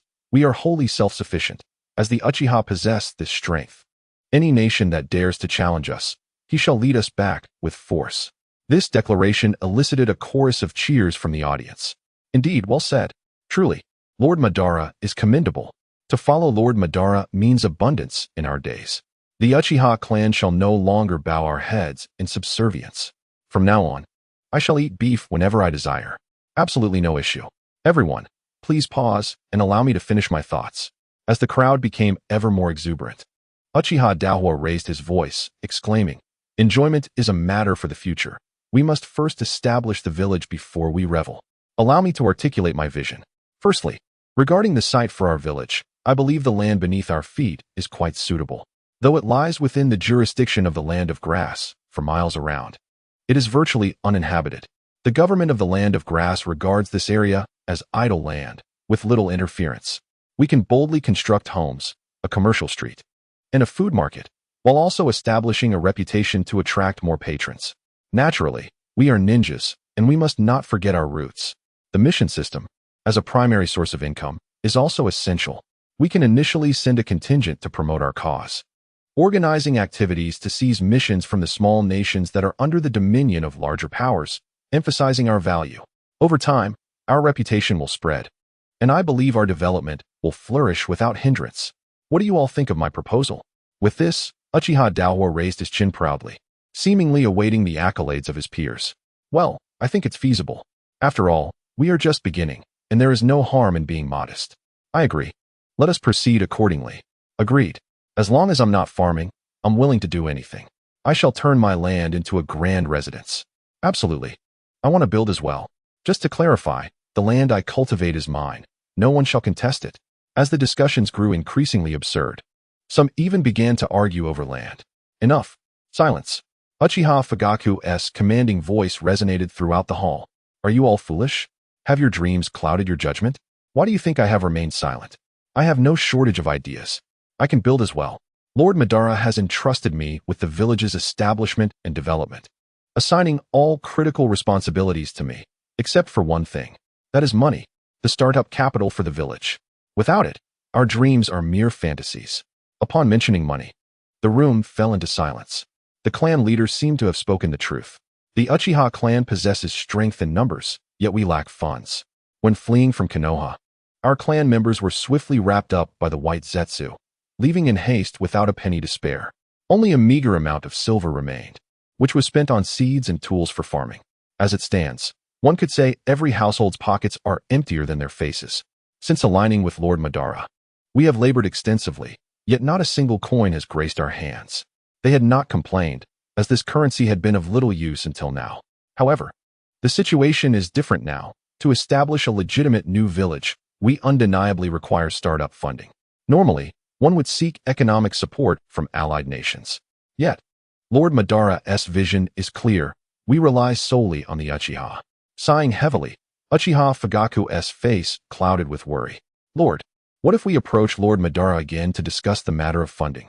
suggested Yahweh. "What would one more visit achieve?" Fugaku responded. "Lord Madara's intentions are evident. We must find our own solutions, and he only cares for results. Perhaps he simply overlooked this matter?" Daihua proposed. "Impossible," Fugaku countered. "What stature does Lord Madara hold? He would not neglect such a crucial issue. I sense he simply does not wish to provide the funds, or perhaps he himself lacks the means. We should refrain from disturbing him. Lord, we should still inquire with him. What harm is there in asking?" "There is nothing to lose," Yahweh insisted. Fugaku shot him a sidelong glance, then closed his eyes and shook his head, choosing not to pursue the matter further. He felt embarrassed to ask, fearing Lord Madara's ire. Seeing this, Daihua and Yahweh fell silent, exchanging resigned glances. "Lord, while you possess many admirable traits, your indecision is your downfall. You fear wolves behind you and tigers ahead, as you did in Konoha," Daihua murmured. "What can we do?" "Long live understanding," Yahweh replied with a sigh. Inside the hall, silence reigned. The earlier excitement dissipated. After a moment, a seasoned elder within the clan slowly broke the enduring stillness. "Fugaku, since we cannot request funds from Lord Madara, we must devise our own means of generating income. As ninjas, accepting missions is undoubtedly our most suitable endeavor and the quickest route to financial gain. I comprehend your point, but we currently possess a multitude of idle ninjas. Yet we are at a loss for sources of missions," Fugaku replied. "The overt missions may elude us. But there are still channels for those clandestine tasks that are not suitable for the public eye, the elder explained. At this, a glimmer of hope shone in Fugaku's eyes as he urgently asked, "What channels?" "The Ninja Cat clan." Oh, upon hearing this name, Fugaku suddenly understood. Of course, how did I not think of them? The Ninja Cat clan shares profound ties with the Uchiha, having maintained a cooperative relationship throughout history. They serve as a source of intelligence for the Uchiha family. They would undoubtedly possess pathways to access those discrete missions. As this realization dawned upon him, Fugaku's countenance brightened. But soon a shadow passed over his face once more. Alas, must the illustrious Uchiha clan, a distinguished lineage for centuries, stoop to accepting those disreputable tasks for the sake of money? "It is an unfortunate necessity," the elder replied. "First, we must earn the funds. And then we can establish a formal village and ninja system. Earning money is not a disgrace. Leave the financial matters to me. You need only focus on your tasks." Lord Madara's son and Mr. White Zetsu are here," a voice from outside announced. Oh, at this, Uchiha Fugaku instinctively rose, swiftly responding, "Please, let them in." With a creak, the door opened, and Feiyu and White Zetsu entered slowly. "Lord Feiyu, your presence is most welcome. I am currently in discussions with our clan regarding the crucial matter of establishing the village. Should you have any insights or suggestions, please do share." Fugaku stepped forward, respectfully offering the main seat. Some clan members exchanged puzzled glances, deeply confounded. A few murmured, "What is the meaning of this?" While it is commendable to value Lord Madara's son, he is but a child. What insights could he possibly provide? Sometimes, I truly cannot comprehend what the clan leader is thinking. Shouldn't we be discussing financial matters with Feiyu? Perhaps we could ask him to relay a message to Lord Madara. Who knows? We might even secure the startup funds. Silence. Do not speak what should not be spoken. Yahweh chastised them quietly. You do not understand Lord Feiyu. He is no ordinary child. His insights and perspectives surpass those of most adults. Really? The crowd gasped in disbelief. Uchiha Yahweh nodded gravely. You will soon understand. Let us remain quiet for now. With Yahweh's words, the audience ceased their complaints, directing their attention toward Fugaku and Feiyu. Feiyu, unceremoniously, took the seat offered by Fugaku. White Zetsu stood behind him, wearing a bemused expression. Feiyu inquired, "Fugaku, how have your discussions progressed? Have you formulated a detailed plan?" Fugaku, "My lord, the plan has not yet been formulated. We are currently discussing ways to raise funds. As establishing a village requires a substantial amount of capital, without money, it is indeed quite challenging." Feiyu chuckled lightly, "I understand. Have you made any progress in securing funds?" "Of course." Fugaku cleared his expression of difficulty, confidently patting his chest as he declared, "I intend to contact the Nico clan. They should have access to task sources. As long as I lead my clan members to fervently accept missions, it should not be difficult to accumulate the startup capital for the village within a year. We can undertake all sorts of challenging and unpleasant tasks. We will do whatever brings in the money. You can inform Lord Madara that I will ensure he is at ease with my endeavors and that I will not disappoint his expectations." Upon hearing this, White Zetsu interjected, TSK, Fugaku, there's no need for the Uchiha clan to fall so low. After all, the Uchiha is a prestigious family." Fugaku firmly replied, "As long as we can fulfill Lord Madara's tasks, we are willing to do whatever he asks." White Zetsu grinned, "Your attitude is commendable. Fugaku, this is merely my duty." Enough of the bravado. Feiyu scanned the room and addressed Fugaku and everyone present. "Since you have chosen to follow my father, he and I will not allow you to suffer. Your dedication in tilling the land for so long has not gone unnoticed. I have seen your loyalty. The sentiment is mutual. With your support, my father and I will certainly not fall short. As for the startup funds for the village, my father and I will devise a plan. You need only focus on the construction. Once the village is formally established, we can establish a proper ninja system to undertake missions, just as we did in Konoha." Upon hearing this, the Uchiha clan members present beamed with joy. "Really? That is wonderful. We certainly did not follow the wrong person. Yahweh, you were right. This doesn't sound like something a child would say." Lord Feiyu is truly no ordinary child. All the clan members were ecstatic, their cheers echoing in waves. White Zetsu leaned closer to Feiyu and whispered, "Little Feiyu, you may be overstepping. This amount of funding is no small sum. I am aware of Lord Madara's financial situation. He does not have money." Feiyu replied with a smile, "My father may not have it, but his organization does. Once Obito, my godfather, returns, I will have him take me to the Akatsuki, and the funds will be secured. White Zetsu. How could I have overlooked that? However, the finances of the Akatsuki are managed by Koku. Obtaining money from him can be quite a challenge. I know him well. He is quite miserly. Feiyu raised an eyebrow. This isn't about asking for money. It's merely reclaiming what belongs to my family. He is simply working for my father. As my father's son, his assets are mine as well. As the owner, it is my right to take what I have earned from my own business. Chapter 68. Kakuzu. This organization would fall apart without me.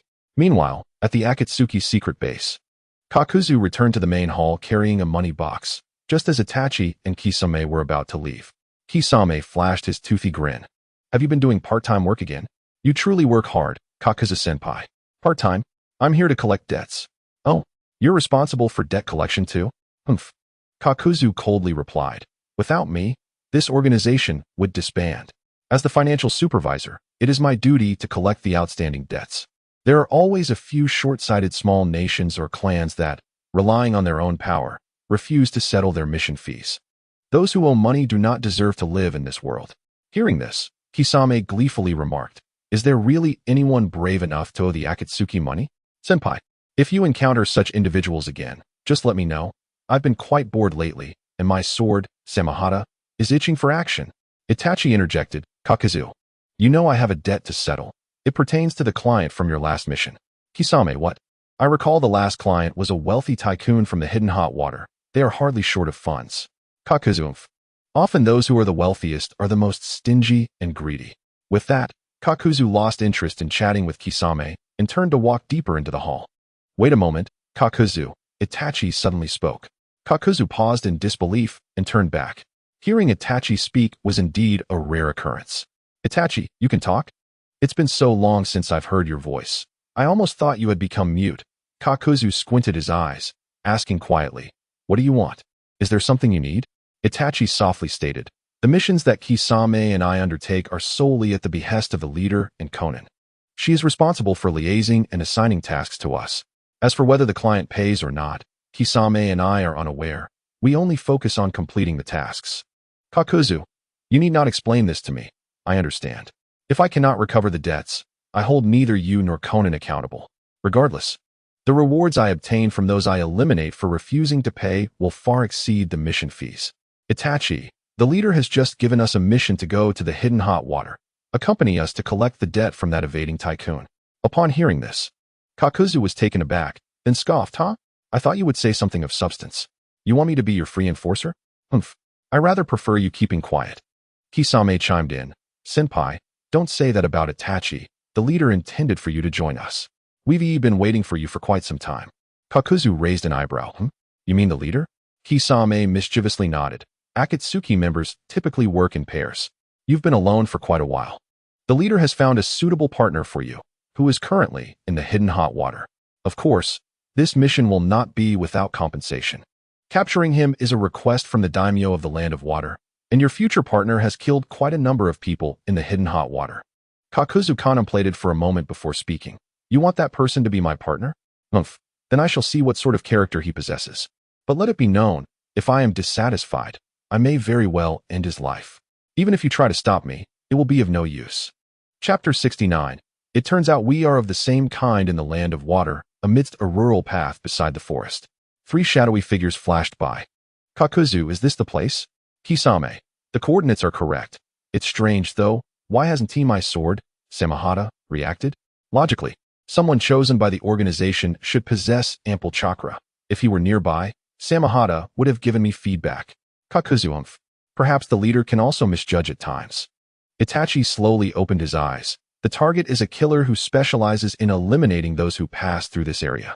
Since he has not shown himself, we shall draw him out. With that, Itachi stepped into the center of the road and began to walk forward. Not far along, a silver-haired man with slicked-back hair, clad in black leather and wielding a red scythe, suddenly appeared before Itachi. The silver-haired man spoke, Hey, are you alone? Would you like to join the cult of the evil god? Itachi scrutinized him for a moment and replied quietly, Cult of the evil god? What is that? Humph. The so-called cult of the evil god is a religion where one can kill without facing repercussions. This religion is solely founded on murder, the most exhilarating of beliefs. How does that sound? Exciting, isn't it? Upon hearing this, Itachi lowered his gaze and smiled lightly. I see. It seems the target must be you. The silver-haired man. Target? What target? What are you talking about? Itachi, you are the killer who has recently appeared in the hidden hot water, aren't you? TCH. The silver-haired man waved his hand dismissively. What killer? I am merely transcending lives, sacrificing their souls to the evil god. People should be grateful to me. Ignoring his deranged words, Itachi muttered to himself, Come forth, I have found my target. In the next instant, Kakuzu and Kisame appeared beside Itachi. Oh, two more have arrived? The silver-haired man laughed uncontrollably. Indeed, today is my lucky day. To present 3 offerings to the Lord of the evil god all at once. I am certain the evil god will be grateful to me. As he spoke, he drew the scythe from behind him, pointing it at Itachi and the others, continuing. I am currently quite displeased. Since you have labeled me a murderer, you are desecrating the evil goddess teachings. I have decided to make you suffer in your deaths. Kakuzu scoffed. Humph, a blabbering fool, clearly lacking intellect. What did you say? The silver-haired man retorted angrily. You wretched fellow. Who are you calling dull? I am quite clever. Kakuzu, uninterested in the noisy man before him, spoke to Itachi and Haiden in a low voice. He looks like someone destined for an early demise. I have already decided to kill him, so do not interfere. Haiden replied, I don't mind, senior. Feel free to unleash your full potential. Kakuzu stepped forward, slowly approaching the silver-haired man. Young man, you have provoked me, and I find you quite detestable. As if I would like you. Die, you green-eyed monster. With that, the silver-haired man swung his scythe swiftly towards Kakuzu. Green-eyed monster? Upon hearing this mockery, Kakuzu's green eyes narrowed dangerously. He immediately spread his hands and unleashed a dual punch aimed directly at the silver-haired man's heart. With a sickening thud, Kakuzu's fist pierced through the silver-haired man's chest. Ah! The silver-haired man screamed in agony, clutching his heart. It hurts. This is unbearable. I will ensure you feel the same pain. Kakuzu observed the man still lively and realized something was amiss. Humph, so that is how it is, he sneered. No wonder the leader chose you as my companion. It seems we are of the same ilk. Chapter 70. Welcome to our ranks, Haiden. What? You say we are of the same ilk? Haiden scratched his head, scrutinizing Kakuzu with a furrowed brow. Are you also of the evil goddess sect? But I've never seen you before. Kakuzu replied. The kind I refer to is not of that nature. Haiden blinked, revealing a glimmer of insight. Then what do you mean? Kisame sneered, mocking. I can't tell if this guy is overly naive or genuinely foolish. Haiden was infuriated by the remark. You're the fool. Your whole family is foolish. You, with your dead fish eyes. Unforgivable. I detest being called stupid. As he shouted, Haiden swung his scythe towards Kisame, brushing past Kakuzu. Kakuzu yelled, Hey, your opponent is me. Haiden retorted, What's the rush, big dummy? You'll all be sacrificed to the evil god anyway. Ha ha ha. Just as Haiden's scythe was about to descend, Kisame swiftly drew his great sword, Samahata, and blocked the attack with one hand. Haiden gritted his teeth and barked, Humph. Dead fish eyes, you're quite strong. Itachi, standing beside Kisame, whispered, Having your heart pierced for so long and still alive, it seems you possess a unique ability. We wish for you to join the Akatsuki, and we harbor no intentions of conflict. Haiden scoffed, Why so much chatter? A bunch of atheists, stop wasting time. You will all die here. Itachi interjected calmly, Kisame, do not lose your temper. We are not here to fight. Kisame replied, Humph, Itachi, don't worry about me. This guy has already provoked my killing intent. Let me play with him for a while and see what other special abilities he possesses. Kakuzu warned in a low voice, He is my prey, Kisame. Do not interfere. Kisame shot back, Senior, let us see who can seize him first. It will be the victor. Water release, water dragon bullet technique. Kisame stepped back, quickly forming hand seals, and a water dragon surged forth from his mouth. Humph, let us see you try. Kakuzu coldly scoffed as his lightning mask split open on his back. Lightning release, false darkness. A barrage of sharp lightning spears surged toward Haiden. The power of both techniques was immense, but when water met lightning, their potency escalated significantly. Wow, how spectacular! Haiden exclaimed, yet he showed no inclination to evade. In the next moment, his body was engulfed by the attack. Damn, that hurts. You lot who do not understand pain, I will remember you. Despite being drenched in lightning and water, Haydn continued to leap around, cursing, but honestly, your strength seems quite impressive. TSK, the evil god will surely be pleased this time. Kisame inquired. So, after witnessing our abilities, have you considered joining us? Humph. Haydn replied dismissively, the Akatsuki means nothing to me. As long as I can kill freely and offer sacrifices to the evil god, I care not for other matters. I will kill according to my own will, and I refuse to be bound. From now until eternity. Kisame's lips curled into a slight smile. I can agree with that. Kakuzu grumbled, a heretical path, how tiresome. What did you say? Haydn retorted. Just speaking the truth, Kakuzu replied. Blaspheming the divine is a grave sin. Even an apology cannot absolve you. Kakuzu shrugged. Whether you forgive or not, what does it matter to me? Haydn's demeanor shifted. Growing serious, as if genuinely angered, he reined in his playfulness. O evil god, bear witness. I shall soon send this foolish wretch to your side, Kisame remarked. There's a nice surge of killing intent. Haydn lunged at the three again. Repent in death, you heartless fools. Seeing this, Kakuzu and Kisame readied themselves for further engagement. Itachi, however, merely opened his eyes slightly. Let us all cease hostilities. Huh. Haydn's frenzied legs halted abruptly. Not only that, but his entire body seemed to be immobilized. Damn. What is happening? Haydn struggled fiercely, yet no matter how hard he tried, he could not move. Itachi calmly stated, it's merely a simple binding technique. Kakuzu glared at Itachi's red sharingan, threatening in a low voice. Itachi, he is my prey. Release him immediately. Otherwise, even you will meet your end. Itachi replied calmly. If you wish to fight, you can take him back and do as you please afterward. For now, let us complete the leader's task first. With that, Itachi stepped closer to Haydn. If you wish to kill, you may.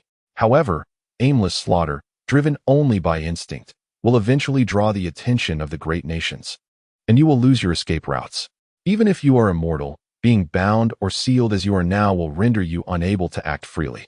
Haydn glared at Itachi, gritting his teeth and shouting, what do you want from me? Itachi closed his eyes, releasing the binding technique, and continued, join the Akatsuki. This way, you can act safely and purposefully. At least when fulfilling assassination missions, you will not be restrained nor bear the consequences. Moreover, there are others within the organization who share a similar existence. You are not the only one with a meaning of immortality. Upon hearing this, Itachi glanced at Kakuzu. Humph. Kakuzu crossed his arms, turning his head away arrogantly, uninterested. Haydn was taken aback. What? That guy is also immortal? Kisame chuckled. Hee, you two will gradually understand each other. Once you join the Akatsuki, you can kill as many as you desire. There are plenty of targets. Even Haydn, despite his foolishness, realized that continuing to resist would render him incapable of dealing with the three before him.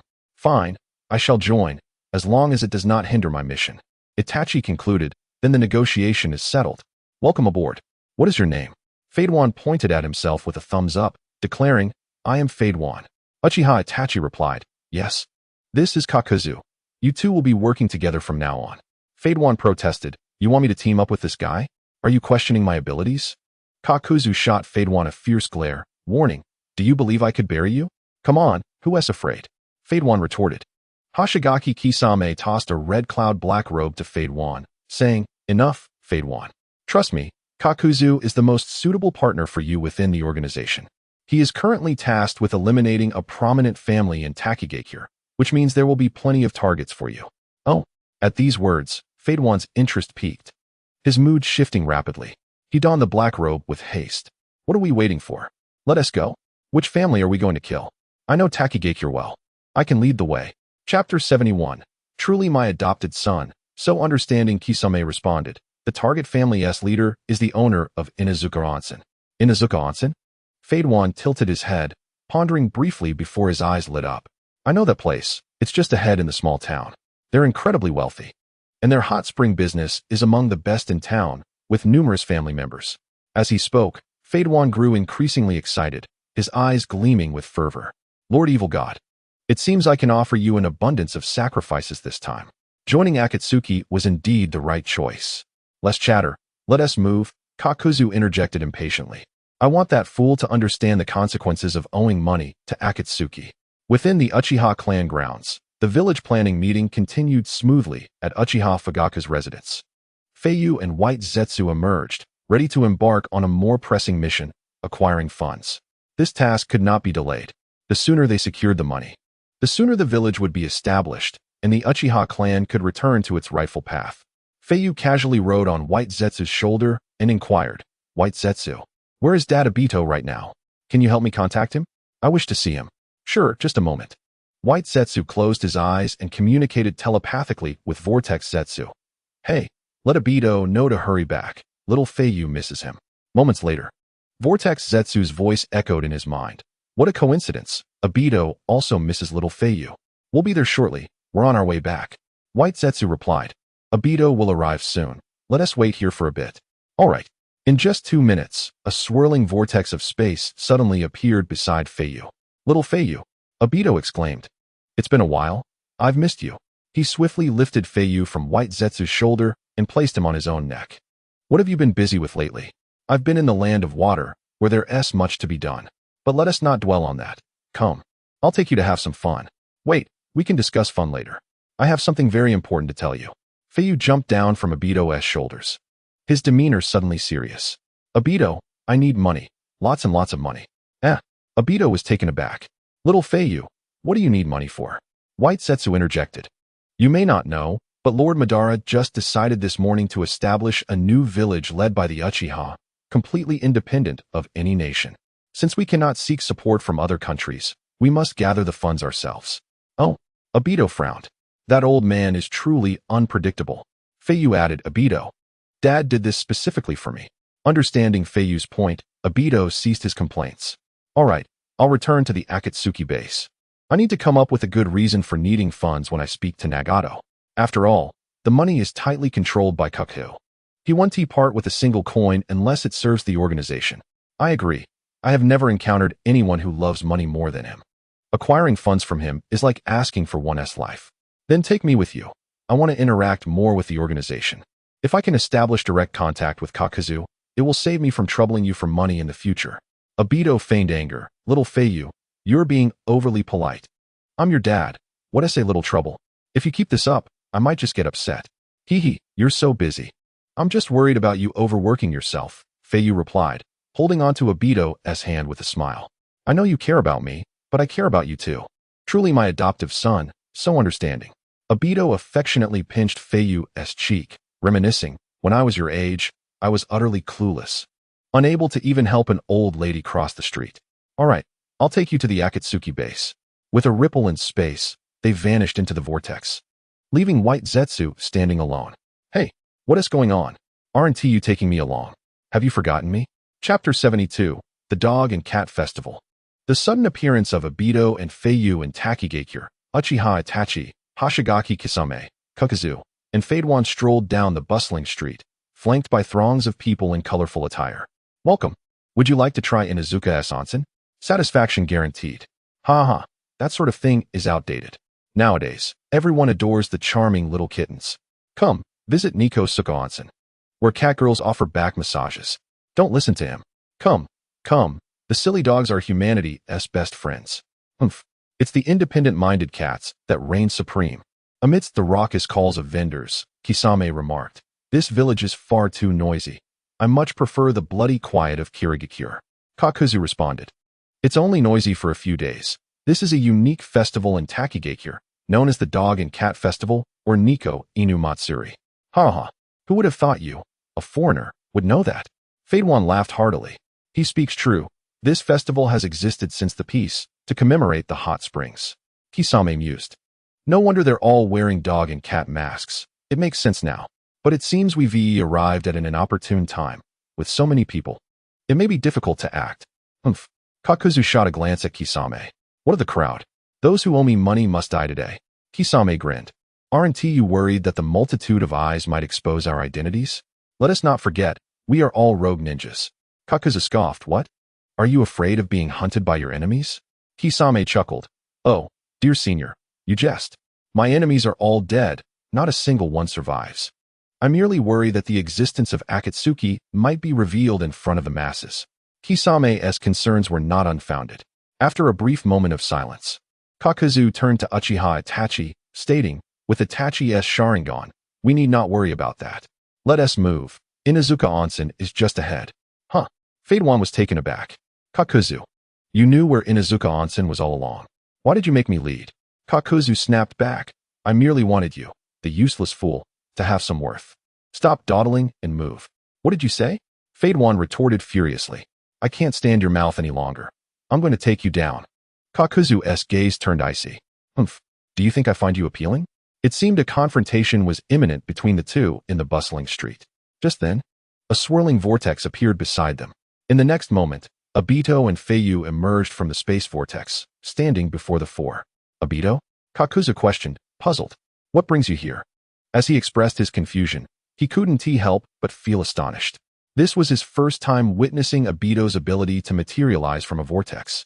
Such a skill was no ordinary ninjutsu. With years of survival experience, Kakuzu surmised that it was likely a high-level space-time ninjutsu. Kisame remained silent, fully aware that Obito was. In fact, Madara Uchiha Itachi, too, was quiet, fully cognizant that Obito's true identity was, in reality, himself. Obito, with an exaggerated gesture, scratched his head and responded in a tone reminiscent of the swirling vortex technique. Of course, I'm here to find you, Kakuzu-senpai. Kakuzu paused, surprised. Looking for me. He and Hayden had rarely interacted, scarcely exchanging a few words. Kakuzu was utterly puzzled as to why Hayden had suddenly sought him out today. Obito smirked mischievously and whispered, This kid wants to ask you for some money. Upon hearing the mention of money, Kakuzu's expression darkened instantly. What difference did it make if he asked for money? It was akin to asking for Kakuzu's very life. Chapter 73, The Harshness of Reality. Only money can be trusted. You have some nerve, Hayden, Kakuzu said. His face clouded with anger. Since joining the organization, you are the second person to dare ask me for money. Hayden, intrigued, replied, Oh really? Who was the first? Kakuzu answered, the second in command of the organization, Konan. I gave her money for the purchase of internal resources and tools, which is a reasonable expense. Hayden, with a bewildered expression, asked, What are you rambling about? I don't understand. Kakuzu snapped, I mean for explosive tags. You fool. Why are you being so harsh with me? And what can you do about it? As their quarrel reignited, Kisame chuckled helplessly. Are you sure you want these two in a team? They can barely manage 3 sentences without it escalating into a fight. Obito, sensing the brewing conflict, interjected, Kakuzu-senpai, please hold off for a moment. I have already consulted Konan-senpai. The child beside me needs money, and it is Konan's intention for you to provide it. Kakuzu cast a dubious glance at Obito. Is that true? He speaks the truth. I can attest to it. White Zetsu emerged from the ground. Kakuzu, Hayden, and I, along with this little brat, came to the base specifically for the matter of money. Unfortunately, you were not present, and we later learned from the leader that you had gone to the hidden hot water village, hence our appearance here. Upon hearing White Zetsu's words, Kakuzu finally noticed the child, Feiyu, standing beside Hayden. I've seen you before. You've visited the Akatsuki base. Kakuzu's tone softened considerably. Although he generally disliked children, he found himself inexplicably fond of the young Feiyu, which surprised even Kakuzu himself. Feiyu looked up, displaying an angelic smile. Hello, Kakuzu-ajisen. Kakuzu was taken aback and immediately turned his head away, eyes closed. Humph. Who's your ajisen? Don't try to get close to me. Ha ha ha. Why is your face turning red, Kakuzu? Nonsense. I am not blushing. Keep talking, and I'll take you down. Unbeknownst to him, his face was indeed flushed. It was his first time being addressed as ajisen by a child. Everyone experiences shyness and nervousness when faced with something new, and even the cold-hearted Kakuzu was no exception. Noticing the teasing gazes from the other members, Kakuzu cleared his throat and complained, I really don't understand why Konan would have me give money to this little brat. I'll be asking her about this later. As he spoke, Kakuzu suddenly seemed to realize something and scrutinized Feiyu again. Hey, this kid isn't Konan's illegitimate child. Is he? Are you out of your mind? Do you think he resembles Konan at all? Why would she give him money? You expect me to believe that? In any case, no one is taking my money. Kakuzu snorted dismissively, his resolve unwavering as he turned to leave. Wait, Kakuzu-ajisen. Feiyu's voice called out from behind him. You refer to the organization's funds as your own? Feeling the chill in Feiyu's tone, Kakuzu turned around, a hint of menace glimmering in his eyes. What? Do you have a problem with that? In that instant, as Kakuzu emanated a sense of threat, Obito, White Zetsu, and even Itachi Uchiha instantly positioned themselves in front of Feiyu, exuding a similar aura of intimidation. This was a display of hostility directed at Kakuzu. Kisame was utterly bewildered. What was happening? These three were willing to confront Kakuzu for the sake of a child? What was this child's background? The newly arrived Haiden, fueled by a surge of adrenaline, chuckled. Oh, are we going to gang up on him? Excellent. Kakuzu, I'll assist you, though I find you quite detestable. Since we're on the same team now, I'll help you out. Despite his words, Haiden was merely eager to acquire more sacrifices. It was a rare instance of him using his brain. Kakuzu was equally taken aback by the members' reactions, astonished that his longtime colleagues would oppose him for the sake of a child, while the new member was willing to lend him a hand. Humph, in this cruel world, money is the only thing one can truly rely on. Chapter 74. The Three Tomo, Authentic and Uncommon. I am not an ordinary child. Kakuzu. Whether you decide to give money is your concern, but if you dare to lay a hand on Feiyu, do not blame us for being impolite. White Zetsu's anger was a rare sight, especially in Kakuzu's presence. It could be said that this was the first time Kakuzu had witnessed White Zetsu in such a state. Oof, this is tiresome. Kakuzu gradually retracted his hostile aura. Haiden, now sharpening his blades, complained, "What is this? Not fighting anymore. What are you afraid of? Don't you have me to back you up?" Kakuzu shot him an exasperated glance, coldly stating, "To attack a child? I'm not that idle. Besides, he is not worth much." Feiyu regained his angelic smile. Kakuzu-ajisen, I just wanted to inform you that organizational assets and personal assets cannot be conflated. I hope you'll be more mindful next time. You little brat. If it weren't for Itachi and White Zetsu protecting you, I would have eliminated you already, even without any dislike. Kakuzu cursed inwardly, responding, "What do you care? The Akatsuki has nothing to do with you. Dads, you don't need to protect me anymore. Let me talk to Kakuzu-ajisen. You can trust me." Feiyu gently pushed past the three blocking his way, smiling as he approached Kakuzu. The Akatsuki is, of course, relevant to me, as I hold a significant position in its grand scheme. Humph. That statement amused Kakuzu. Feiyu continued, Kakuzu-ajisen, let me ask you. Isn't the first step of the Akatsuki's three-phase plan to amass a substantial amount of wealth? Kakuzu was taken aback. How did this child know such details? The second step, is it not to utilize this wealth to hire formidable ninjas, thereby establishing a vast mercenary army to incite wars everywhere and balance them out? Kakuzu, growing impatient, retorted, I know this better than you. What exactly are you trying to say? Feiyu raised his hand, pointing his thumb at himself, proudly declaring, I am the mercenary. You need not spend your money on anyone else. Just give it to me. The reason Conan asked you to give me the money is precisely this. Kakuzu, speechless, responded, based on you, a frail little child? I may be a child, but I am not weak. As he spoke, Feiyu closed his eyes, and when he opened them again, two crimson hues appeared instantly. A pair of three tomo sharingan. Authentic and genuine. What is this? Kakuzu was taken aback, yet he maintained his composure. After a moment of silence, a flicker of greed flashed in his eyes as he coldly remarked, I didn't expect someone your age to awaken the three tomo. You little brat. If you grow a few more years, perhaps your head could be worth a considerable sum. However, at this moment, merely possessing these sharingan will not convince me to part with my money, even if Conan agrees.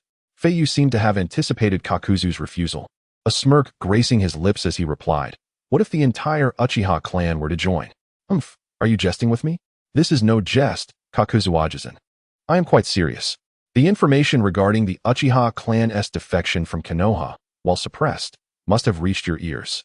Kakuzu urged, do not stop, continue. Feiyu laid the outcome bare. The entire Uchiha clan intends to join the Akatsuki, becoming part of its mercenary army. Surely that would warrant your financial contribution. Behind him, Itachi Uchiha furrowed his brow and leaned closer to Obito, whispering, how come I was not aware of this? When did Uchiha decide to have his clan join the Akatsuki? Obito softly replied, shoo, you need not believe it. Little Feiyu is merely trying to coax Kakuzu into parting with his money. Chapter 75. A brutal slaughter, the ruthless Kakuzu. Kakuzu fell silent. He finally understood why the leader and Conan would agree. However, relying solely on the word of a child, despite the testimonies of Zetsu and Haiden, he remained cautious and unconvinced. I will discuss this matter regarding the child with the leader personally upon my return to the organization's base. I have significant tasks to attend to. Little Feiyu cheerfully responded. Since we're here, wouldn't it be too much trouble to let me join you on your mission? If you're not afraid of dying, then follow along. Soon, the group arrived near the Inu no Yu hot springs, at the site of a lavish mansion. White Zetsu remarked, "Wow, this place is grand and luxurious. Are we here to soak in the hot springs before commencing our mission?" "No," Kakuzu replied. "This is our destination. We are here to collect debts." "Collect debts?" "Yes. The master of Inu no Yu has commissioned us to assassinate his rival, the owner of Nikko no Yu. They seem to have a deep-seated grudge, and upon successful completion of the assassination, the payment for their task remains unsettled." "What?" White Zetsu exclaimed with astonishment. "They dare to owe money to the Akatsuki? They must be seeking death. What is your plan? Should I infiltrate and capture him?" There's no need for such trouble. This is a family enterprise. I will handle it alone and eliminate them all. I will make them understand the dire consequences of owing money to the Akatsuki." As he spoke, Kakuzu approached the mansion's entrance. The man at the door immediately greeted him with a grin. "Oh, esteemed guest, are you here for the hot springs?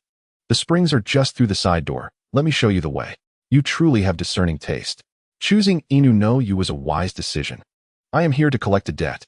Upon hearing this, the man's expression darkened instantly. "Collect a debt? Get lost. Can't you see I'm busy?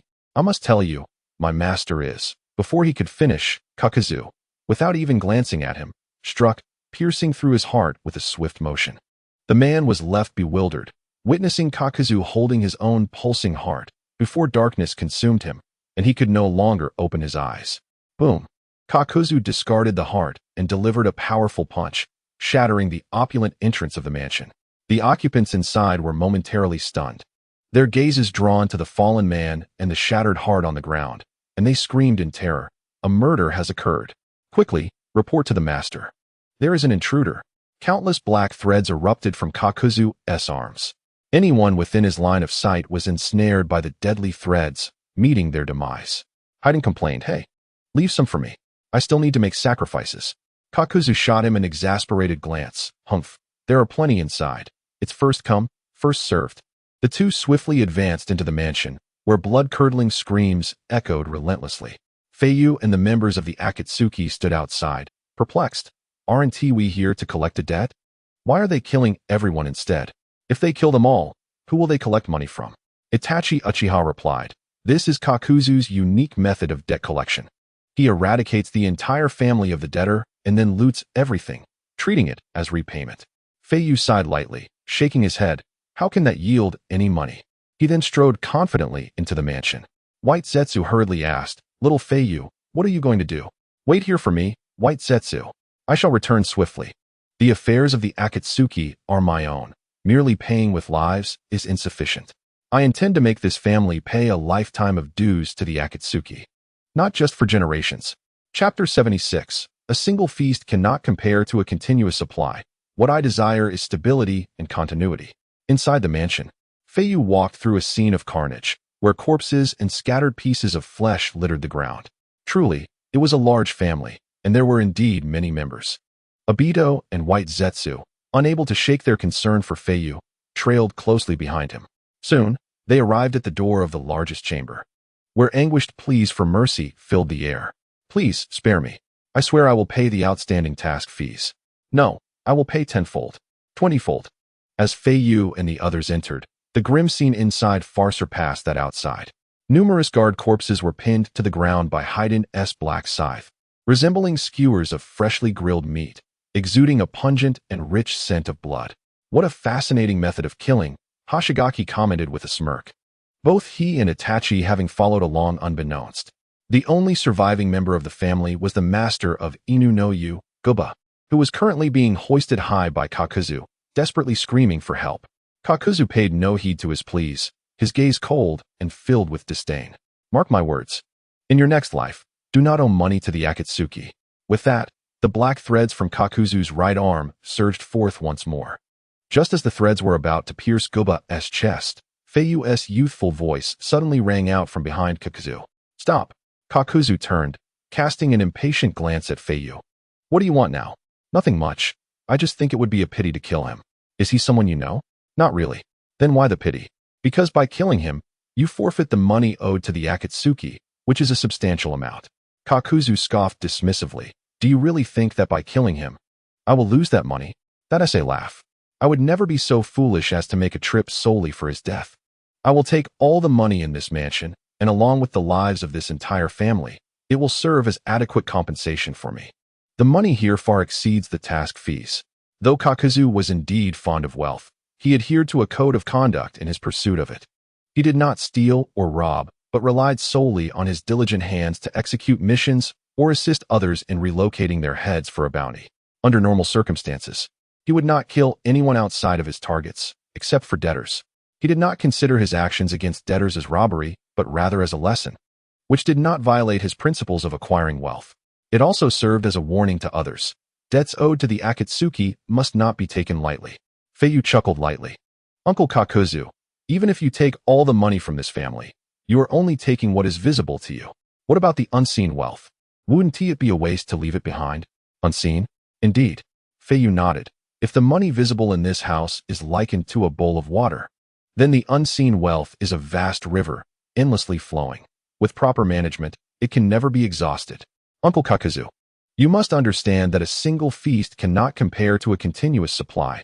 A stable and enduring source of income is of utmost importance. What kind of foolish dream is this little brat weaving? Haydn, skewered by a black scythe, lay within the circle and shouted, Kakuzu, are you still going to kill this old man Guba? If not, leave him to me. Shut up. Kakuzu ignored Haydn, loosening his grip, causing Guba to drop to the ground. Though their contact was brief, Kakuzu understood that this child was no ordinary opponent, both in strength and intellect. He squatted down before Feiyu, his gaze complex as he regarded him. Little one, explain to me thoroughly what you just said. Chapter 77. Youngster, you have a keen business mind. Upon hearing this, Feiyu smiled mysteriously, leaning in to whisper something into Kakuzu's ear. As he listened, Kakuzu's pupils gradually widened, seemingly captivated by Feiyu's words. What do you think, Uncle Kakuzu? After hearing your words, I feel as though I have discovered a new world. Jiao Du could not help but exclaim, Little ghost, you possess quite the acumen for making money. You certainly align with my tastes. In the future, we should engage in deeper discussions whenever time permits. Agreed. It is settled, replied Feiyu, extending his arm toward Jiao Du and making a gesture with his middle finger, a pact. Jiao Du chuckled softly as he reached out his hand to clasp Feiyu's in agreement, murmuring, You truly are an interesting little one. Your name is Feiyu, correct? I shall remember you. Likewise, Feiyu replied. Well then, I entrust this matter to you. Jiao Du kicked the head of Inazuka Tika towards Feiyu, saying, I shall take my leave now. Handle him as you see fit. Once you are done, come find me in the Akatsuki, and I will provide you with your payment. Certainly. Thank you. Uncle Jiao Du, no need for thanks. I merely hope you can transform your words into reality. Otherwise, despite the multitude of protectors surrounding you, I shall take your life, even at the cost of my own. Feiyu confidently assured. Rest easy. Uncle Jiao Du nodded, choosing not to elaborate further, and prepared to depart. Obito and White Zetsu approached Feiyu, with White Zetsu curiously asking, Little Feiyu, what kind of charm did you cast on Jiao Du? This is the first time I've seen him compliment someone. That cold-blooded, black-faced miser. Hearing his genuine laughter is quite a rarity. Obito interjected, Yes, I too am intrigued. What exactly did you say to him? Hee. Feiyu responded mysteriously with a smile. I merely shared some innovative money-making strategies with him. You will understand shortly. Meanwhile, Jiao Du had reached the doorway. He glanced at Kisame and Itachi, coldly stating, The mission is complete. We should return. Kisame pointed at the still-lying Haydn within the circle, asking, What about him? Aren't we supposed to take him back? What on earth is he doing lying there? Jiao Du paused, suddenly recalling Haydn's existence, and bellowed, Hey, it's time to go. Wait, I must complete my ritual first. Otherwise, it would be disrespectful to Lord Jashin. Haydn replied, How much longer? 30 minutes in total. What? Jiao Du responded impatiently, You can't possibly need to perform this tedious ritual every time you kill someone. Haydn laughed heartily. Ha, you guessed it right. At this, Jiao Du's expression darkened, and he turned to Itachi and Kisame, whispering, I will never team up with him again. Kisame snickered. Endure it, Jiao Du senpai. This is the boss's decision. Besides, he is the only one suited to be your partner, as you can never truly kill him. Jiao Du raised his chin defiantly, though internally he felt resigned. Today, I am in a good mood. Otherwise, even if it were the leader's command, I would not comply. Chapter 78. Of course. Making money while lying down is the most delightful. While Haydn performed his ritual, Jiaodu meticulously searched through the opulent mansion. He seemed to possess an uncanny sensitivity towards money, able to locate it regardless of where it was hidden. Such is the quality of a person who covets wealth. Moments later, Jiaodu returned to the room with 2 large bags of money. Hey, Haydn, are you done yet? All right. Stop hurrying me, it's annoying. Haydn grumbled as he sat up from the ground, pulling the black spear from his body, his skin gradually returning to its original color from the black and white pattern. Let us go back. I will take you to meet the leader of the organization, Jiaodu said while tossing one of the large bags to Haydn. Here, take this. Haydn picked it up, looking bewildered. What does this mean? Is this for me? What do you mean for you? I'm just asking you to carry it for me. Jiaodu retorted, turning to Feiyu. Little Feiyu, once you finish here, remember to come find me for your payment. Feiyu nodded emphatically, displaying an angelic smile. Certainly, Uncle Jiaodu right. With the mission complete, staying here served no purpose. Jiaodu, Haydn, Itachi, and Kisame departed, returning to the Akatsuki base. After their departure, White Zetsu exclaimed in surprise, My goodness, that cold-hearted Jiaodu actually referred to you as Little Feiyu. His tone with you is entirely different from how he speaks to others. Incredible, Obito remarked, now that they have left. Quickly tell us how you managed to handle Jiaodu. Both Obito and White Zetsu were filled with curiosity, particularly Obito. Initially, to secure money for Feiyu, he intended to reveal his identity to Jiaodu, so he would understand that he was the true mastermind behind the Akatsuki. With Pain and Conan vouching for him, it should not have been difficult for Jiaodu to part with the money. However, it was no longer necessary. Little Feiyu had managed to handle Jiaodu on his own, even establishing a good rapport with him. This piqued their curiosity about Feiyu's methods. It's quite simple, Feiyu said with a mysterious smile. To extract money from a miser, one must entice him with even greater sums. Just now, I informed Uncle Jiaodu that I would handle the life of this Inuzuka Tika, and that every month, he would receive the same amount of money corresponding to the tasks owed and delayed. Not only him, but in the future, I can apply this approach to any debtor who refuses to pay back their debts. Killing debtors each time is such a waste. It is far more advantageous to manipulate them and take over their profitable enterprises. Pausing to indicate his thirst, White Zetsu quickly offered him a water bottle. After quenching his thirst, Feiyu continued, Uncle Jiaodu is a clever man. Compared to a single feast, a continuous supply of food is far more satisfying. However, as an organizational member, he cannot afford to manage all these debtors and businesses over time. But with me around, it is a different story. I can assist him in managing them. He need only collect his rightful share each month. Regardless of whether there are losses or profits, I will ensure he receives every bit of it.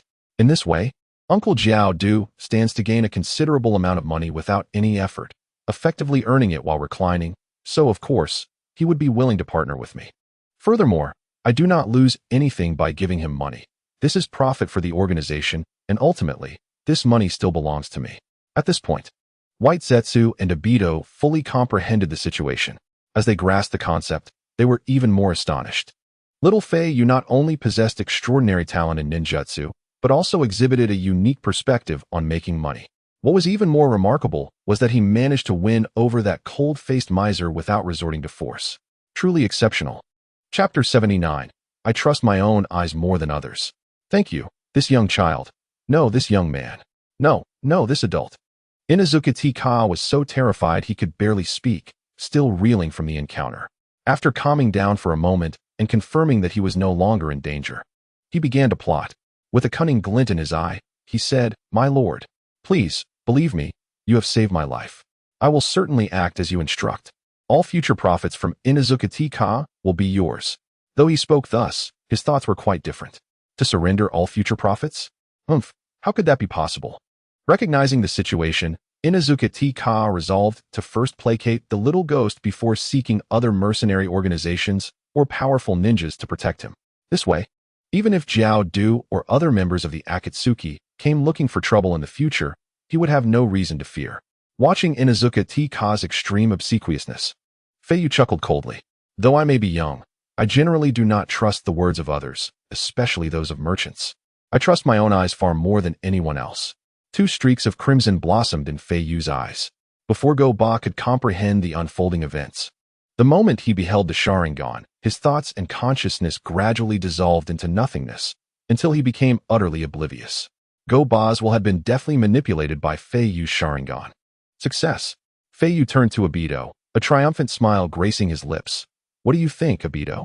The jinjutsu you taught me, I have now mastered with remarkable skill. This was the unique hypnotic technique of the sharingan, which Obito had employed to control the fourth Mizukage. Obito extended his hand, giving a thumbs up. Well done, little Feiyu. I commend you. Several hours later, Jiao Du and the others returned together to the Akatsuki base. Pain and Conan had been waiting for some time before the outer path golem. Welcome to the team, Haydn. Pain handed a ring inscribed with 3 characters to Haydn. From this day forth, you are a formal member of the Akatsuki. Haydn slipped the ring onto his finger. Hey, I heard this place is a killing ground, so I came. You guys aren't deceiving me, are you? Conan spoke with a stoic expression. Indeed. The Akatsuki is a ruthless organization. Wherever there is assassination and war, there the Akatsuki will be found. Haydn, imitating the other members, made a mark across the symbol on his neck protector. However, the Akatsuki holds little significance for me, as a devout follower. My true mission is to spread the teachings of the evil god. Pain replied, suit yourself, as long as you complete the tasks assigned to you by the organization. You are free to pursue your own interests. The organization will not interfere. Haydn rubbed his finger across his nose, unabashedly stating, I have one more request. Can I switch partners? This guy is always harsh with me. His mouth is worse than mine. What did you say? I haven't complained about you. Yet you are already complaining about me? Jiao Du glared fiercely at Haydn, then turned to Pain for confirmation. Leader, I also prefer not to team up with him. His sacrificial rituals are excessively lengthy and quite bothersome. How dare you say you dislike me? If you have the guts, kill me. Haydn retorted. What's wrong with saying I dislike you? If you don't like it, feel free to kill me. How infuriating, you miserly blackface. TCH. Fool. The two exchanged barbs, determined to quarrel all night. Enough, stop arguing. Pain's voice cut through the chaos. No one is better suited to be together than you two. The groupings are set. If there's nothing else, go and take on your new missions. Chapter 80. I am not a miser. Banish your prejudices against me. Wait a moment, leader and Conan. I need to confirm something with you. Jiao Du began. The Uchiha clan is joining us, yes? Pain nodded. Indeed, with their strength and the background of their defection, they are perfectly suited to become mercenaries for the Akatsuki. The Uchiha clan is currently without a home, and a portion of the organization's funds can be allocated for their daily expenses as remuneration. Conan continued. The Uchiha will handle the overt missions, while the formal members of the Akatsuki will continue with the covert tasks. Once our overall strength is sufficiently bolstered, we can proceed with the third step of the Akatsuki's plan. Before Jiao Du and the others returned, Obito had previously sent Black Zetsu back to the base to greet Nagato. All right, I understand. Upon hearing this, Jiao Du completely believed Feiyu's words. Currently, we have a total of 500 million Ryo. I will allocate 300 million Ryo to the Uchiha. The others were astonished at Jiao Du's decision, excluding Haydn. Why is Jiao Du suddenly being so extravagant?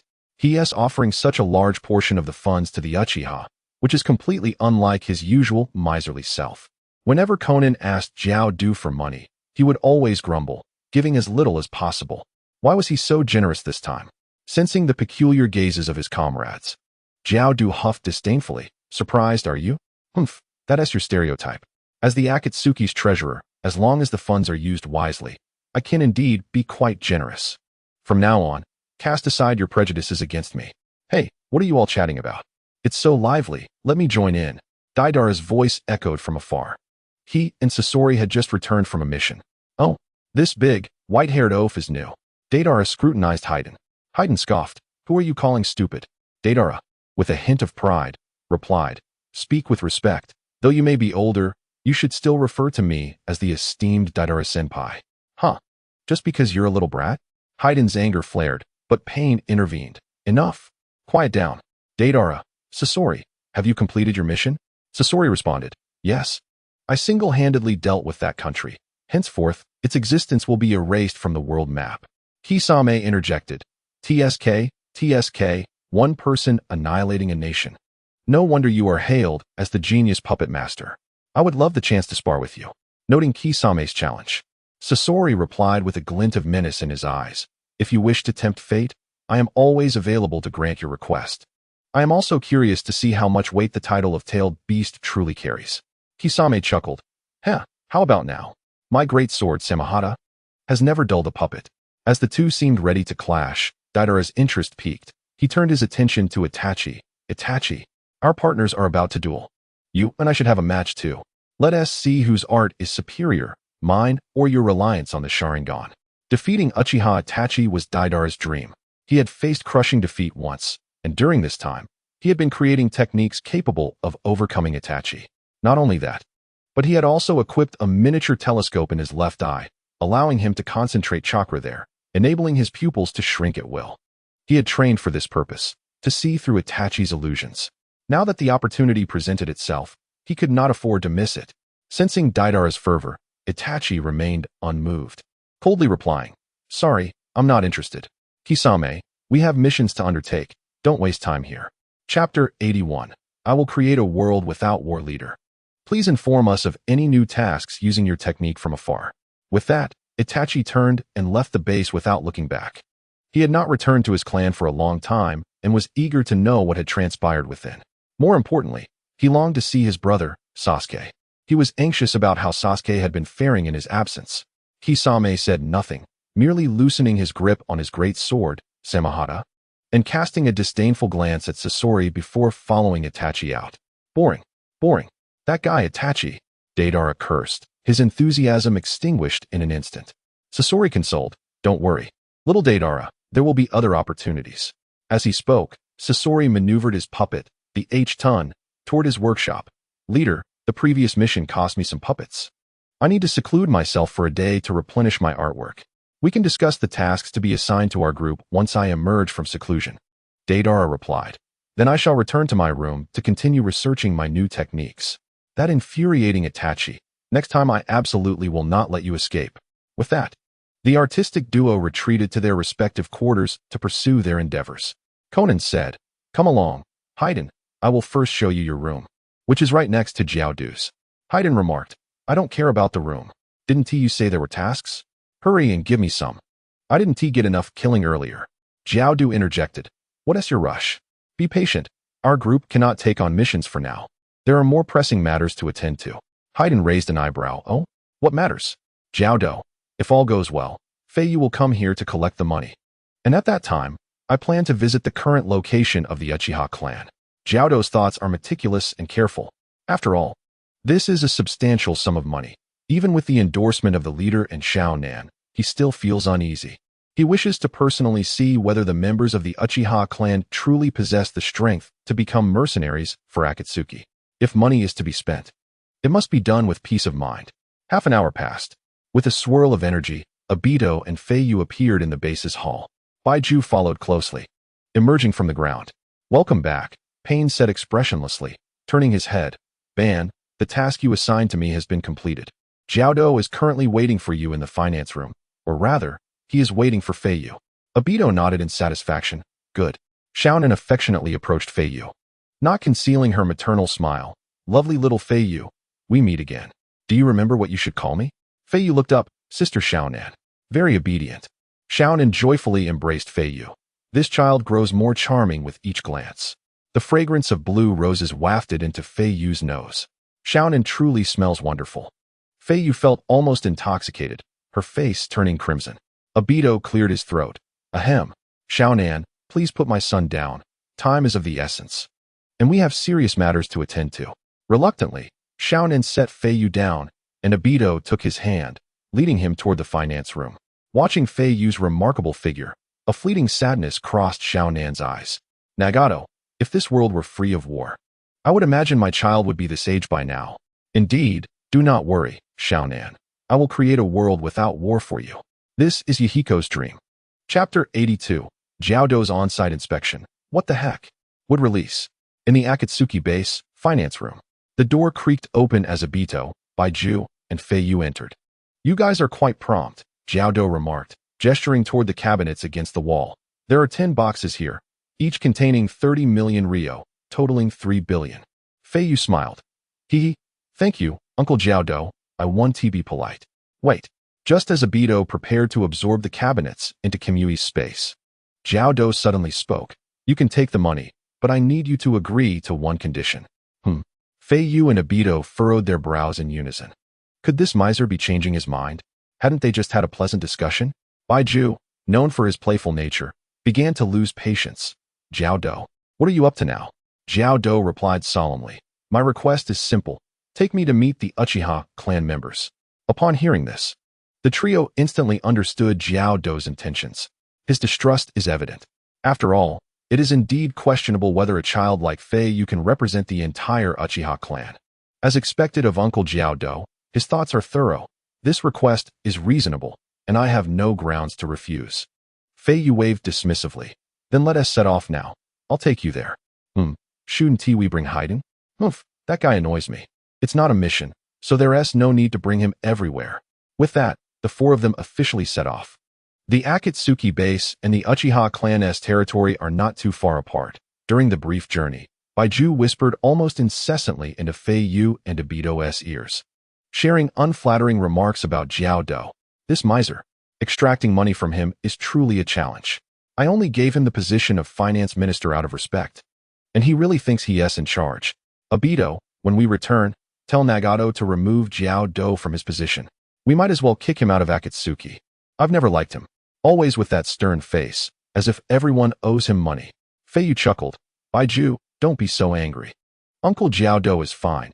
At least he is responsible when it comes to business matters, don't you think? Obito nodded. Yes, little Feiyu speaks the truth. I feel assured leaving Akatsuki's finances in Jiao Do's hands. Moreover, his skills are commendable. He is a rare talent. Baiju retorted, exasperated. What is happening? Why are you both defending him? Obito clarified. This is merely a matter of fact. We will discuss this later, as we are almost at the clan territory. The four traversed through a dense forest until they reached a cliff. Feiyu jumped down from Baiju's neck. Uncle Jiao Do. Below this cliff lies the new territory of the Uchiha clan. Jiao Do glanced around, sneering. No wonder after your defection from Konoha. The major forces of the ninja world could not find any news about you. So this is where you've been hiding. Come, take me to meet your clan members. With that, Jiao Do leapt down the cliff, followed closely by Obito and the others. Just as Jiao Do was about to land, a deep male voice suddenly echoed in his ears. Would release. 4 pillars technique. Would release? Upon hearing the term, a cold sweat broke out on Jiao Do's back. He nearly stumbled upon landing. Who is shouting? Jiao Do shouted angrily. According to his knowledge, only one man was capable of would release. Years ago, he had the fortune to fight that man, and thanks to the latter's leniency, he narrowly escaped with his life. Since then, would release had become an unshakable shadow in Jiao Do's mind. However, that man who wielded would release had long since perished. It was impossible for anyone else to possess such a technique. Suddenly, the ground beneath him began to tremble violently. While Jiao Do was still puzzled, a luxurious villa made entirely of solid wood suddenly erupted from the earth. What the heck? It truly is would release. Chapter 83. Jiao Do's on-site inspection. Who are you? What are you doing here? Uchiha Yaoi swiftly appeared before Jiao Do, his expression filled with hostility. He and the clan leader were using would release to establish new houses and expand their territory when they were surprised by the sudden appearance of a stranger. Uchiha Daohua quickly followed. Yaoi, don't waste time talking. Just kill him. He has already noticed our presence. The Uchiha clan's secret stronghold must remain undisclosed to anyone. As Daohua prepared to strike, Yaoi seemed to notice something and immediately stopped him. Wait, Daohua. Don't be impulsive. This guy is wearing the same clothes as Obito, red clouds on a black cloak. He shouldn't be an enemy. That doesn't matter. I trust no one outside our clan. Daohua disregarded the advice, bringing his palms together and shouting angrily. Would release. Shadow binding technique. A long, twisting wooden vine shot out from his sleeve, rapidly extending and binding Jiao Do tightly in place. Jiao Do paid no heed to his predicament, his gaze fixated on the two before him. The eyes, reminiscent of Itachi's, bore the 3 tomo of the sharingan, undoubtedly members of the Uchiha clan. But how could Uchiha members use would release? Jiao Do found this utterly perplexing. Forget it, no need to dwell on it. After a long absence from witnessing would release, he was suddenly reminded of his past struggles. Jiao Do felt a surge of anger. The most crucial point was that he had come to offer money, yet was treated in such a manner. Is this how you Uchiha welcome investors? With a loud crash, Jiao hardened his entire body and forcefully struggled, instantly shattering the wooden vines surrounding him. Humph. Not that impressive. Jiao glared at Daohua, unleashing a lightning attribute attack from his back, coldly taunting. Compared to the Senju Hashirama I fought before, your wood release is still far from sufficient. Lightning release, pseudo-dark. The sharp lightning gun unleashed a wide barrage of electrical strikes towards Inao and Yaoi. Kudo's sudden attack caught Inao completely off guard. It was the first time he had witnessed such a formidable lightning release. As Inao seemed momentarily dazed, Yaoi hastily activated a defensive ninjutsu. Wood release, earth blockade. A series of curved wooden pillars interconnected to form an arched wall, steadfastly shielding the two from Kudo's assault. Surprised, Kudo murmured to himself, "Oh, he can use wood release too? It's one thing for a Uchiha to possess such skills, but how can there be others?" Kudo's curiosity about the Uchiha clan deepened, and he felt an exhilarating thrill. The terrifying sharingan of the Uchiha, combined with wood release, was akin to adding wings to a tiger. Their potential to join the Akatsuki organization meant that the stronger they became, the stronger the Akatsuki would grow. How intriguing. Let me see what other abilities you possess. Kudo decided to hold nothing back, releasing the 3 remaining earth grudge fear from within him. Realizing the gravity of the situation, Yaoi prepared for defense. Inao, stop dawdling. That man's techniques are quite peculiar. The second wave of attacks is imminent. Cease your hostilities at once. Suddenly, Uchiha Fugaku leaped from the forest, positioning himself between Kudo and Inao and Yaoi. Kudo recognized his voice. It was the same person who had previously called out the 4-pillar technique. That grand villa must have been constructed using wood release by him. This implied that he too could wield wood release. Kudo scoffed. Humph. After witnessing so much, it no longer seemed strange. Time and again, he had come to the realization that the current Uchiha clan members likely all possessed wood release abilities. What an unexpected delight. Chapter 84. Is this Kudo? Not only does he not retract his words, but he even offers more. Good sir, I am Uchiha Fugaku, the clan leader of the Uchiha. May I inquire as to your identity? Uchiha Fugaku's expression was benevolent, and his demeanor respectful. Judging by Kudo's attire, Fugaku understood that the individual before him was undoubtedly a friend or partner of Obito. It was highly unlikely he was an enemy. Moreover, he had just mentioned the term investor. Could it be that Feiyu or Obito had sent him to provide financial support? The Uchiha were currently in dire need of funds. And if this were the case, Fugaku would not dare to treat him with anything but respect. If he jeopardized Lord Feiyu's matters, it would be disastrous. Hey, please, no more fighting. Just then, Obito, Feiyu, and White Zetsu appeared before everyone, their timing impeccable. Lord Feiyu. Upon seeing Feiyu, Fugaku, Yaoi, and Inao quickly bowed, paying their respects. This scene astonished Kudo once again. The clan leader of the Uchiha, Fugaku, was actually bowing to the young Feiyu. The Uchiha clan was becoming increasingly enigmatic. Most importantly, the child who seemed so small was even more perplexing to him. Fugaku, this man is Kudo. He has come to provide us with financial support, Feiyu introduced. From now on, we are all on the same side, so let us put away our jutsu. Hearing this, Inao and Yaoi promptly lowered their defenses. My apologies, Mr. Kudo, for the earlier transgressions. Humph. No matter, Kudo replied nonchalantly, retracting the earth grudge fear into his body and stating in a low voice. Exchanging a few techniques is not amiss. At least it allowed me to witness your strength. As he spoke, Kudo retrieved a bundle of scrolls from his robe. Release. The scroll unfurled with a loud bang, and as a thick cloud of white smoke dissipated, 10 chests brimming with coins appeared atop the scroll. This is 300 million ryo. Uchiha, take it. 300 million ryo? So much. Uchiha Fugaku exclaimed joyfully, hurriedly gesturing for Inao and Yaoi to secure the chests. His eager demeanor suggested he feared Kudo might change his mind. After receiving the money, Fugaku was about to express his gratitude with a bow, but Kudo glanced into the distance and pointed. Over there in the fields, there are a few farmers. They can't possibly be Uchiha too, can they? Indeed. They are our clan members. With Fugaku's affirmative response, Kudo's eyes betrayed a hint of complex emotion. Humph. Truly a versatile clan. Not only the strongest, but after leaving the village, they must rely on their own hands to rebuild, even humbling themselves to start farming.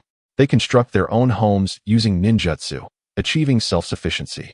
In my many years, I have never encountered ninjas like you. Although Kudo did not voice his admiration, it was evident on his countenance. For someone as proud and ruthless as Kudo, such respect was unprecedented. The leader's decision is wise. My perception of the Uchiha has been completely reshaped. Hiring you is indeed the right choice. The Uchiha are worthy of trust. Hiring? Fugaku was taken aback, about to inquire further when he suddenly noticed Feiyu giving him a significant look. He immediately understood and quickly closed his mouth, refraining from further questions. After pondering for a moment, Kudo continued, 300 million ryo. Is that sufficient? It is. Such a sum is certainly enough as initial capital. No, not enough. It must be increased. Kudo unexpectedly proposed to raise the funds. On behalf of the Akatsuki, I shall give you Uchiha an additional 200 million. As long as you work diligently in the future, bonuses and rewards will increase. Bonuses? Rewards? Fugaku grew increasingly perplexed, but he recognized that this must be the handiwork of Lord Feiyu regarding finances. He dared not say more, and drawing on years of experience, he quickly smiled in agreement. Rest assured, Mr. Kudo, we will work diligently. Kudo nodded in satisfaction. Very well. The remaining funds will be delivered to you shortly. I shall take my leave. With that, Kudo turned to depart. Uncle Kudo, will you not stay for a while? Let us share a cup of hot tea. I am not so leisurely. That tea can wait until the Uchiha rises again. With that, Kudo's figure flickered and vanished from sight. Chapter 85. A home belonging to the Uchiha clan. Kudo departed, leaving with a sense of satisfaction. While he appeared generous on the surface, he had his own plans and arrangements. Having witnessed the strength of the Uchiha clan, he felt pleasantly surprised. In the future, no matter the task assigned, they should be able to accomplish it smoothly. Once their reputation was established, the number of missions accepted by the Akatsuki would multiply exponentially, and naturally, so would the rewards. The days of counting money until his hands grew weary would likely come to fruition soon. As the Minister of Finance, he had often fretted over the organization's finances. He had repeatedly presented suggestions to Pain, but Pain had never acted on them. His counterargument was always the same. The Akatsuki's purpose was not to make money. They would accept any dirty or laborious work. In plain terms, they aimed for cost-effectiveness, encouraging small nations, lords, or clans to gradually rely on the Akatsuki rather than the larger nations. This was meant to leave the ninjas of the great nations without missions, thereby undermining the ninja systems of those nations. The idea was commendable, but over time, it was Kudo who bore the brunt of the consequences. As the finance supervisor, an organization without funds could not sustain itself. Now, however, with the formidable addition of the Uchiha, even if they continued to lower prices to compete for missions against the great nations, the volume would surely increase. Is this the joy of investment? How intriguing.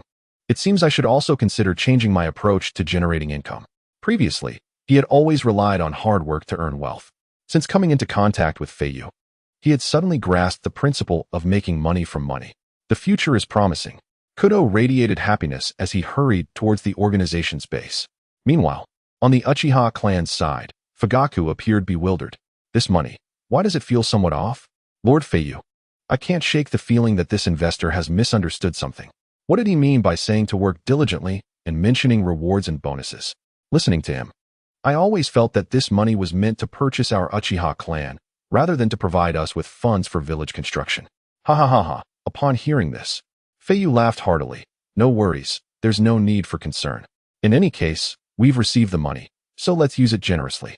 As for the future, we shall discuss it later. Uchiha Fugaku nodded thoughtfully. Since Feiyu had said so, he refrained from asking further questions.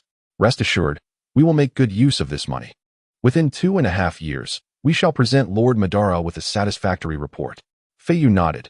Indeed, let us hasten to implement this. Both my father and I have faith in you. Yes.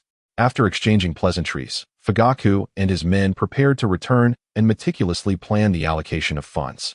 Just before leaving, he brushed past Obito and quietly inquired, "Is this investor being deceived by Lord Feiyu?" "It seems so," Obito replied with a wry smile. "However, he won't suffer any loss. Young Feiyu will repay him the 300 million in due course through other means." Fugaku did not fully comprehend this statement. Nevertheless, since both Obito and Feiyu chose not to elaborate, he wisely suppressed his curiosity and returned to his duties. On the way back, Gazing at the vast expanse of land beside him, Fugaku could not help but smile with satisfaction. The aroma of herbs, the warmth of rice fires. Look, this land will soon be our true home, a place that solely belongs to the Uchiha clan. Chapter 86. My apologies, Sasuke. Next time for sure at the Uchiha clan estate, in Fugaku's home. Sasuke, it's time for dinner. Meichin's voice echoed from the kitchen.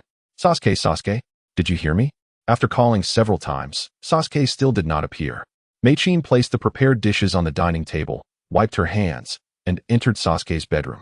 The room was empty. How odd. Where could that child have gone? He was here just a moment ago. Meichin shook her head helplessly and suddenly thought of her eldest son. Itachi, where are you now? I wonder if you are doing well, if you are eating on time. I truly hope you return soon, so I can properly discipline Sasuke. In the nearby forest, Sasuke was alone, furiously throwing shurikens at a distant wooden post. Damn it! Why can't I even accomplish such a simple task? During this period, Sasuke had faced significant stress. That child named Feiyu, despite being younger than him, surpassed him in every aspect: temperament, status, strength, wisdom, and even appearance. Why? Sasuke thought of his father, who had been leaving early and returning late, rendering him unable to see his father's figure, let alone find time for ninjutsu training. If I don't improve my strength, won't I fall further behind? Damn it! If only my brother were here. Where are you, brother? After launching his last shuriken, Sasuke, overwhelmed with frustration, could no longer contain his pent-up emotions and screamed hysterically. Sasuke! Itachi's voice suddenly rang out from behind him. Sasuke paused, and upon regaining his composure, turned around excitedly, only to see his brother, Uchiha Itachi, standing on a stone, smiling gently. Brother! After a long absence from each other, Sasuke's eyes brimmed with tears as he rushed towards Itachi and threw himself into his brother's embrace. Itachi gently stroked Sasuke's head and said warmly, Sasuke, you've grown taller. And your shuriken throwing has become much more precise. Of course. Sasuke proudly rubbed his nose. I'm your little brother. I won't fall short. However, after a moment of pride, a thought crossed his mind, and the light in his eyes dimmed considerably. But brother, I still fall far behind. Clearly, Feiyu is younger than me, yet his strength. Observing Sasuke's unwilling expression, Itachi smiled and bent down to comfort him. Sasuke, there's no need to compare yourself to him. He is different from us, a distinct existence. We merely need to focus on improving step by step. Having said that, Uchiha Itachi took out several shurikens from his waist pouch. Come, Sasuke, are you ready to train with me? It may be challenging. Hearing his brother's invitation to train together, Sasuke's spirits soared. That's wonderful. As long as I can be with you, I fear no hardship. Clang, clang. Soon, the forest echoed with the sounds of clashing ninja tools. By evening, Sasuke, it's getting dark, we should head back. Upon hearing Itachi's reminder, Sasuke realized how late it had become. He had been so engrossed in training with his brother that he lost track of time. Brother, stay with me a little longer. Sasuke pleaded tentatively. Uchiha smiled at Sasuke and raised his arm to beckon him closer. Sasuke joyfully ran to Itachi, believing his brother had agreed to his request. To his surprise, Itachi suddenly extended his finger and pressed it against Sasuke's forehead. Sasuke covered his head and groaned. Ouch. That hurts. Forgive me, Sasuke, I promise next time. Chapter 87. Uchiha Itachi's transformation. Very well then, Sasuke smiled in concession. This move was all too familiar to him. As long as his brother spoke those words and made that signature gesture, Sasuke understood that his request would eventually be fulfilled when the opportunity arose. Thus, he did not press the matter further. As long as his brother could spare time to accompany him, that was enough. By the way, Sasuke, has there been any recent decision regarding the clan estate? Yes, Sasuke nodded. Brother, we will soon have our own village. It will be called the Hidden Leaf Village. And the leader will be the first Hokage, Uchiha Madara. I see. Upon receiving Sasuke's affirmative response, Uchiha Itachi looked up and smiled at the darkening sky. The Uchiha clan will finally have a true home. Sasuke, once the clan is stable, and by the time you have grown up, what do you wish to do? Itachi was curious about Sasuke's aspirations. What do I want to do? Of course, I seek revenge against Konoha. Memories of the times in Konoha, when the higher-ups pressured his father, flooded Sasuke's mind. It was Konoha that drove them from their homeland, forcing them to retreat to this remote area to develop in obscurity. All of this was Konoha's fault. Sasuke's eyes burned with fury. and the crimson hue of his single tomo sharingan unconsciously flared to life. Seeing this, Uchiha Itachi was momentarily taken aback. He finally understood that his brother, like the vast majority of the Uchiha clan, was consumed by hatred above all else. Itachi felt compelled to counsel Sasuke, believing that such a young child should not harbor so much resentment, but instead be content with their current situation and live well. However, he suddenly held back. Sasuke's thoughts were not wrong. The one in the wrong was himself. He had inherited what was considered the greater good from Uchiha Cherished, the so-called will of fire. In the end, Cherishe's fate had been nothing short of tragic. A life lost without a trace, no body remained. He received neither sympathy nor remembrance from Konoha, nor did it provide a path for the survival of the Uchiha clan. Had it not been for Feiyu's emergence, the current outcome for the Uchiha clan would likely have mirrored that of Cherished. Perhaps only through revenge, only through resistance, only through strength, could a person or a clan truly carve out a path to survival and shape their own destiny. Having come to this realization, Uchiha Itachi suddenly felt much lighter. His heart was no longer burdened. There was no need to dwell on extraneous matters. As long as his family and clan were safe and happy, that was enough. All those so-called ideals were utterly devoid of practical value. Sasuke, it's getting late. We should head home, or else father and mother will worry. Ah, dear brother. It has been so long since your last visit. Mother will surely be overjoyed to see you, said Uchiha Itachi, a slight smile gracing his lips as he shook his head. I have matters to attend to. I shall not return today. Upon hearing that Itachi was leaving, Sasuke's countenance fell instantly. Brother, you are leaving again? What task has that old man Madara assigned you that prevents you from returning home? Sasuke's eyes glistened with the threat of tears. After longing to see his cherished brother, he found himself faced with yet another imminent separation. It is important that you behave at home, Sasuke. I will return. Do not blame our busy father, nor me. Everything we do is for the Uchiha clan. Sasuke struggled to comprehend Itachi's words. Just as he was about to inquire further, he noticed that Itachi had already vanished without a trace. Time flew by, and in the blink of an eye, 2.5 years had passed. The Uchiha clan's territory had shed its simplicity and transformed into a scene of prosperity. At the entrance stood a stone tablet, boldly inscribed with the 3 characters, Madara Hidden Village. Although the village was not extensive in size nor abundant in population, it was well equipped with various amenities, food stalls, lodgings, and numerous shops. Travelers passing through would often linger for a day or two, savoring the unique customs of this newfound village. However, the economy of Madara Hidden Village did not rely solely on transient visitors. These establishments were erected to fulfill the needs of the community. Like many other ninja villages, the primary source of income stemmed from mission commissions. Initially, due to its lack of reputation, nearby small nations and feudal lords were skeptical of this new ninja village. Yet, over time, with an increasing number of cooperative missions, employers found the strength and efficiency of the Madara ninjas to be exceedingly satisfactory. The volume of commissions surged, including tasks typically reserved for the ninjas of major nations.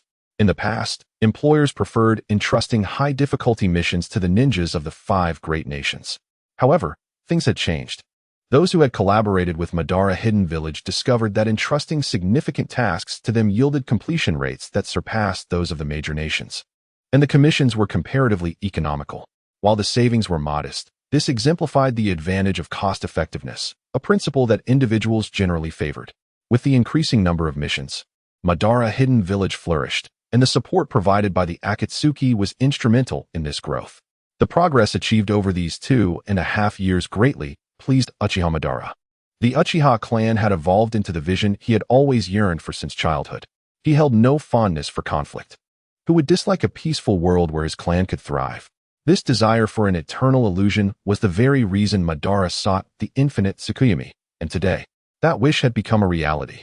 It was a promise he made to his brother Izuna before his passing, though it was unfortunate that Izuna could not witness it. Fortunately, the arrival of Feiyu illuminated the darkness enveloping Uchiha Madara. Once, he had lost faith in a world where victory and defeat coexisted, where the victor claimed everything while the vanquished lost all, including loved ones. The falsehood of this world had become a truth. Only victors could live eternally according to their own whims. Yet now, Madara's perspective had shifted. He merely wished to accompany his son Feiyu in reality and to strengthen the Uchiha clan. One day, when his own end arrived, He hoped to reunite with his brother in the Pure Land, providing him with closure. In the stillness of the night, consumed by longing, Madara had often contemplated using the impure world reincarnation technique to summon his brother from the Pure Land for a conversation. However, the technique of Tobirama was one he wished to avoid. He did not want to stain his hands. He also refrained from disturbing his brother's peace in the afterlife out of selfishness. Sighing, Madara glanced at the empty chair beside him and murmured, "Where has my son Feiyu wandered off to? When he is not by my side, my thoughts drift to the past and the regrets I carry. Perhaps this is the plight of an empty nester." At that moment, Uchiha Fugaku's voice shattered Madara's reverie. "Lord Madara." "Oh, Fugaku," Madara replied, lifting his gaze slightly. "It has been a while since I last saw you. I have something to discuss with you. The prosperity of Madara Hidden Village is largely attributed to your efforts." "Well done. Thank you for your kind words, Lord Madara. I must credit it to Lord Feiyu. Without him, it would not have been possible," Fugaku replied humbly. "Indeed," Madara said, a hint of pride swelling within him. "My son is unmatched. No one can compare."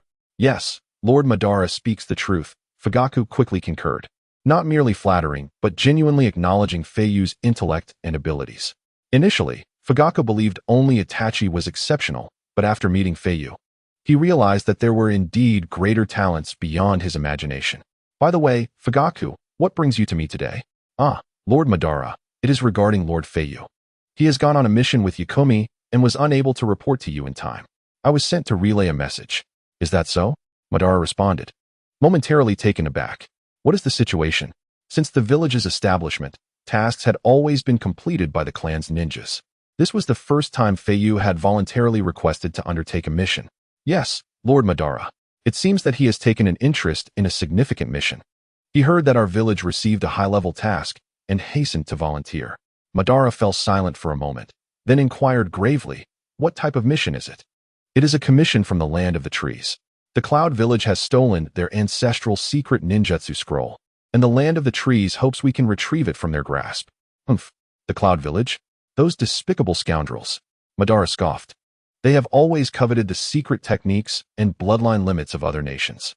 "Indeed," Fugaku confirmed.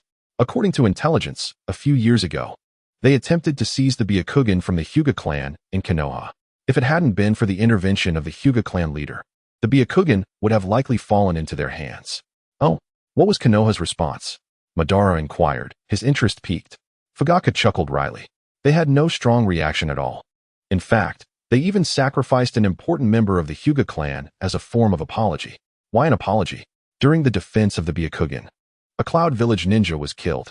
The Cloud Village's higher-ups took a hardline stance and demanded accountability from Konoha, threatening war otherwise. Reluctantly, the third Hokage allowed the Hyuga to make a sacrifice for the greater good to resolve the issue." "Humph, cowards, only capable of harming their own," Madara exclaimed, growing increasingly disdainful of the so-called will of fire. "Lord Madara, there's one more thing I must inform you. The reason this mission is classified as high-level is that the fourth Raikage himself is involved in the retrieval effort." "The Raikage?" Madara's eyes widened slightly. "It seems this secret ninjutsu scroll is indeed of great significance if it warrants his personal involvement." "Humph, this could prove interesting. You may leave now. I wish to rest." Lord Madara, I came to discuss support for the mission. While Feiyu is formidable, the opponent is the Raikage. That is of no consequence. My son can handle anything. You need not worry." "Very well then," Fugaku conceded, recognizing Madara's confidence. He bowed and departed, reflecting to himself, "Lord Madara seems to be rejuvenating. In just 2.5 years, he appears to have transformed into someone in their 40s. I suspect he will soon reclaim his former glory." After Fugaku left, Kuro and Shiro stealthily emerged from beside Madara's feet. "Lord Madara, we would like to request a brief leave of absence. We need to step out for a while." "Haha." Ban immediately discerned Ju's intentions and retorted, "Taking a leave? Is it for Feiyu? Afraid he might get hurt?" "Of course. The opponent is Raikage." Baiju looked at Ban in confusion. After all, he was his own son. Why was Ban so unconcerned? "No need for that. I do not permit your leave." Ban rose, draping a robe over himself. "Baiju, hey Ju, stay here and behave. I'll be back shortly." "Raikage? Humph. It has been a while since I stretched my muscles. I truly hope he puts up a good fight." Chapter 90. Raikage was astonished. The pursuers turned out to be Tuan Zhang's little brat. within the borders of the land of the pines, in the dense forest. For dark figures swiftly darted between the trees. They were the Reikage team from Kumogakure, the fourth Reikage A, Karai, Amai, and Nakai. Nakai smirked. We've easily acquired the hidden ninjutsu scroll from the land of the pines. Their strength is nothing remarkable. Karai concurred. Indeed, we overestimated them. Lord Reikage. Had I known this, I would not have troubled you to come. No, Reikage shook his head. Ninjas must never underestimate their foes. This scroll is crucial for Kumogakure. My presence ensures greater security. Now that we have the item, we must hasten back to the village to prevent any unforeseen circumstances. Yes. Upon hearing Reikage's admonition, they promptly adjusted their attitudes, their pace noticeably quickening. As they ran, the perceptive ninja Amai suddenly sensed something and whispered, Lord Reikage, pursuers have appeared. There are 3 of them, not 8. They've split into 2 groups and are moving swiftly. 8. Karai questioned. This small nation has very few ninjas, and we have already defeated them all. Where have these 8 come from? Reikage replied solemnly. They are likely hired ninjas from a larger nation. Everyone, remain alert. If they have the speed to catch up with us, it indicates that their strength far surpasses what we encountered before. They must be formidable. My apologies, Lord Reikage. If it weren't for our lagging, they would never have caught up with you, one of them said. No apologies. You are my subordinates. We move as one. Lord, why not just confront them? There are only 8. No, time is of the essence. We cannot linger in battle. Our primary objective is to return the hidden ninjutsu scroll to the village. We have only seen 8. Who knows how many more might be behind? This is not our territory. We can only feel secure once we are back in the village. Not good, Lord. 3 of them have already closed in on us. Right behind. Ignore them and push forward at full speed. Yes. Amai, take the hidden ninjutsu scroll through a separate route and meet us at the town ahead. Understood. Lord Reikage. In the forest, shadows dashed rapidly. The ones pursuing Reikage's team were none other than Feiyu, riding Tuanzong, along with Uchiha Yaoi. Lord Feiyu. A chakra signature has taken another route. I know, pursue him. Is that wise? What if they counterattack while Reikage is among those 3? I fear for your safety. No worries. Do not fret, Feiyu urged as he adjusted his position on Tuanzong. My steed is quite formidable. Go now. It will be troublesome if we lose track. All right then. With that, Yaoi dashed into the nearby woods and disappeared. Not good. Lord Reikage. One of the pursuers has gone after Amai. It seems they have a sensory ninja among their ranks. Damn it. Reikage suddenly halted, gritting his teeth and turning around. In that case, we must quickly resolve this. Boom. A surge of lightning chakra enveloped Reikage. Soon, the pursuers appeared. Upon seeing them, Reikage froze. He had calculated many things, but never expected the pursuers to be mere children. One was even riding on someone. Wait a moment. This child looks somewhat familiar. Where have I seen him? It seemed like Tuanzong. Chapter 91. This wretched creature is formidable. So the land of the pines has hired you from Konoha, Tuanzong. However, I truly did not expect you to come in person. Could it be that you too seek the hidden ninjutsu scroll? Reikage inquired. Who is the child riding on you? Are you treating him well because he is your grandson? Bringing your grandson along on a mission. Who would have thought you cared for family? Reikage posed numerous questions, but Tuanzong remained silent, glaring at Reikage's team with a fierce expression. Feiyu, displeased, retorted, Who are you cursing? Can't you speak? You are the grandson of Tuanzong. Your entire family is Tuanzong's grandchildren. This little brat. How dare he disrespect Lord Reikage? Karai was instantly enraged and prepared to teach Feiyu a lesson with ninjutsu. Reikage spread his hands, his expression stern as he blocked Karai. What is the point in quarreling with a child?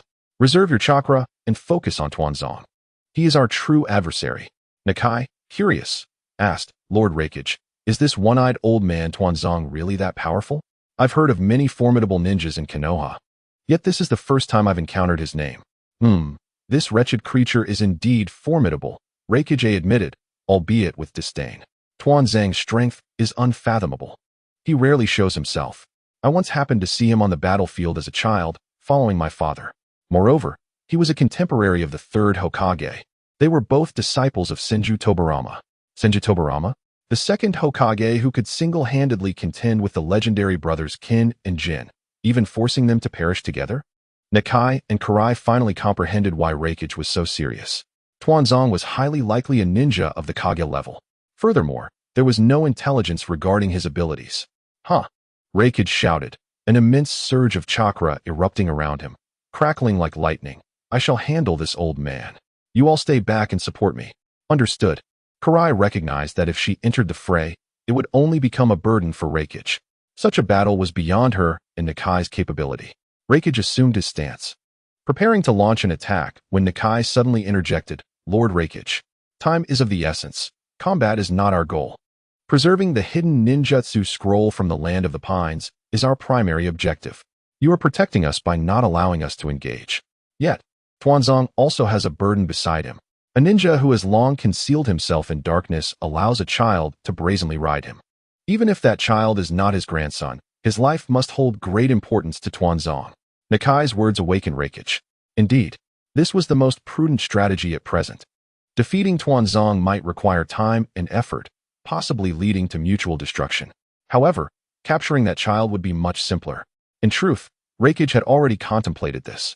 He simply could not suppress his eagerness and impulse. Such opportunities to spar with Tuanzong were rare.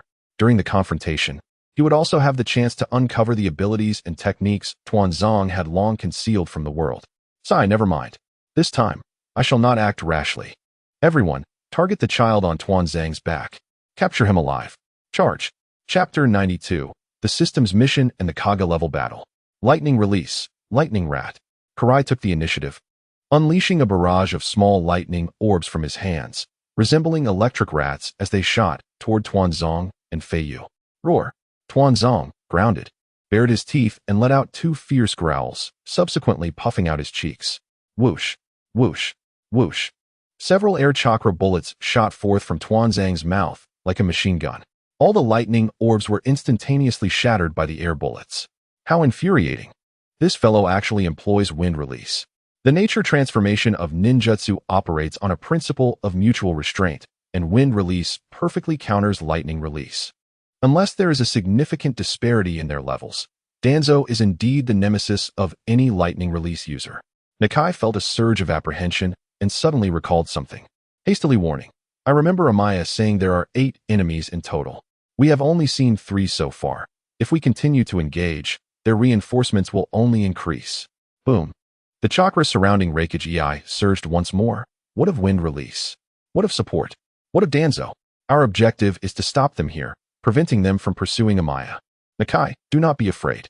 Let us not forget, that child is our primary target. With that, the Reikage propelled himself forward, appearing instantaneously behind Danzo. Die, Danzo! The Reikage's right fist swung down, aimed at Danzo's waist, while his left palm reached out towards Feiyu, aiming for 2 targets with 1 strike. He believed that even if he could not harm Danzo, he could certainly capture Feiyu. A mere child could not evade this attack. Yet the ensuing events astonished the Reikage. The child he had so underestimated managed to catch his strike. Not only was the child's strength commendable, but his speed was equally impressive. This little brat. The Reikage was taken aback. He had never anticipated that a child could so effortlessly neutralize his attack. Grasping his hand, Feiyu smiled broadly and said, You are not so formidable after all, but I must express my gratitude. The rewards from my 2 years of signing in have all been experience points and talent. Recently, the system issued a sudden task, engage in battle with a Kage-level ninja. The reward would allow me to replicate the opponent's ninjutsu and abilities one-to-one, with permanent usage. This was precisely why Feiyu participated in the task, to encounter the Reikage. This child is no ordinary individual. The Reikage EI continually repeated this thought in his mind. Huh. The chakra before the Reikage surged once more. His hair stood on end, eyes wide with fury, resembling an armored warrior. This time, he assumed his most formidable form, surrounded by increasingly potent lightning, his speed elevating even further. Meanwhile, Danzo quickly reacted. The moment the Reikage's fist was unleashed, Danzo predicted the trajectory and deftly evaded to a safe distance. Woof, woof, woof. Danzo ferociously barked at the Reikage while elegantly raising his head, proudly seeking recognition from Feiyu. Excellent. Little Danzo. Feiyu gently patted Danzo's head and whispered, You see that big, dark-skinned fool? Do not kill him, simply provoke him.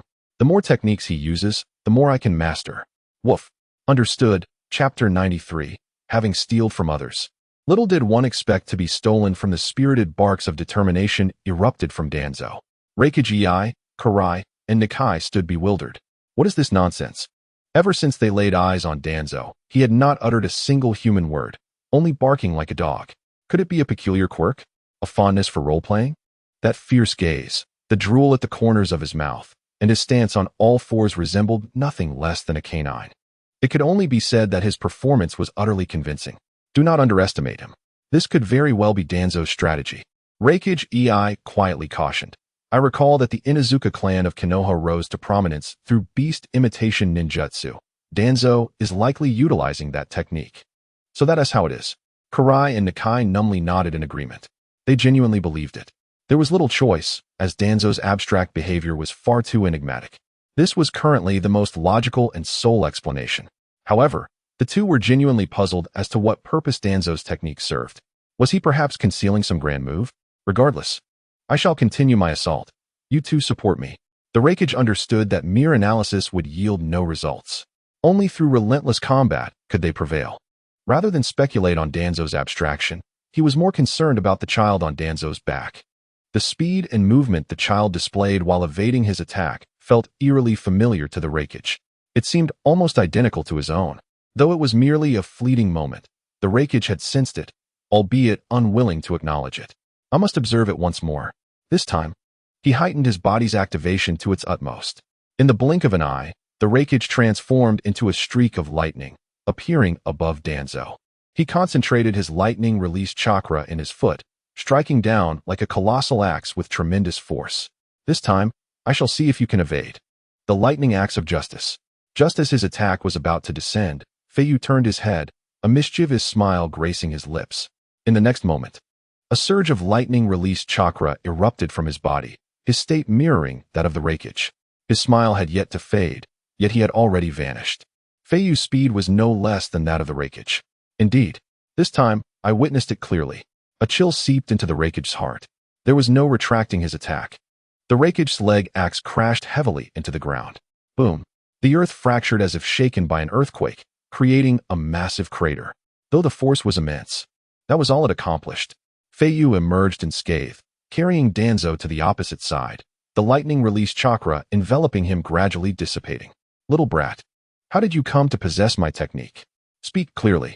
Had he not witnessed it with his own eyes, the Reikage would never have believed it. This lightning release chakra mode was a secret technique passed down through generations in his family, traditionally shared only within the bloodline. It should not have leaked. The most absurd part was that this child before him was merely a few years old. Not only could he wield it, but he did so with remarkable finesse. This defies logic. Seeing Feiyu completely disregard his words, the Reikage was on the verge of exploding. You little brat, I must capture you alive and pry the truth from your lips. Feiyu smirked, coldly retorting, sweating profusely, are we you dullard? But what is there to panic about? You frequently pilfer the secret techniques of others. Is it not delightful that your own techniques have now been leaked for the first time? Consider it a mere exchange of secret arts. If you truly wish to know, then hand over the secret scroll of the hidden kingdom of cedar that you stole from me. If it pleases me, perhaps I shall divulge the details to you. Hee. Chapter 94. The appearance of the Xianyuan clan. How infuriating to demand I surrender the scroll I so laboriously acquired. That is simply out of the question. The Reikage's face flushed crimson with rage, tinged with black. You little brat, I wager my name as Reikage that I shall capture you. Just as the Reikage was about to strike, he suddenly noticed a figure emerging behind Feiyu and Danzo. It was Karai. Having remained by the Reikage's side without being able to assist, he felt quite distressed. Observing the Reikage embroiled in a fierce battle, Karai was unwilling to stand idly by and sought to aid the Reikage with a sneak attack, even if it could not secure victory in one blow. Any contribution to the battle would suffice. Little brat, taste my attack. Lightning release, thunder mouse shockwave. The distance between the two was negligible. Karai was certain that even if Feiyu's speed was unparalleled, he could not evade such a close-range assault. Feiyu swiftly turned to counter. Yet his sharingan suddenly detected an anomaly in Karai's body. Could it be? A chakra-infused insect had burrowed into Karai's chest. The size of the insect was such that without Feiyu's sharingan, it would have gone unnoticed. The exploding bug, Feiyu recalled. He recognized it as a secret technique of the Xianyuan clan. Once the parasite infiltrates the body, activating chakra causes the body to rapidly enlarge alongside the creature's growth, ultimately leading to self-detonation.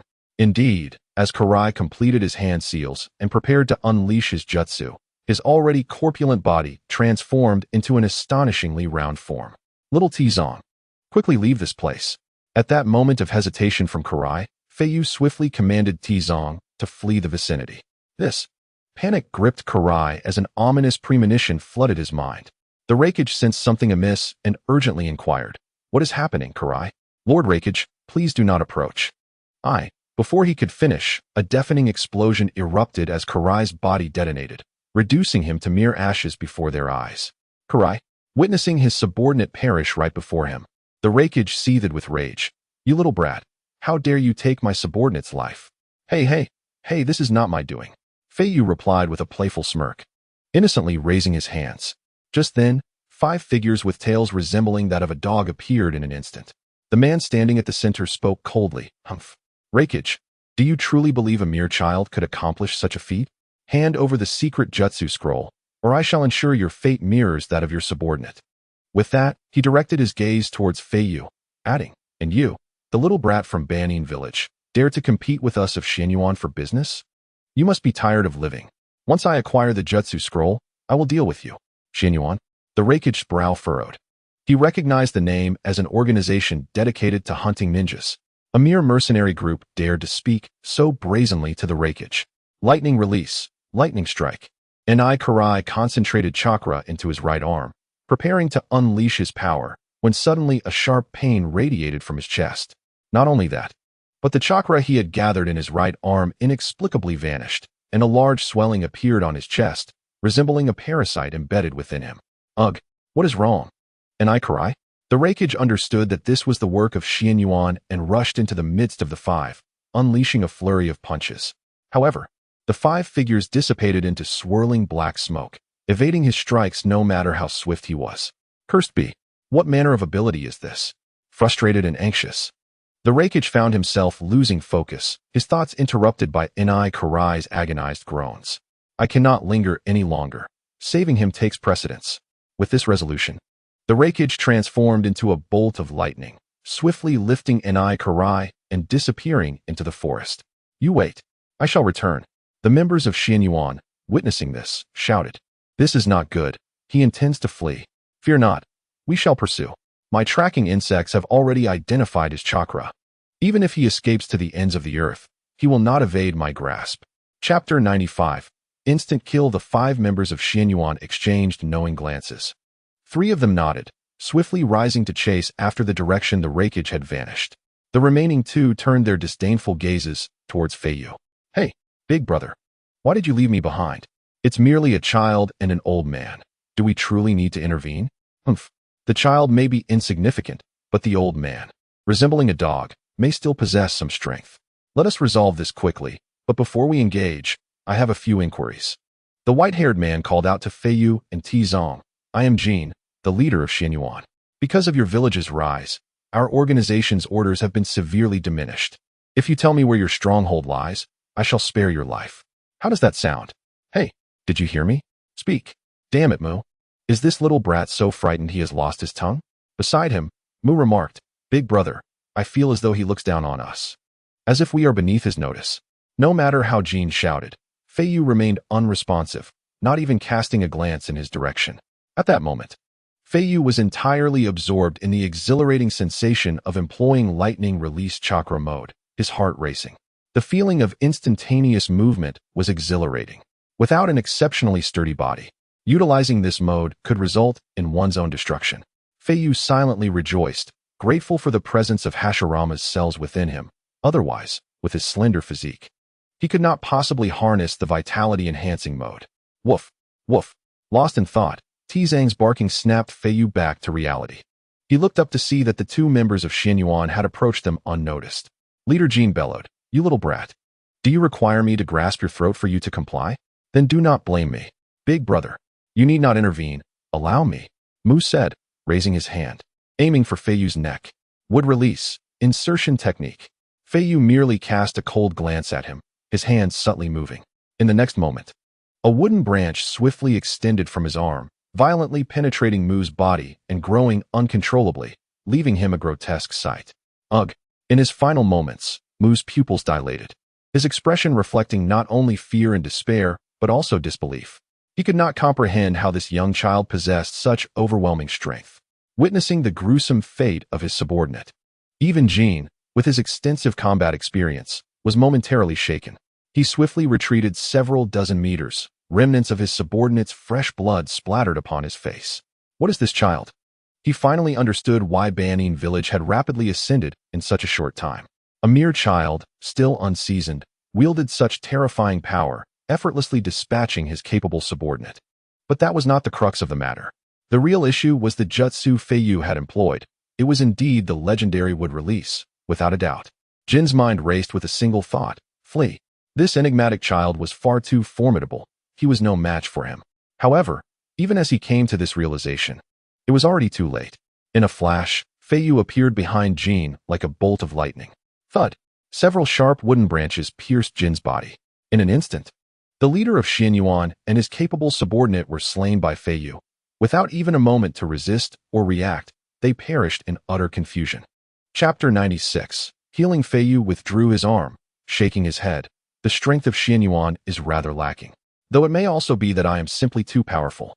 Below him, Tizong eagerly concurred. Woof, woof. After retracting the lightning release chakra that enveloped him, Feiyu took a deep breath. Perhaps it was due to not yet acclimating to the lightning release chakra mode, but his heart raced excessively. He needed to steady himself. Let us proceed, little Tizong. To find medicinal herbs. Woof. Upon hearing his master's command, Tizong swiftly assumed position, galloping off into the distance. Soon, beneath a tree, Feiyu spotted the figure of Yao. He landed beside Yao and inquired, "How did it go? Did you manage to secure the goods?" Yao, head hung low, replied with regret, "I apologize, Lord Feiyu. My abilities were insufficient." He was a sensory ninja, utilizing an escape method I have never encountered before, and I lost track of him. Do not be disheartened. Such things are unavoidable. After all, he is a person close to the wreckage, and his strength is certainly formidable. Let us continue the pursuit. Lord Feiyu, do you have a way to find him? Quite possibly, just follow me. We must head to the nearest towns. Quickly. In Feiyu's memory, he recalled the wreckage hiding with the injured in nearby towns, having fortuitously encountered Tsunade, who, alongside Shizun's exemplary medical skills, resolved the issue of the explosive parasites within. To locate them, their only recourse was to visit the towns and seek their fortune.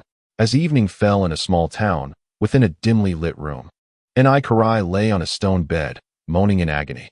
The parasitic explosive insect inside him had grown alarmingly large, seemingly on the brink of detonation. Reikage AI stood nearby, his brow furrowed with anger, deeply distressed for his subordinate. Yet, despite his formidable strength, he found himself powerless. This was a matter only medical ninjas could resolve. Leaving Reikage to glare in frustration, "Reikage-sama," a voice called from outside. Reikage swiftly opened the door. "Amai, you have finally returned." Amai raised his hand, presenting a scroll to Reikage. "It was only thanks to your diversion of the enemy's main force that I could escape." Gazing at the scroll, Reikage's expression remained devoid of joy. "We have acquired the secret ninjutsu of the Land of the Pines, passed down through generations. But we cannot return to the village just yet." As he spoke, Reikage's eyes surveyed the interior. Hearing the moans emanating from within, Amai's heart tightened, and he rushed inside. "Nakai, what has happened to you?" Upon seeing Amai, Nakai managed a strained smile. I am fine." Amai placed his hands over Nakai's chest, employing medical ninjutsu. "Fool, how can you possibly be fine? Hold on, I will treat you. By the way, where is Karai? Where has he gone?" "He is dead." Reikage grit his teeth and replied. "He perished at the hands of the Xianyuan clan, suffering injuries akin to those of Nakai." Upon hearing of Karai's demise, Amai was unable to mourn, his expression turning grave. "Reikage-sama, please recount in detail what transpired after I left. It will aid me in treating Nakai's injuries." "Understood." Reikage nodded and succinctly relayed the events. Chapter 97. The Finest Medical Ninja. Under Amai's chakra healing, the explosive insect began to thrash violently, causing Nakai even more agony as he emitted piteous cries. After listening to Reikage's account, Amai furrowed his brow in contemplation. It appears the cause of this affliction is the tumor-like parasite. Within this mass resides an explosive chakra core that absorbs the host chakra. Once a certain threshold is exceeded, it detonates. You mentioned that Karai used ninjutsu before his death, correct? Utilizing ninjutsu causes a significant release of the host chakra, allowing the tumor to rapidly absorb it and swell, hence why Reikage interjected, hence, it would explode, yes?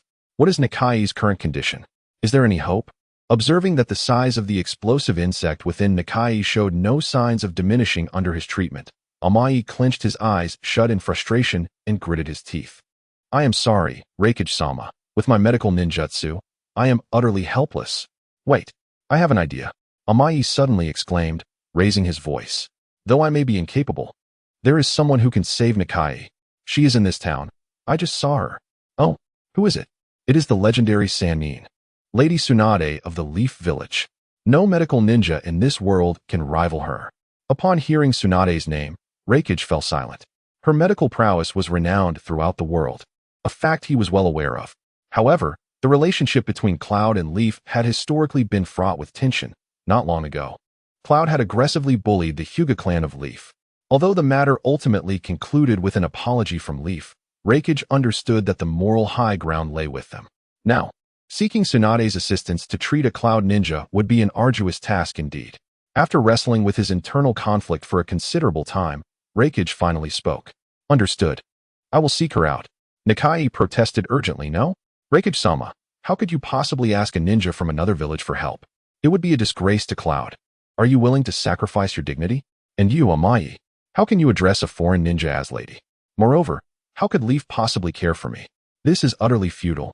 In his agitation, Nikai coughed up a pool of blood. Nikai, do not speak. You must not worsen your condition. But, enough. Be quiet. Reikage bellowed. Nikai, rest assured, Tsunade will save you. Even if she refuses, I shall employ forceful means to compel her to assist you. You are a valued subordinate, and I will not forsake your life. Let us go, Amai. Yes. Meanwhile, Feiyu and Yaoi were conducting a thorough search throughout the town. Despite their extensive efforts, they had yet to locate any sign of Reikage and the others. This town seems devoid of them. Let us move on, Feiyu declared. I never anticipated there would be so many towns in this vicinity. We have searched 2, and 4 more remain to be inspected. This is all my fault. If only I could have discerned that Cloud Jonin's abilities, we would not be in this predicament, Yaoi lamented. Enough self-reproach. Let us proceed, Feiyu urged. Since the establishment of the Banin village, we have maintained a flawless mission success rate, and time is of the essence. I do not wish for my first mission to end in failure. With that, the two hastened toward the next town. In the shadows, a pair of crimson eyes observed them from a distance. The owner of those eyes wore a sly smile, transforming into a shadow that vanished in an instant. Chapter 98. Do you think you know who you are talking to? Shizen, the liquor is gone. Hurry and fetch me more. Hey, Shizen, why are you lying down? Wake up, my drink is finished. Honestly, how can one small drink cause such a predicament? Boss, bring me another bottle. Within the tavern, Tsunade shook the empty liquor bottle, calling out loudly. Nearby, Shizen lay inebriated, cradling a small piglet beneath the table, soundly asleep, drooling profusely. After a considerable time, without any liquor being brought, Tsunade ceased her shouting, leaning against the wall in a melancholic demeanor, reminiscing about the 2 people she cherished most, Rope Tree and Dan. I truly hope you are both still alive. How wonderful it would be to see you again, Tsunade murmured sadly. Suddenly, an unfamiliar voice pierced her thoughts. I recognize you as one of the legendary Sannin of the Leaf, Lady Tsunade. I have a request. Please, I implore you to grant it. Tsunade lifted her gaze slightly, spotting a figure clad in Cloud's ninja attire, respectfully kneeling before her. Who are you? I am Amai, a Jonin from Cloud Village.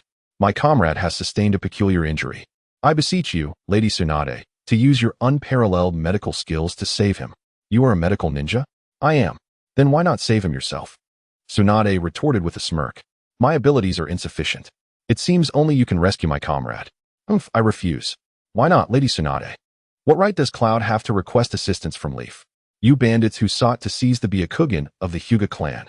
Lady Tsunade, this matter has already been resolved amicably between our villages. It is no longer relevant. You call that amicable? Such shameless rhetoric from someone who benefits. Please, Forget the past. Let us separate issues. Lives are at stake, and time is of the essence. If you do not intervene, my comrade will surely get lost. Do not waste my time. You are ruining my drinking mood. Please, Lady Tsunade, I truly. Enough, Amai. Reikage AI stepped behind Amai, his expression serious as he addressed Tsunade sternly. Tsunade, I knew from the beginning that you would not willingly assist us. The aura and authority of the newcomer were markedly different from that of the Jonin, prompting Tsunade to assume a serious demeanor and quietly inquire, "Who are you?" Amai promptly introduced, "This is our leader from Cloud Village, the fourth Reikage." Oh. Tsunade initially appeared startled by the revelation, but then casually remarked, "Ah, a truly remarkable figure has graced us." Reikage replied, "If you refuse to assist, I will have no choice but to resort to forceful measures to compel you." Humph. How amusing. In the face of Reikage's threat, Tsunade retorted angrily, "Do you think you are speaking to just anyone? You are merely Reikage, and I shall make you regret this." Just as Reikage was about to respond, a middle-aged man with long hair unexpectedly entered the tavern, carrying a bottle of sake and sitting down at the table next to Tsunade. "Humph, what a terrible wine, far inferior to what my clan brews." "Time flies, Tsunade. You have grown so much." After a complaint, the middle-aged man looked up, his crimson eyes softly uttering, "Reikage, I do not have much time. Hand over the secret ninjutsu scroll of the Land of Pines, and I may spare your life." Chapter 99. What the hell? Sharingan. The moment Reikage saw the man's eyes, his expression darkened. "Uchiha? Oomph, such audacity. According to my intel, the Uchiha clan has been fleeing from Konoha. Tsunade, you must be aware of this matter, correct?" Tsunade? Not receiving a response, Reikage turned to her, initially thinking she had drunkenly fallen asleep. To his surprise, all traces of inebriation had vanished from Tsunade's face, replaced by sheer terror. "What is wrong? Is it necessary to be so shocked upon seeing a member of the Uchiha clan? Let's do this, Tsunade. I won't pressure you. I will capture this Uchiha for you to take back to Konoha for interrogation about their current hideout, and in return, you will heal my subordinates. How does that sound? Hey, Tsunade, are you listening?" Regardless of Reikage's calls, Tsunade remained unresponsive, her pupils dilated, her gaze fixed intently on the middle-aged man, her mouth slightly agape, as if unable to comprehend something. The middle-aged man sneered, "Reikage, are you daring to make a move against me? Humph, it's been a long time since I've been out. And these young ones are truly courageous." Arrogance. Feeling utterly disregarded by the middle-aged man, Reikage was infuriated, already simmering with rage due to his injured subordinates. The sight of such a pompous Uchiha pushed him over the edge, and he shouted, "Come out. Let's fight outside. This is a tavern. And I do not wish to harm the innocent. Dare to command me? Who do you think you are?" The middle-aged man coldly retorted, flicking his fingers. And in the next moment, an endless wave of flames engulfed the entire room. No, it was the entire street. Reikage was taken aback and hastily grabbed Amai, rushing out of the building. Upon reaching the outside, he discovered the entire street was in ruins. Water release, water surge wave. Amai used his water techniques to extinguish a small area of flames for them to land safely. Reikage intended to return to save Tsunade, but suddenly noticed her embracing Shizune and the little piglet behind him. "Be careful, Reikage. He is no ordinary Uchiha." "Humph, I thought you had lost your voice." "Tsunade, who exactly is that man?"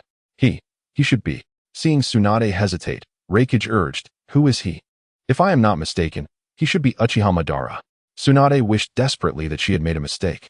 She had seen Madara a few times in her childhood, but she was too young to remember clearly, only later recognizing him in photographs with her grandfather, Hashirama. Although Madara's appearance had changed significantly from the photos, his aura remained unmistakable, especially that haughty expression identical to that in the pictures. At first, Tsunade could hardly believe it until Madara made his move, and she was thoroughly convinced. The terrifying fire techniques he wielded, coupled with those dark, penetrating sharingan that seemed to see through everything. Who else could it be but Uchiha Madara? Uchiha Madara? You say he is Uchiha Madara? Both Reikage and Amai were taken aback. "Lady Tsunade, you must be drunk." Amai chuckled nervously. "This is a critical moment. How can you make such an unbelievable joke?" Reikage, with a serious expression, pondered for a moment before shaking his head. "No, that is impossible. He is from a completely different era. Unless we are cursed." Chapter 100. Shinra Tensei, believe it or not, just consider it a curse. Tsunade gently placed the unconscious Shizune aside and declared sternly, Regardless of whether he is Madara or not, his skills from earlier prove he is formidable. I will join forces with you. If we can capture him, I will assist in healing your subordinates. Very well, you have my word. Regardless of who he is, I am determined to capture him for the sake of Reikage's reputation. Reikage remained unconvinced that the man was Madara. Even if he were, Reikage did not fear him.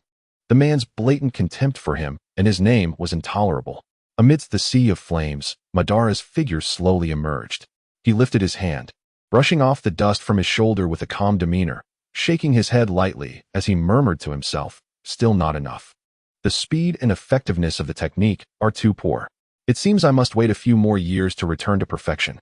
Reikage and Tsunade exchanged glances, and in the next moment, both charged at the man with great speed. "Humph, foolish to dare challenge me."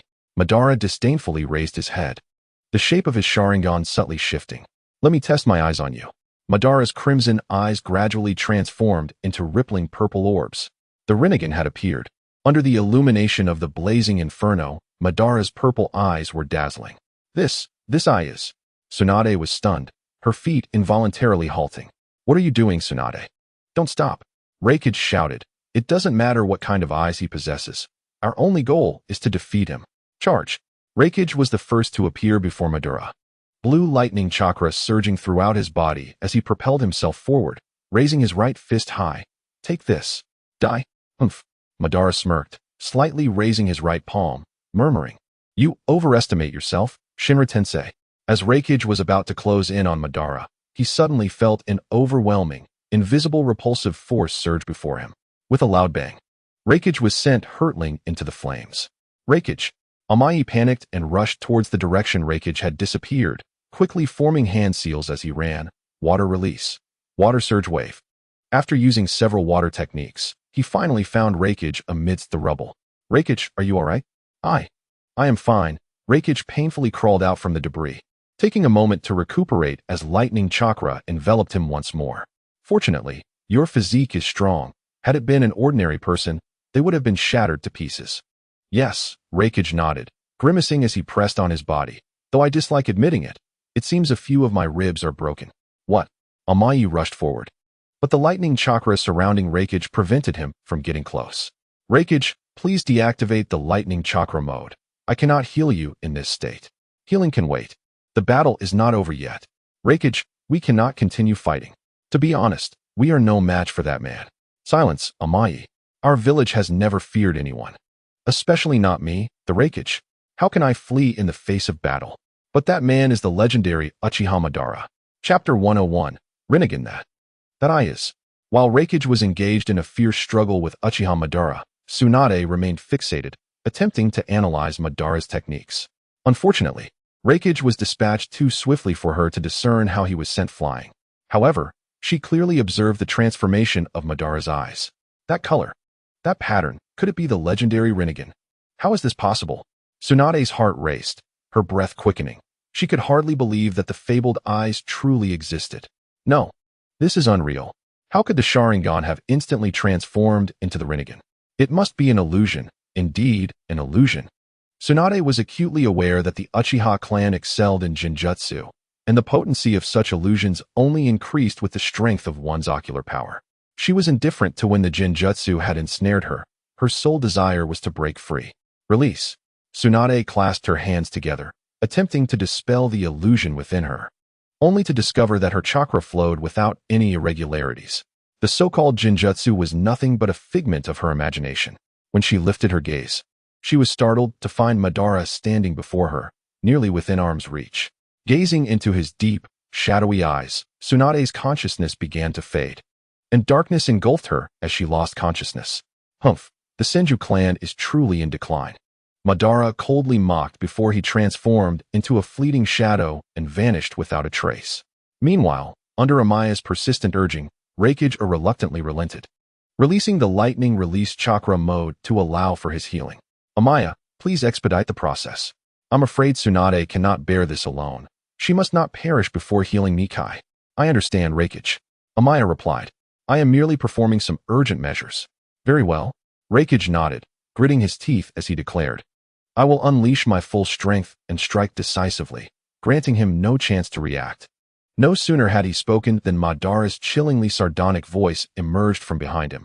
I initially intended to use you as a test for my eyes. But I am pressed for time and cannot indulge in games any longer. Hand over what I seek. Upon hearing this, Recruitment was taken aback, unaware of how Madara had positioned himself behind him, his instincts failing him. As he turned, he caught sight of Madara's eyes, and before he could register the shock, darkness enveloped him, and he succumbed to unconsciousness. The same fate befell Amaya. Humph, is this the might of a shadow from a great nation? Madara scoffed. Perhaps I have overestimated them. I had planned to emerge only when I regained my full strength. But it seems the current generation of shadow-level shinobi pales in comparison to the past. Lowering himself, Madara retrieved the secret scroll of the Land of Woods from Recruitment's grasp, glancing at it with disdain. Humph, this pitiful item hardly deserves the reverence of an entire nation. Utterly tedious. Shaking his head in dismay at the overall strength of this era, Black Zetsu emerged from beneath Madara's feet, while White Zetsu cautioned, Lord Madara, little Feiyu and Yao Wei have just finished searching the nearby town and are now en route here. Closing the scroll, Madara replied coldly, understood. Let us return. Black Zetsu remarked, Lord Madara, you truly go to great lengths for the sake of your son's upbringing, personally traversing such distances. What can I say? After all, I am his father, Madara chuckled softly. Chapter 102 What on earth happened? Moments later, the inferno engulfing the small town had yet to extinguish, and the heat roused the inebriated Shizune from her stupor. My head aches terribly. What on earth is happening? Shizune exclaimed, regaining her wits as she surveyed the fiery chaos around her. She strained to recollect the events that led her here. But her memories halted abruptly at the moment she shared a final drink with Tsunade at the izakaya. Suddenly, she noticed Tsunade unconscious beside her, along with two unfamiliar, equally unconscious men, their fates uncertain. Their attire marked them unmistakably as ninjas from the village hidden in the clouds. Master, she cried. Damn it. What transpired during my drunken stupor? Could it be that Master engaged in battle with the Cloud Village ninjas? With no time to ponder further, Shizune hurried to Tsunade's side, placing her chakra-infused hand upon her chest. She's still alive, but her chakra is in disarray. Could she be under a genjutsu? Release. As Shizune gradually infused her chakra into Tsunade, the latter slowly opened her eyes and began to awaken. Thank goodness, Master, you're finally awake. Shizune gently lifted Tsunade, carefully wiping the beads of sweat from her forehead. What on earth happened? Who ensnared you in an illusion? And who are those two men nearby? Genjutsu? Tsunade murmured weakly, turning her head. That burly man with dark skin. He appears to be the leader of the Cloud Village, the fourth Recruitment. What? The fourth Recruitment? Shizune gasped, astonished that such a significant figure was involved. Could he be the one responsible for your condition? Did they cause this devastation to the town? Despite the Recruitment's formidable reputation, Shizune felt no fear. Anyone who harmed her master would face retribution. I don't recall, Tsunade replied, her mind a blur. She sensed that something had indeed transpired, and she may have encountered others, but the details eluded her grasp. She desperately sought to remember. But all she could recall was the Recruitment coming to her for treatment for his subordinate, after which her memory faded entirely. Noticing Shizune's resolve to confront the Recruitment, Tsunade raised her hand to stop her. Shizune, do not act rashly. This has nothing to do with the Recruitment. My memories seem to be fragmented. Please help me awaken them. I have questions to ask. Awaken them? That is unwise, Master. You know the nature of the Cloud Village ninjas. What if they do as I say? Tsunade snapped in irritation. Yes. Faced with Tsunade's insistence, Shizune reluctantly approached Recruitment and Amaya, pulling them from the genjutsu back to reality. Ugh, my head hurts. What happened here? Recruitment murmured, disoriented by the blazing inferno surrounding them. Upon seeing Tsunade and Shizune, he immediately sprang to his feet, demanding, Tsunade, what is going on? What happened to this town? Tsunade shook her head in resignation. I wish I could tell you. It seems you, like me, are equally in the dark. Chapter 103 A Step Towards Clarity. Shizune, extinguish the flames. Tsunade commanded. Yes. Shizune quickly retrieved a scroll of water ninjutsu, placing it on the ground and performing the necessary hand seals. Instantly, torrents of water surged forth from the scroll, cascading to either side.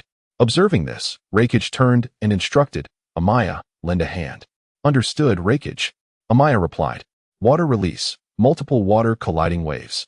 With the combined efforts of Shizune and Amaya, The inferno engulfing the town was finally quelled. Silence enveloped the scene, devoid of life. As it became apparent that the townsfolk had likely perished. Sigh. After hearing Shizun's report, Tsunade's expression darkened, and without looking back, she commanded, "Let us depart, Shizun." Right. Shizun hurriedly scooped up the still slumbering Tun-Tun and hastened to keep pace with Tsunade. Wait. Reikage's furious voice echoed from behind. Tsunade, what transpired? Explain yourself clearly. Otherwise, I shall not let you leave. His fists clenched tightly, and his eyes glistened with unshed tears. While Shizun was searching the town, Amaya had not been idle. He had rushed to the house where the injured Nikai had sought refuge, only to find it reduced to ashes. There would be no need for Tsunade's healing. It was a direct conclusion. Without the luxury of mourning, Amaya returned to Reikage's side and delivered the grim news of Nikai's demise. Upon hearing of his beloved subordinate's death, Reikage was heartbroken, directing his fury at Tsunade, vowing to hold her accountable for Nikai's fate. Undeterred by Reikage's wrath, Tsunade turned to him and declared, "Your subordinate's death has nothing to do with me. Impossible. This town is not a shinobi village. Aside from my team, the only other ninjas here are you. Who else could have wrought such devastation if not you?" Tsunade huffed coldly. "I am not a ninja who treats life as mere fodder. Like you. My memories have also been erased. I am utterly clueless about the events that transpired just moments ago." How infuriating. As she stubbornly refused to admit anything, Reikage's anger reached a boiling point. He was about to use force to compel Tsunade to confess when a sudden thought struck him, prompting him to hastily reach into his bosom. Oh no, the secret scroll of the Hidden Wood country is missing. Reikage trembled, his eyes darting around like copper bells. Filled with rage, this mission was supposed to be a sure success, yet he had neither obtained what he sought nor avoided the loss of a subordinate. The cloud of sorrow began to lift from his mind. Could it be that those Xianyuan people were behind this? Did I misjudge Tsunade? Reikage was acutely aware that Tsunade was not a fire-style ninja. She was one of the legendary 3 ninjas of Konoha, and the Hidden Cloud had ample intelligence on renowned shinobi. Furthermore, his recent memories had likely been erased by some ability, and only Jinjutsu could accomplish such a feat yet. Tsunade was not particularly adept at Jinjutsu either. After much contemplation, Reikage was convinced that the Xianyuan clan was indeed responsible. They were a mysterious lineage with unknown capabilities and techniques. Considering all that had transpired, the only ones capable of besting both him and Tsunade were undoubtedly them. Those treacherous Xianyuan, I shall see to it that you perish. Reikage swore through gritted teeth. Tsunade cast a disdainful glance at Reikage, recognizing that he seemed to have reached a realization, and chose not to utter another word, continuing her path into the distance. Tsunade, shall we join forces to seek revenge against the Xianyuan clan? They have reduced you to this state, and you wish to let it go just like that? Chapter 104. Child, you must practice more. Do not always run off. Learn from me. Tsunade paid no heed to Reikage's shout and departed without looking back. TCH. Reikage, infuriated by Tsunade's blatant disregard, turned to Amayi and commanded, "Let us pursue the whereabouts of the Xianyuan clan." Lord Reikage, please calm down. I suggest we first return to the village to recuperate and gather intelligence. Revenge need not be rushed. The Xianyuan clan's abilities are unpredictable. We have already suffered setbacks twice and lost 2 comrades. We cannot afford to act recklessly. Listening to Amayi's counsel, Reikage's emotions gradually steadied. He unclenched his fists and exhaled deeply, filled with self-reproach. You are right, I was too rash. The failure of this mission is my responsibility. Had it not been for my misjudgment, my subordinates would not have perished. Amayi, anxious, replied, Lord Reikage, do not shoulder all the blame. That is not what I meant. Very well, I understand. Let us return. Reikage shook his sleeves and glared at the desolation surrounding them. Xianyuan clan and Danzo of Konoha, wait for me. This matter is far from over. I shall return for you. With that, Reikage and Amayi left, leaving behind nothing but ruins, no longer the thriving place it once was. 2 hours later, Feiyu and Yahweh arrived as dawn broke on the second day. Feiyu, bewildered, pointed at the ruins and asked, "Are you certain this was a town?" Yahweh was taken aback for a moment, then responded, "The location is correct. It was undeniably a bustling town before. How could it have transformed into this?" Feiyu's emotions were tumultuous. This place had been their last hope, and now, finding Reikage seemed almost impossible, akin to searching for a needle in a haystack. Lord Feiyu, The deadline for our task to the Hidden Wood country is approaching, and I fear we may fail this mission. It is my fault. If I hadn't lost track of that cloud ninja, we might have secured the secret scroll, he sighed. This is the first mission failure since the founding of Banning Village. All the blame lies with me. I will promptly apologize to Lord Ban upon our return. This has nothing to do with you. Feiyu shook his head. No, this is a shared mission. Regardless of the outcome, we must bear it together. Woof, woof. Tawanzo suddenly barked, his gaze resolute, seemingly wanting to share the responsibility with his master. Seeing this, Feiyu could only smile wryly. Let us head to the daimyo's residence in the Hidden Wood country. Even if the mission has failed, we must still provide an explanation, as it pertains to the reputation of Banning Village. With that, the two composed themselves and hurried towards the daimyo's residence. After some time, within the daimyo's residence in the Hidden Wood country, Feiyu and Yaowei entered. Upon seeing them, the daimyo was overjoyed and rushed down from the platform. Ah, you are the ninjas from Banning Village. You finally arrived. So, have you brought me what I requested? Apologies. Feiyu was about to speak when a white figure suddenly darted out from beneath him. White Zetsu, what brings you here? Little Feiyu here? This is what Lord Ban asked me to bring to you. With that, White Zetsu tossed a scroll bearing the character for wood into Feiyu's hands. Lord Ban also asked me to convey a message. He said, Child, you still have much to learn. Do not always think of running away. Stay and learn from your dear father. Chapter 105, Settling Down My National Treasure. You have finally returned to my Hidden Wood country. The daimyo of the Hidden Wood was so ecstatic he nearly wept, his body shaking uncontrollably. Banning Village truly is reliable. I hereby pledge that all future missions for the Hidden Wood country will be entrusted to Banning Village. Saying this, he carefully took the scroll from Feiyu and cradled it in his arms. Feiyu finally understood that he had been rescued by Ban. It was only fitting, after all. Who could deny the bond of fatherhood? With the mission accomplished, the group wished to linger no longer. After exchanging a few polite words, they set off back to their base. Upon arriving at the base, Feiyu immediately sought out his father. When he saw Ban, Feiyu dove into his embrace, smiling sheepishly. I'm sorry, Dad. If it weren't for you, I almost tarnished the reputation of Banning Village. Ban's face bore a smile. Hee. Did White Zetsu convey what I told him? Yes, Feiyu blushed. I understand what you mean, Dad. You want to tell me that I am still too young and inexperienced and need to settle down. Indeed, Ban nodded approvingly. My dear son, I know you are strong, but you are not yet strong enough to grasp everything. I hope you remember this lesson from our failed mission. For the time being, refrain from wandering off and stay by my side to accompany me. When the time is right, we shall descend the mountain together. Oh, at this, Feiyu's eyes lit up. Dad, are you planning to come down from the mountain? Yes, Ban clenched his fist, gazing into the distance. Given my current physical condition, that long-awaited day is not far off. When that time comes, I will reclaim all that I have lost. In the days that followed, Feiyu began to focus. No longer yearning for the outside world, dedicating himself to training and living alongside Ban, day in and day out, never straying from each other's side. This intimate companionship allowed the effects of the talent as solid as a rock to manifest continuously, rapidly enhancing the rejuvenation of Uchiha Ban's physical form. In just 5 years, Ban's appearance and physical prowess had returned to that of a man in his mid-20s. Ha ha ha.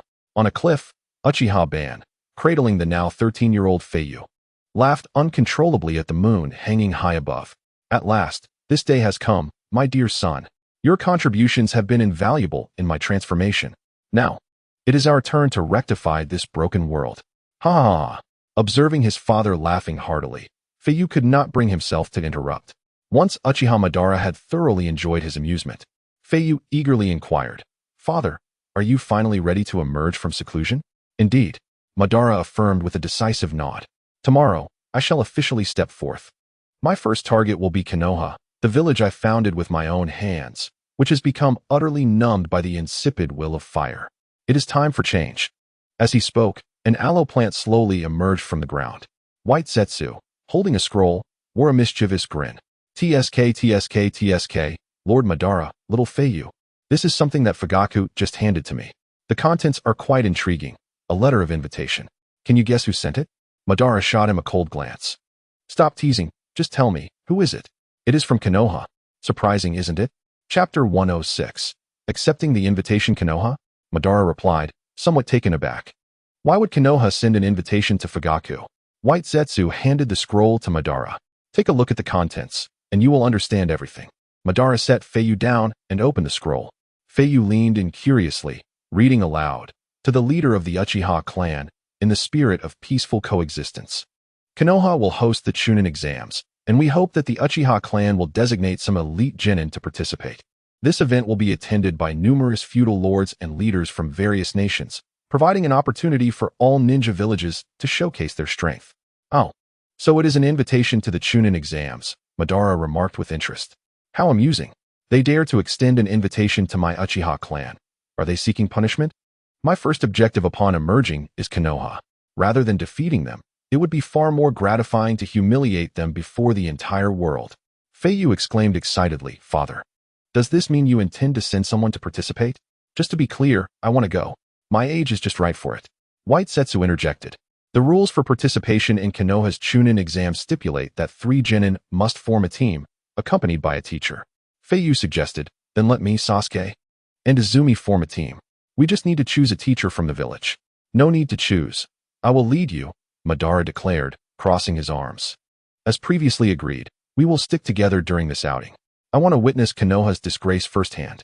White Zetsu cautioned, Lord Madara, do you truly wish for the Uchiha clan to participate?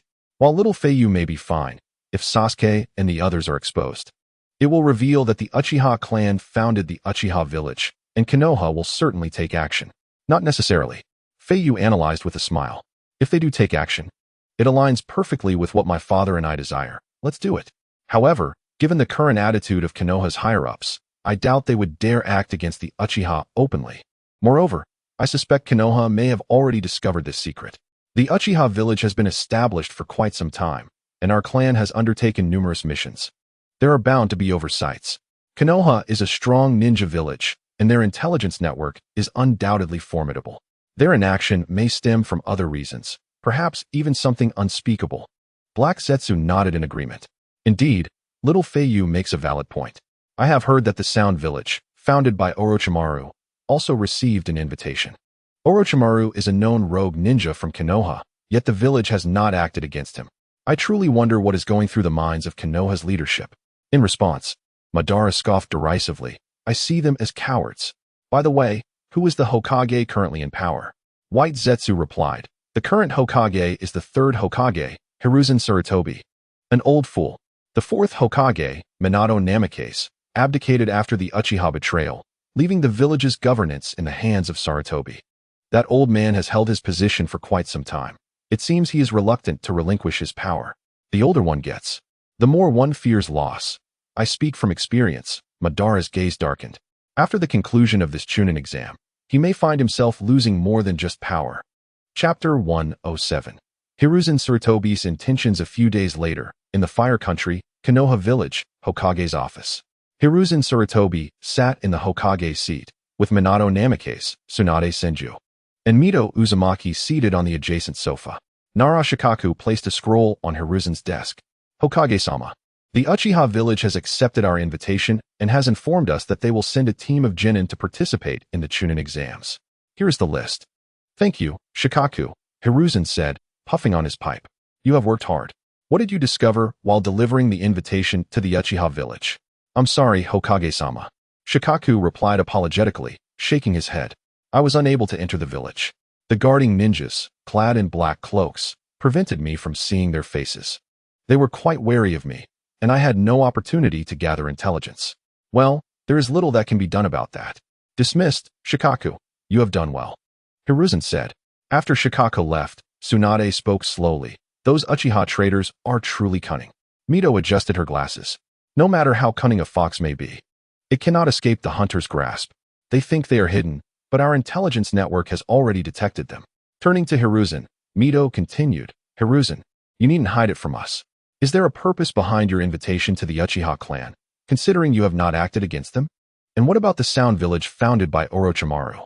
Hiruzen exhaled a plume of smoke, opening his eyes slightly as he gazed at the list in his hand. Do not overthink it, Mito. My invitation to them is not a call for reckoning, at least, not yet. I am sincere.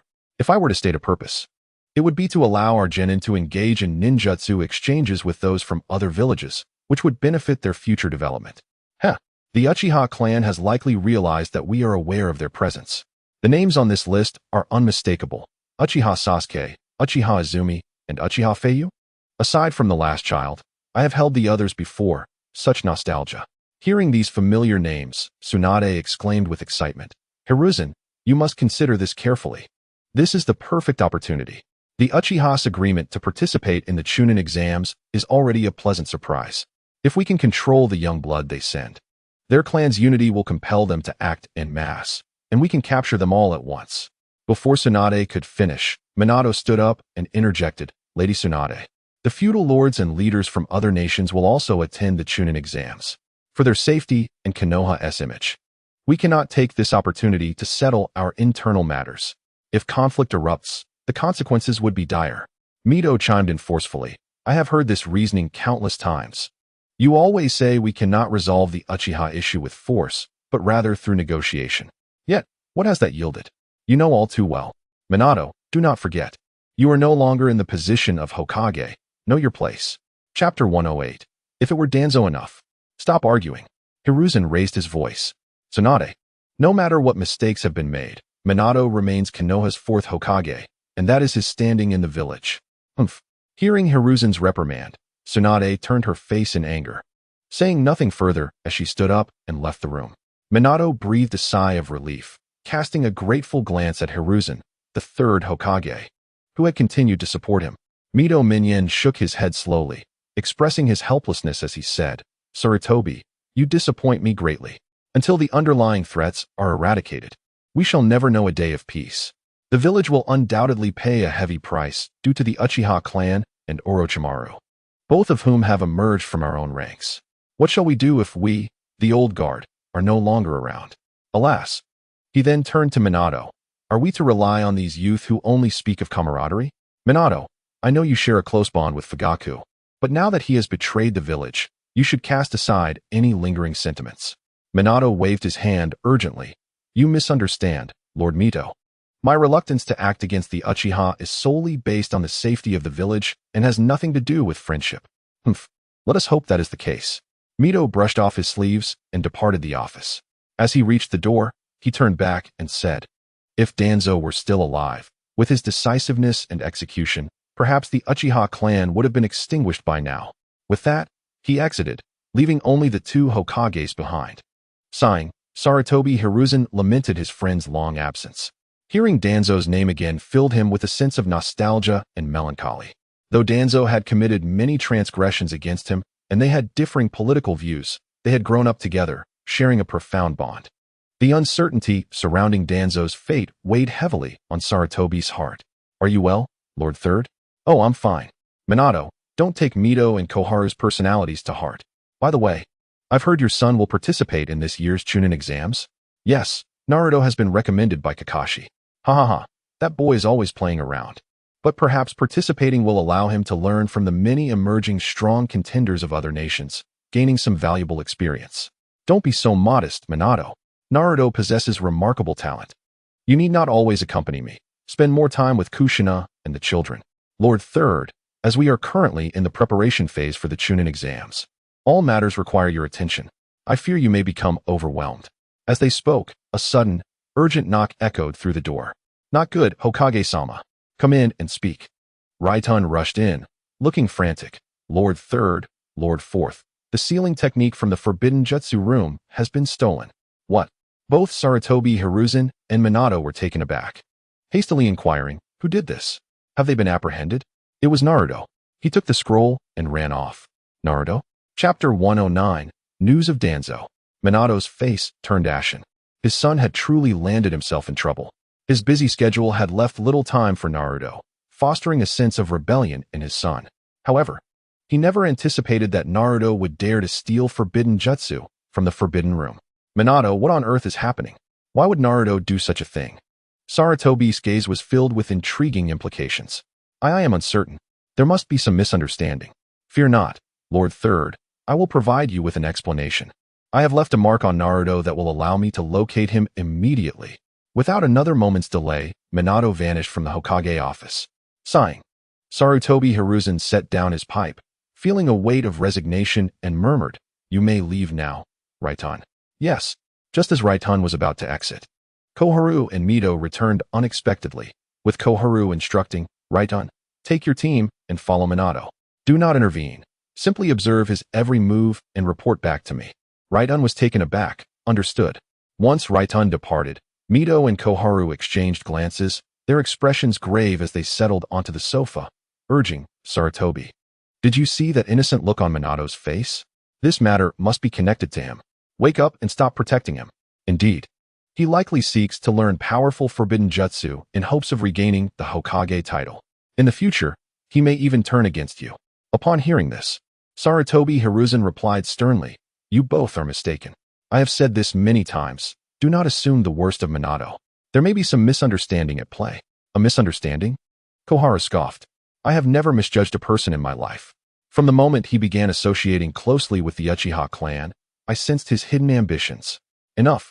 Sarutobi Hiruzen waved his hand in irritation, redirecting the conversation.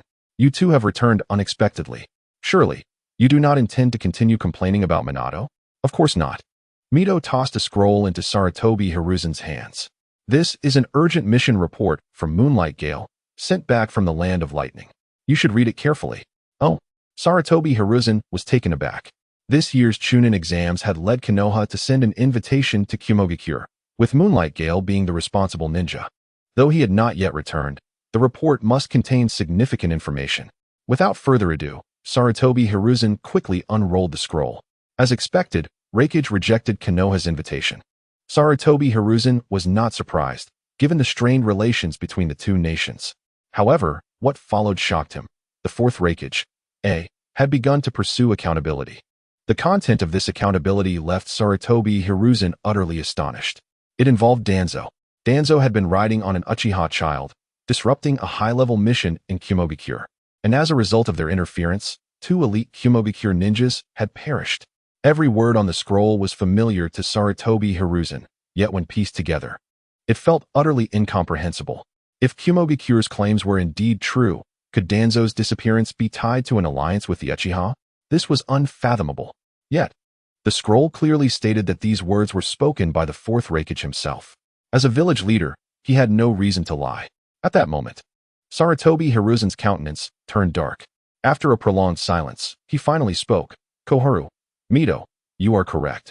We must seize the opportunity presented by the Uchiha's actions and thoroughly investigate their current state. Chapter 110. Father and son in a grove near Konohagakure.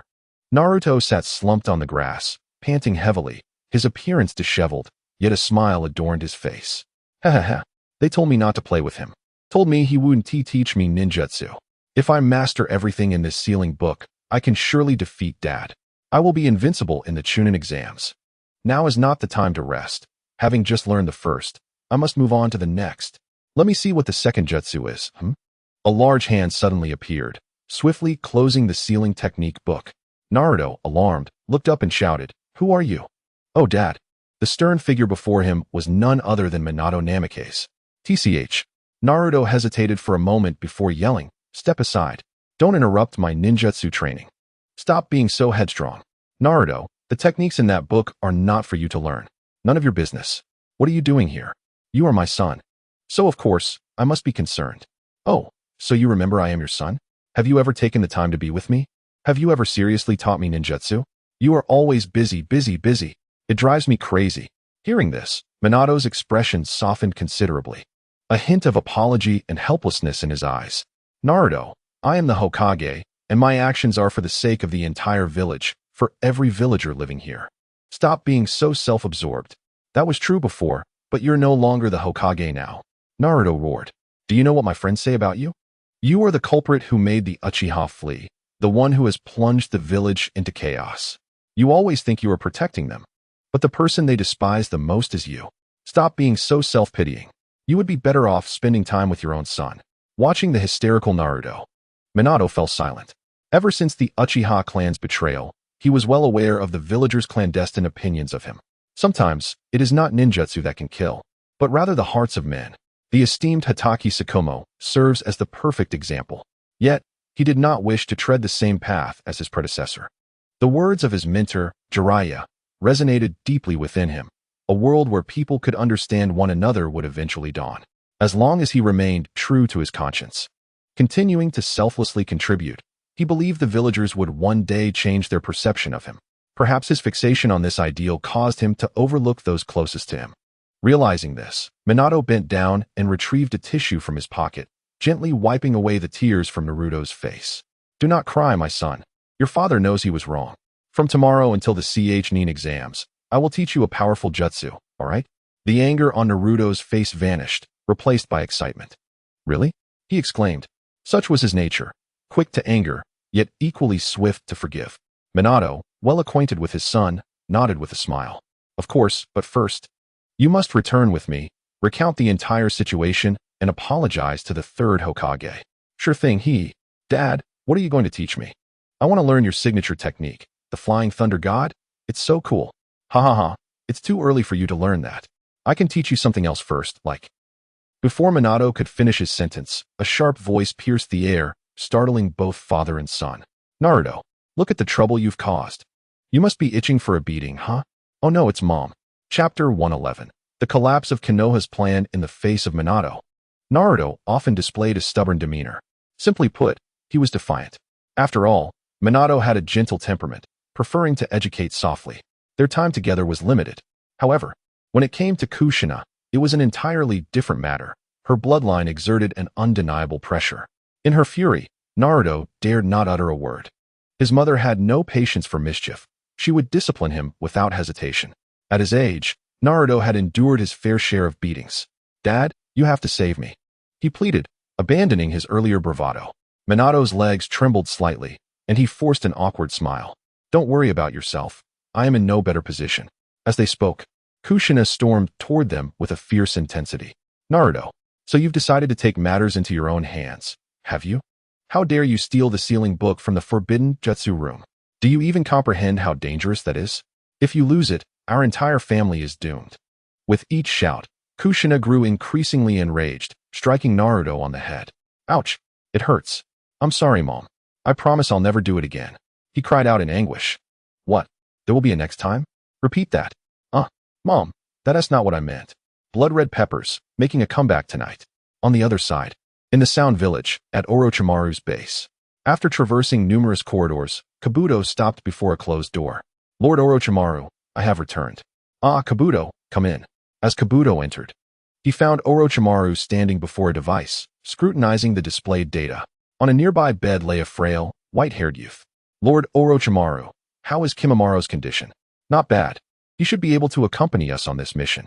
By the way, have you completed the investigation I assigned to you?" "It is done." Kabuto pulled out a scroll from his chest.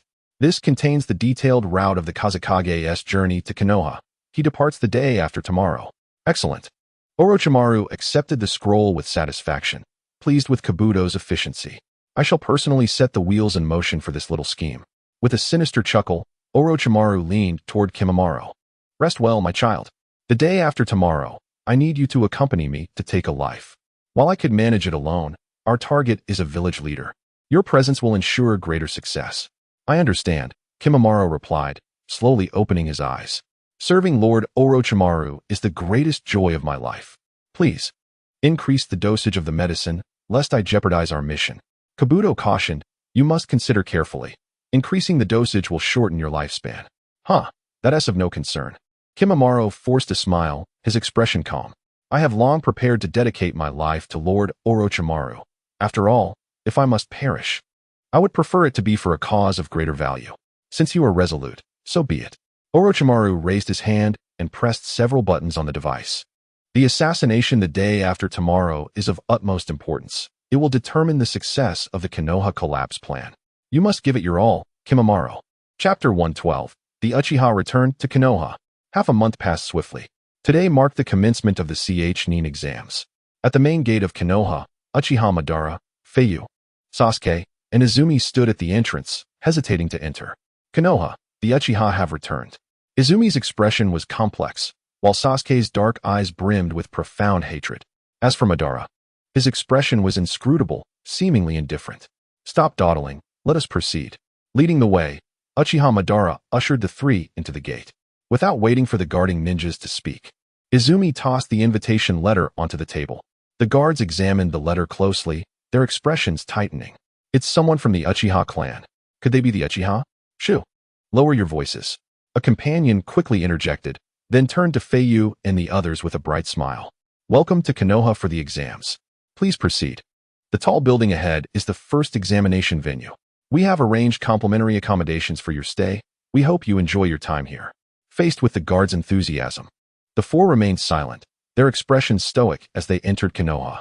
Once Madara and his companions were out of earshot, the guards immediately dropped their forced smiles, muttering in hushed tones, "Humph, a bunch of traitors. They've grown so wild outside that they've forgotten basic manners." Another guard advised, "Best to keep your comments brief.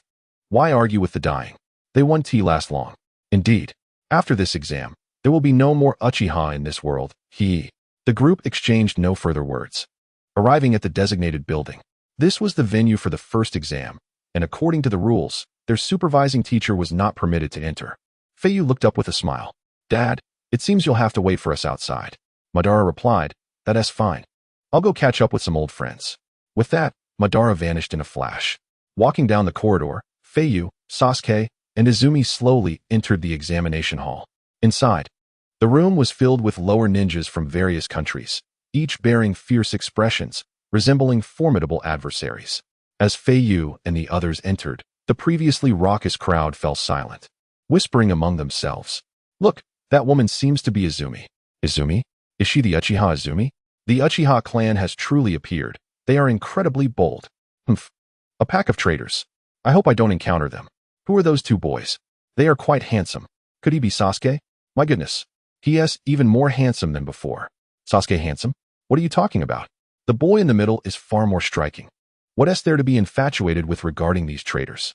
My father said that once the Uchiha set foot in Konoha, they are destined to become mere ghosts. All you infatuated ones, better get a grip. Shoo, keep it down.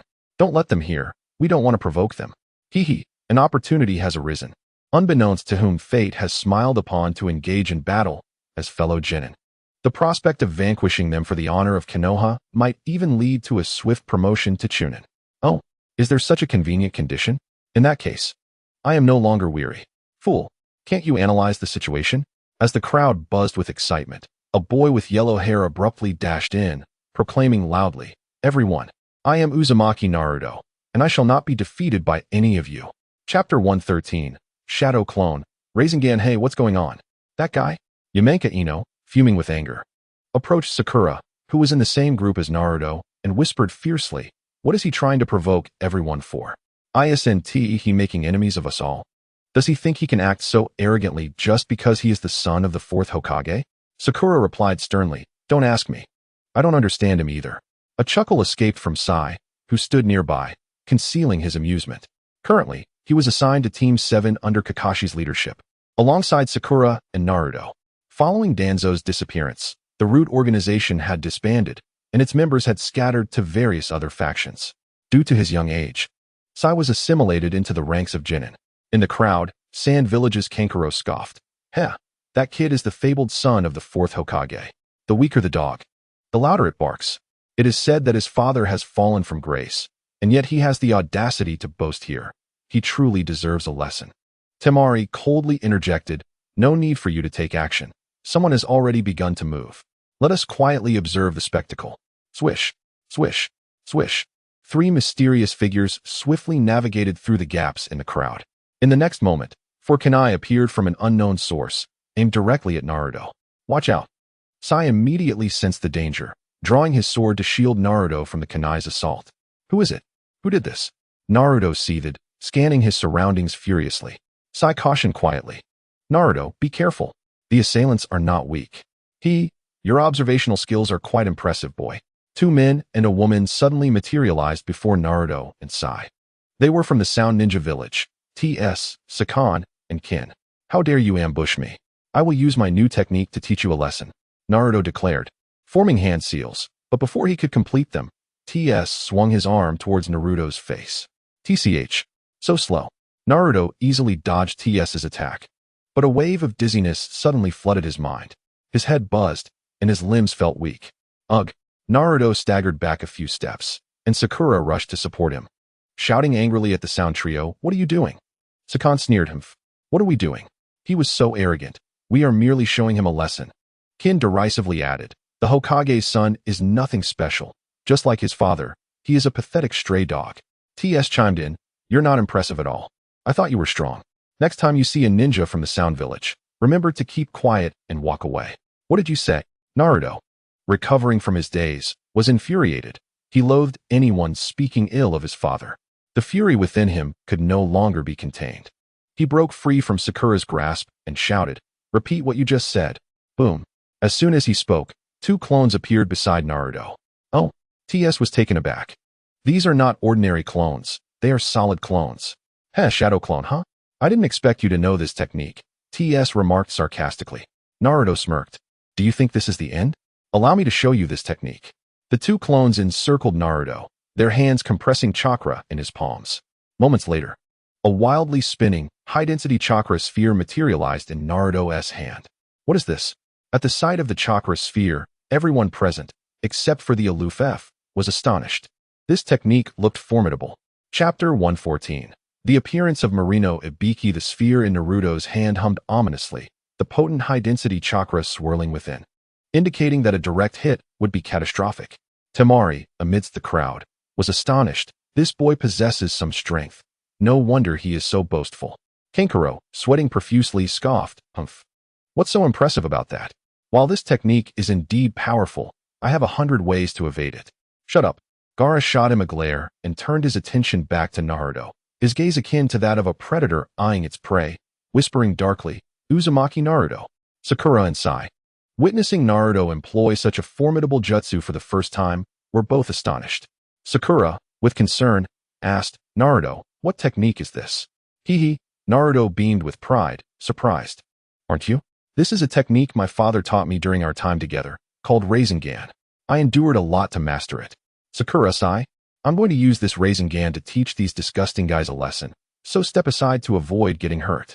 With that, Naruto charged toward the sound trio under the cover of his shadow clones. TS, now tense, immediately prepared to defend himself, whispering to his companions, be smart. You absolutely cannot let him hit you with that. It will kill you. Sakan and Kin gulped nervously, glancing at the advancing Naruto, ready to flee when a thick cloud of white smoke suddenly erupted between them. In the next instant, a large hand grasped Naruto's arm, coldly commanding, your ninjutsu is commendable, but your speed is lacking. You need more practice. Who? Naruto exclaimed in shock, attempting to break free, but the opponent's grip was ironclad. As the smoke dissipated, a towering man with a scarred face emerged. Behind him stood a cadre of ninjas clad in Chunin attire.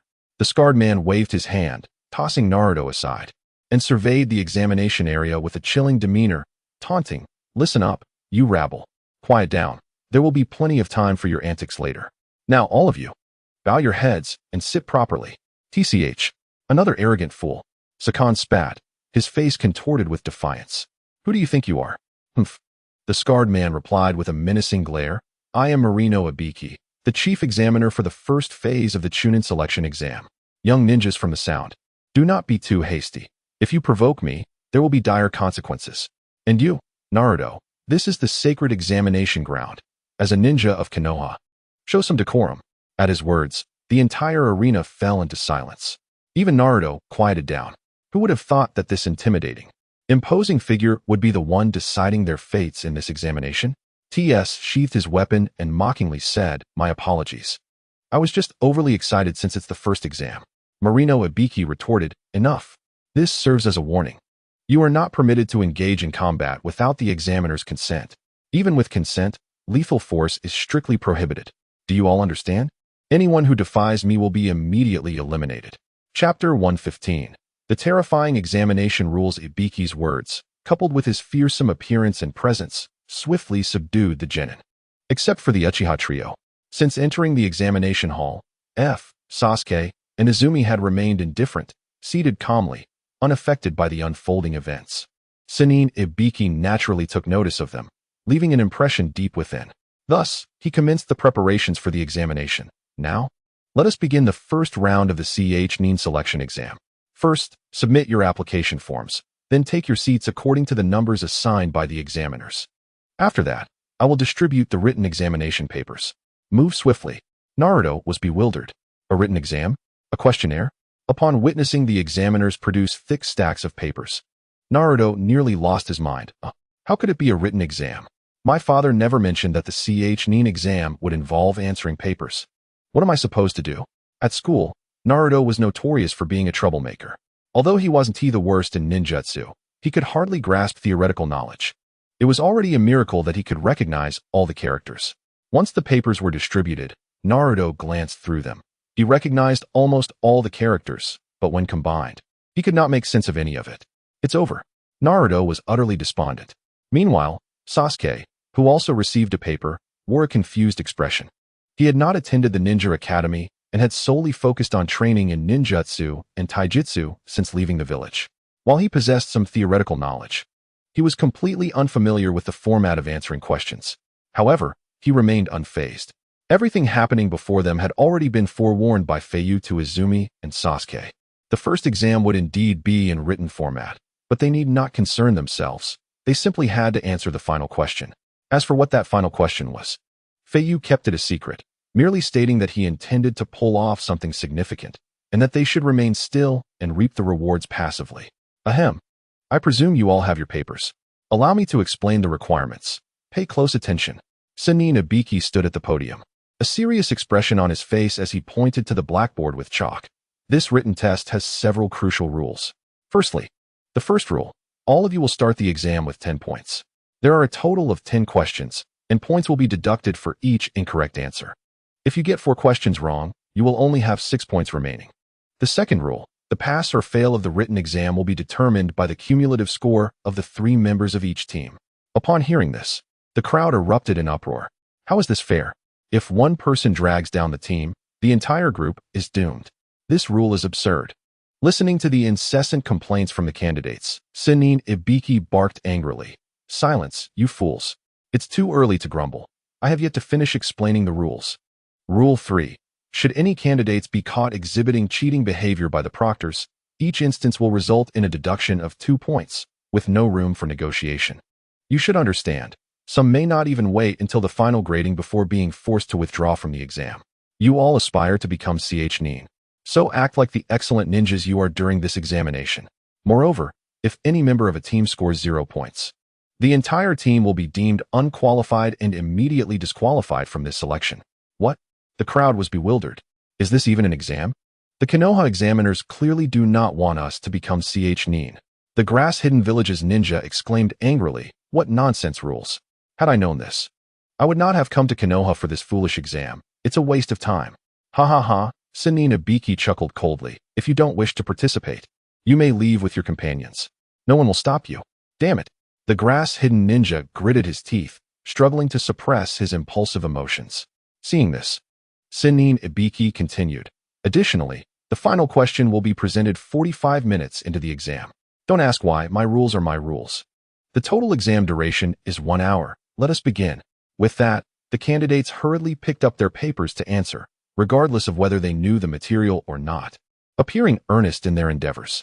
However, as they read on, they found the content of the papers exceedingly bizarre, incredibly difficult, hypotheses under uncertain conditions, analytical applications of mechanical energy, the maximum range of shuriken at different heights in various locations. What are these questions?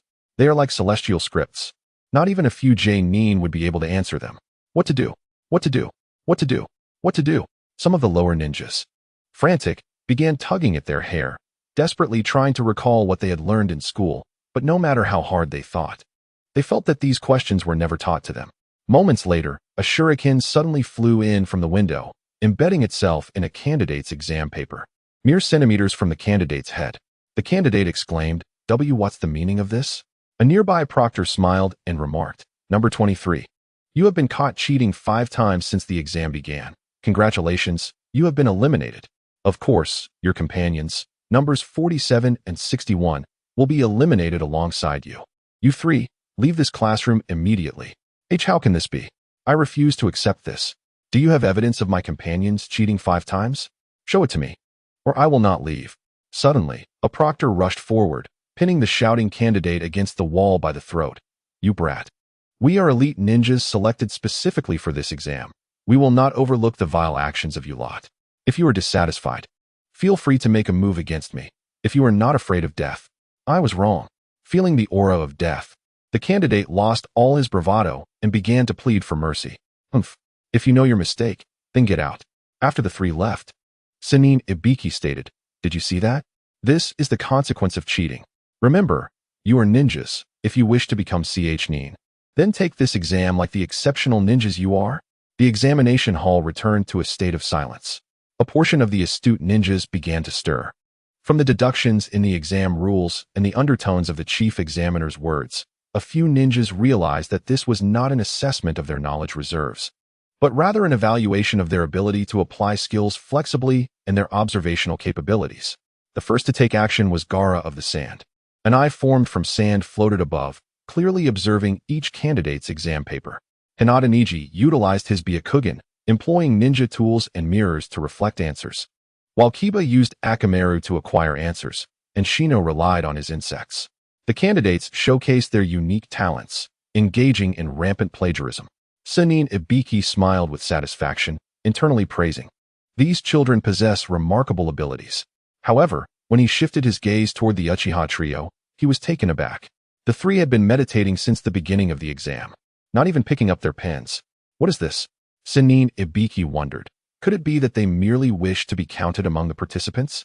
As time ticked away, half an hour swiftly elapsed. At this moment, Naruto felt a chilling despair. With the exam nearing its completion, he had not answered a single question. Should this continue, elimination was inevitable. Nearing desperation, he suddenly heard a soft voice beside him. "Naruto, you can copy my answers."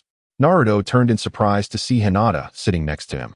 "Hinata, your presence is so subtle," he exclaimed, and he noticed Hinata pressing her exam paper against her arm, leaning closer to him. He could clearly see the content. "Wow, thank you so much, Hinata," Naruto exclaimed joyfully, quickly picking up his pen to copy her answers verbatim onto his own exam paper. However, for reasons unknown, the atmosphere felt distinctly off, as though multiple pairs of eyes were fixated upon him, unwaveringly. Turning his head to glance, he indeed found that the proctors were not merely idling. They had evidently taken note of his recent glance at Hinata's paper. "Damn it," Naruto muttered under his breath, forcing a smile as he quietly remarked, "Hinata, you still don't understand. A ninja as formidable as I would never resort to cheating. And if one were to be careless, perhaps even you, who would assist me, might be eliminated." Hinata, momentarily taken aback, blushed and murmured, "I'm sorry, Naruto. I almost disrupted you." Naruto waved his hand dismissively, chuckling, "Haha, it's nothing. I appreciate your kindness." With that, he directed his gaze towards the empty space at the bottom of the test paper, the enigmatic final question, which would be revealed after 45 minutes of examination. All his hopes hinged upon this. Naruto steeled himself, calculating the time. It felt as if the moment was approaching. "Fools, look up at me," he thought. Suddenly, the proctor, Marino Ibiki, spoke up. 45 minutes have elapsed. I shall now announce the final question." At this, Feiyu, who had been resting with eyes closed, slightly opened them. Finally, the moment had arrived. He had been waiting so long that flowers had withered. Two streaks of crimson appeared on Feiyu's face as he focused on the speaking Ibiki. "Jinjutsu." The loquacious Ibiki abruptly fell silent, a slight smile gracing his lips as he paused before stating, "The final question is, if your family, parents, beloved, and companions were subjected to relentless oppression and humiliation by the higher-ups of the village, and they sought to annihilate your entire clan, what would you do?" Upon hearing this, the proctors surrounding them appeared bewildered. What was happening? This was not the plan. The final question was supposed to assess the candidates' determination, to psychologically test them. Why was such a question suddenly posed? What was going on with Lord Ibiki? The candidates were equally perplexed. Although they did not comprehend the chief examiner's reasoning, they realized that to complete the exam, they had to respond. Just as they were about to write, Ibiki interjected, "There is no need to write it down. Simply stand and articulate your thoughts. Remember, I am not seeking a rational answer, but the most genuine decision from your hearts." Chapter 118, the final question. The truth of the Uchiha clan? The most authentic decision. Was there any need for contemplation? Naruto sprang to his feet, thumping his chest as he declared, "What do I care for higher-ups? I absolutely cannot tolerate anyone bullying my family and friends. I will confront them head-on." How naive, Niji Hyuga scoffed. Sometimes, for the sake of so-called righteousness, innocent sacrifices must occur. Sacrificing you or your clan might save the entire village. At that point, would you still be so steadfast? Even if you remain defiant, it would ultimately be futile, for you cannot prevail against them. This is the reality, an unavoidable reality. As Niji spoke, his fists clenched tightly, and unpleasant memories began to resurface in his mind. I don't care about reality, Gaara said slowly. I won't concern myself with relatives or higher-ups. All I know is that anyone who provokes me must die. At this, Temari and Kankuro exchanged glances, wanting to interject but hesitating to voice their thoughts. At that moment, Sakura raised her hand, standing with resolute determination. If the higher-ups of the village were to act like this, there must be a compelling reason. It is likely for the village's development. If it were me, I think I would try to understand. A textbook answer, one she believed would please the authorities.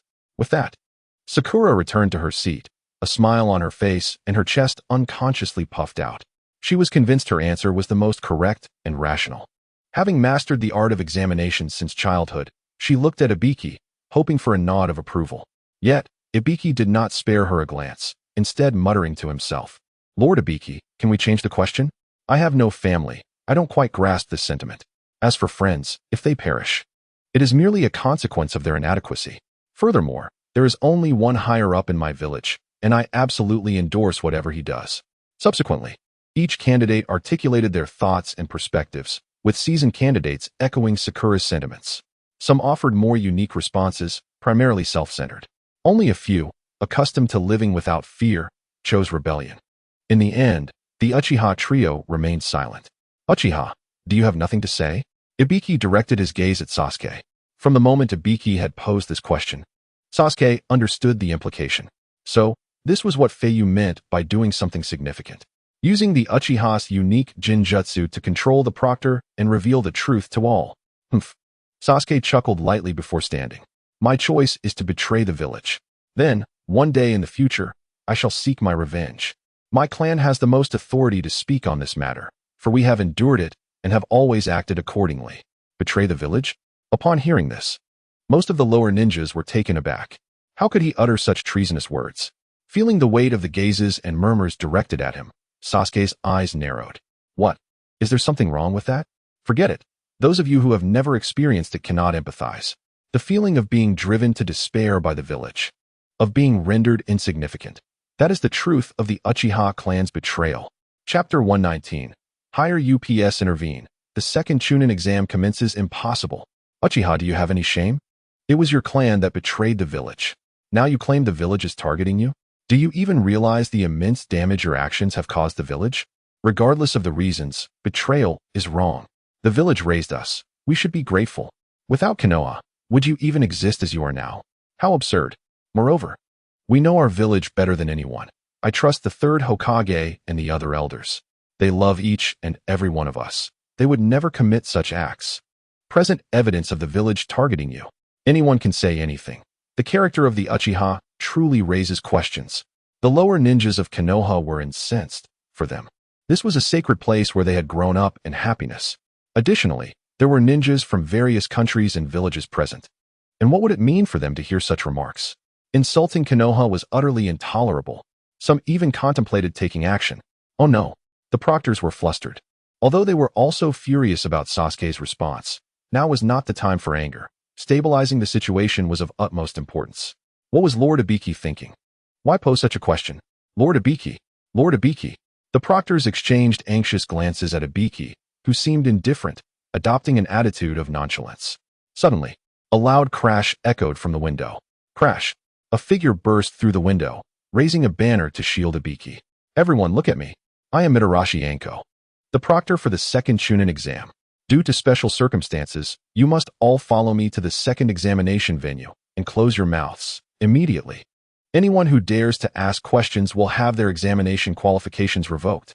Under Mitarashi Anko's authoritative presence, the candidates hurriedly stood up, one after another exiting the classroom. After all the lower ninjas had departed, Mitsubashi Akane turned her head, her gaze cold as she fixed it on Marino Ibiki. Big guy, though I am unsure what exactly is wrong with you, one thing is clear. You are in serious trouble.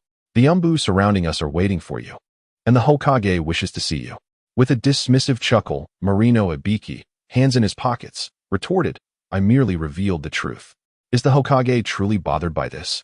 In response, Mitsubashi Akane exclaimed sharply, the truth? Humph. The village has already issued an official announcement regarding the betrayal years ago. That is the truth. Moreover, can we trust the words of a Uchiha brat? Marino Ibiki shook his head. In the face of facts, there is no distinction between adults and children, only the degree of power. Furrowing her brows, Mitsubashi Akane questioned, wait, what is happening? Have you been brainwashed by the Uchiha? Marino Ibiki replied calmly. The ones who are brainwashed are you. Enough. The imbued captain suddenly appeared between the two. Marino Ibiki, please refrain from speaking any further and come with me. As for you, Mitsubashi Akane, attend to your duties. With a disdainful glance at the imbued captain, Akane sighed as she watched the two depart. Ibiki, what on earth is wrong with you? Chapter 120. The Forest of Death. Half an hour later, before a towering circle of iron fencing adorned with various chains. Warning signs reading extremely dangerous. No entry were placed every few meters. What is this place? It feels rather intimidating. The candidates gulped nervously. Mitsubashi Akane grinned mischievously. Welcome to the second stage of the Chunin exam, the 44th training ground, also known as the Forest of Death. Hehe. You will soon experience the true meaning of its name. Naruto, unfazed, hummed a tune and declared, it's just a forest of death. No matter how much you try to scare me, I won't be afraid. Akane, feigning kindness, suddenly produced a kunai and hurled it forcefully, the weapon slicing across Naruto's face, leaving a deep wound. What are you doing? Hey, where did everyone go?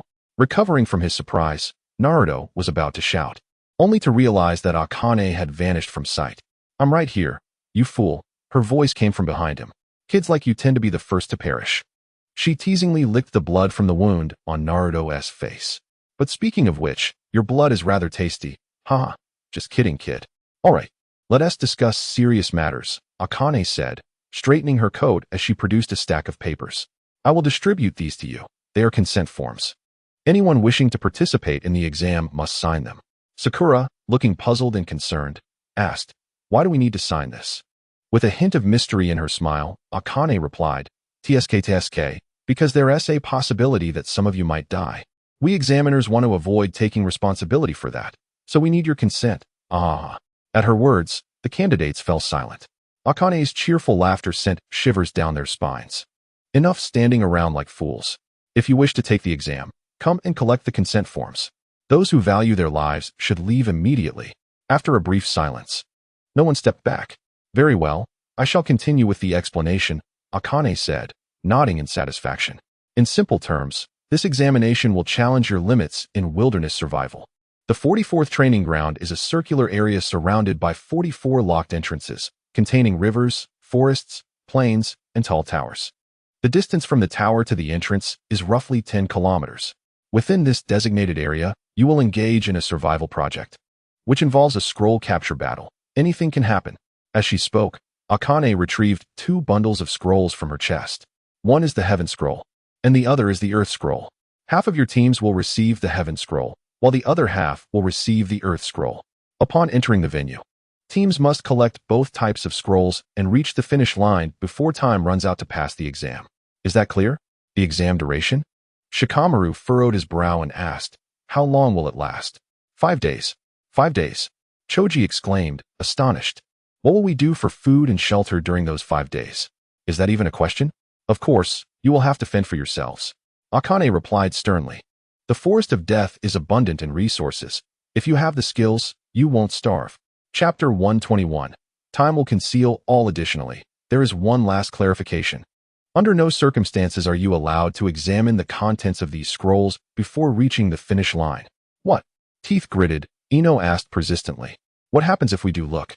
Honestly, the audacity of today as children is astounding. Akane sighed, exasperated. If you want to look, go ahead. No one is stopping you. I've stated the rules. TCH. Kiba grumbled, stroking his dog Akamaru. It's just an exam.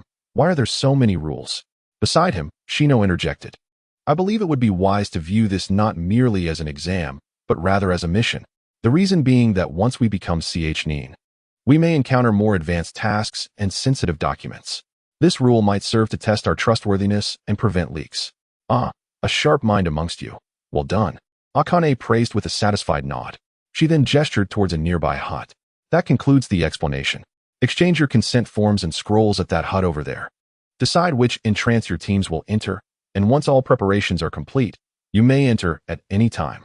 A friendly reminder, teams that enter first will have the opportunity to scout the terrain and ambush other teams. Hokage Building, Conference Room. A group of high-ranking officials sat around a table, facing a bewildered Marino Ibiki standing before them. What is happening? Why am I here? Shouldn't I be supervising the exam? Sarutobi Hiruzen spoke slowly. Ibiki, you fell under a Jinjutsu, which I have just dispelled. How could this be? Ibiki stammered, taken aback. As the head of the interrogation department, he prided himself on his extensive experience and unique insights regarding Jinjutsu. Yet this time, he had sensed nothing. Could it be? Suddenly, Ibiki realized something and shouted. It was those 3 Uchiha kids. Indeed, Sarutobi Hiruzen replied, his expression grave. Humph, those wicked little brats. Tsurugi Kamachi squinted her eyes and cursed. To cast Jinjutsu on the chief examiner during the exam, such dirty tactics can only come from the Uchiha. Mito Kane adjusted his glasses and suggested, I propose we immediately detain those 3 and uncover who cast the Jinjutsu, then disqualify them from the exam. Hiruzen, shaking his head in resignation, responded, that won't do. Why not? You might want to ask him, Hiruzen said, turning his gaze towards Ibiki. Scratching his head, Ibiki explained, well, this isn't exactly a dirty tactic, considering my hidden rules for the exam allowed for such measures. He then proceeded to reveal the regulations he had established for the first stage of the Chunin exam. After his explanation, a heavy silence fell over the high-ranking officials. After a moment, Tsurugi Kamachi, frustrated, lamented, damn it, are we truly powerless against them? Mito Kane replied, the chief examiner of Konoha has fallen victim to the Jinjutsu of Uchiha Genin, allowing the majority of Genin to pass the exam easily while exposing the Uchiha clan's reasons for their defection. If this information were to reach other nations, wouldn't it tarnish Konoha's reputation? In the realm of ninjas, the tongues of the lower ranks are often unable to guard secrets, regardless of their veracity. Such matters will undoubtedly be reported to their superiors. Alas, it is of little consequence now. The ever-silent Sarutobi Hizashi finally spoke. Let us consider this an unforeseen episode. We shall proceed as planned. Their demise is already predestined. Once they vanish from this world, time will conceal all. Chapter 122, The Ninja World. Where the weak are prey to the strong. At the 44th training ground, the proctor announced, little ones, there is but 1 minute until the examination commences. Wait, examiner.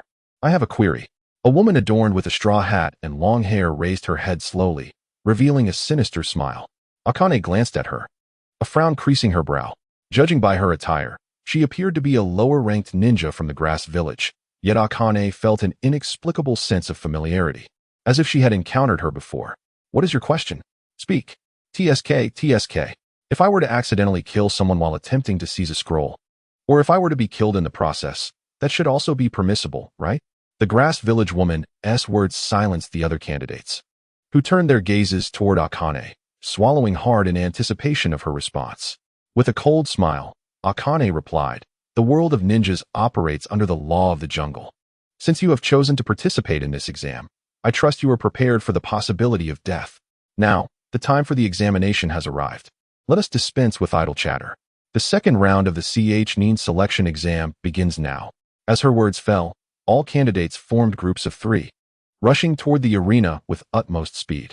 Being 1 step ahead would grant them a crucial advantage. This was a truth understood by every group. Suddenly, a piercing scream echoed through the air. Nearby candidates turned to see a Leaf Village lower-ranked ninja lying on the ground, blood pooling beneath him, his body infested with venomous insects. How despicable! Hurry, someone help me. Before his comrades could reach him, 3 figures swiftly descended beside him, looting him without a hint of mercy. TSK. Just like us, he possesses a scroll of the earth. How disappointing. Regardless, we'll take it. Huh, you truly are ruthless. The trio exchanged words, their faces adorned with smug and sinister grins, showing no intention of rescuing the Leaf Ninja. The injured Leaf Ninja pleaded desperately, please, take the scroll. Just save me. Save you? Huh, is this your first day out in the field?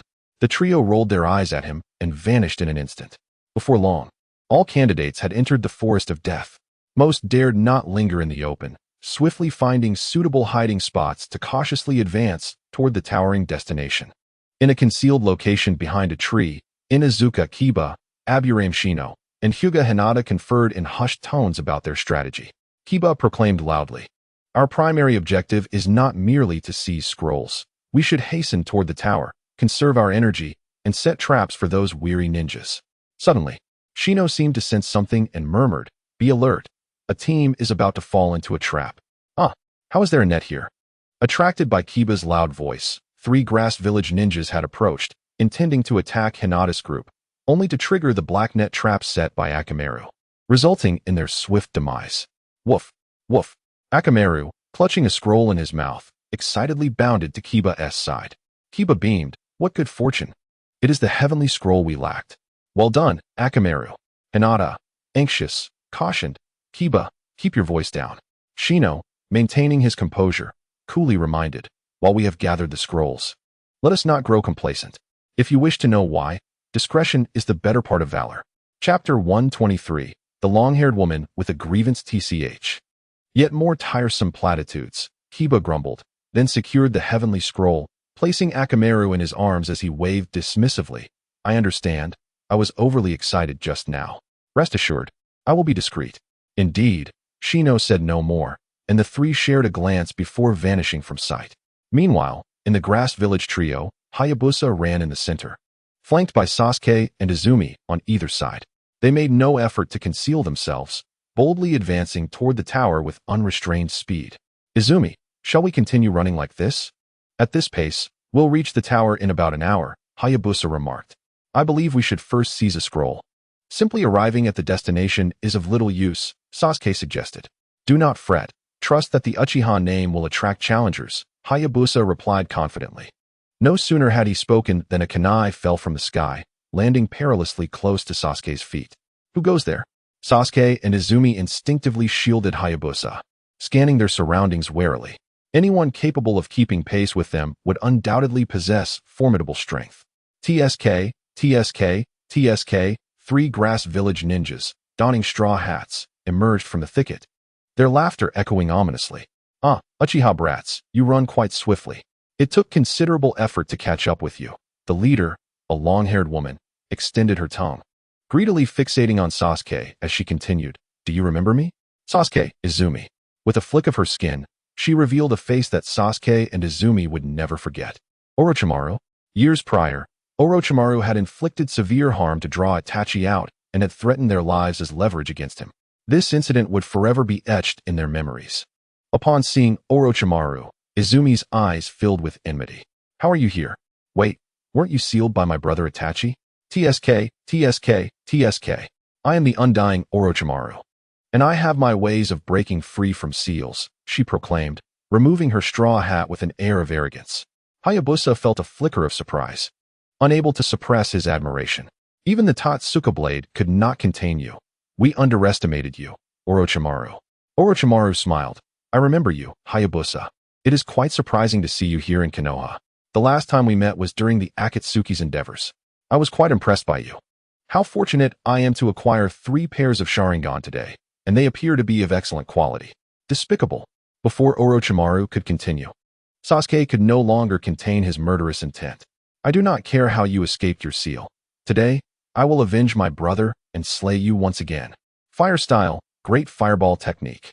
A massive fireball erupted from Sasuke's mouth, hurtling toward Orochimaru and her companions. "Humph, mere child's play," Orochimaru scoffed, forming a hand sign to unleash a gust of wind. Wind style, great breakthrough. In an instant, Sasuke's fireball was extinguished by the fierce wind. "Ha ha ha. Sasuke, you would do well to behave." Orochimaru suddenly realized that the Uchiha trio had vanished from her view. A menacing aura crept up from behind her. Chapter 124, Illusion O? Orochimaru turned her gaze, only to find Sasuke and Izumi had leaped behind her. "Impressive. In just a few years, your speed has improved remarkably. You truly are Itachi's brother," Orochimaru praised.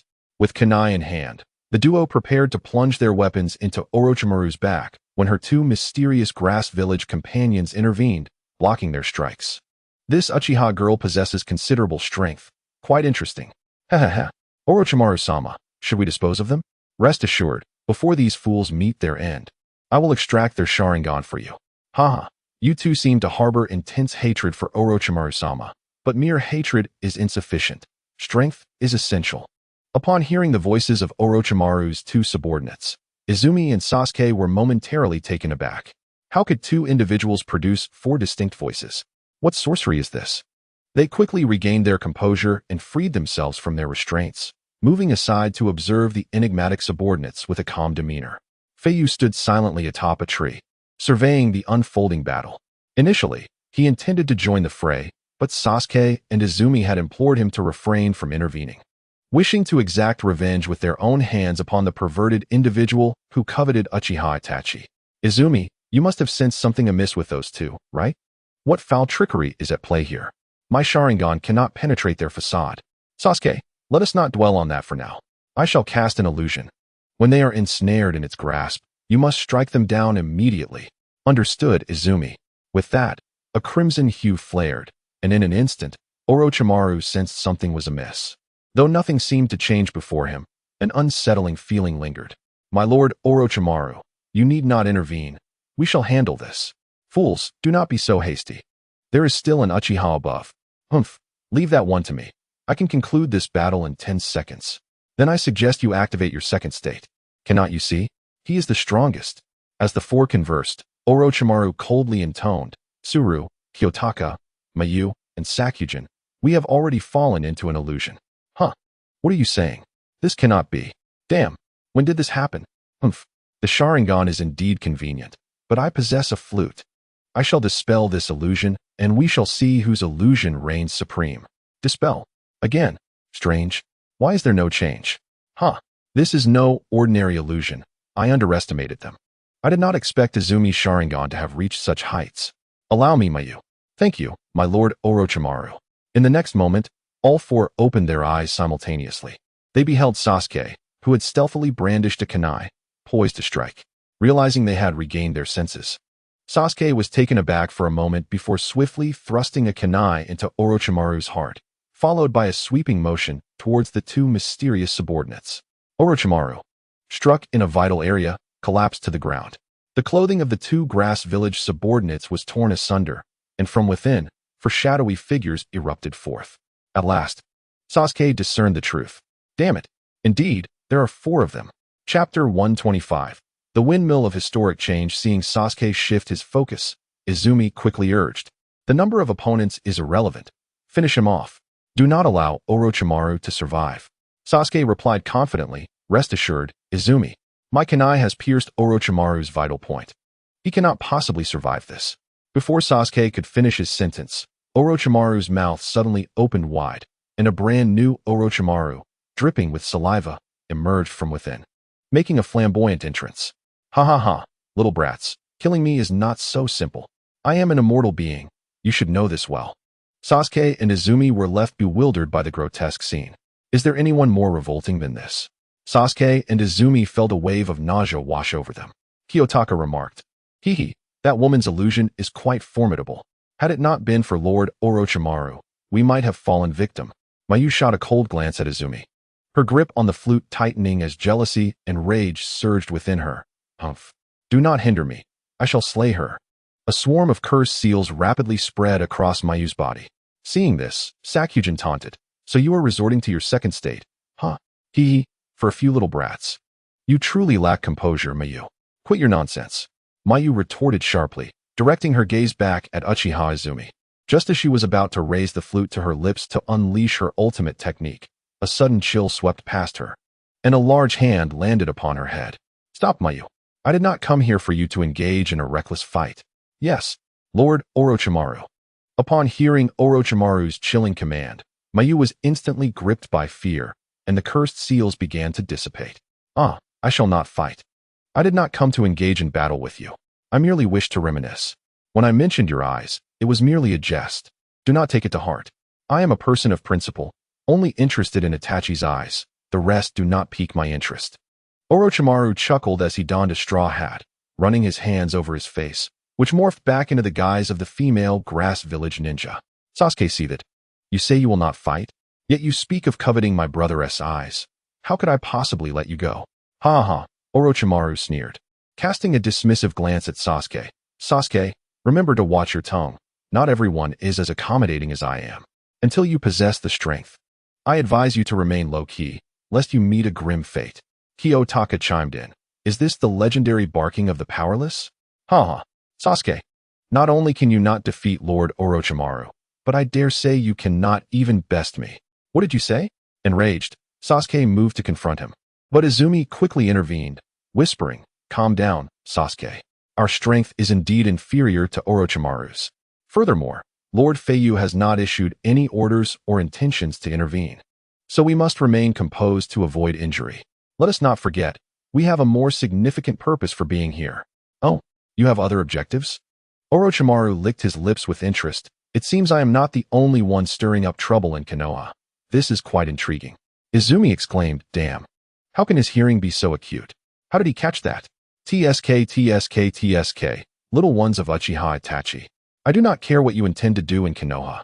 In any case, let us see who can set this historic windmill in motion first.